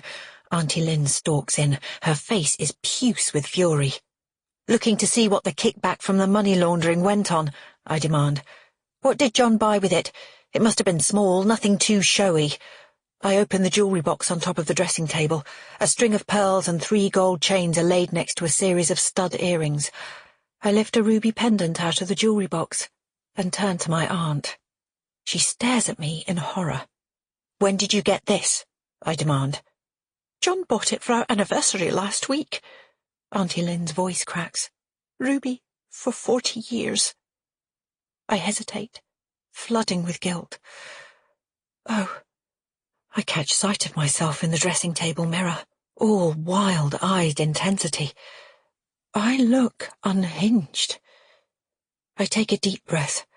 I'm really sorry to be doing this, Auntie Lynn, but the way John reacted when I asked him about the money laundering, I know he was involved. I carefully replace the pendant, then notice a small key at the bottom of the jewellery box. I hold it up. What's this for? Auntie Lynn presses her lips together. Bella, this is outrageous behaviour. I demand that you stop, or I'll... What? Call the police? I set down the little key, then brush past her and stride out onto the landing. Where else can I look? My gaze lights on the door to the spare room where I found Tora at the party, where I discovered the manual typewriter next to the box of Dad's things I gave John all those weeks ago. If those items from the past are here, maybe others will be. I open the first door of the fitted wardrobe. Auntie Lynn's smart winter coat hangs next to Uncle John's Crombie, with plenty of hanging space remaining and some empty shelves. That is where our guests leave their clothes, Auntie Lynn says icily. Now, I've already asked you to. For goodness sakes! Auntie Lynn's voice rises as I yank open the next door in the wardrobe. More clothes hang from the rail. Underneath them is a padlocked trunk. No! Auntie Lynn shrieks. Stop! She sounds suddenly panic-stricken. I drop to my knees. On instinct, I rush back and fetch the key from the jewellery box. It fits perfectly in the trunk. Please, Bella, don't. There's a terrible agony in Auntie Lynn's voice. I lift the lid. Gasp. The left-hand side of the trunk is full to the brim with baby clothes. A selection of tiny baby grows in white and yellow are packed in next to a white all-in-one snowsuit on the top. I look around at my aunt. Why does she have these? Her eyes are frantic, her hands clasped over her mouth. A sense of foreboding creeps over me as I peer into the trunk again. The right-hand side is mostly paperwork. I lift a bundle of papers out and Lynn groans but makes no effort to prevent me. Instead, she sinks onto the spare bed, watching as I scan a handful of letters and medical reports. Most of these directly refer to her IVF treatments and span a far longer period than the 2 failed cycles Mum told me about. One begins, "Dear Mrs. Wilkins, I was so sorry to hear about your latest miscarriage. I know how disappointing, devastating even, this will feel after so many interventions." Miscarriage? I look up, all my earlier anger and urgency morphing into pity. Tears are bubbling in Auntie Lynn's eyes. Latest miscarriage. Oh, Lynn, I had no idea. I take a small but bulky envelope out of the trunk and draw out an 11-week ultrasound scan and a tiny teddy bear. My heart constricts. I did 10 rounds of IVF altogether, Auntie Lynn says flatly. I lost most of the babies at 11 or 12 weeks. One survived longer. Moira. She passed at 19 weeks, just before John and I were going to tell everyone. I'm so sorry. I bite my lip. I thought you only did IVF a couple of times. That it just didn't take at all. My aunt wipes her face and straightens up. By the end of 1994, we'd run out of money, but John said he'd find a way to pay for more treatment. She meets my gaze. I never asked him where the cash came from. Whatever he did, it was for me. Her voice cracks. He was a good man. Fresh tears stream down her face. I'm crying too now, as I gently place everything back in the trunk and hand her the key. I want to put my arms around her, but she's holding herself away from me, clearly not wanting to be touched. Did you? I swallow hard. Have you talked to anyone about this? Lynn says nothing. Was there anyone you could lean on at the time? I try to imagine the strain of going through endless failed pregnancies and having nobody to share them with. Obviously I leaned on John, Auntie Lynn says, sniffing back her last tear and standing up. She locks the trunk and shuts the wardrobe. He made it clear we couldn't risk anyone finding out where the money for the treatment was coming from. You could have told Mum, couldn't you? I suggest. She would have kept quiet. Apart from anything else, she would have wanted to protect the business as much as you or Uncle John. For Dad's sake. Is that what you think? Auntie Lynn folds her arms, her tone growing suddenly harder. Let me tell you something about your mother. The only person she ever really cared about was herself. I don't think that's fair, I say, shocked. Auntie Lynn purses her lips. I ken that you don't want to believe it, but perhaps it's time for you to hear the truth. Barbara was self-absorbed to the point of mental instability. Fragile was the word Eddie always used. She gives a disparaging sniff. They'd have a very different name for it in Glasgow. I stare at her. She sounds like Frank and Cheryl. I don't understand. Auntie Lynn smooths her hair back. Your mother had a tremendous capacity for self-delusion. Her voice drips with disapproval. She made your father's life very hard. According to Cy Daniels, it was Dad who treated her badly. Auntie Lynn rolls her eyes. The truth is quite the opposite. When you and Frank were little, your mother was always flitting about, spending your dad's hard-earned cash on one silly fad after another, while poor Eddie worked all hours at the hardware store to put food on the table. Her mouth curves into a sneer. There was the creative writing she dabbled in. Well, you've seen some of that. Then, oh goodness, more hobbies than I can possibly remember, none of them leading to anything. She tried her hand at watercolours, then life drawing, and, let me see, there was an upholstery course and hat-making, wicker-work, plus all sorts of embroidery projects. My mind flashes back to the box I opened weeks ago, full of Mum's crafting paraphernalia. The embroidery boxes and half-finished wicker baskets flash in front of my mind's eye. So what if she had a few hobbies? It wasn't the hobbies themselves, but her attitude.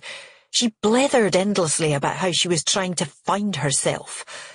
Auntie Lynn almost spits out the last two words, and I flinch at the contempt in her voice. What about the year she learned French? Auntie Lynn goes on. That was when you started at secondary school and was studying it too. I frown, a vague memory rising up. Barbara even tried the piano for a few months. Auntie Lynn sighs contemptuously. It was always the same. After all the flash and upset, nothing took, nothing lasted. John refused to acknowledge it, but I saw her behaviour for what it was. Attempt after attempt to make her feel superior to everyone less creative around her.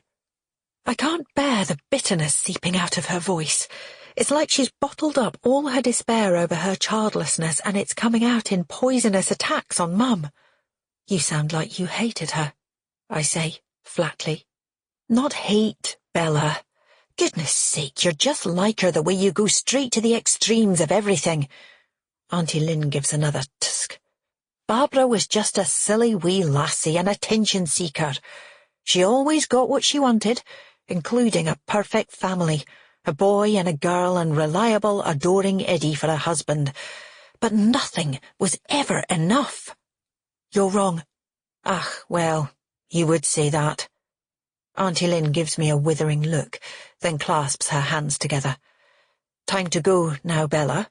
You've got what you came for, and I hope I can trust you to be discreet about it. Of course, but I hesitate. I was hoping you'd give me the names of the party guests. I'm certain one of them attacked John. Lynn shakes her head. Enough now. Come on. I'll see you out. Still trying to work out how I can persuade her to help me, I follow her down the stairs. As we reach the hall, a key turns in the front door. Only me, a voice calls. I've brought a lasagna. It's Cheryl. I freeze as my sister-in-law walks inside, her heels tapping on the parquet floor. She's wearing a tailored blue coat with shiny pearl buttons, and her blonde waves are pulled into a neat ponytail. A very different look from Auntie Lynn's, but just as put together, at a million miles away from my own straggly, unbrushed hair and shapeless sweatshirt. Cheryl's eyes widen as she sees me.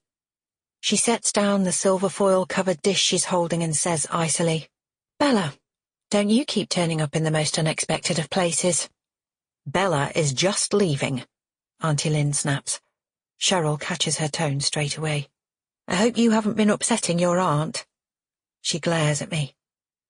I suddenly miss Mum desperately. She was always on my side. I hate the way Auntie Lynn has just talked about her.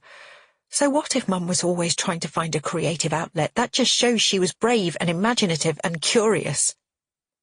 Auntie Lynn's face is a mask, but I glimpse a sliver of fear in her eyes.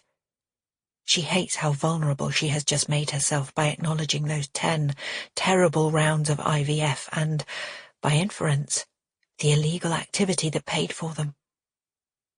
As I reach the door, she clutches my arm and leans closer, pretending to kiss my cheek. I won't let you make John look small, she hisses in my ear. see anything, and I'll deny it.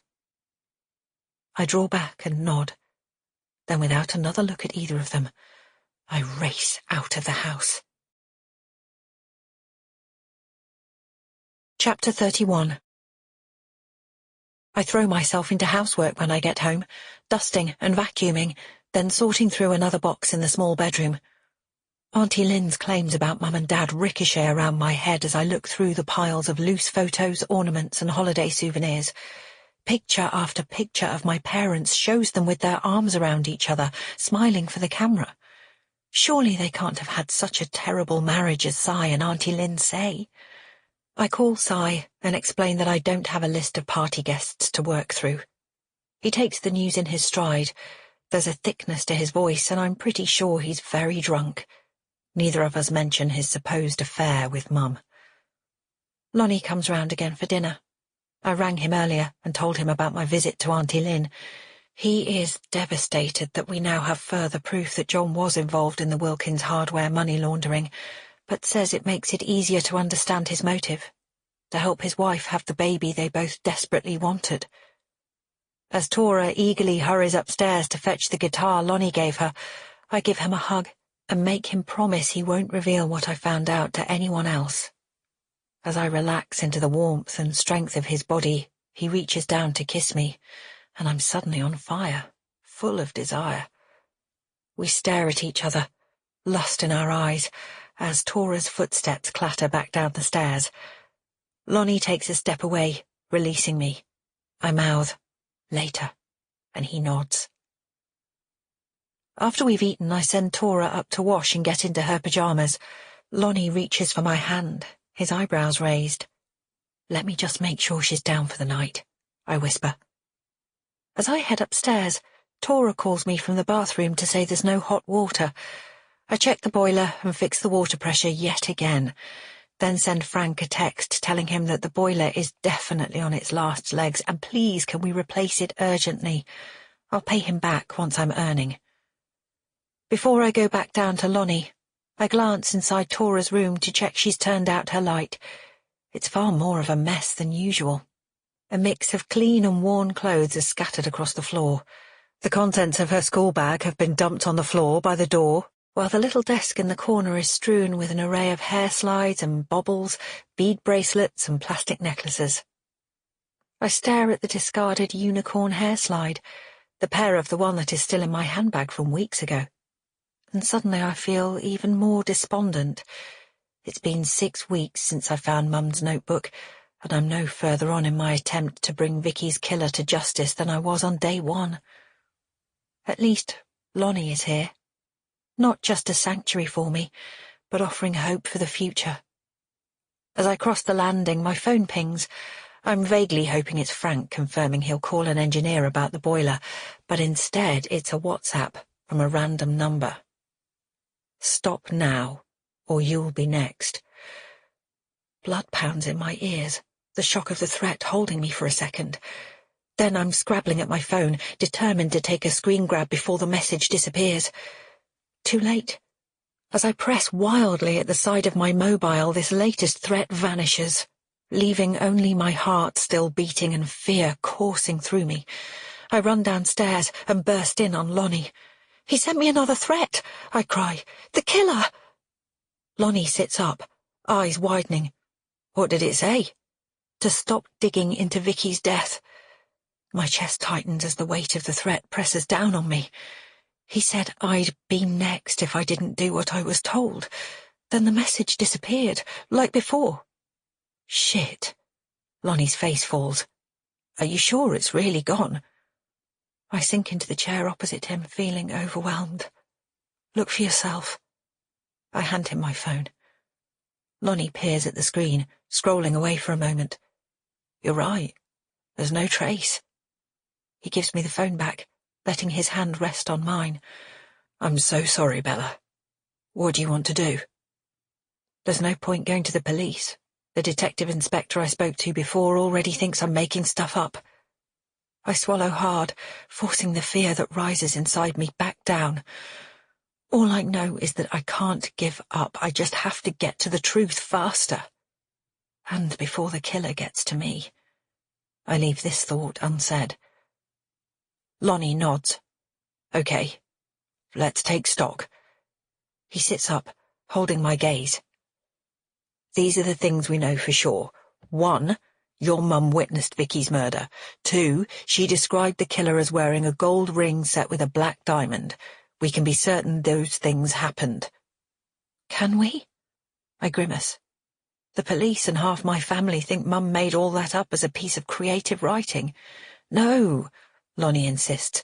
We know those things are real because if they weren't, you wouldn't have been threatened. I nod slowly. That's true. We assumed for a while that your mum must have known Kay because she seemed to recognize his ring, but I don't think we can be quite so sure of that now, Lonnie says. However, we can be fairly certain that John was in Framley Wood for an illegal cash exchange on the day Vicky died. He pauses, a look of pain passing across his face. It stands to reason that whoever he was with was Vicky's killer. He pauses. But we still don't have any idea who Kay is. Other than the fact that they were in the house during my aunt and uncle's party, and probably killed Uncle John. Lonnie nods, and we sit for a moment, lost in our thoughts. There is one other thing we know about them, I say slowly. We know that they are, or at least used to be, a member of an organized crime gang. I look up. Maybe I could look into the local situation, see if I can find— Absolutely not. Lonnie's eyes widen with alarm. Apart from the fact that you don't have a clue where to begin, people in gangs are definitely not people to mess with. I guess, I say, slumping back into my chair. There's a long silence. Then Lonnie puts his hand on my shoulder. I look up and gaze into his green eyes. Look, I was wondering. He sounds uncharacteristically uncertain. What? I shift closer to him. I was wondering if you and Tora would like to come over to dinner this Friday. I've already asked Mer and the girls. He hesitates. I've invited my mum, too. I'd really like you to meet her. That is, meet her again. You can't have seen her since you were a teenager. He gazes at me, a look of bashful self-consciousness on his face. You want me to have dinner with your mother? I grin. It's more that I want to get our families together. Lonnie's eyes roll. I'd like to invite Frank and Cheryl, too. I make a face. Tell me if you don't want to, Lonnie says. I'd love to, I say, thinking that at least if we're in a big group, Frank and Cheryl are less likely to accuse me of being mentally ill. Lonnie gives me a big, relieved smile. Mum's been nagging me to get us together, and this is the least pressured way I can think of doing it. I'm sure, I smile back. So, you've told your mum that we are dating? Lonnie grins. Actually, I haven't told Mum anything, but Mer has said plenty. Ah, I say, my cheeks burning. That would be Mercedes. Friday is a beautiful day, weather-wise. Not so hot as last week and with a warm, gentle breeze, so I take the opportunity to walk to Lonnie's house. Tora, normally amenable to a stroll, throws a tantrum at this. And then, even more uncharacteristically, shows no interest in what she's going to wear. I'm sure there's something wrong, but she just shrugs when I ask, and before I can push the issue, the damn boiler fails yet again. This time, Frank's water pressure valve fix doesn't work. Lonnie lives about 15 minutes' walk past the high street, in an upcoming area of southern Framley jokingly referred to as Shawlingham Borders, thanks to its proximity to the more upmarket town of Shawlingham proper, where Lonnie grew up and where his mum still lives. His house is halfway along a row of small terraced properties. I raise my hand to press the front doorbell, then hesitate. I'm feeling nervous, I realise. I really want Lonnie's mum to like me. I glance down at my daughter, whose hair shines a deep dark brown in the fading June light. She's standing with her head down, none of the usual eager sparkle in her eyes. She's been withdrawn since the anniversary party. Is it something to do with her period starting? Or has Uncle John's death affected her more than I thought? Tora barely knew him, but she will definitely have picked up on how devastated the rest of her family is feeling. "Are you okay, Sweet Pea?" I ask. She glances up at me, a look of irritation in her eyes. "Yes, Mum," she says sharply, "and please don't call me that in front of everyone." "Okay, Missy," I say, feeling taken aback. "Instruction noted." Lonnie grins as he opens the door. "Come on in," he says. "Mum's already here." We follow him through to the open-plan kitchen. I've been here before a couple of times, and he's definitely had a clean and a tidy up before this visit. Is that for his mum's benefit, I wonder, or just because he wants everything to go well tonight? Lonnie's mum stands up as we walk over. She's rather beautiful, I think, with a sheet of iron-straight, raven-coloured hair falling on either side of her remarkably unlined face. There's a worn and weary look around her eyes, but the warmth in them is unmistakable, and very much reminds me of Lonnie. "Hello, Bella," she says with a faint Spanish lilt. "It's so good to see you again after so many years." "Hello, Pilar," I say, smiling. "How long has it been?" "Since when you were only little older than your daughter." Pilar turns to Tora, who smiles shyly up at her. "I hear a lot about you from my nieta Dani. I understand you are, how do you say, busy friends." We all laugh, and Lonnie thrusts a glass of wine at me, encouraging me to sit down next to his mum. A moment later, Mercedes arrives with Danny and Inez, and soon the girls are chatting away while Mercedes, Pilar, and I discuss how tidy Donnie's house looks.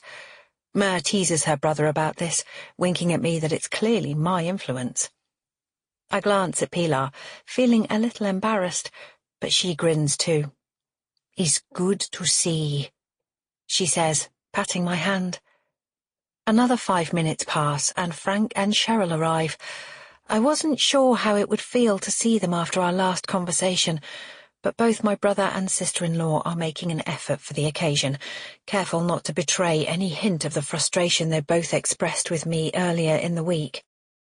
It helps that I can focus on the boiler, keeping the conversation on a very practical level. "It totally died tonight," I say, "so we now have no hot water." Frank makes a face. "Yeah, sorry, Bells. I should have sorted it sooner." "I can organise it," I offer. But Frank frowns and promises to deal with it tomorrow, then drifts off to talk to Lonnie. I watch the two of them laughing and chatting together. It's nice to see the easy bond between them. At the other end of the table, Cheryl sits quietly at first, looking a little self-conscious.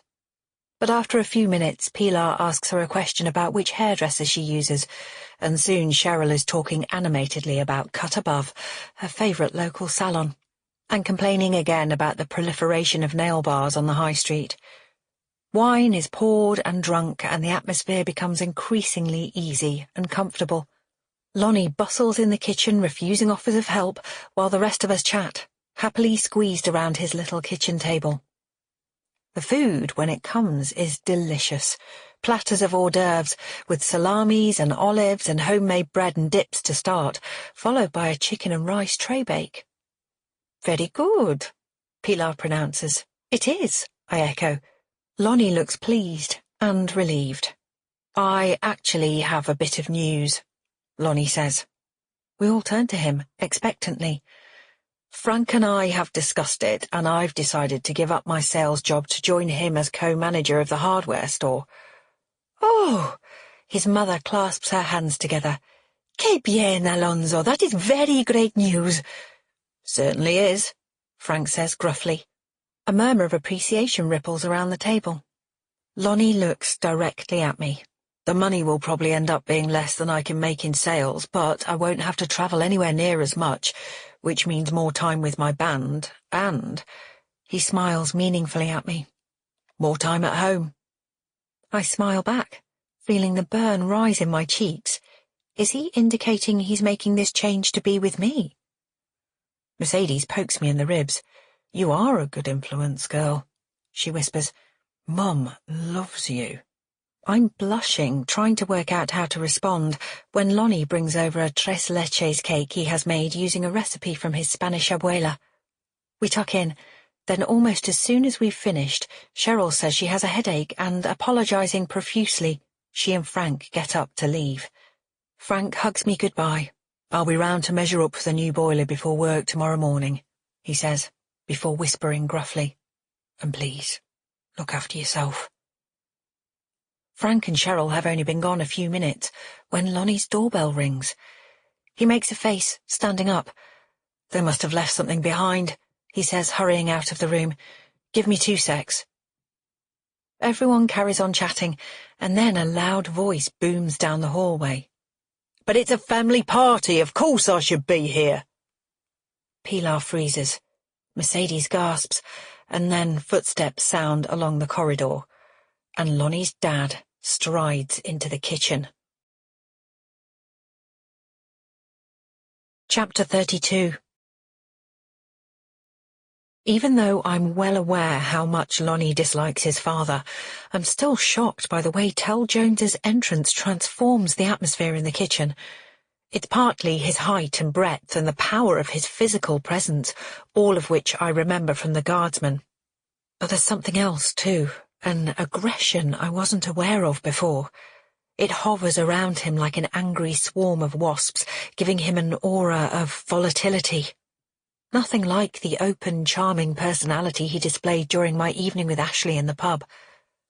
Lonnie's mother, Pilar, shrinks anxiously back in her chair, the easy smile wiped from her face, while Mercedes looks alarmed, instinctively drawing Danny towards her.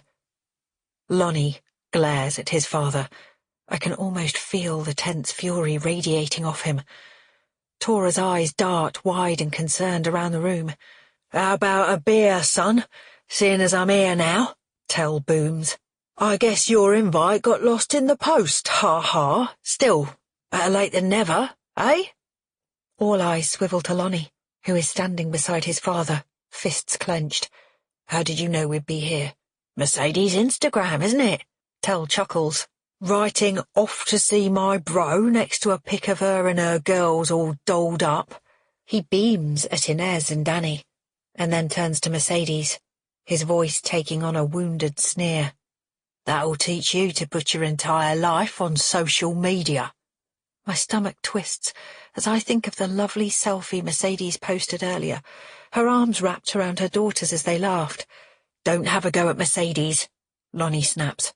"I'm the one who invited everyone."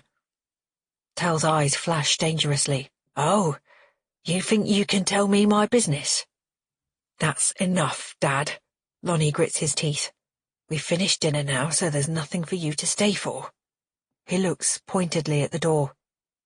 "Like that, is it?" Tell's voice exudes repressed fury. "Actually, I think I'll take a beer, thanks." He lowers himself into Lonnie's chair and spreads his large hands across the table, before taking a long, slow look around the room. I meet Lonnie's gaze.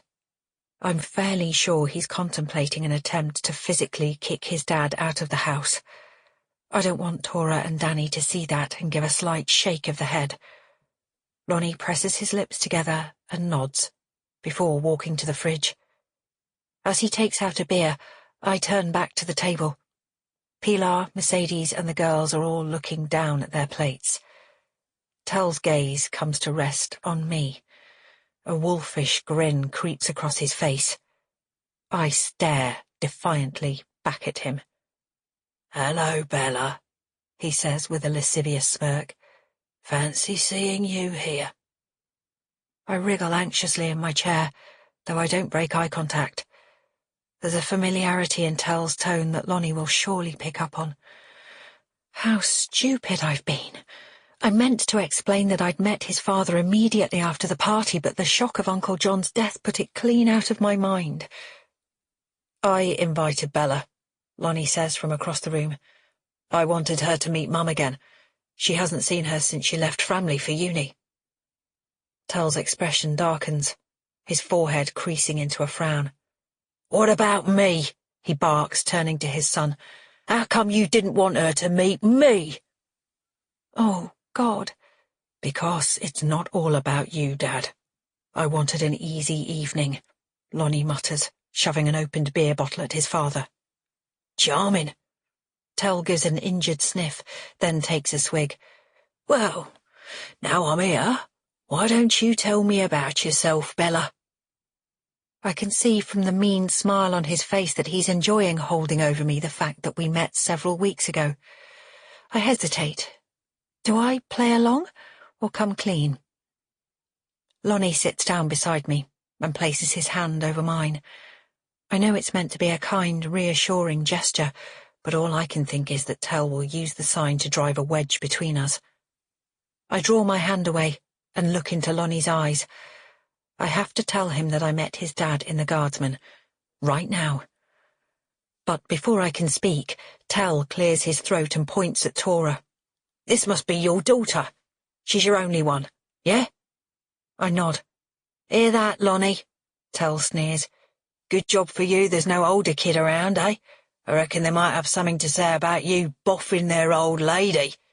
He roars with laughter. My jaw drops. Across the table, Pilar gasps. "For God's sake, Dad," Mercedes snaps. "That's it, time to go." Lonnie jumps up, his eyes blazing. "You can't talk like that." "Oh, sensitive." Tell pushes himself up from the table and takes a final swig of beer. "Well, I'm having a slash first." He strides away, his heavy footsteps sounding first in the hall and then on the stairs.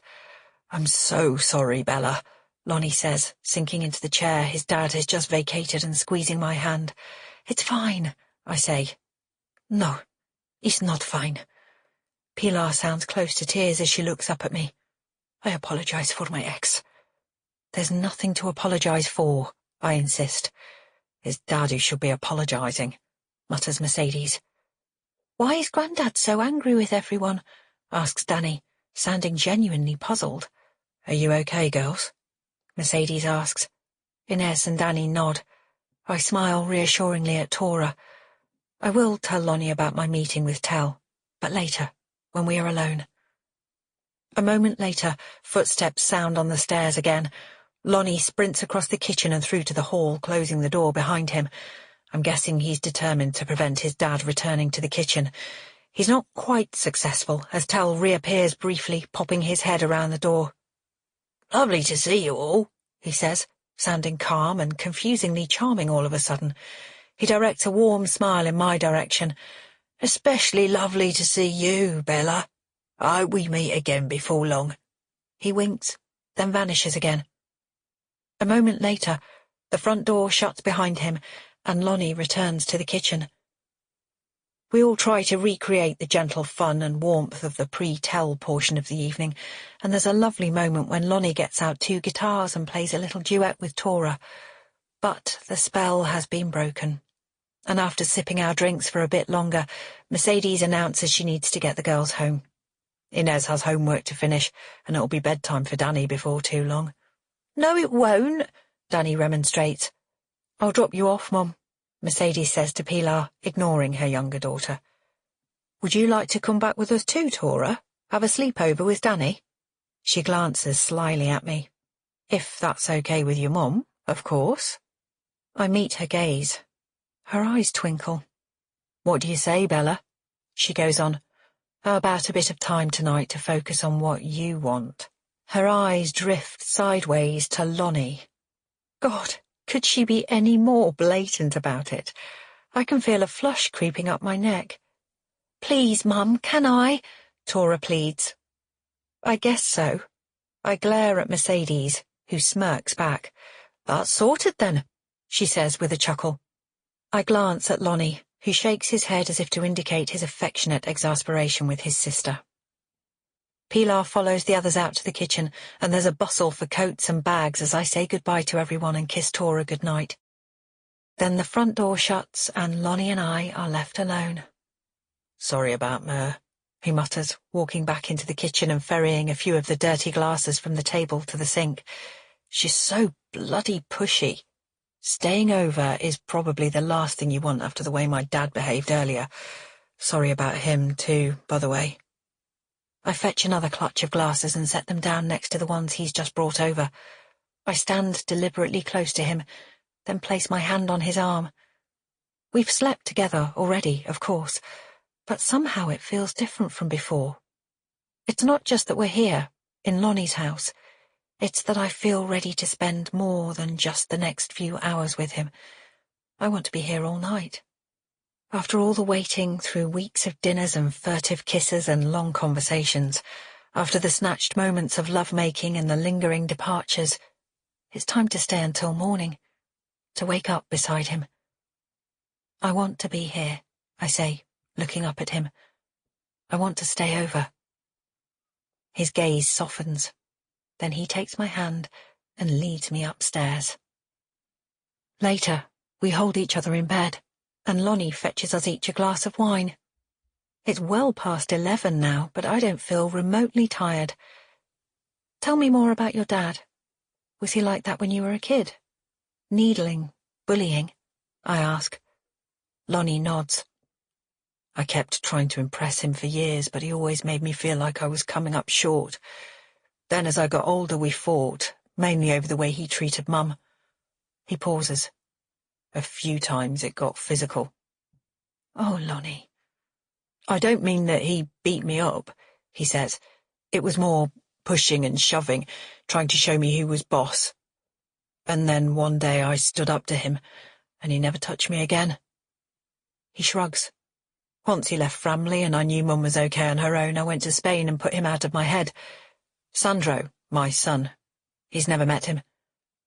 Dad came back to the area a few years ago and got in touch when he found out I was back in Framley, but it was all too little, too late. Oh, I say, wondering what it must feel like to be so estranged from your own father. My own dad always bent over backwards to make sure I had everything I needed, from his time and attention when I was little to the extra tutoring that got me into grammar school. Even as an adult, I never visited from London without him pressing some cash into my hand, telling me to treat myself or, later, to buy something nice for Tora. I take a deep breath. Lonnie, I say, I should have told you this before, but I met your dad a couple of nights before Uncle John's party. It was in a horrible singles bar that Ashley dragged me to. You met him before? He stares at me. Why didn't you say? I guess I was embarrassed to have been in that pub in the first place. I didn't know how to tell you, and there was never a good time. I trail off, making a face. I'm really sorry. It was stupid of me not to say anything. Lonnie frowns. Do you think he was deliberately following you? To the pub, I mean. I stare at him. No, why would you think that? I wouldn't put it past him, Lonnie says. Which pub was it? The Guardsman. Ah. A small smile creeps across Lonnie's face. That place is notorious. Tell me about it, I groan. Everyone there was on the pull, which Ashley seemed to love, though I couldn't stand it. She got talking to Tell, so I got a bit dragged into that. Then I left. I shake my head. If I'm really honest, I thought you might think less of me for going there, that it might send out the wrong signal if I said something. Lonnie throws back his head and roars with laughter. Well, knowing that you care what I think on that front is music to my ears, he says, giving me a mischievous grin. Listen, I'm very aware of how my dad can make people feel, like you don't know which way is up, totally wrong-footed all the time. It was like that, I admit. It's really okay, he says. I get it. And remember, I held back on the Wilkins Hardware money laundering rumours, so we're even. I smile, feeling relieved. Lonnie suppresses a yawn. Hey, I need to get some sleep, he says, swinging his legs off the bed. I'll get you a toothbrush. I've got a spare in the bathroom. Thanks, I say, watching him disappear through the door. Actually, do you have a t-shirt I could borrow too? Sure, he calls over his shoulder. Try the top drawer next to the—" His last words are drowned out as the bathroom door shuts behind him, but as I look around the room I can only see one chest of drawers, so I wander over and pull the top drawer open. It's full of jumpers, mostly blues and greys, the sort I've seen Lonnie wear 1,000,000 times. I stroke the soft wool of the jumper on top, then push it aside, wondering if the T-shirts are underneath. Another jumper. I lift it up, gasp. There, lying on the base of the drawer, is a gold signet ring. My stomach lurches into my mouth. With trembling fingers, I reach out and touch the cool metal, then turn it around to see the front. It glints, catching in the light. A thick gold band, set with a black diamond. Chapter 33. I push the ring away like it's burning me, my brain trying to process what I'm seeing. This has to be the ring Mum described in her Burn This notebook. A gold band set with a black diamond. But why is it buried under a drawer full of clothes in Lonnie's bedroom? I shove the jumpers back on top of the ring and slam the drawer shut. Panic whirls inside me. It's the drawer by the wardrobe. Lonnie appears in the doorway. I spin around to see him smiling with a toothbrush, still in its packaging, in his hand. He holds it out to me, and absently I take it. The T-shirts are in the drawer next to the wardrobe. I nod, unable to speak. I make my way to the chest of drawers on the other side of the wardrobe. It's small and squat and partially hidden by a standard lamp, which is why I hadn't noticed it before. My head reels, disjointed thoughts jumping around my brain. Lonnie has claimed from the start to know nothing about this ring, yet here it is, hidden among his possessions. Why would he hide it? Why would he lie? Did he kill Vicky? Oh, God! Oh, God! Oh, God! Are you all right? Lonnie asks. We don't have to go straight to sleep if you fancy another glass of wine. I'm fine. I hurry over to the drawer with the T-shirts and pull out the first one that comes to hand. I have no idea what to think and no idea what to do. I turn to Lonnie. I'm actually really tired, I say. I just need to go to the bathroom, then get my head down, okay? Sure, he says. I take the toothbrush he's offering and make my way to the bathroom on the other side of the little landing. I lock the door, close the toilet lid and sit down, my heart thudding. According to Mum's account, this ring belonged to Vicky's killer, but surely there's no way Lonnie's a murderer. My mind races, trying to find a way to make sense of it. What if Uncle John sent Lonnie to collect the cash that day? They were always so close after all. Maybe Lonnie witnessed Vicky's murder just like I suspected Uncle John did, but was too frightened to speak out. Except, I put my head in my hands. Has he really been covering up Vicky's murder since he was 16? And lying to me all this time we've been together? Without warning, the image of my uncle's body flies into my head. I see the broken wood of the balcony railing and the smart suit outlined against the wet patio below. I clap my hand over my mouth. Could Lonnie have killed John? No. Surely there's no way. I feel sick to my stomach. Every bit of me wants to race out of this house right now, but I don't want to raise Lonnie's suspicions. No, I need to play along and wait until he's asleep, then sneak out. I'll take the ring to the police. Surely even D.I. Capshaw will have to accept that there's some physical evidence to support Mum's story in the woods now. I shake out the T-shirt that's in my hand. Luckily, it's large, and when I put it on, reaches more than halfway down my thighs. Just pretend to go to sleep, I tell myself, then get out of here as quickly and quietly as you can. I return to Lonnie's bedroom, gathering up my clothes and carefully placing them by the door where I can retrieve them easily later. Then I sit down on the bed. I'm still numb with shock. Are you sure you're all right? Lonnie reaches over, trying to pull me towards him. I shift away. Honestly, I'm fine, just overwhelmed with tiredness. Okay. He smiles and sits back. I'll just finish tidying up downstairs, then I'll be up in 10 or so. I lie stiffly down, letting Lonnie draw the duvet up, then turn on my side and shut my eyes. My heart thuds so loudly I'm worried he'll hear it, but Lonnie just shuts the door and goes to the bathroom. I hear him flush the loo, then the door opens again. He whispers my name, but I pretend to be asleep, keeping my eyes closed and my breathing even. The door shuts softly, and I hear the creak of his footsteps across the landing. The sound of his phone pinging carries through the night air as his footsteps fade away down the stairs. I lie with the duvet around my neck, my entire body stiff with tension. I check my phone. It's almost 11:30 p.m.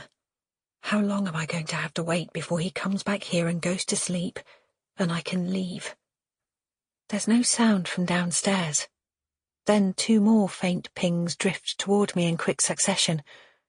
A few seconds later, the front door shuts. Has Lonnie gone out? Why would he do that and leave me here? Frowning, I pull back the duvet and tiptoe out of the bedroom. I stand at the top of the stairs. It's dark and silent down in the hall. Lonnie's iPad casts a soft blue glow from where it's charging on the table by the front door. Where on earth has he gone? And who was messaging him so late? I hurry down the stairs and snatch up the iPad. I should be able to track the text exchange on this. I open the messages icon. There. Those texts I heard were from a contact Lonnie has logged as arsehole. The breath drains from my body as I read. Arsehole, what have you told your bint about what happened in Framley Wood? You better not have let your dick run your mouth. Lonnie, don't call her that. Up to me what I tell her. Arsehole, you fuckwit. I'm coming over. Lonnie, no. Arsehole, then meet me right now, outside Samway's house in 10. My heart thuds painfully against my ribs. I can hardly believe what I'm reading.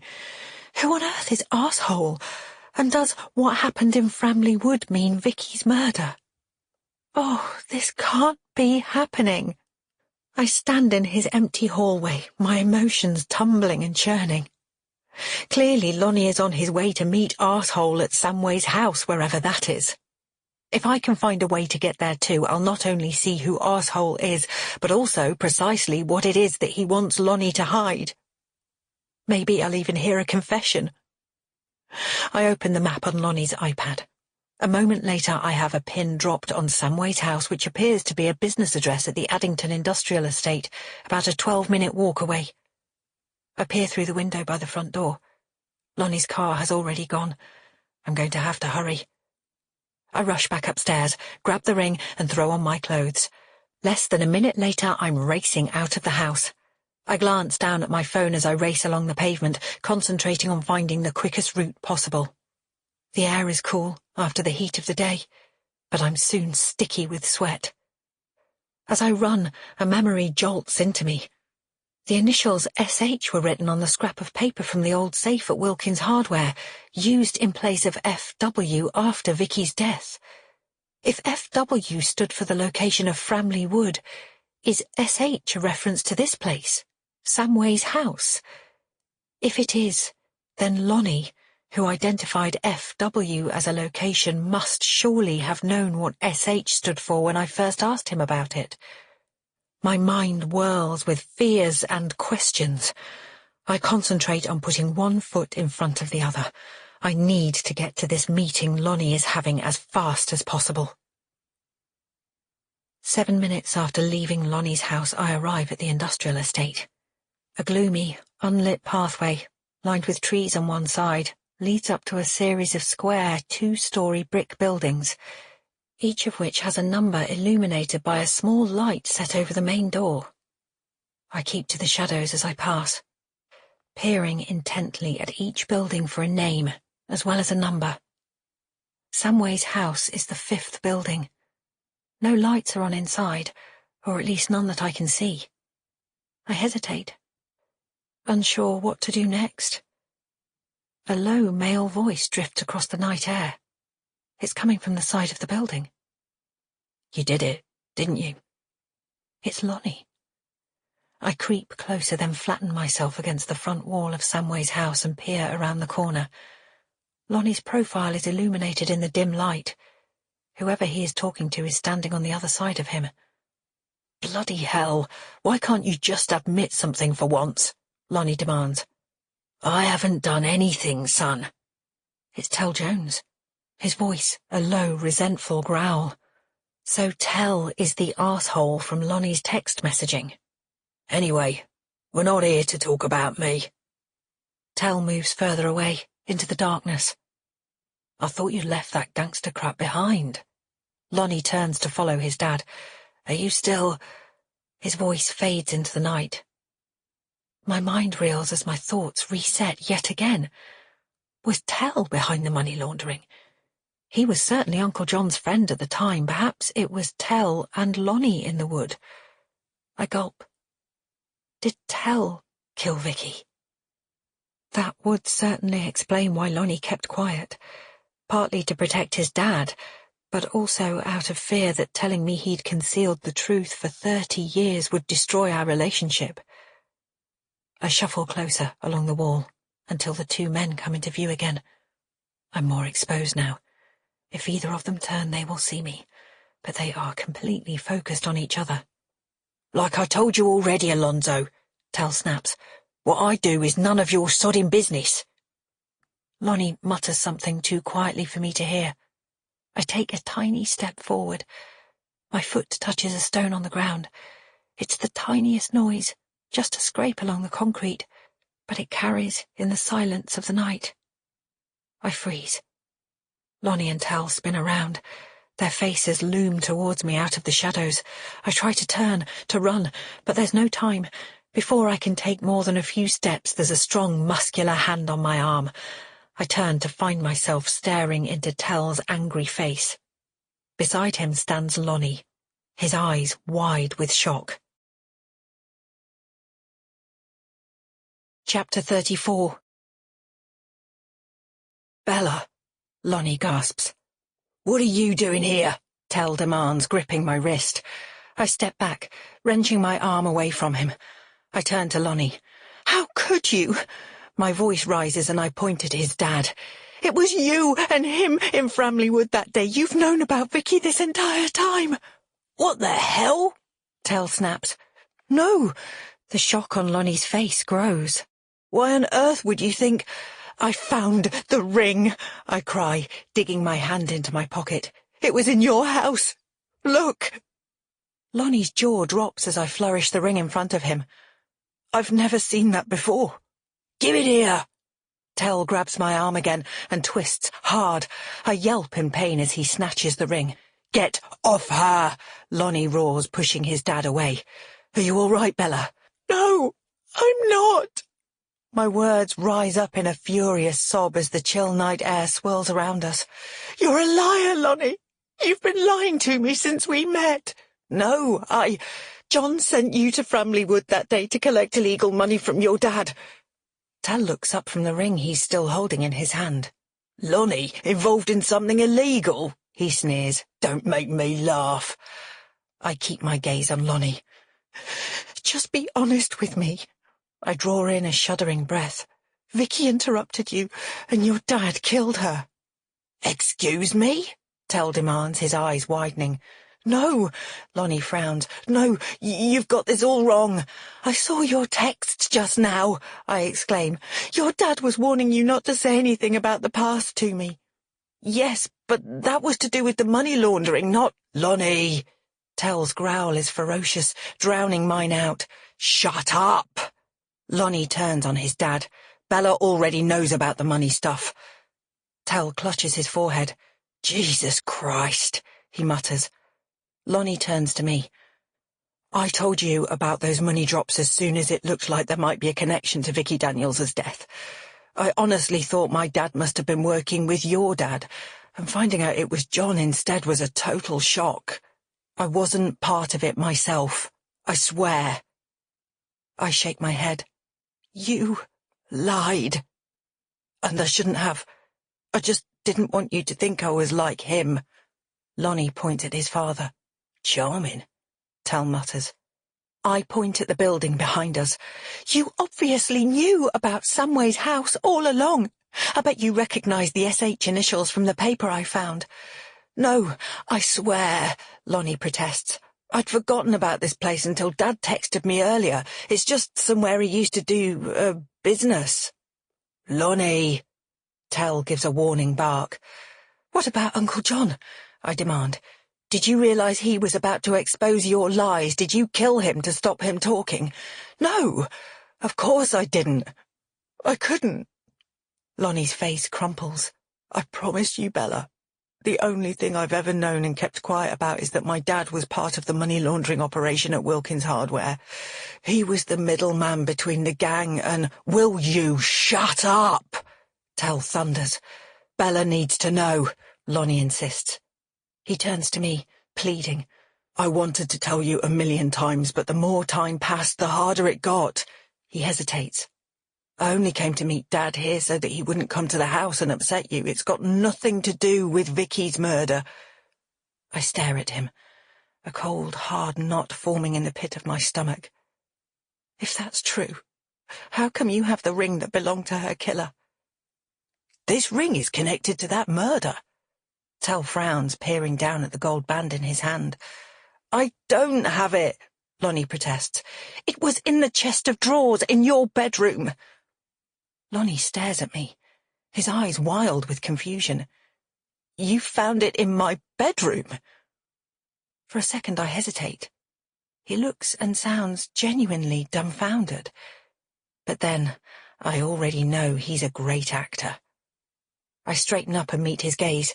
The wind whips around us. Listen, Bella, Lonnie says softly, if I'd really killed Vicky or witnessed her murder, don't you think I'd have got rid of that ring as soon as you showed me your mum's notebook? I shrug, doubt creeping into my mind for the first time. What notebook? Tell demands. Neither Lonnie nor I answer. A gust of wind whips up, and I shiver, suddenly aware that I am in the middle of a deserted industrial estate with 2 men who may be murderers, one of whom is very definitely a gangster. I take a deep breath. Give me back the ring, I say to Tell. Or what? Tell says with a sneer. If you don't give it back, I'll tell the police about you laundering money through my dad's business. Well, that'd just be my word against yours, wouldn't it?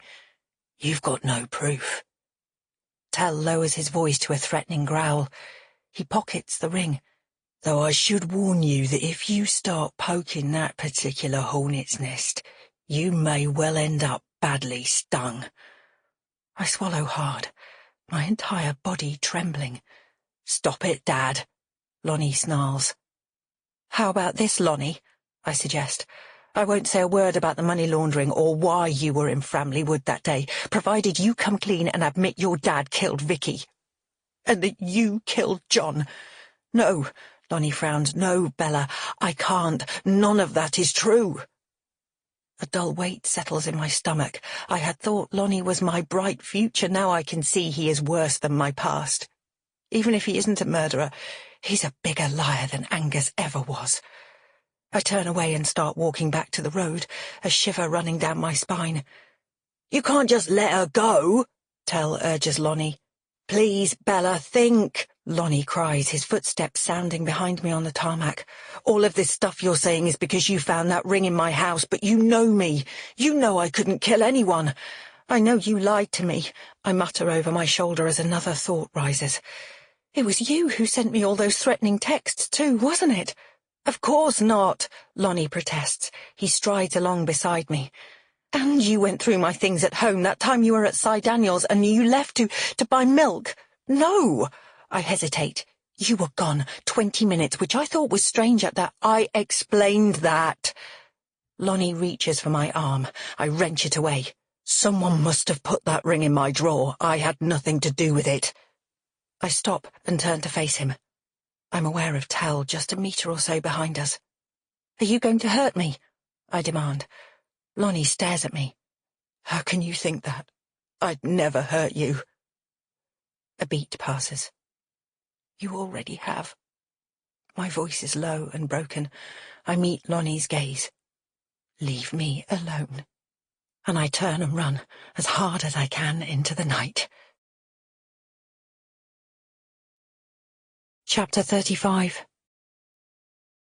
I lie in bed, tossing and turning for ages. I finally fall asleep just as the sky starts to lighten outside, then wake with a jolt a few hours later. Memories of last night and Lonnie's betrayal steamroll over me. I check the time. It's early still, just gone 7, but I'm not going to sleep anymore. The killer's text messages sear through my head. Remember what happens to nosy little girls who go into the wood. Stop now, or you'll be next. The thought that Lonnie might have sent those messages on the second occasion when he was sitting in my own living room while I was upstairs makes me feel sick to my stomach. Have I really been so stupid as to let a murderer into my home, my life, my heart? Lonnie's agonized face flashes before my mind's eye. His denial echoes in my ears. Someone must have put that ring in my drawer. I had nothing to do with it. Could that be true? Oh, how badly I want to believe it, and yet how can I possibly trust anything Lonnie says now? I sit up in bed. I need to tell the police everything. Muttering to myself, I reach for my phone, only to discover that I forgot to charge it last night, and it's completely dead. I plug it in, then drag on jeans and a jumper and hurry downstairs. It's still very early, but I'm going to walk round to Mercedes's house. I can use her phone to call the eye capsule and collect Tora at the same time. I need my daughter with me. I need to know she's safe. I step outside into the chilly morning air. I start. Lonnie is there, sitting on the bottom step. He jumps up and suddenly we're face to face. Adrenaline jolts through me. What the? I've been here all night, he says quickly. I didn't like to disturb. What do you want? I snap, pushing past him.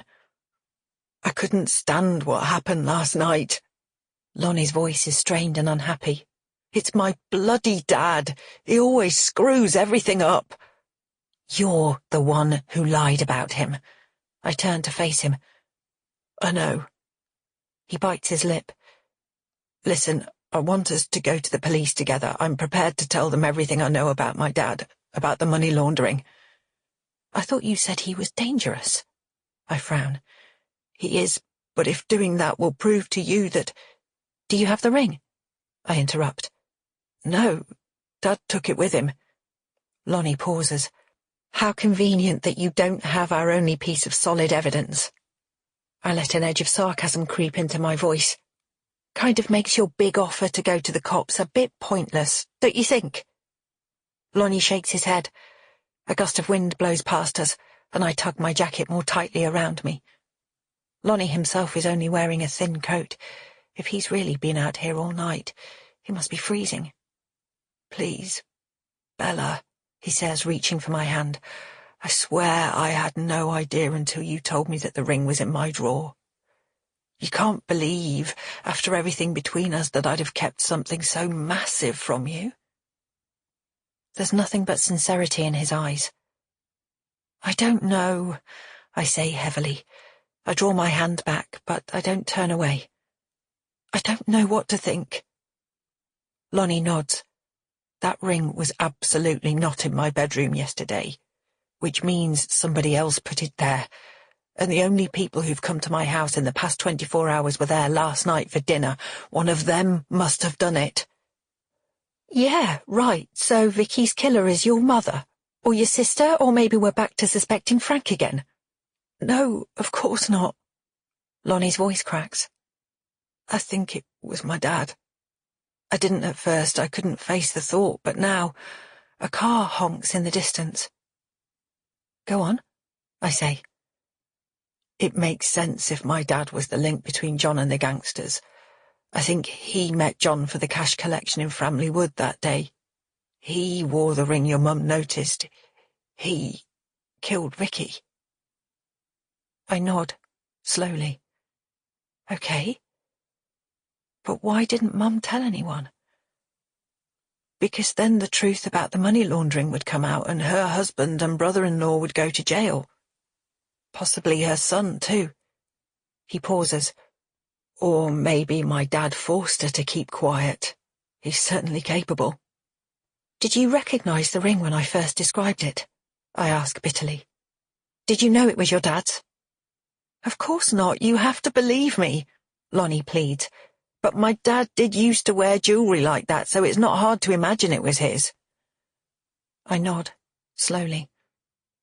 I also think that it was my dad who killed John. He hesitates. He could have overheard the two of you talking, then followed John upstairs. Once John said he wasn't going to keep quiet anymore, Dad would have had a strong motive. He looks down. It makes sense of why Dad vanished from the party, too. Having killed John, he'd have got out of the house as fast as possible before anyone realised what had happened. There's something I don't understand, I say. D.I. Capshaw raised it too. If John knew your dad was Vicky's killer, why did he invite himself to the party in the first place? I don't know, Lonnie grimaces, but knowing my dad, he might have insisted. He can be very persuasive. I gulp. Do you think your dad could have planted the ring when he came round last night? I think that's why he came round, Lonnie says.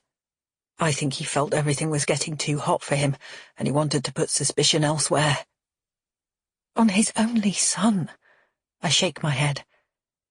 On the one person he hoped might stop you investigating altogether, Lonnie says quietly. Then after you confronted us, he saw his chance to take it back, pretending he didn't know anything about it. My head reels. Is any of what Lonnie's saying true? How can I know? How can I trust him? Even if you're right, you shouldn't have lied about your dad being involved in the money laundering, I mutter. You should have told me the whole truth right from the start. I know, he says with a sigh. A beat passes. Lonnie takes my hand again. Look, what matters most to me is that you believe I didn't kill little Vicky, or your uncle. John treated me like a son. I loved him. He sounds close to tears. I need to go. I walk away along the path. I have to fetch Tora. And call the police, I think. Okay, says Lonnie. Can I give you a lift? His phone rings. No, I say, over the sound. I hurry away as Lonnie answers the call with a curt, hello? Could his dad really be responsible for Vicky's death? He could easily have been in the wood the day she died, and I know he left Framley soon after. And he was in the vicinity for John too, with plenty of apparent motive. Bella, Lonnie calls after me as I reach the front gate. It's Mer, for you. I turn back. Lonnie holds out the phone. I hurry over and snatch it up. How are you? Mercedes' voice is all suppressed amusement. What's up? I snap. Okay, well that doesn't sound like love's young dream. Mercedes giggles. I swallow down my irritation. Sorry, I was on my way to you actually, I say, to fetch Tora. Ah, that's why I'm calling. Mercedes' voice grows more serious. She says she has a tummy ache and wants to come home. I'm just getting some breakfast for the others, then I'll bring Tora over. Okay, I sigh. Thanks. I hand Lonnie his phone and turn towards the house. Can I come in? He asks. No, I say curtly, inserting my key in the front door. I don't want you hanging around here. Please go. I step inside. Please, Bella, I shut the door in his face, then lean against the wood. I wait a minute, then peer through the spy hole. Thank goodness, he's gone. I trudge to the kitchen and put the kettle on. I'm going to make a coffee, then go upstairs, and hopefully my phone will have enough charge for me to call the police. Not that I'm going to be able to give them the ring I saw in Lonnie's drawer or any proof that either Lonnie or Tell have done anything illegal. I lean against the counter and let out a sigh as the kettle rumbles into life. How stupid I've been.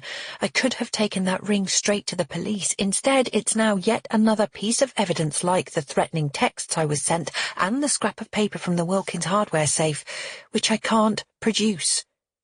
D.I. Capshaw already thinks I might have murdered Uncle John. If I go to him now with more unsubstantiated allegations, he'll probably just think I'm trying to deflect attention. The kettle boils and I make my coffee. I take a sip and sink into a chair, my thoughts still whirling. A shuffling noise from outside the front door breaks the early morning silence. My throat tightens as the shuffling is followed by a click, then the sound of the door opening. Who on earth is that? Lonnie? Tell? I set down my coffee mug, my heart pounding. Footsteps sound in the corridor, a thud of something heavy on the hall tiles. Terror rises up, seizing my entire body. I glance across at the knife block as time slows down. I need to move, get across the room, grab a weapon to defend myself. But before I can take a step, the footsteps reach the kitchen and the door swings open. Chapter 36. I let out a scream, then clamp my hand over my mouth as a familiar face peers around the kitchen door. Frank! Relief rises up, mingling with the shock that still holds me frozen by the kitchen table. Frank stares at me, clearly alarmed at my wild-eyed expression. What on earth, Bells? Why didn't you knock? I shriek. I thought you were at Lonnie's, Frank says, frowning. Cheryl went on about the two of you all the way home, said you were clearly mad for each other. He holds his hand up. I don't want any details. But why are you here? I cry. To take measurements for the new boiler.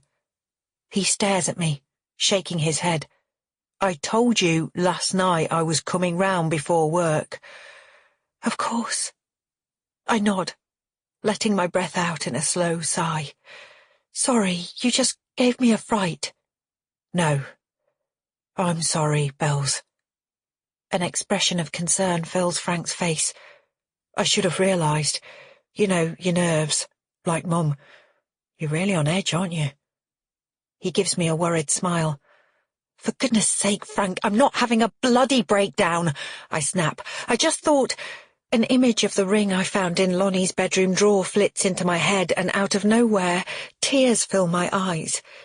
Even if Lonnie is innocent of murder, he still lied to me. How can I trust him again? Frank walks over to me and puts his arm around my shoulder. What the hell is it, Bells? I'm fine, I say, pressing my lips together to stop them trembling. Frank pulls me into a big hug, then draws back and plants his meaty hands on my shoulders. It's time to talk, Bella, he says firmly. I'm not leaving until you tell me what's wrong.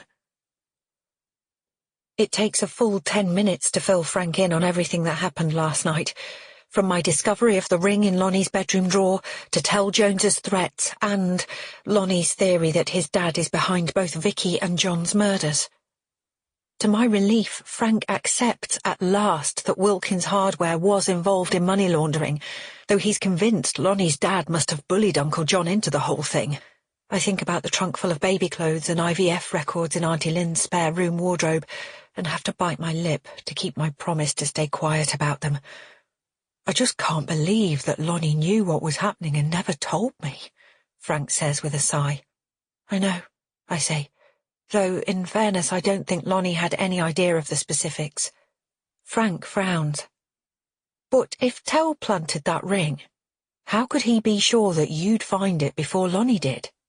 My guess is he was planning to tip the police off anonymously, so they'd find it, I say, a heavy feeling in the pit of my stomach. It was a good plan, as far as it went. The ring wouldn't prove anything in itself, but it would make Lonnie look guilty to me. Frank nods. We have to tell the police about all this. I stare at him. Are you sure? Aren't you worried the shop will be investigated over the money laundering? It might destroy the business. Frank shrugs. I'll explain it happened a long time ago, well before I started running things. I doubt we'll have records from the 90s anyway, so I don't think it'll be possible to prove either way. He looks at me. I'm more worried about Tell. What he might do if we accuse him, even without proof. I know, I say, but I was right there with him last night and he didn't hurt me then. Frank looks sceptical. Look, Tora will be back from Mers soon. I need to make sure she's okay, then I'll call the detective later and leave a message.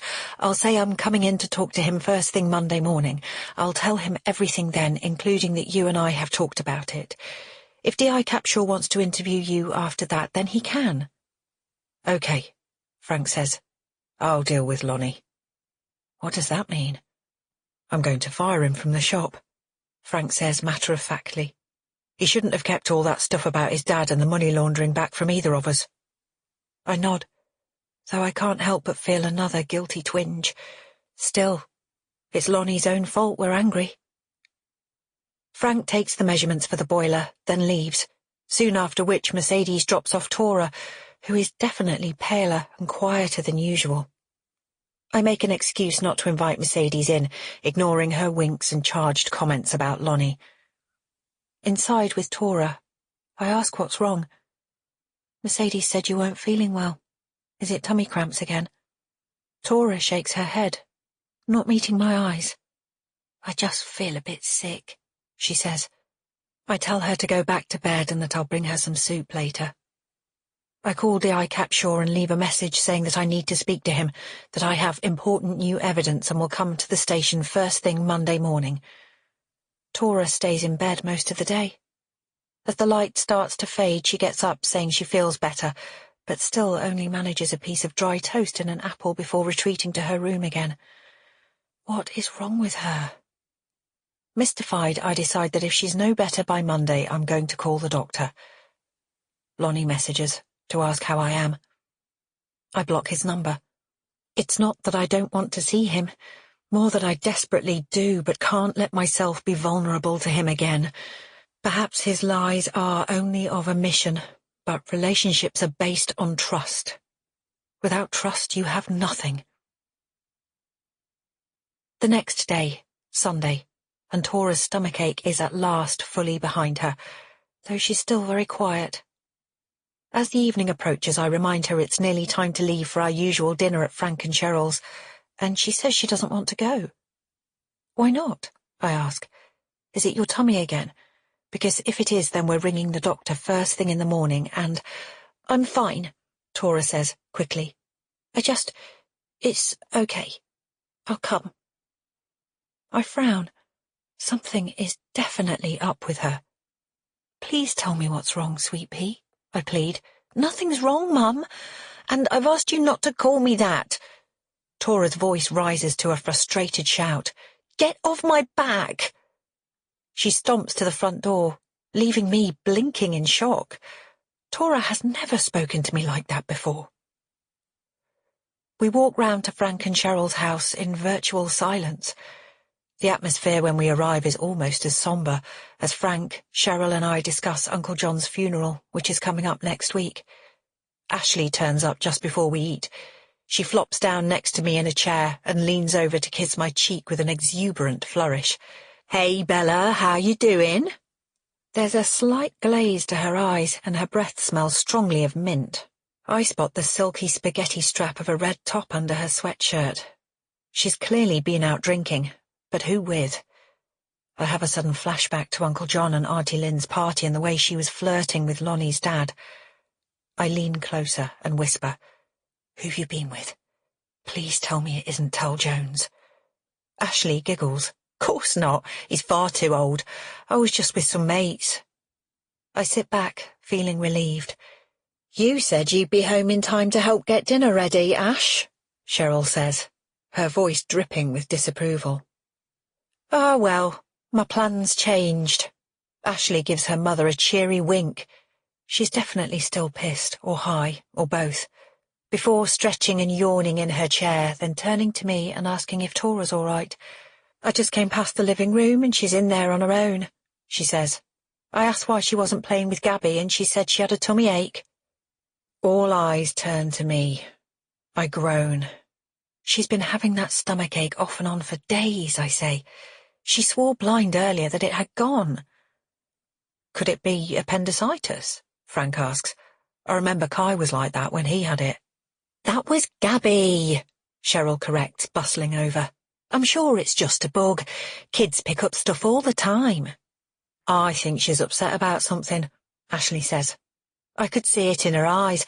I reckon she's got anxiety. For goodness sakes, Ashley, you're not a psychiatrist, Cheryl snaps. And careful what you say in front of Bella. She's over-anxious enough about everything as it is. A surge of irritation wells inside me. I catch Ashley's eye. She gives me a look of solidarity. See what I have to put up with. I don't think it's neurotic to worry when your child has a persistent stomachache, I say, tartly. If it's still there tomorrow, I'm taking her to the doctor. Maybe they can help work out what's going on. Cheryl puts her hands up, a gesture of surrender. Fine, she says. Of course, you know best. The exchange leaves a sour taste in my mouth. A few minutes later, when Ashley announces she's heading upstairs, I take the opportunity to say Tora and I are leaving too. We're home about half an hour later. I've asked Tora several times how she's feeling, and she says she's fine, but she's still very quiet. As I put her to bed that night, I ask again what's wrong. Nothing, Mum. She shakes her head, giving me a sad smile. Does your tummy still hurt? I ask, because if it does, we are definitely calling the doctor in the morning. An expression of alarm crosses Tora's face. No, Mum, there's no need for that. My tummy doesn't hurt at all now. I have the uneasy sense that she's lying. Perhaps Ashley is right that it's a mental health issue. Is something wrong at school? She's tried so hard to fit in, yet I know from things I've seen and overheard that it hasn't all been plain sailing, from the boy teasing her about her southern accent to forceful Danny dissing her love of unicorns. I decide to call the doctor in the morning, before I speak to D.I. Capshaw. Making this decision calms my brain, and I'm out for the count far faster than usual. I have the best sleep in a long time that night, and wake early, suddenly, to the sound of my phone beeping. Blearily, I peer at the screen. My blood runs cold as I read. Do not talk to the police. Before I can screenshot it, the message is gone. I sit up, suddenly wide awake. My mobile is saying it's only 5 a.m., dawn just streaking through the trees outside. Without warning, another message arrives.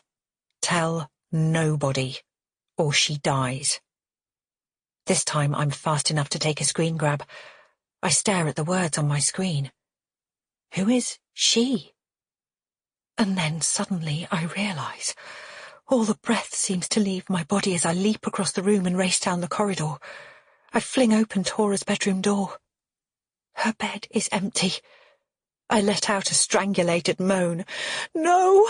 I gasp, racing around the room, checking every possible hiding place. But it's no good. Tora is gone. Chapter 37. I stare at the screen grab, the words searing into my consciousness. Tell nobody, or she dies. Terrified thoughts jab at me. Tora has been taken, kidnapped by the person who killed Vicky and Uncle John. They have her.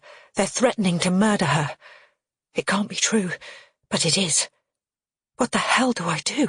Every cell in my body is screaming at me to dial 999. Instead, I read the message again, letting it sink in. If this message is from Tell Jones, then maybe I should contact Lonnie. No, that's stupid. I can't be certain this message isn't from Lonnie. Even if it isn't, after his previous lies, how can I be sure Lonnie would help me and Tora over his own dad? Another message pings onto my phone. My fingers tremble as I read it. She is safe for now. Cancel your Monday morning meeting with police, then I'll tell you where to find her. Remember, I can take her again any time I want. Bastard! A furious hate fills me. How dare anyone kidnap a little girl? How dare they use her life to threaten me? I suddenly realize the message hasn't disappeared. Does that mean I can text back to the kidnapper? I frantically write, then send. Where is she? How do I know she's okay? The next message is a video. I press the arrow on the blurry screen and my heart leaps into my throat. Tora is lying on a mattress, still wearing her pajamas. Her breathing is deep and even, her chest rising and falling. She's alive, but I peer more closely. There's something weird about the way she is breathing. It's too deep. I scramble to write another message. Have you drugged her? The message comes back immediately. Only a little. Now cancel police and wait. Remember, tell no one or she dies. I study the video again. It's been taken from across the room and shows not just the dirty mattress Tora is lying on, but a stained carpet in the foreground and walls with peeling paint behind. There's a window, just to the right, with a grey sheet tacked over it. The video must be recent because there is light behind the sheet. I peer more closely. The sheet is moving, which means the window behind must be open, or it is very drafty. As I watch, a gust lifts the sheet a little to the side, revealing a patch of grubby glass and the dawn sky beyond. I catch a glimpse of the roof of the building opposite. Then the sheet falls back into place, and the video ends. My heart sinks. If the view of that roof is anything to go by, Tora is probably on the second floor, or higher, of what looks like an abandoned building. Impossible to track down. The adrenaline is still surging through me, but there's nothing I can do with it. Nothing I can do except follow the killer's instructions, cancel the police interview, and wait. I send D.I. Capshaw a text, saying I no longer need to talk to him. Then I forward the message to the killer's number, texting, "I've done what you asked. Let Tora go." A message flashes back after a few minutes. Later. You need to know I can do this whenever I want, so you're not tempted to go to police. I grit my teeth and text again. Where is Tora? I want her back now. But the killer doesn't reply. I pace up and down my bedroom. It feels so wrong to be doing nothing, but what choice do I have? Fear for Tora tumbles over and over in my head, making it impossible to focus on anything. I check the time. Somehow it is already 6:15 a.m. As if watching another person, I register that my feet and hands are freezing. I should get dressed, to be ready for when the killer next messages me. I hurry into jeans and a jumper, then splash some water on my face. I feel too sick to eat, but I go downstairs and make some coffee.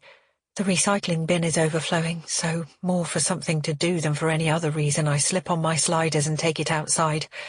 Front door on the latch, I ease the contents into the green-lidded bin by the front door. Bella? I start, jumping around to see Lonnie standing by the gate. Sorry, he says, slipping past the gate and hurrying up to me.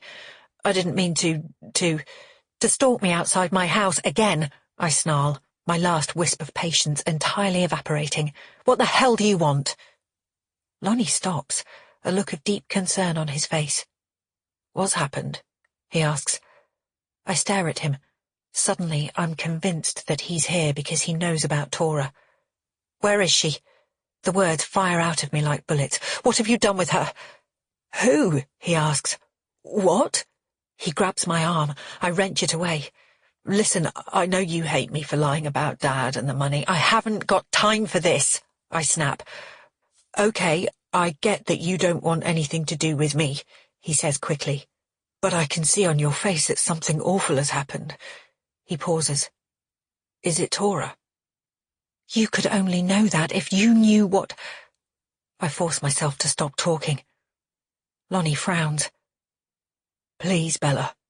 Is Tora okay? I gaze up and down the street, my breath coming in shuddering heaves. Suppose the killer is watching me right now. Come inside, I order. Quick. Lonnie nods, letting me drag him through the front door.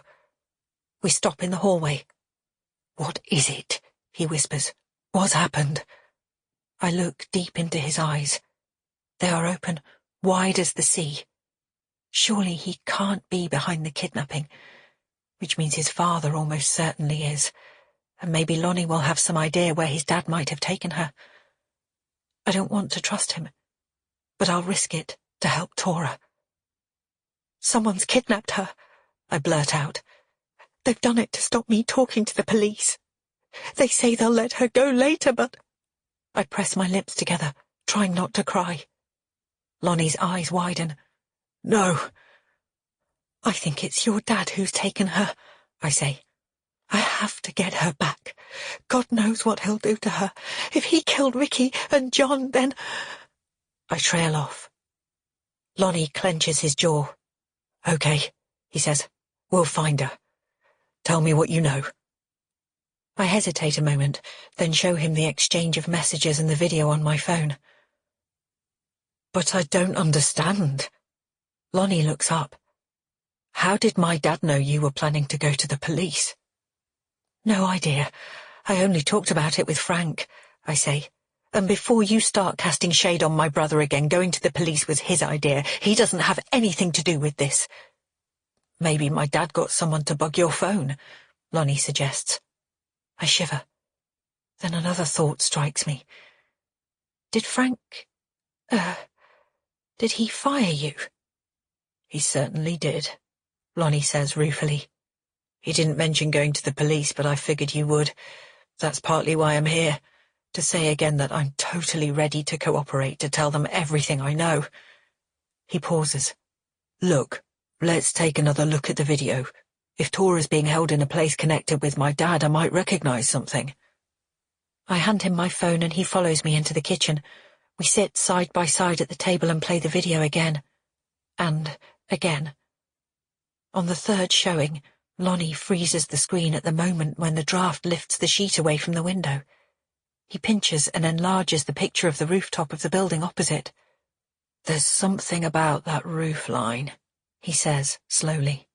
"It's really unusual." I take the phone and peer more closely.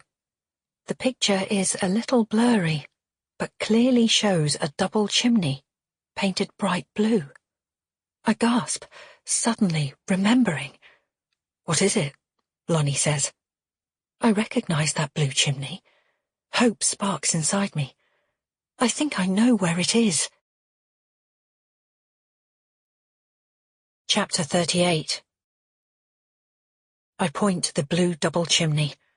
"I saw that through Dad's care home window once," I explain. "There's a row of them." "Are you saying your dad has Tora?" Lonnie stares at me. "In his care home? That doesn't seem—" "No, of course not. The chimneys were at a distance then, several streets away. Wherever Tora's being held is right opposite them. If we find the chimneys, we'll find her." Lonnie nods, his face filled with grim determination. "Let's go." Half an hour later, and I'm realizing that locating a roofline only ever seen at a distance is harder than it looks. I stare at the map app open on my phone and peer at the pin marking Golden Oaks Care Home. So the back of the care home is on the south side of the street, I say, tracing an invisible line with my finger, which means what I saw to the right must have been on one of these roads. I reel off the names. Lonnie nods, consults his own GPS, and then takes the next turning. We drive slowly up and down the sleepy side streets. It's just past 7 a.m., and though traffic is beginning to build on the main roads, there's little sign of life from the homes on either side. I let out a frustrated sigh. "If we only knew what the building was," I mutter. "Just keep looking," Lonnie says. I crane my neck to check the roofs, but it's impossible to see if they even contain chimneys, let alone what those chimneys look like. "We need to get to higher ground," I say. "Yeah, right," Lonnie grunts. "In case you haven't noticed, this is the Midlands." At that moment he turns the car again. Through the gap in the houses I glimpse a snatch of bright cobalt against the pale blue sky. "There!" I point to the left. "Somewhere over there." Lonnie takes the next left, then left again. A second later we are sailing past a side road, and looking down it I clearly see a long roof with 3 blue double chimneys set along it. "Go back," I urge. In just a couple more minutes we park in the side road and get out of the car. The early morning air is sharp against my cheeks, the wind gusting along the street.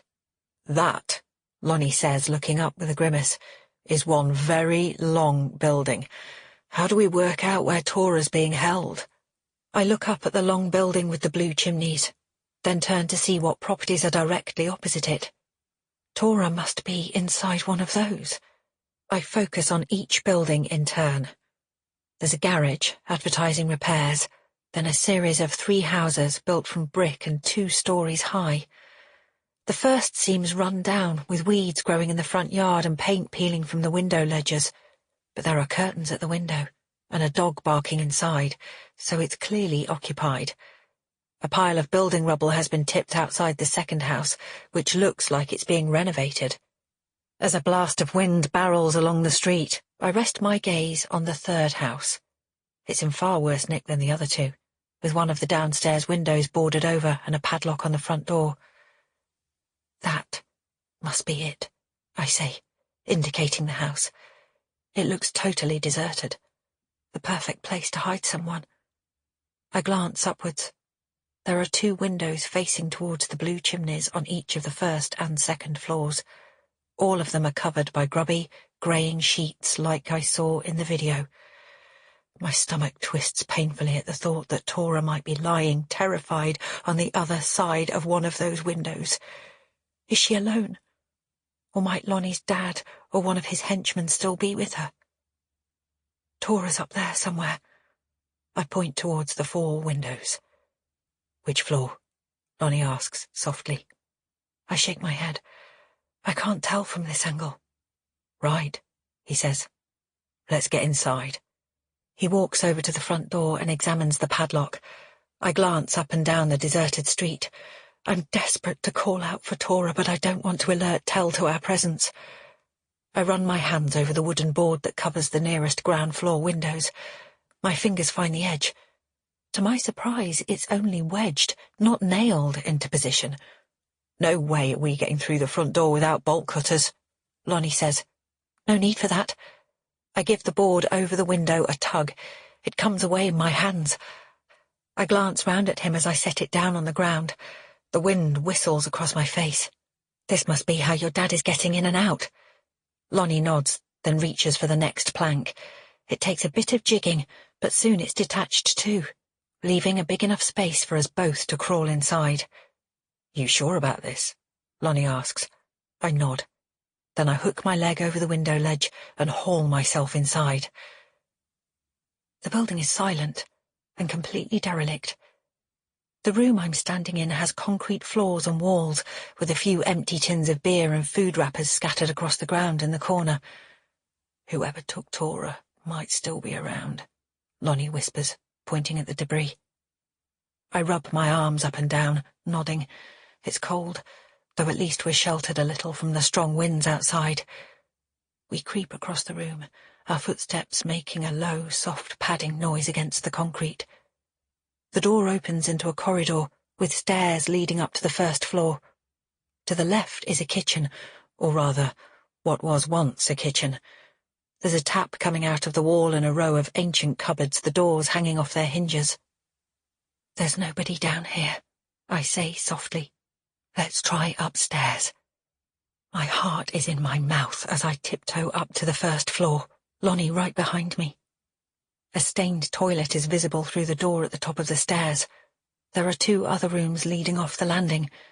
Both doors are shut. I hold my breath, listening hard for sounds.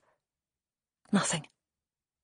I'll check those, Lonnie whispers, pointing to the 2 rooms. Okay, I'll look up here.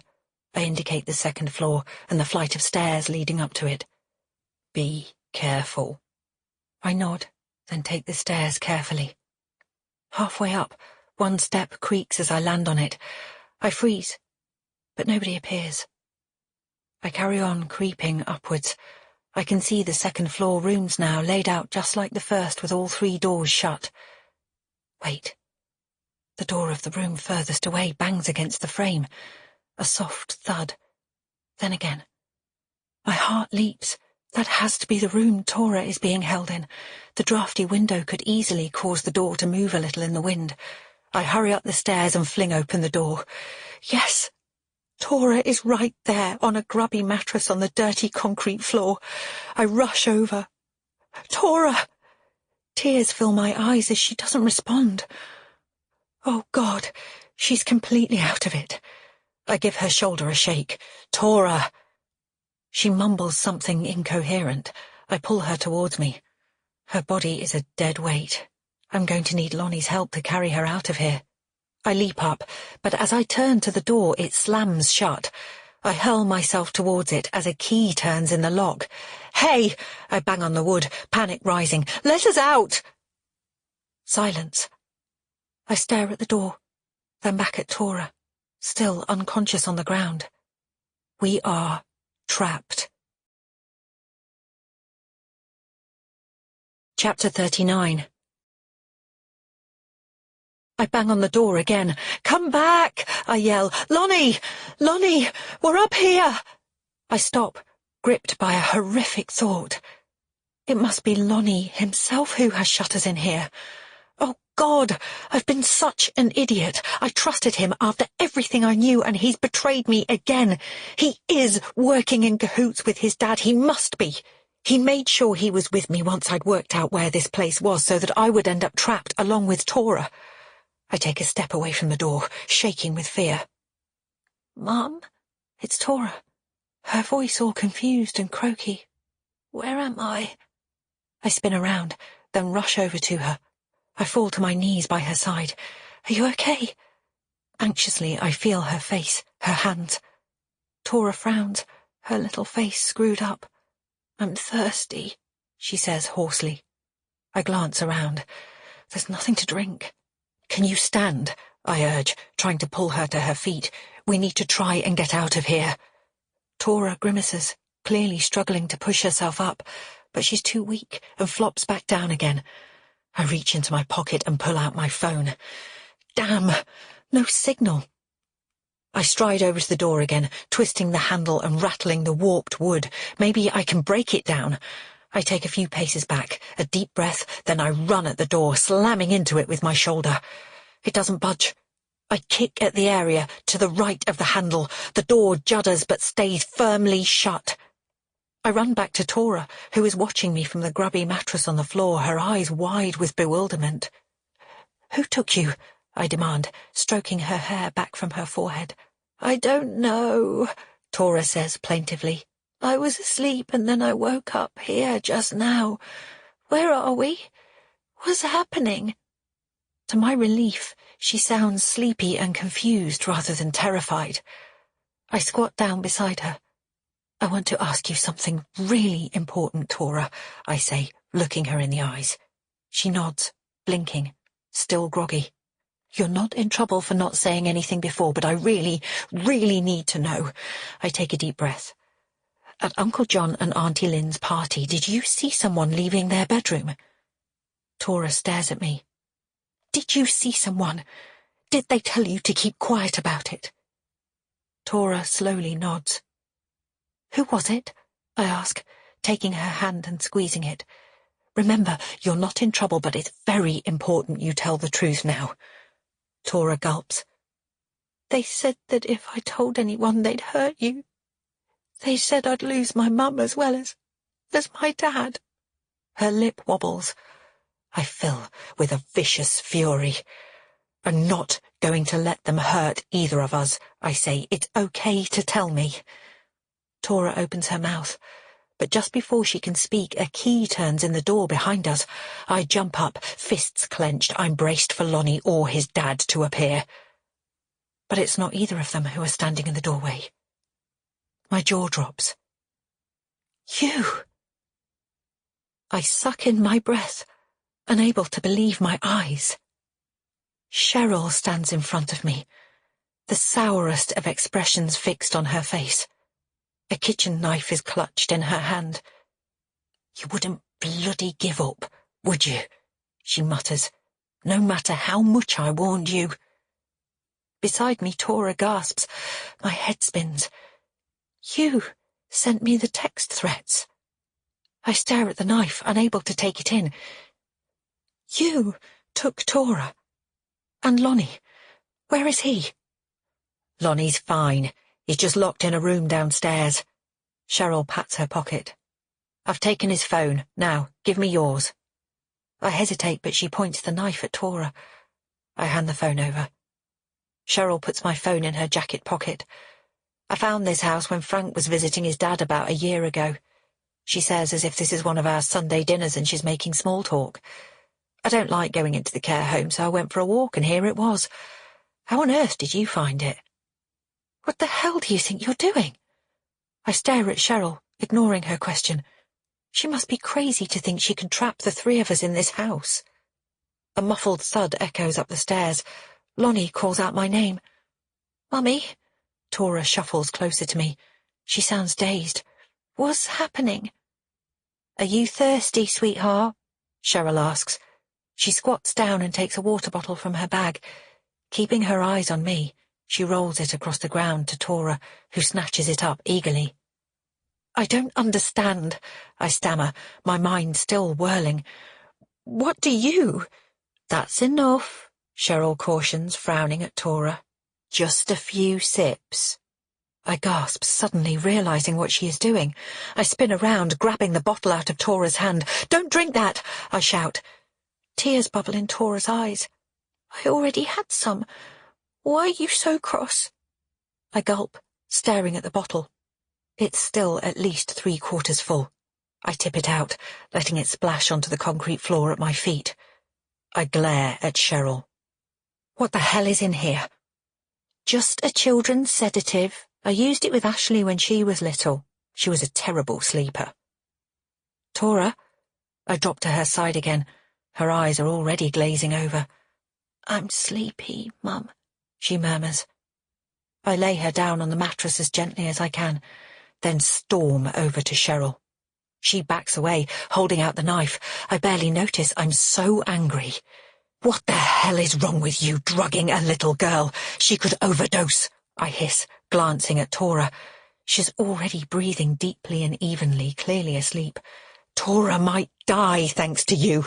No, she won't, Cheryl insists, gripping the knife more firmly. I know what I'm doing. Why is she even here? I demand. Was it you she saw coming out of Uncle John's room? Cheryl looks away, but I can see the admission of guilt in her eyes. I gasp. It was you arguing with him. My voice trembles. You killed Uncle John? No. Cheryl shakes her head. No, it wasn't like that.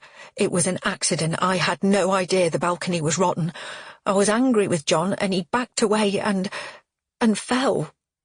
She hesitates. It wasn't my fault. You know me, Bella. You know I could never hurt anyone deliberately. I gaze at her warily. But you can kidnap my daughter. You forced me into that.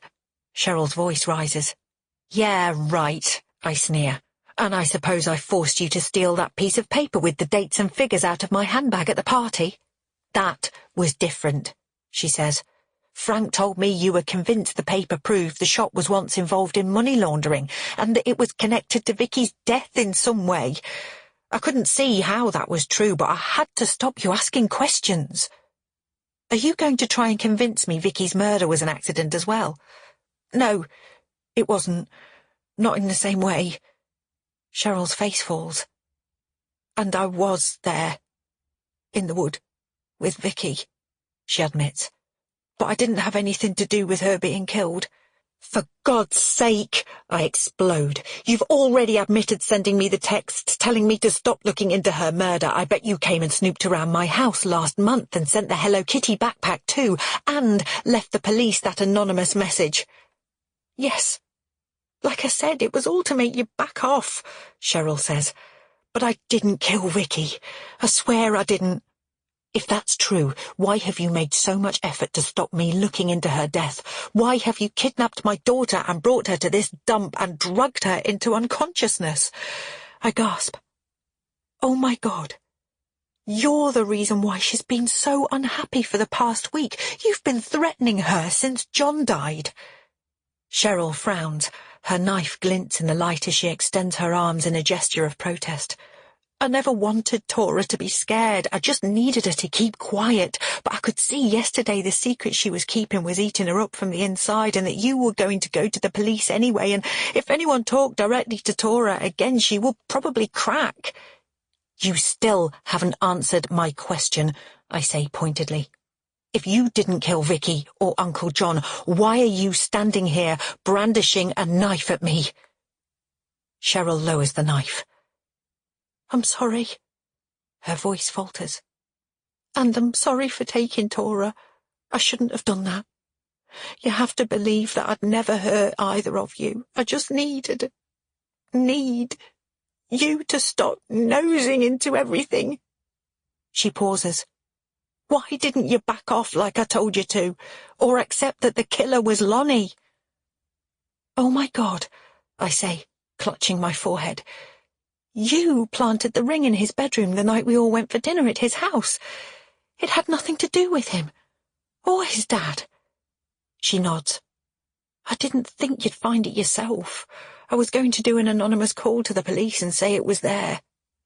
But why, I demand, why go to all this trouble to frame other people and stop me digging into crimes if you didn't even commit them? Cheryl presses her lips together.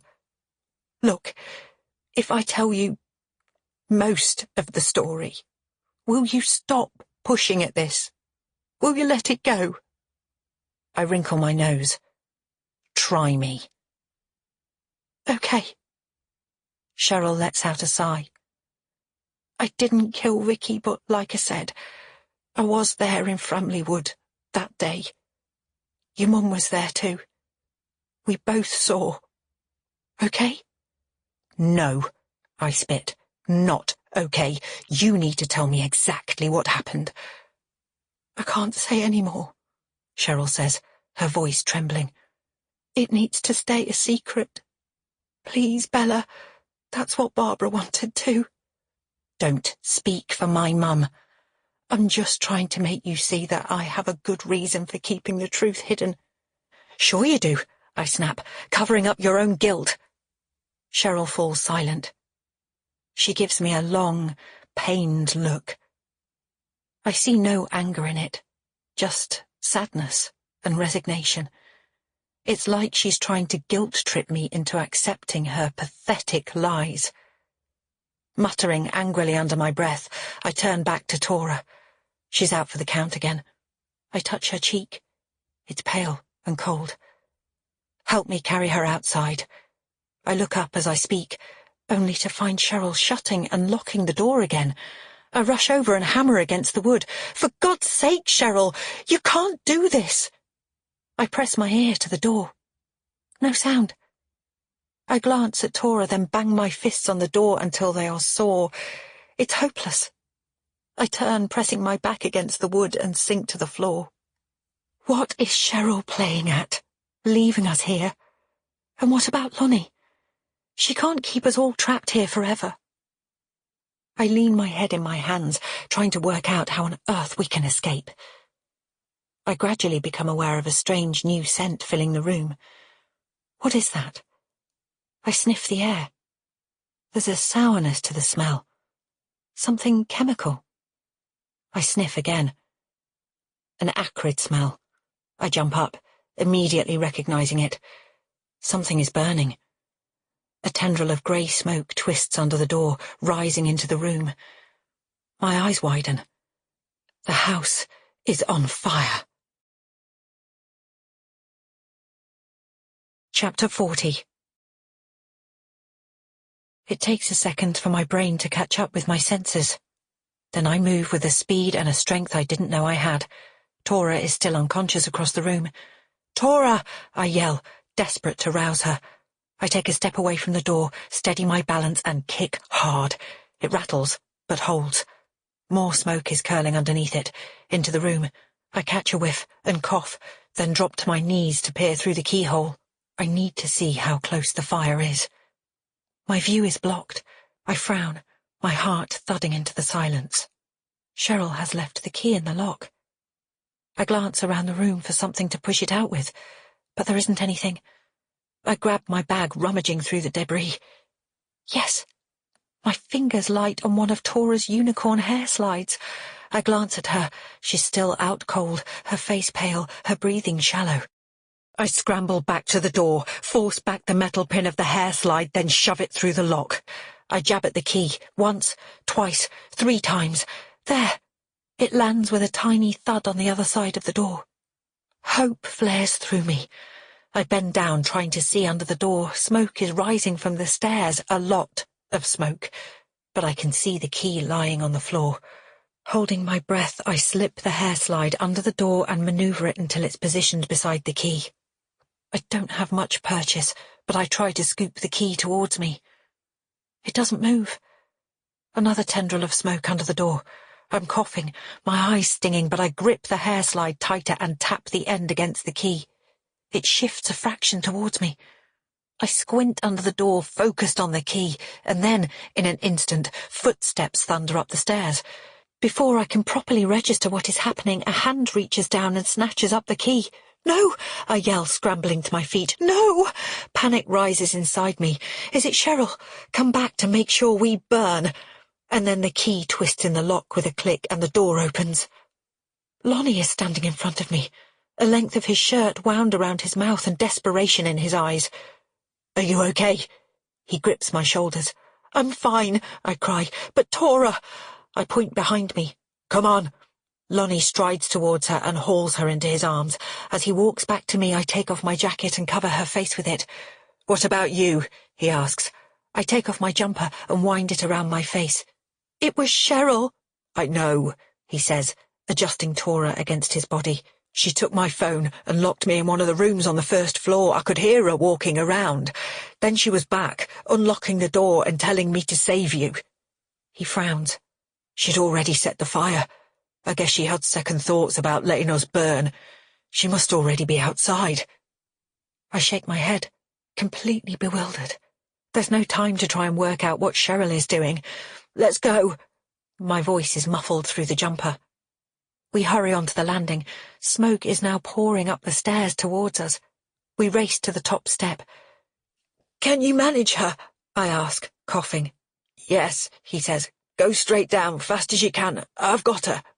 I nod, then pound down the stairs to the first floor. The smoke is thicker here. Flames leap out of one of the rooms, dancing across the landing. I turn. Lonnie is right behind me, Tora still in his arms. "Hurry!" I yell as the acrid smoke fills my lungs. Suddenly, I'm lightheaded. I grip the banister, force myself to put one foot in front of the next. I glance over my shoulder. Lonnie and Tora are still there. Without warning, a huge wall of fire erupts in front of us, blocking our way to the stairs. I turn and yell, "Run through it! It's the only way!" Lonnie gives a swift nod, then disappears through the fire. I hear his feet on the steps down to the ground floor. I stare at the flickering flames for a fraction of a second, too terrified to move. Then I think of Tora. With a yelp, I propel myself forwards. In one bound, I'm past the fire and racing down the stairs. Lonnie is by the front door, struggling to reach the handle with Tora in his arms. I reach around him, press the catch, and fling the door open. Together we stumble outside, gulping in huge draughts of the mercifully clear morning air. Smoke is pouring out of the windows above, flames licking at the outer walls of the first floor.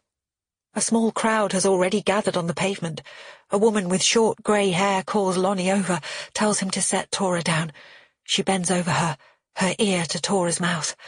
I race over. "She was drugged," I cry. "Someone drugged her." The woman looks up at me. "What did she take?" I don't know," I shriek. "Some kind of sedative, they said." The woman bends over Tora again, loosening her top, examining her neck and face. I turn to Lonnie, who is coughing beside me. "We need to call an ambulance." "Already on their way," a ruddy-cheeked man says, resting a reassuring hand on my arm. "So is the fire service." He glances at the woman. "My wife's done first aid," he says to us both. "She'll look after your little girl. Is there anyone left in the building?" I think of Cheryl. Surely she got out before us. I don't think... "Look!" A cry goes up from the crowd. I follow the pointing fingers. "Oh, my God," Lonnie breathes. There, at the first floor window, is the silhouette of a woman surrounded by flames. "Cheryl!" I take a step towards the house as sirens fill the air. Lonnie pulls me back. "It's too dangerous," he says. The firefighters are here now." I glanced down at Tora on the ground, her eyes still shut, as the fire engine screeched to a stop in front of us. Firefighters are everywhere, moving us away from the house, setting up cordons and running into the building with breathing masks over their faces. Tora and I are taken into one ambulance, Lonnie into another. The young female paramedic asks what Tora was given, and I have to repeat again that I don't know. "It was my sister-in-law," I explain. "She just said it was something she used to give her own kids. She had it in a water bottle." "So, liquid?" the woman asks. I nod, coughing again. "Tora didn't have much, but it wasn't her first dose, and I don't know how much she was given before or how long that took to wear off." I'm forced to sit back as the paramedic examines me. Minutes later we arrive at the hospital. Tora is rushed into a room. A doctor stops me from following, insisting on checking me over. I answer his questions impatiently. Yes, I was breathing in smoke. No, it was for less than a minute. He treats the burns on my arms that I hadn't even noticed. Once I'm bandaged and cleared, I'm allowed into Tora's cubicle. The nurse there tells me that Tora's vital signs are good, and that there's every reason to be hopeful she will come round as soon as the sedative wears off. I sit beside her, my insides hollowed out. After a while, Lonnie pokes his head past the sheet drawn around us. "How's she doing?" "Okay, I think." I swallow down a sob. "And how about you, Bella?" He comes over and we hold each other. After a few minutes I draw back, wiping my eyes. "Has the doctor cleared you?" "I'm fine," he grimaces. "Cheryl's unconscious, though. She's in surgery. It's touch and go. Frank's here, in the waiting room. So are the police. I've just talked to them." I glance at him, frowning. "Police?" He nods. "They want to talk to you, too, but the doctors are making them wait because of Tora." He hesitates. "I've told them what I know. Shall I get you a cup of tea?" I nod, and he disappears. I sit back, thoughts whirling around my head. Why did Cheryl kidnap Tora, imprison me and Lonnie, and then decide to release us? Why did she choose to save us, but let herself burn? I thought she'd been lying about killing Vicky, and John too. But why bother to lie if she was planning to take her own life? Was she protecting someone, like John did, prepared to die to keep their identity secret? I gaze down at Tora. All I want is for her to come round, to be okay. "Mummy?" It's the faintest of whispers. My heart skips a beat as I lean closer to Tora. "I'm here, sweetheart." "What happened?" And my body swells with relief as my daughter, at last, opens her eyes. Chapter 41. 3 weeks after the fire, and Cheryl still hasn't regained consciousness. She lies in a coma in hospital, visited daily by Frank and the children. All 4 of them have been stoic in the face of what happened, but the pain and confusion in their eyes is all too clear. Most mornings, when they head to Addington General, I go over to their house and try to make sure that a meal and clean laundry are ready for when they return. Today is different. Today, a warm, overcast morning at the end of July, we have all gathered at St. Hawes Crematorium for Uncle John's funeral, postponed by a fortnight because of Cheryl and the fire. I'm standing with Dad and Lonnie as the hearse pulls up. A coffin topped with lilies is visible through the glass windows. Frank steps forward as the undertakers open the door. He's insisted on being a pallbearer, even though we all tell him there's no need. Nobody can understand why Cheryl, who always seemed so strong and in control, would have tried to take her own life, and in such a violent way. I've explained how she kidnapped and threatened Tora, how she told me that Uncle John's death was an accident, and how she claimed that though she was present at Vicky's murder, she didn't kill her. Almost everyone has accepted this, including D.I. Capshaw. I dare say everyone is right, though I can't get rid of the questions that still nag away at me. Most of all, why did Cheryl protect the actual killer for so long, going to such terrible lengths to stop me finding out their identity? It seems unlikely that the killer was connected to the money laundering gang, as Cheryl was never involved with that, but it's impossible to know for sure. The only person I know who is now convinced of Cheryl's guilt is Cy Daniels. He has leaped on her treatment of my daughter as evidence that she is a psychopath who would have no problem murdering his. A cough brings me back to Uncle John's funeral. Lonnie and Kai have joined Frank beside the coffin, ready to hoist it onto their shoulders. Beyond them, at the edge of the crematorium, D.I. Capshaw is standing, with his head bowed. I catch Lonnie's eye, and he gives me a sad smile. We have seen each other most days since our escape from the fire. Just as I'm trying to keep Frank's home running, Lonnie is single-handedly taking care of his business. Frank reinstated him immediately after the fire. Tell Jones, meanwhile, has left the country. Not even Mercedes knows where he's gone. The pallbearers steady the coffin, then make their sombre way into the crematorium. Auntie Lynn, white-faced, follows behind, flanked by two of her and Uncle John's oldest friends.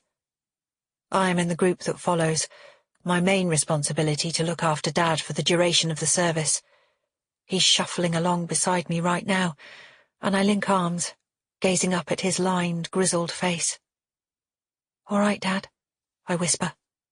He glances sadly down at me. "I think this is a funeral, Barb," he says. "Some poor man has died." "I know," I say softly. I glance round to check on Tora. She insisted on being here today, though I told her there was no need for her to come. She's walking with Ashley, who has one arm around her and one arm around Gabby. Gabby is weeping already, though I'm guessing more because of the situation with her mum, poor thing, than because she's grieving her great-uncle. I catch Ashley's eye, and she gives me a reassuring smile. Ashley has really come into her own over the past few weeks, stepping into Cheryl's shoes as best she can, especially with Gabby. She's even submitted her application to train as a midwife.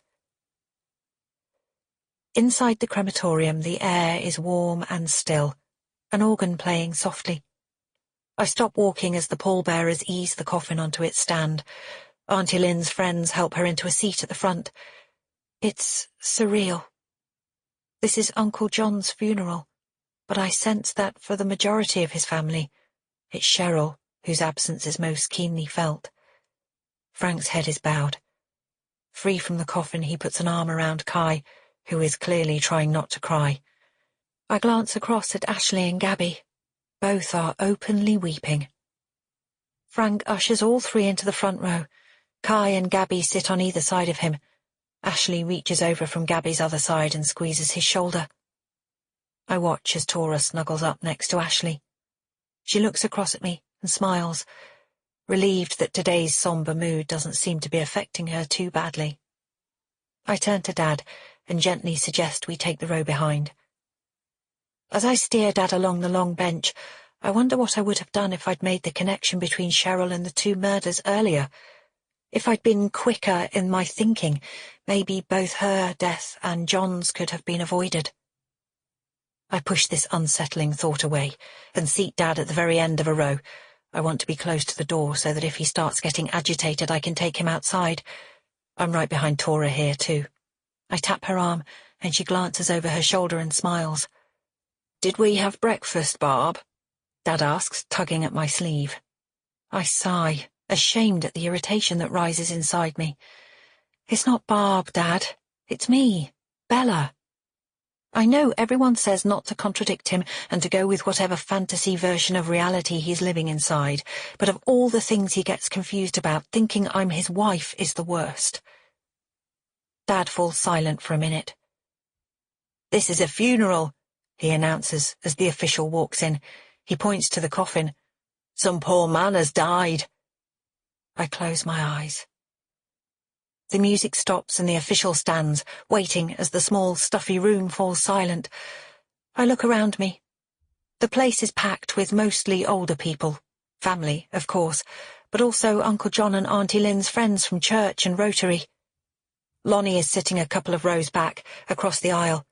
Mercedes is with him, though neither of her girls are. I glance over and they smile sympathetically at me. The official begins speaking, talking of Uncle John and his life. Then one of Uncle John's oldest friends stands to give a reading, after which we all sing a hymn. Dad is in a different mood once the music is over, as if the singing has stirred him up. The official starts talking again, saying Uncle John's name several times in quick succession. "Why is that man talking about John?" Dad asks, too loudly. Heads turn. Frank gives me an anxious look.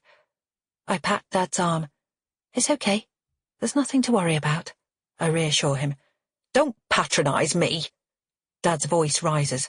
"They're talking about John." He stares, horror-struck at the coffin. "Is he in that? Why have they put him in there? He won't be able to breathe." The official has stopped talking and is looking over. Feeling everyone's eyes on us, I coax Dad out of his seat. "Let's go outside, Dad. I'll explain everything." Much to my relief, Dad pushes himself up and makes straight for the exit. I follow him outside, back into the warm, muggy air of the crematorium yard. There's no one else around, apart from a distant undertaker leaning against the wall about 100 yards away, having a quiet cigarette. "Well?" Dad demands, as I shut the outer door of the crematorium building behind me. "What is happening here?" I stare at him. He sounds about 10 years younger than he did when we arrived, and totally on the ball. There's a ferocity in his eyes I don't recognize, a hardness. Did he used to look like that at Mum? Is that part of what she had to put up with? "We're at a funeral," I say, trying to sound calm. "I know that, Bella," he snaps. "Whose funeral?" God, it's like the dementia has vanished, except it can't have because otherwise he'd know. "It's Uncle John's funeral. John, your brother," I say, holding his gaze. Dad's eyes fill with shock.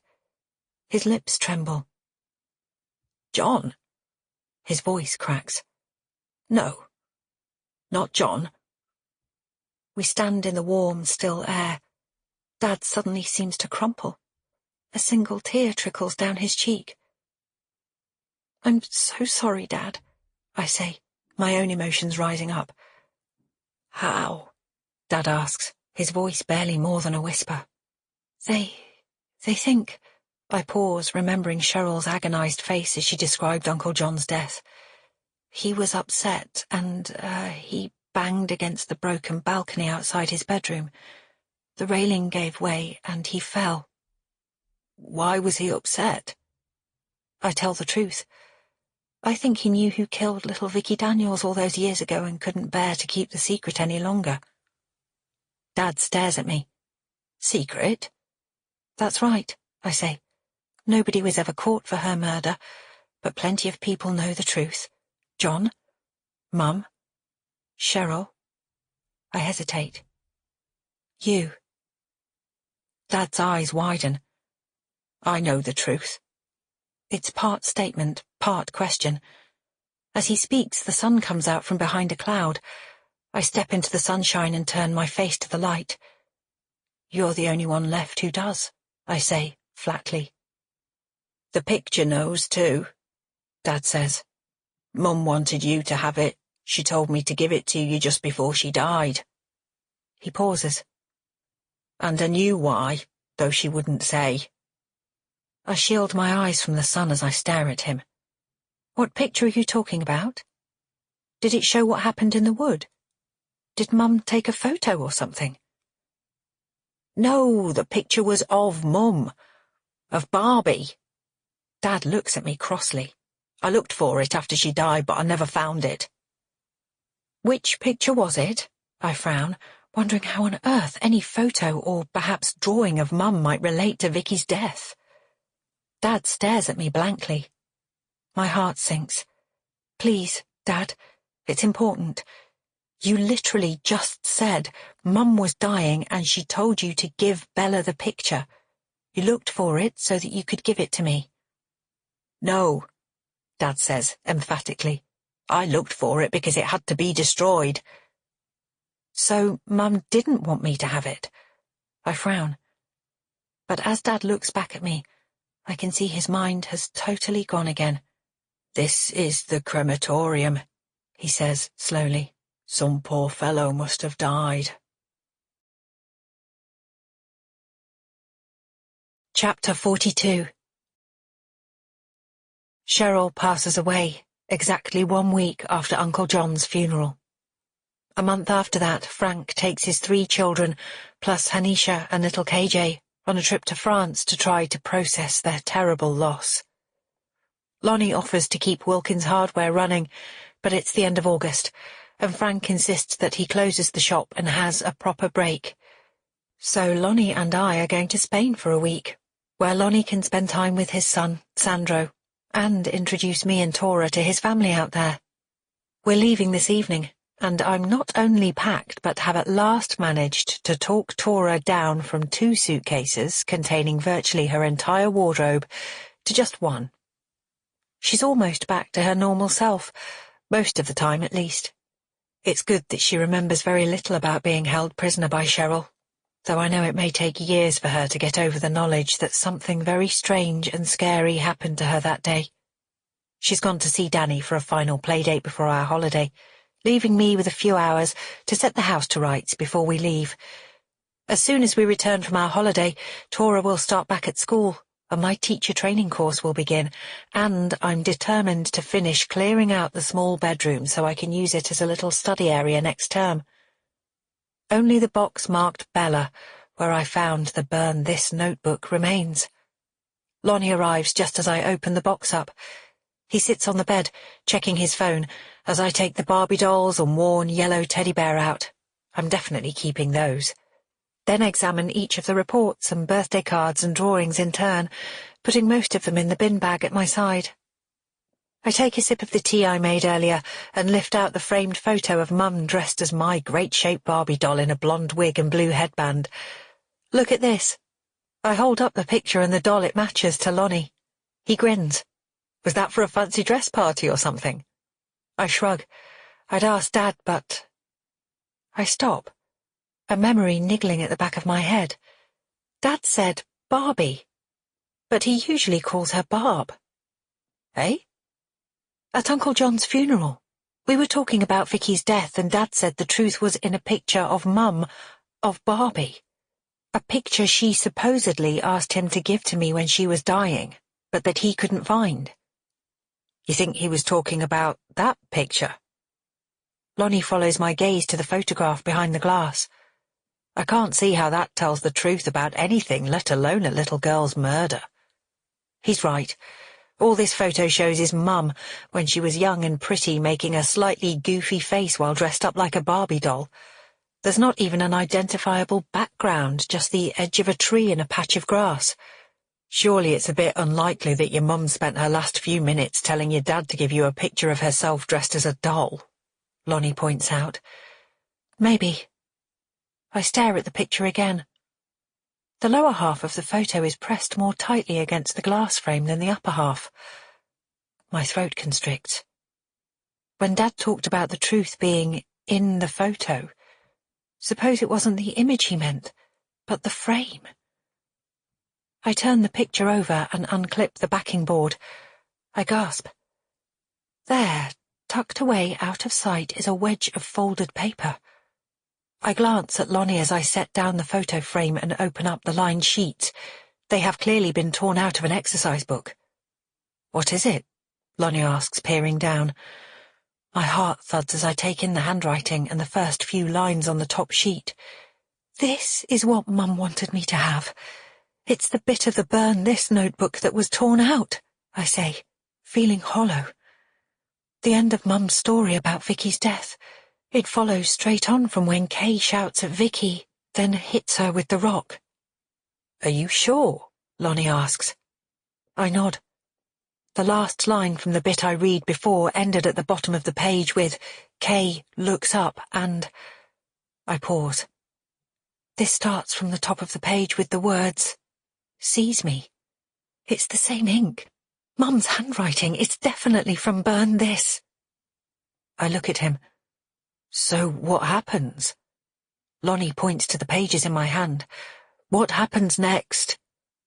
I take a deep breath and start reading the extract out loud. He says my name like all the air is being squeezed out of him. I walk towards him and I see it all. The little clearing, the rug spread out under the bush, and her, frantically buttoning her top. It's so obvious what they've been doing, and that bloody ring of his on a chain around her neck. Talk about salt in the wound. Didn't your mum say Kay was wearing the ring? Lonnie asks. I shake my head. Just that it was his ring. We assumed that he was wearing it, but she never actually wrote that, just that the ring revealed the truth. I turn back to the pages. For a second I stand staring at them, shocked beyond measure. Oh, Mrs. Wilkins, C says to me, her lips trembling. I stare at the letter C. It's Cheryl. A chill snakes down my spine. That's how she was involved. My mum caught her having sex with Kay. Oh my God. Poor Frank, Lonnie says. They've been going out for a while by then. I nod. That's why Cheryl must have felt so terrified of the truth coming out, because of Frank. Lonnie frowns. Sure, but terrified enough to cover up a child murder for 30 years, then set fire to herself when she thinks the truth is about to come out. It doesn't make sense. She was only 16 then, not even married to Frank at the time. I nod, chewing on my lip, then read on. How can you do this to Frank, are the words that come out of me, but they're not half of what I mean. I can't find words for the fury I feel. I remember Vicky on the ground. I move towards her, but Kay stops me, his hand rough around my wrist. What are you doing here? He growls. I overheard you arranging to meet someone and followed you here. I look down at Vicky. Her breath is too shallow, her face too pale. Oh God, she's unconscious, I say. We need to get her an Shut up, you stupid bitch. Kay shoves me away. I stumble backwards. Behind him, C fumbles with the ring around her neck. I'm so sorry, Mrs. Wilkins. She's sobbing now. You can shut up too, Kay snaps. He gave you that, didn't he? I stare at the ring. You know it belonged to his mother. Well, ignore whatever he promised you. You're not the first and you won't be the last. C wipes away her tears and looks miserably at me. I'm pregnant, she says. There's no way to ignore that. I gasp. So does Lonnie. Oh my God, Bella. I'm on the second sheet of paper now, the truth that has been hovering at the edge of my mind for the past few minutes, pushing insistently in front of me. Are you serious? I turn to Kay. You can't have got her pregnant. What about Frank? He doesn't need to know, Kay says quickly. I point to the ring. Is that to buy her silence? I turn to C. Get out of here, I say. Now. She grabs her bag and disappears through the bushes. Kay and I stare at each other. You bastard, I say. Doing this to Frank? I point to Vicky again. And we need to call an ambulance. Now. Kay stands back, folding his arms, and I take this as a sign I can go to Vicky. I race over and drop to my knees. She seems strangely still. There's a blueness to her lips and blood is pooling around her head. My heart thuds as I feel for her wrist, then her neck. No pulse. I lean closer so my cheek is just above her mouth. No breath. I look up at him. She's dead, I say flatly. I know that this is a terrible, terrible thing, but as I say the words, I don't feel their horror. All I feel is numb. Kay's face fills with alarm. No, she can't be. I didn't hit her that hard. You had a rock in your hand. We stare at each other. Panic rears up, clawing at my throat, and fury. What do we do? He sounds helpless. Do you still want to call an ambulance? I stare at him, clenching my fists. Suddenly, I'm so angry I can't breathe. Ah! I push him backwards. Taken off balance, he stumbles and yelps. You idiot! There's no point in an ambulance now, is there? I try to focus. What should we do? What is the right thing to do? But all I can think about is poor Frank. Take this. I shove Vicky's backpack at him. Put it by the far exit, so whoever finds it will look around there for her first. That might just buy enough time to let Cheryl get home and you get back to work. Back to work, he repeats. You were never here, I say. Neither was Cheryl. None of us were here. I pause. What really matters is Frank. He must never find out. What are you going to do? He sounds like a child. I'm going to cover the body with some branches, then fetch our daughter from the playground. I stare at the word "our" as the truth, in all its ugly horror, finally settles inside me. Kay is your dad, Lonnie gasps. My eye lights on the back of the photo of Mum dressed as Barbie, under the sheet of paper.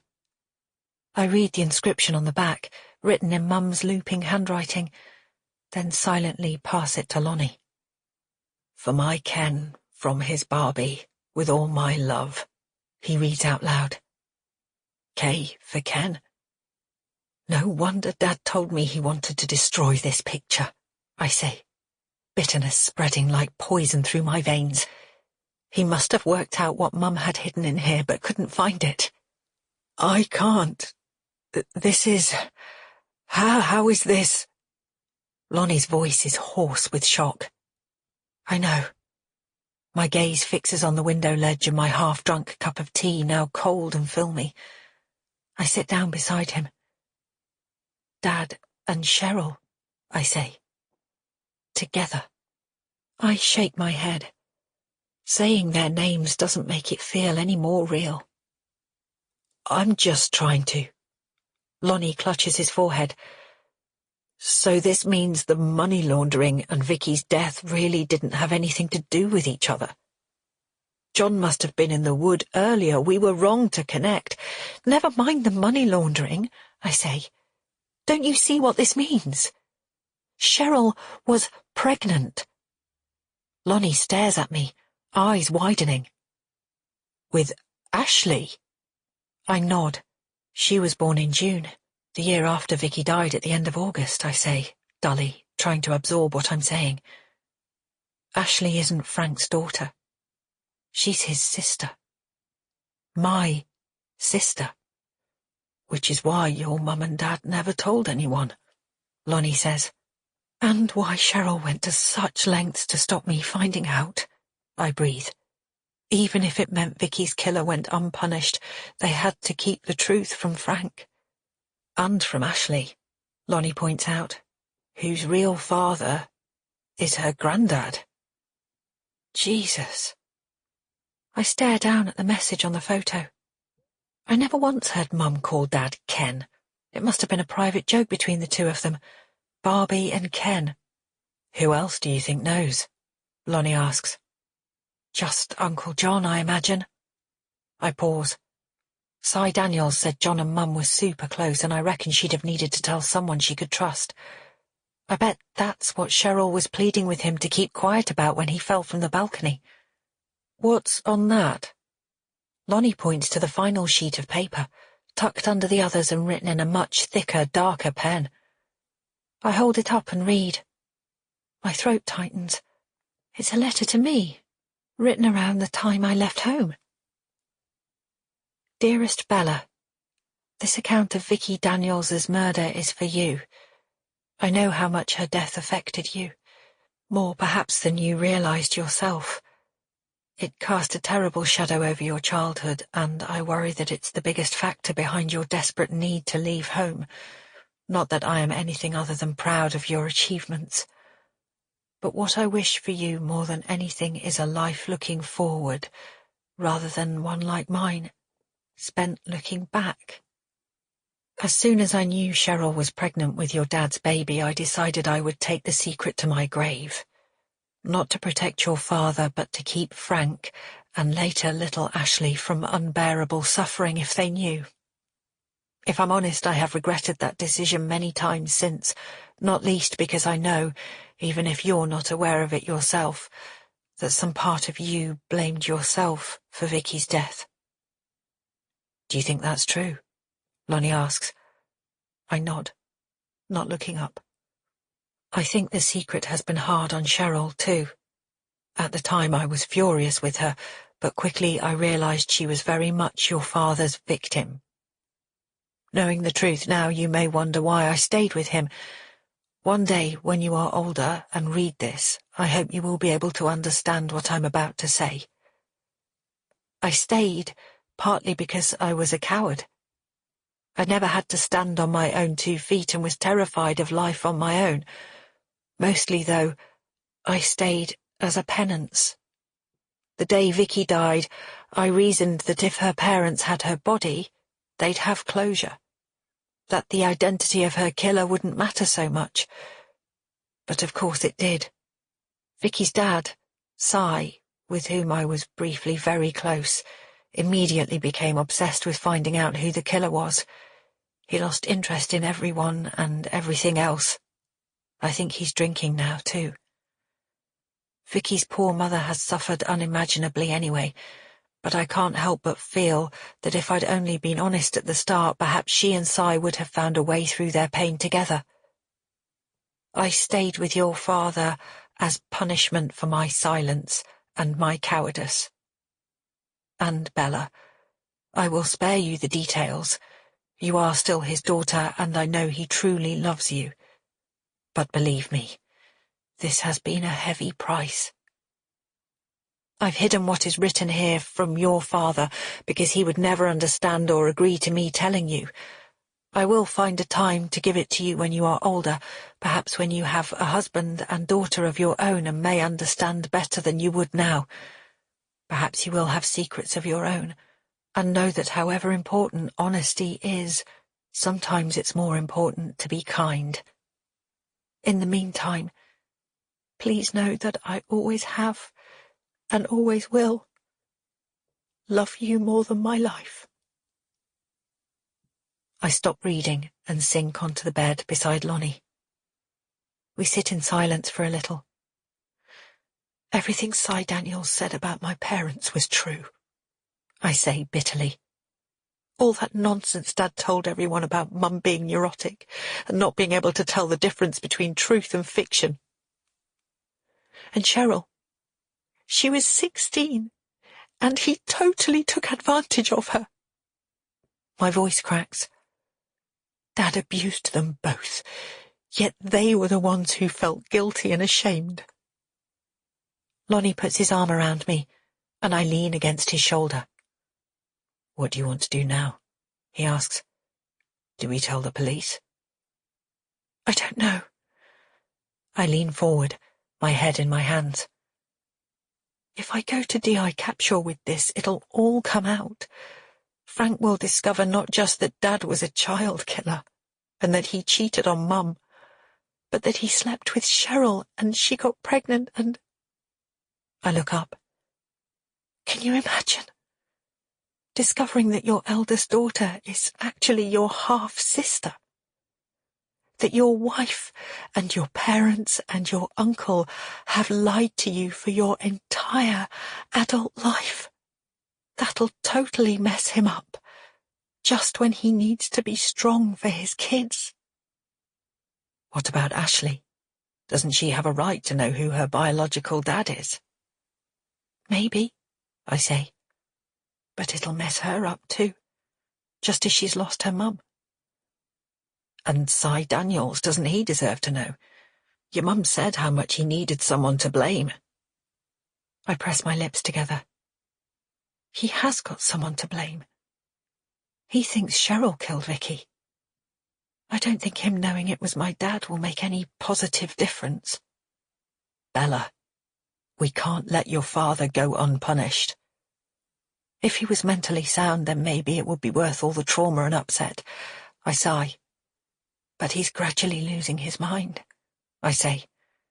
Some days it's already lost. He wouldn't be able to stand trial or even properly understand what he was being accused of. John and Cheryl both died over this already. I reckon it ate away at them for years.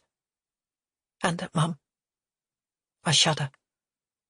Anyway, nothing about the truth will bring Vicky back.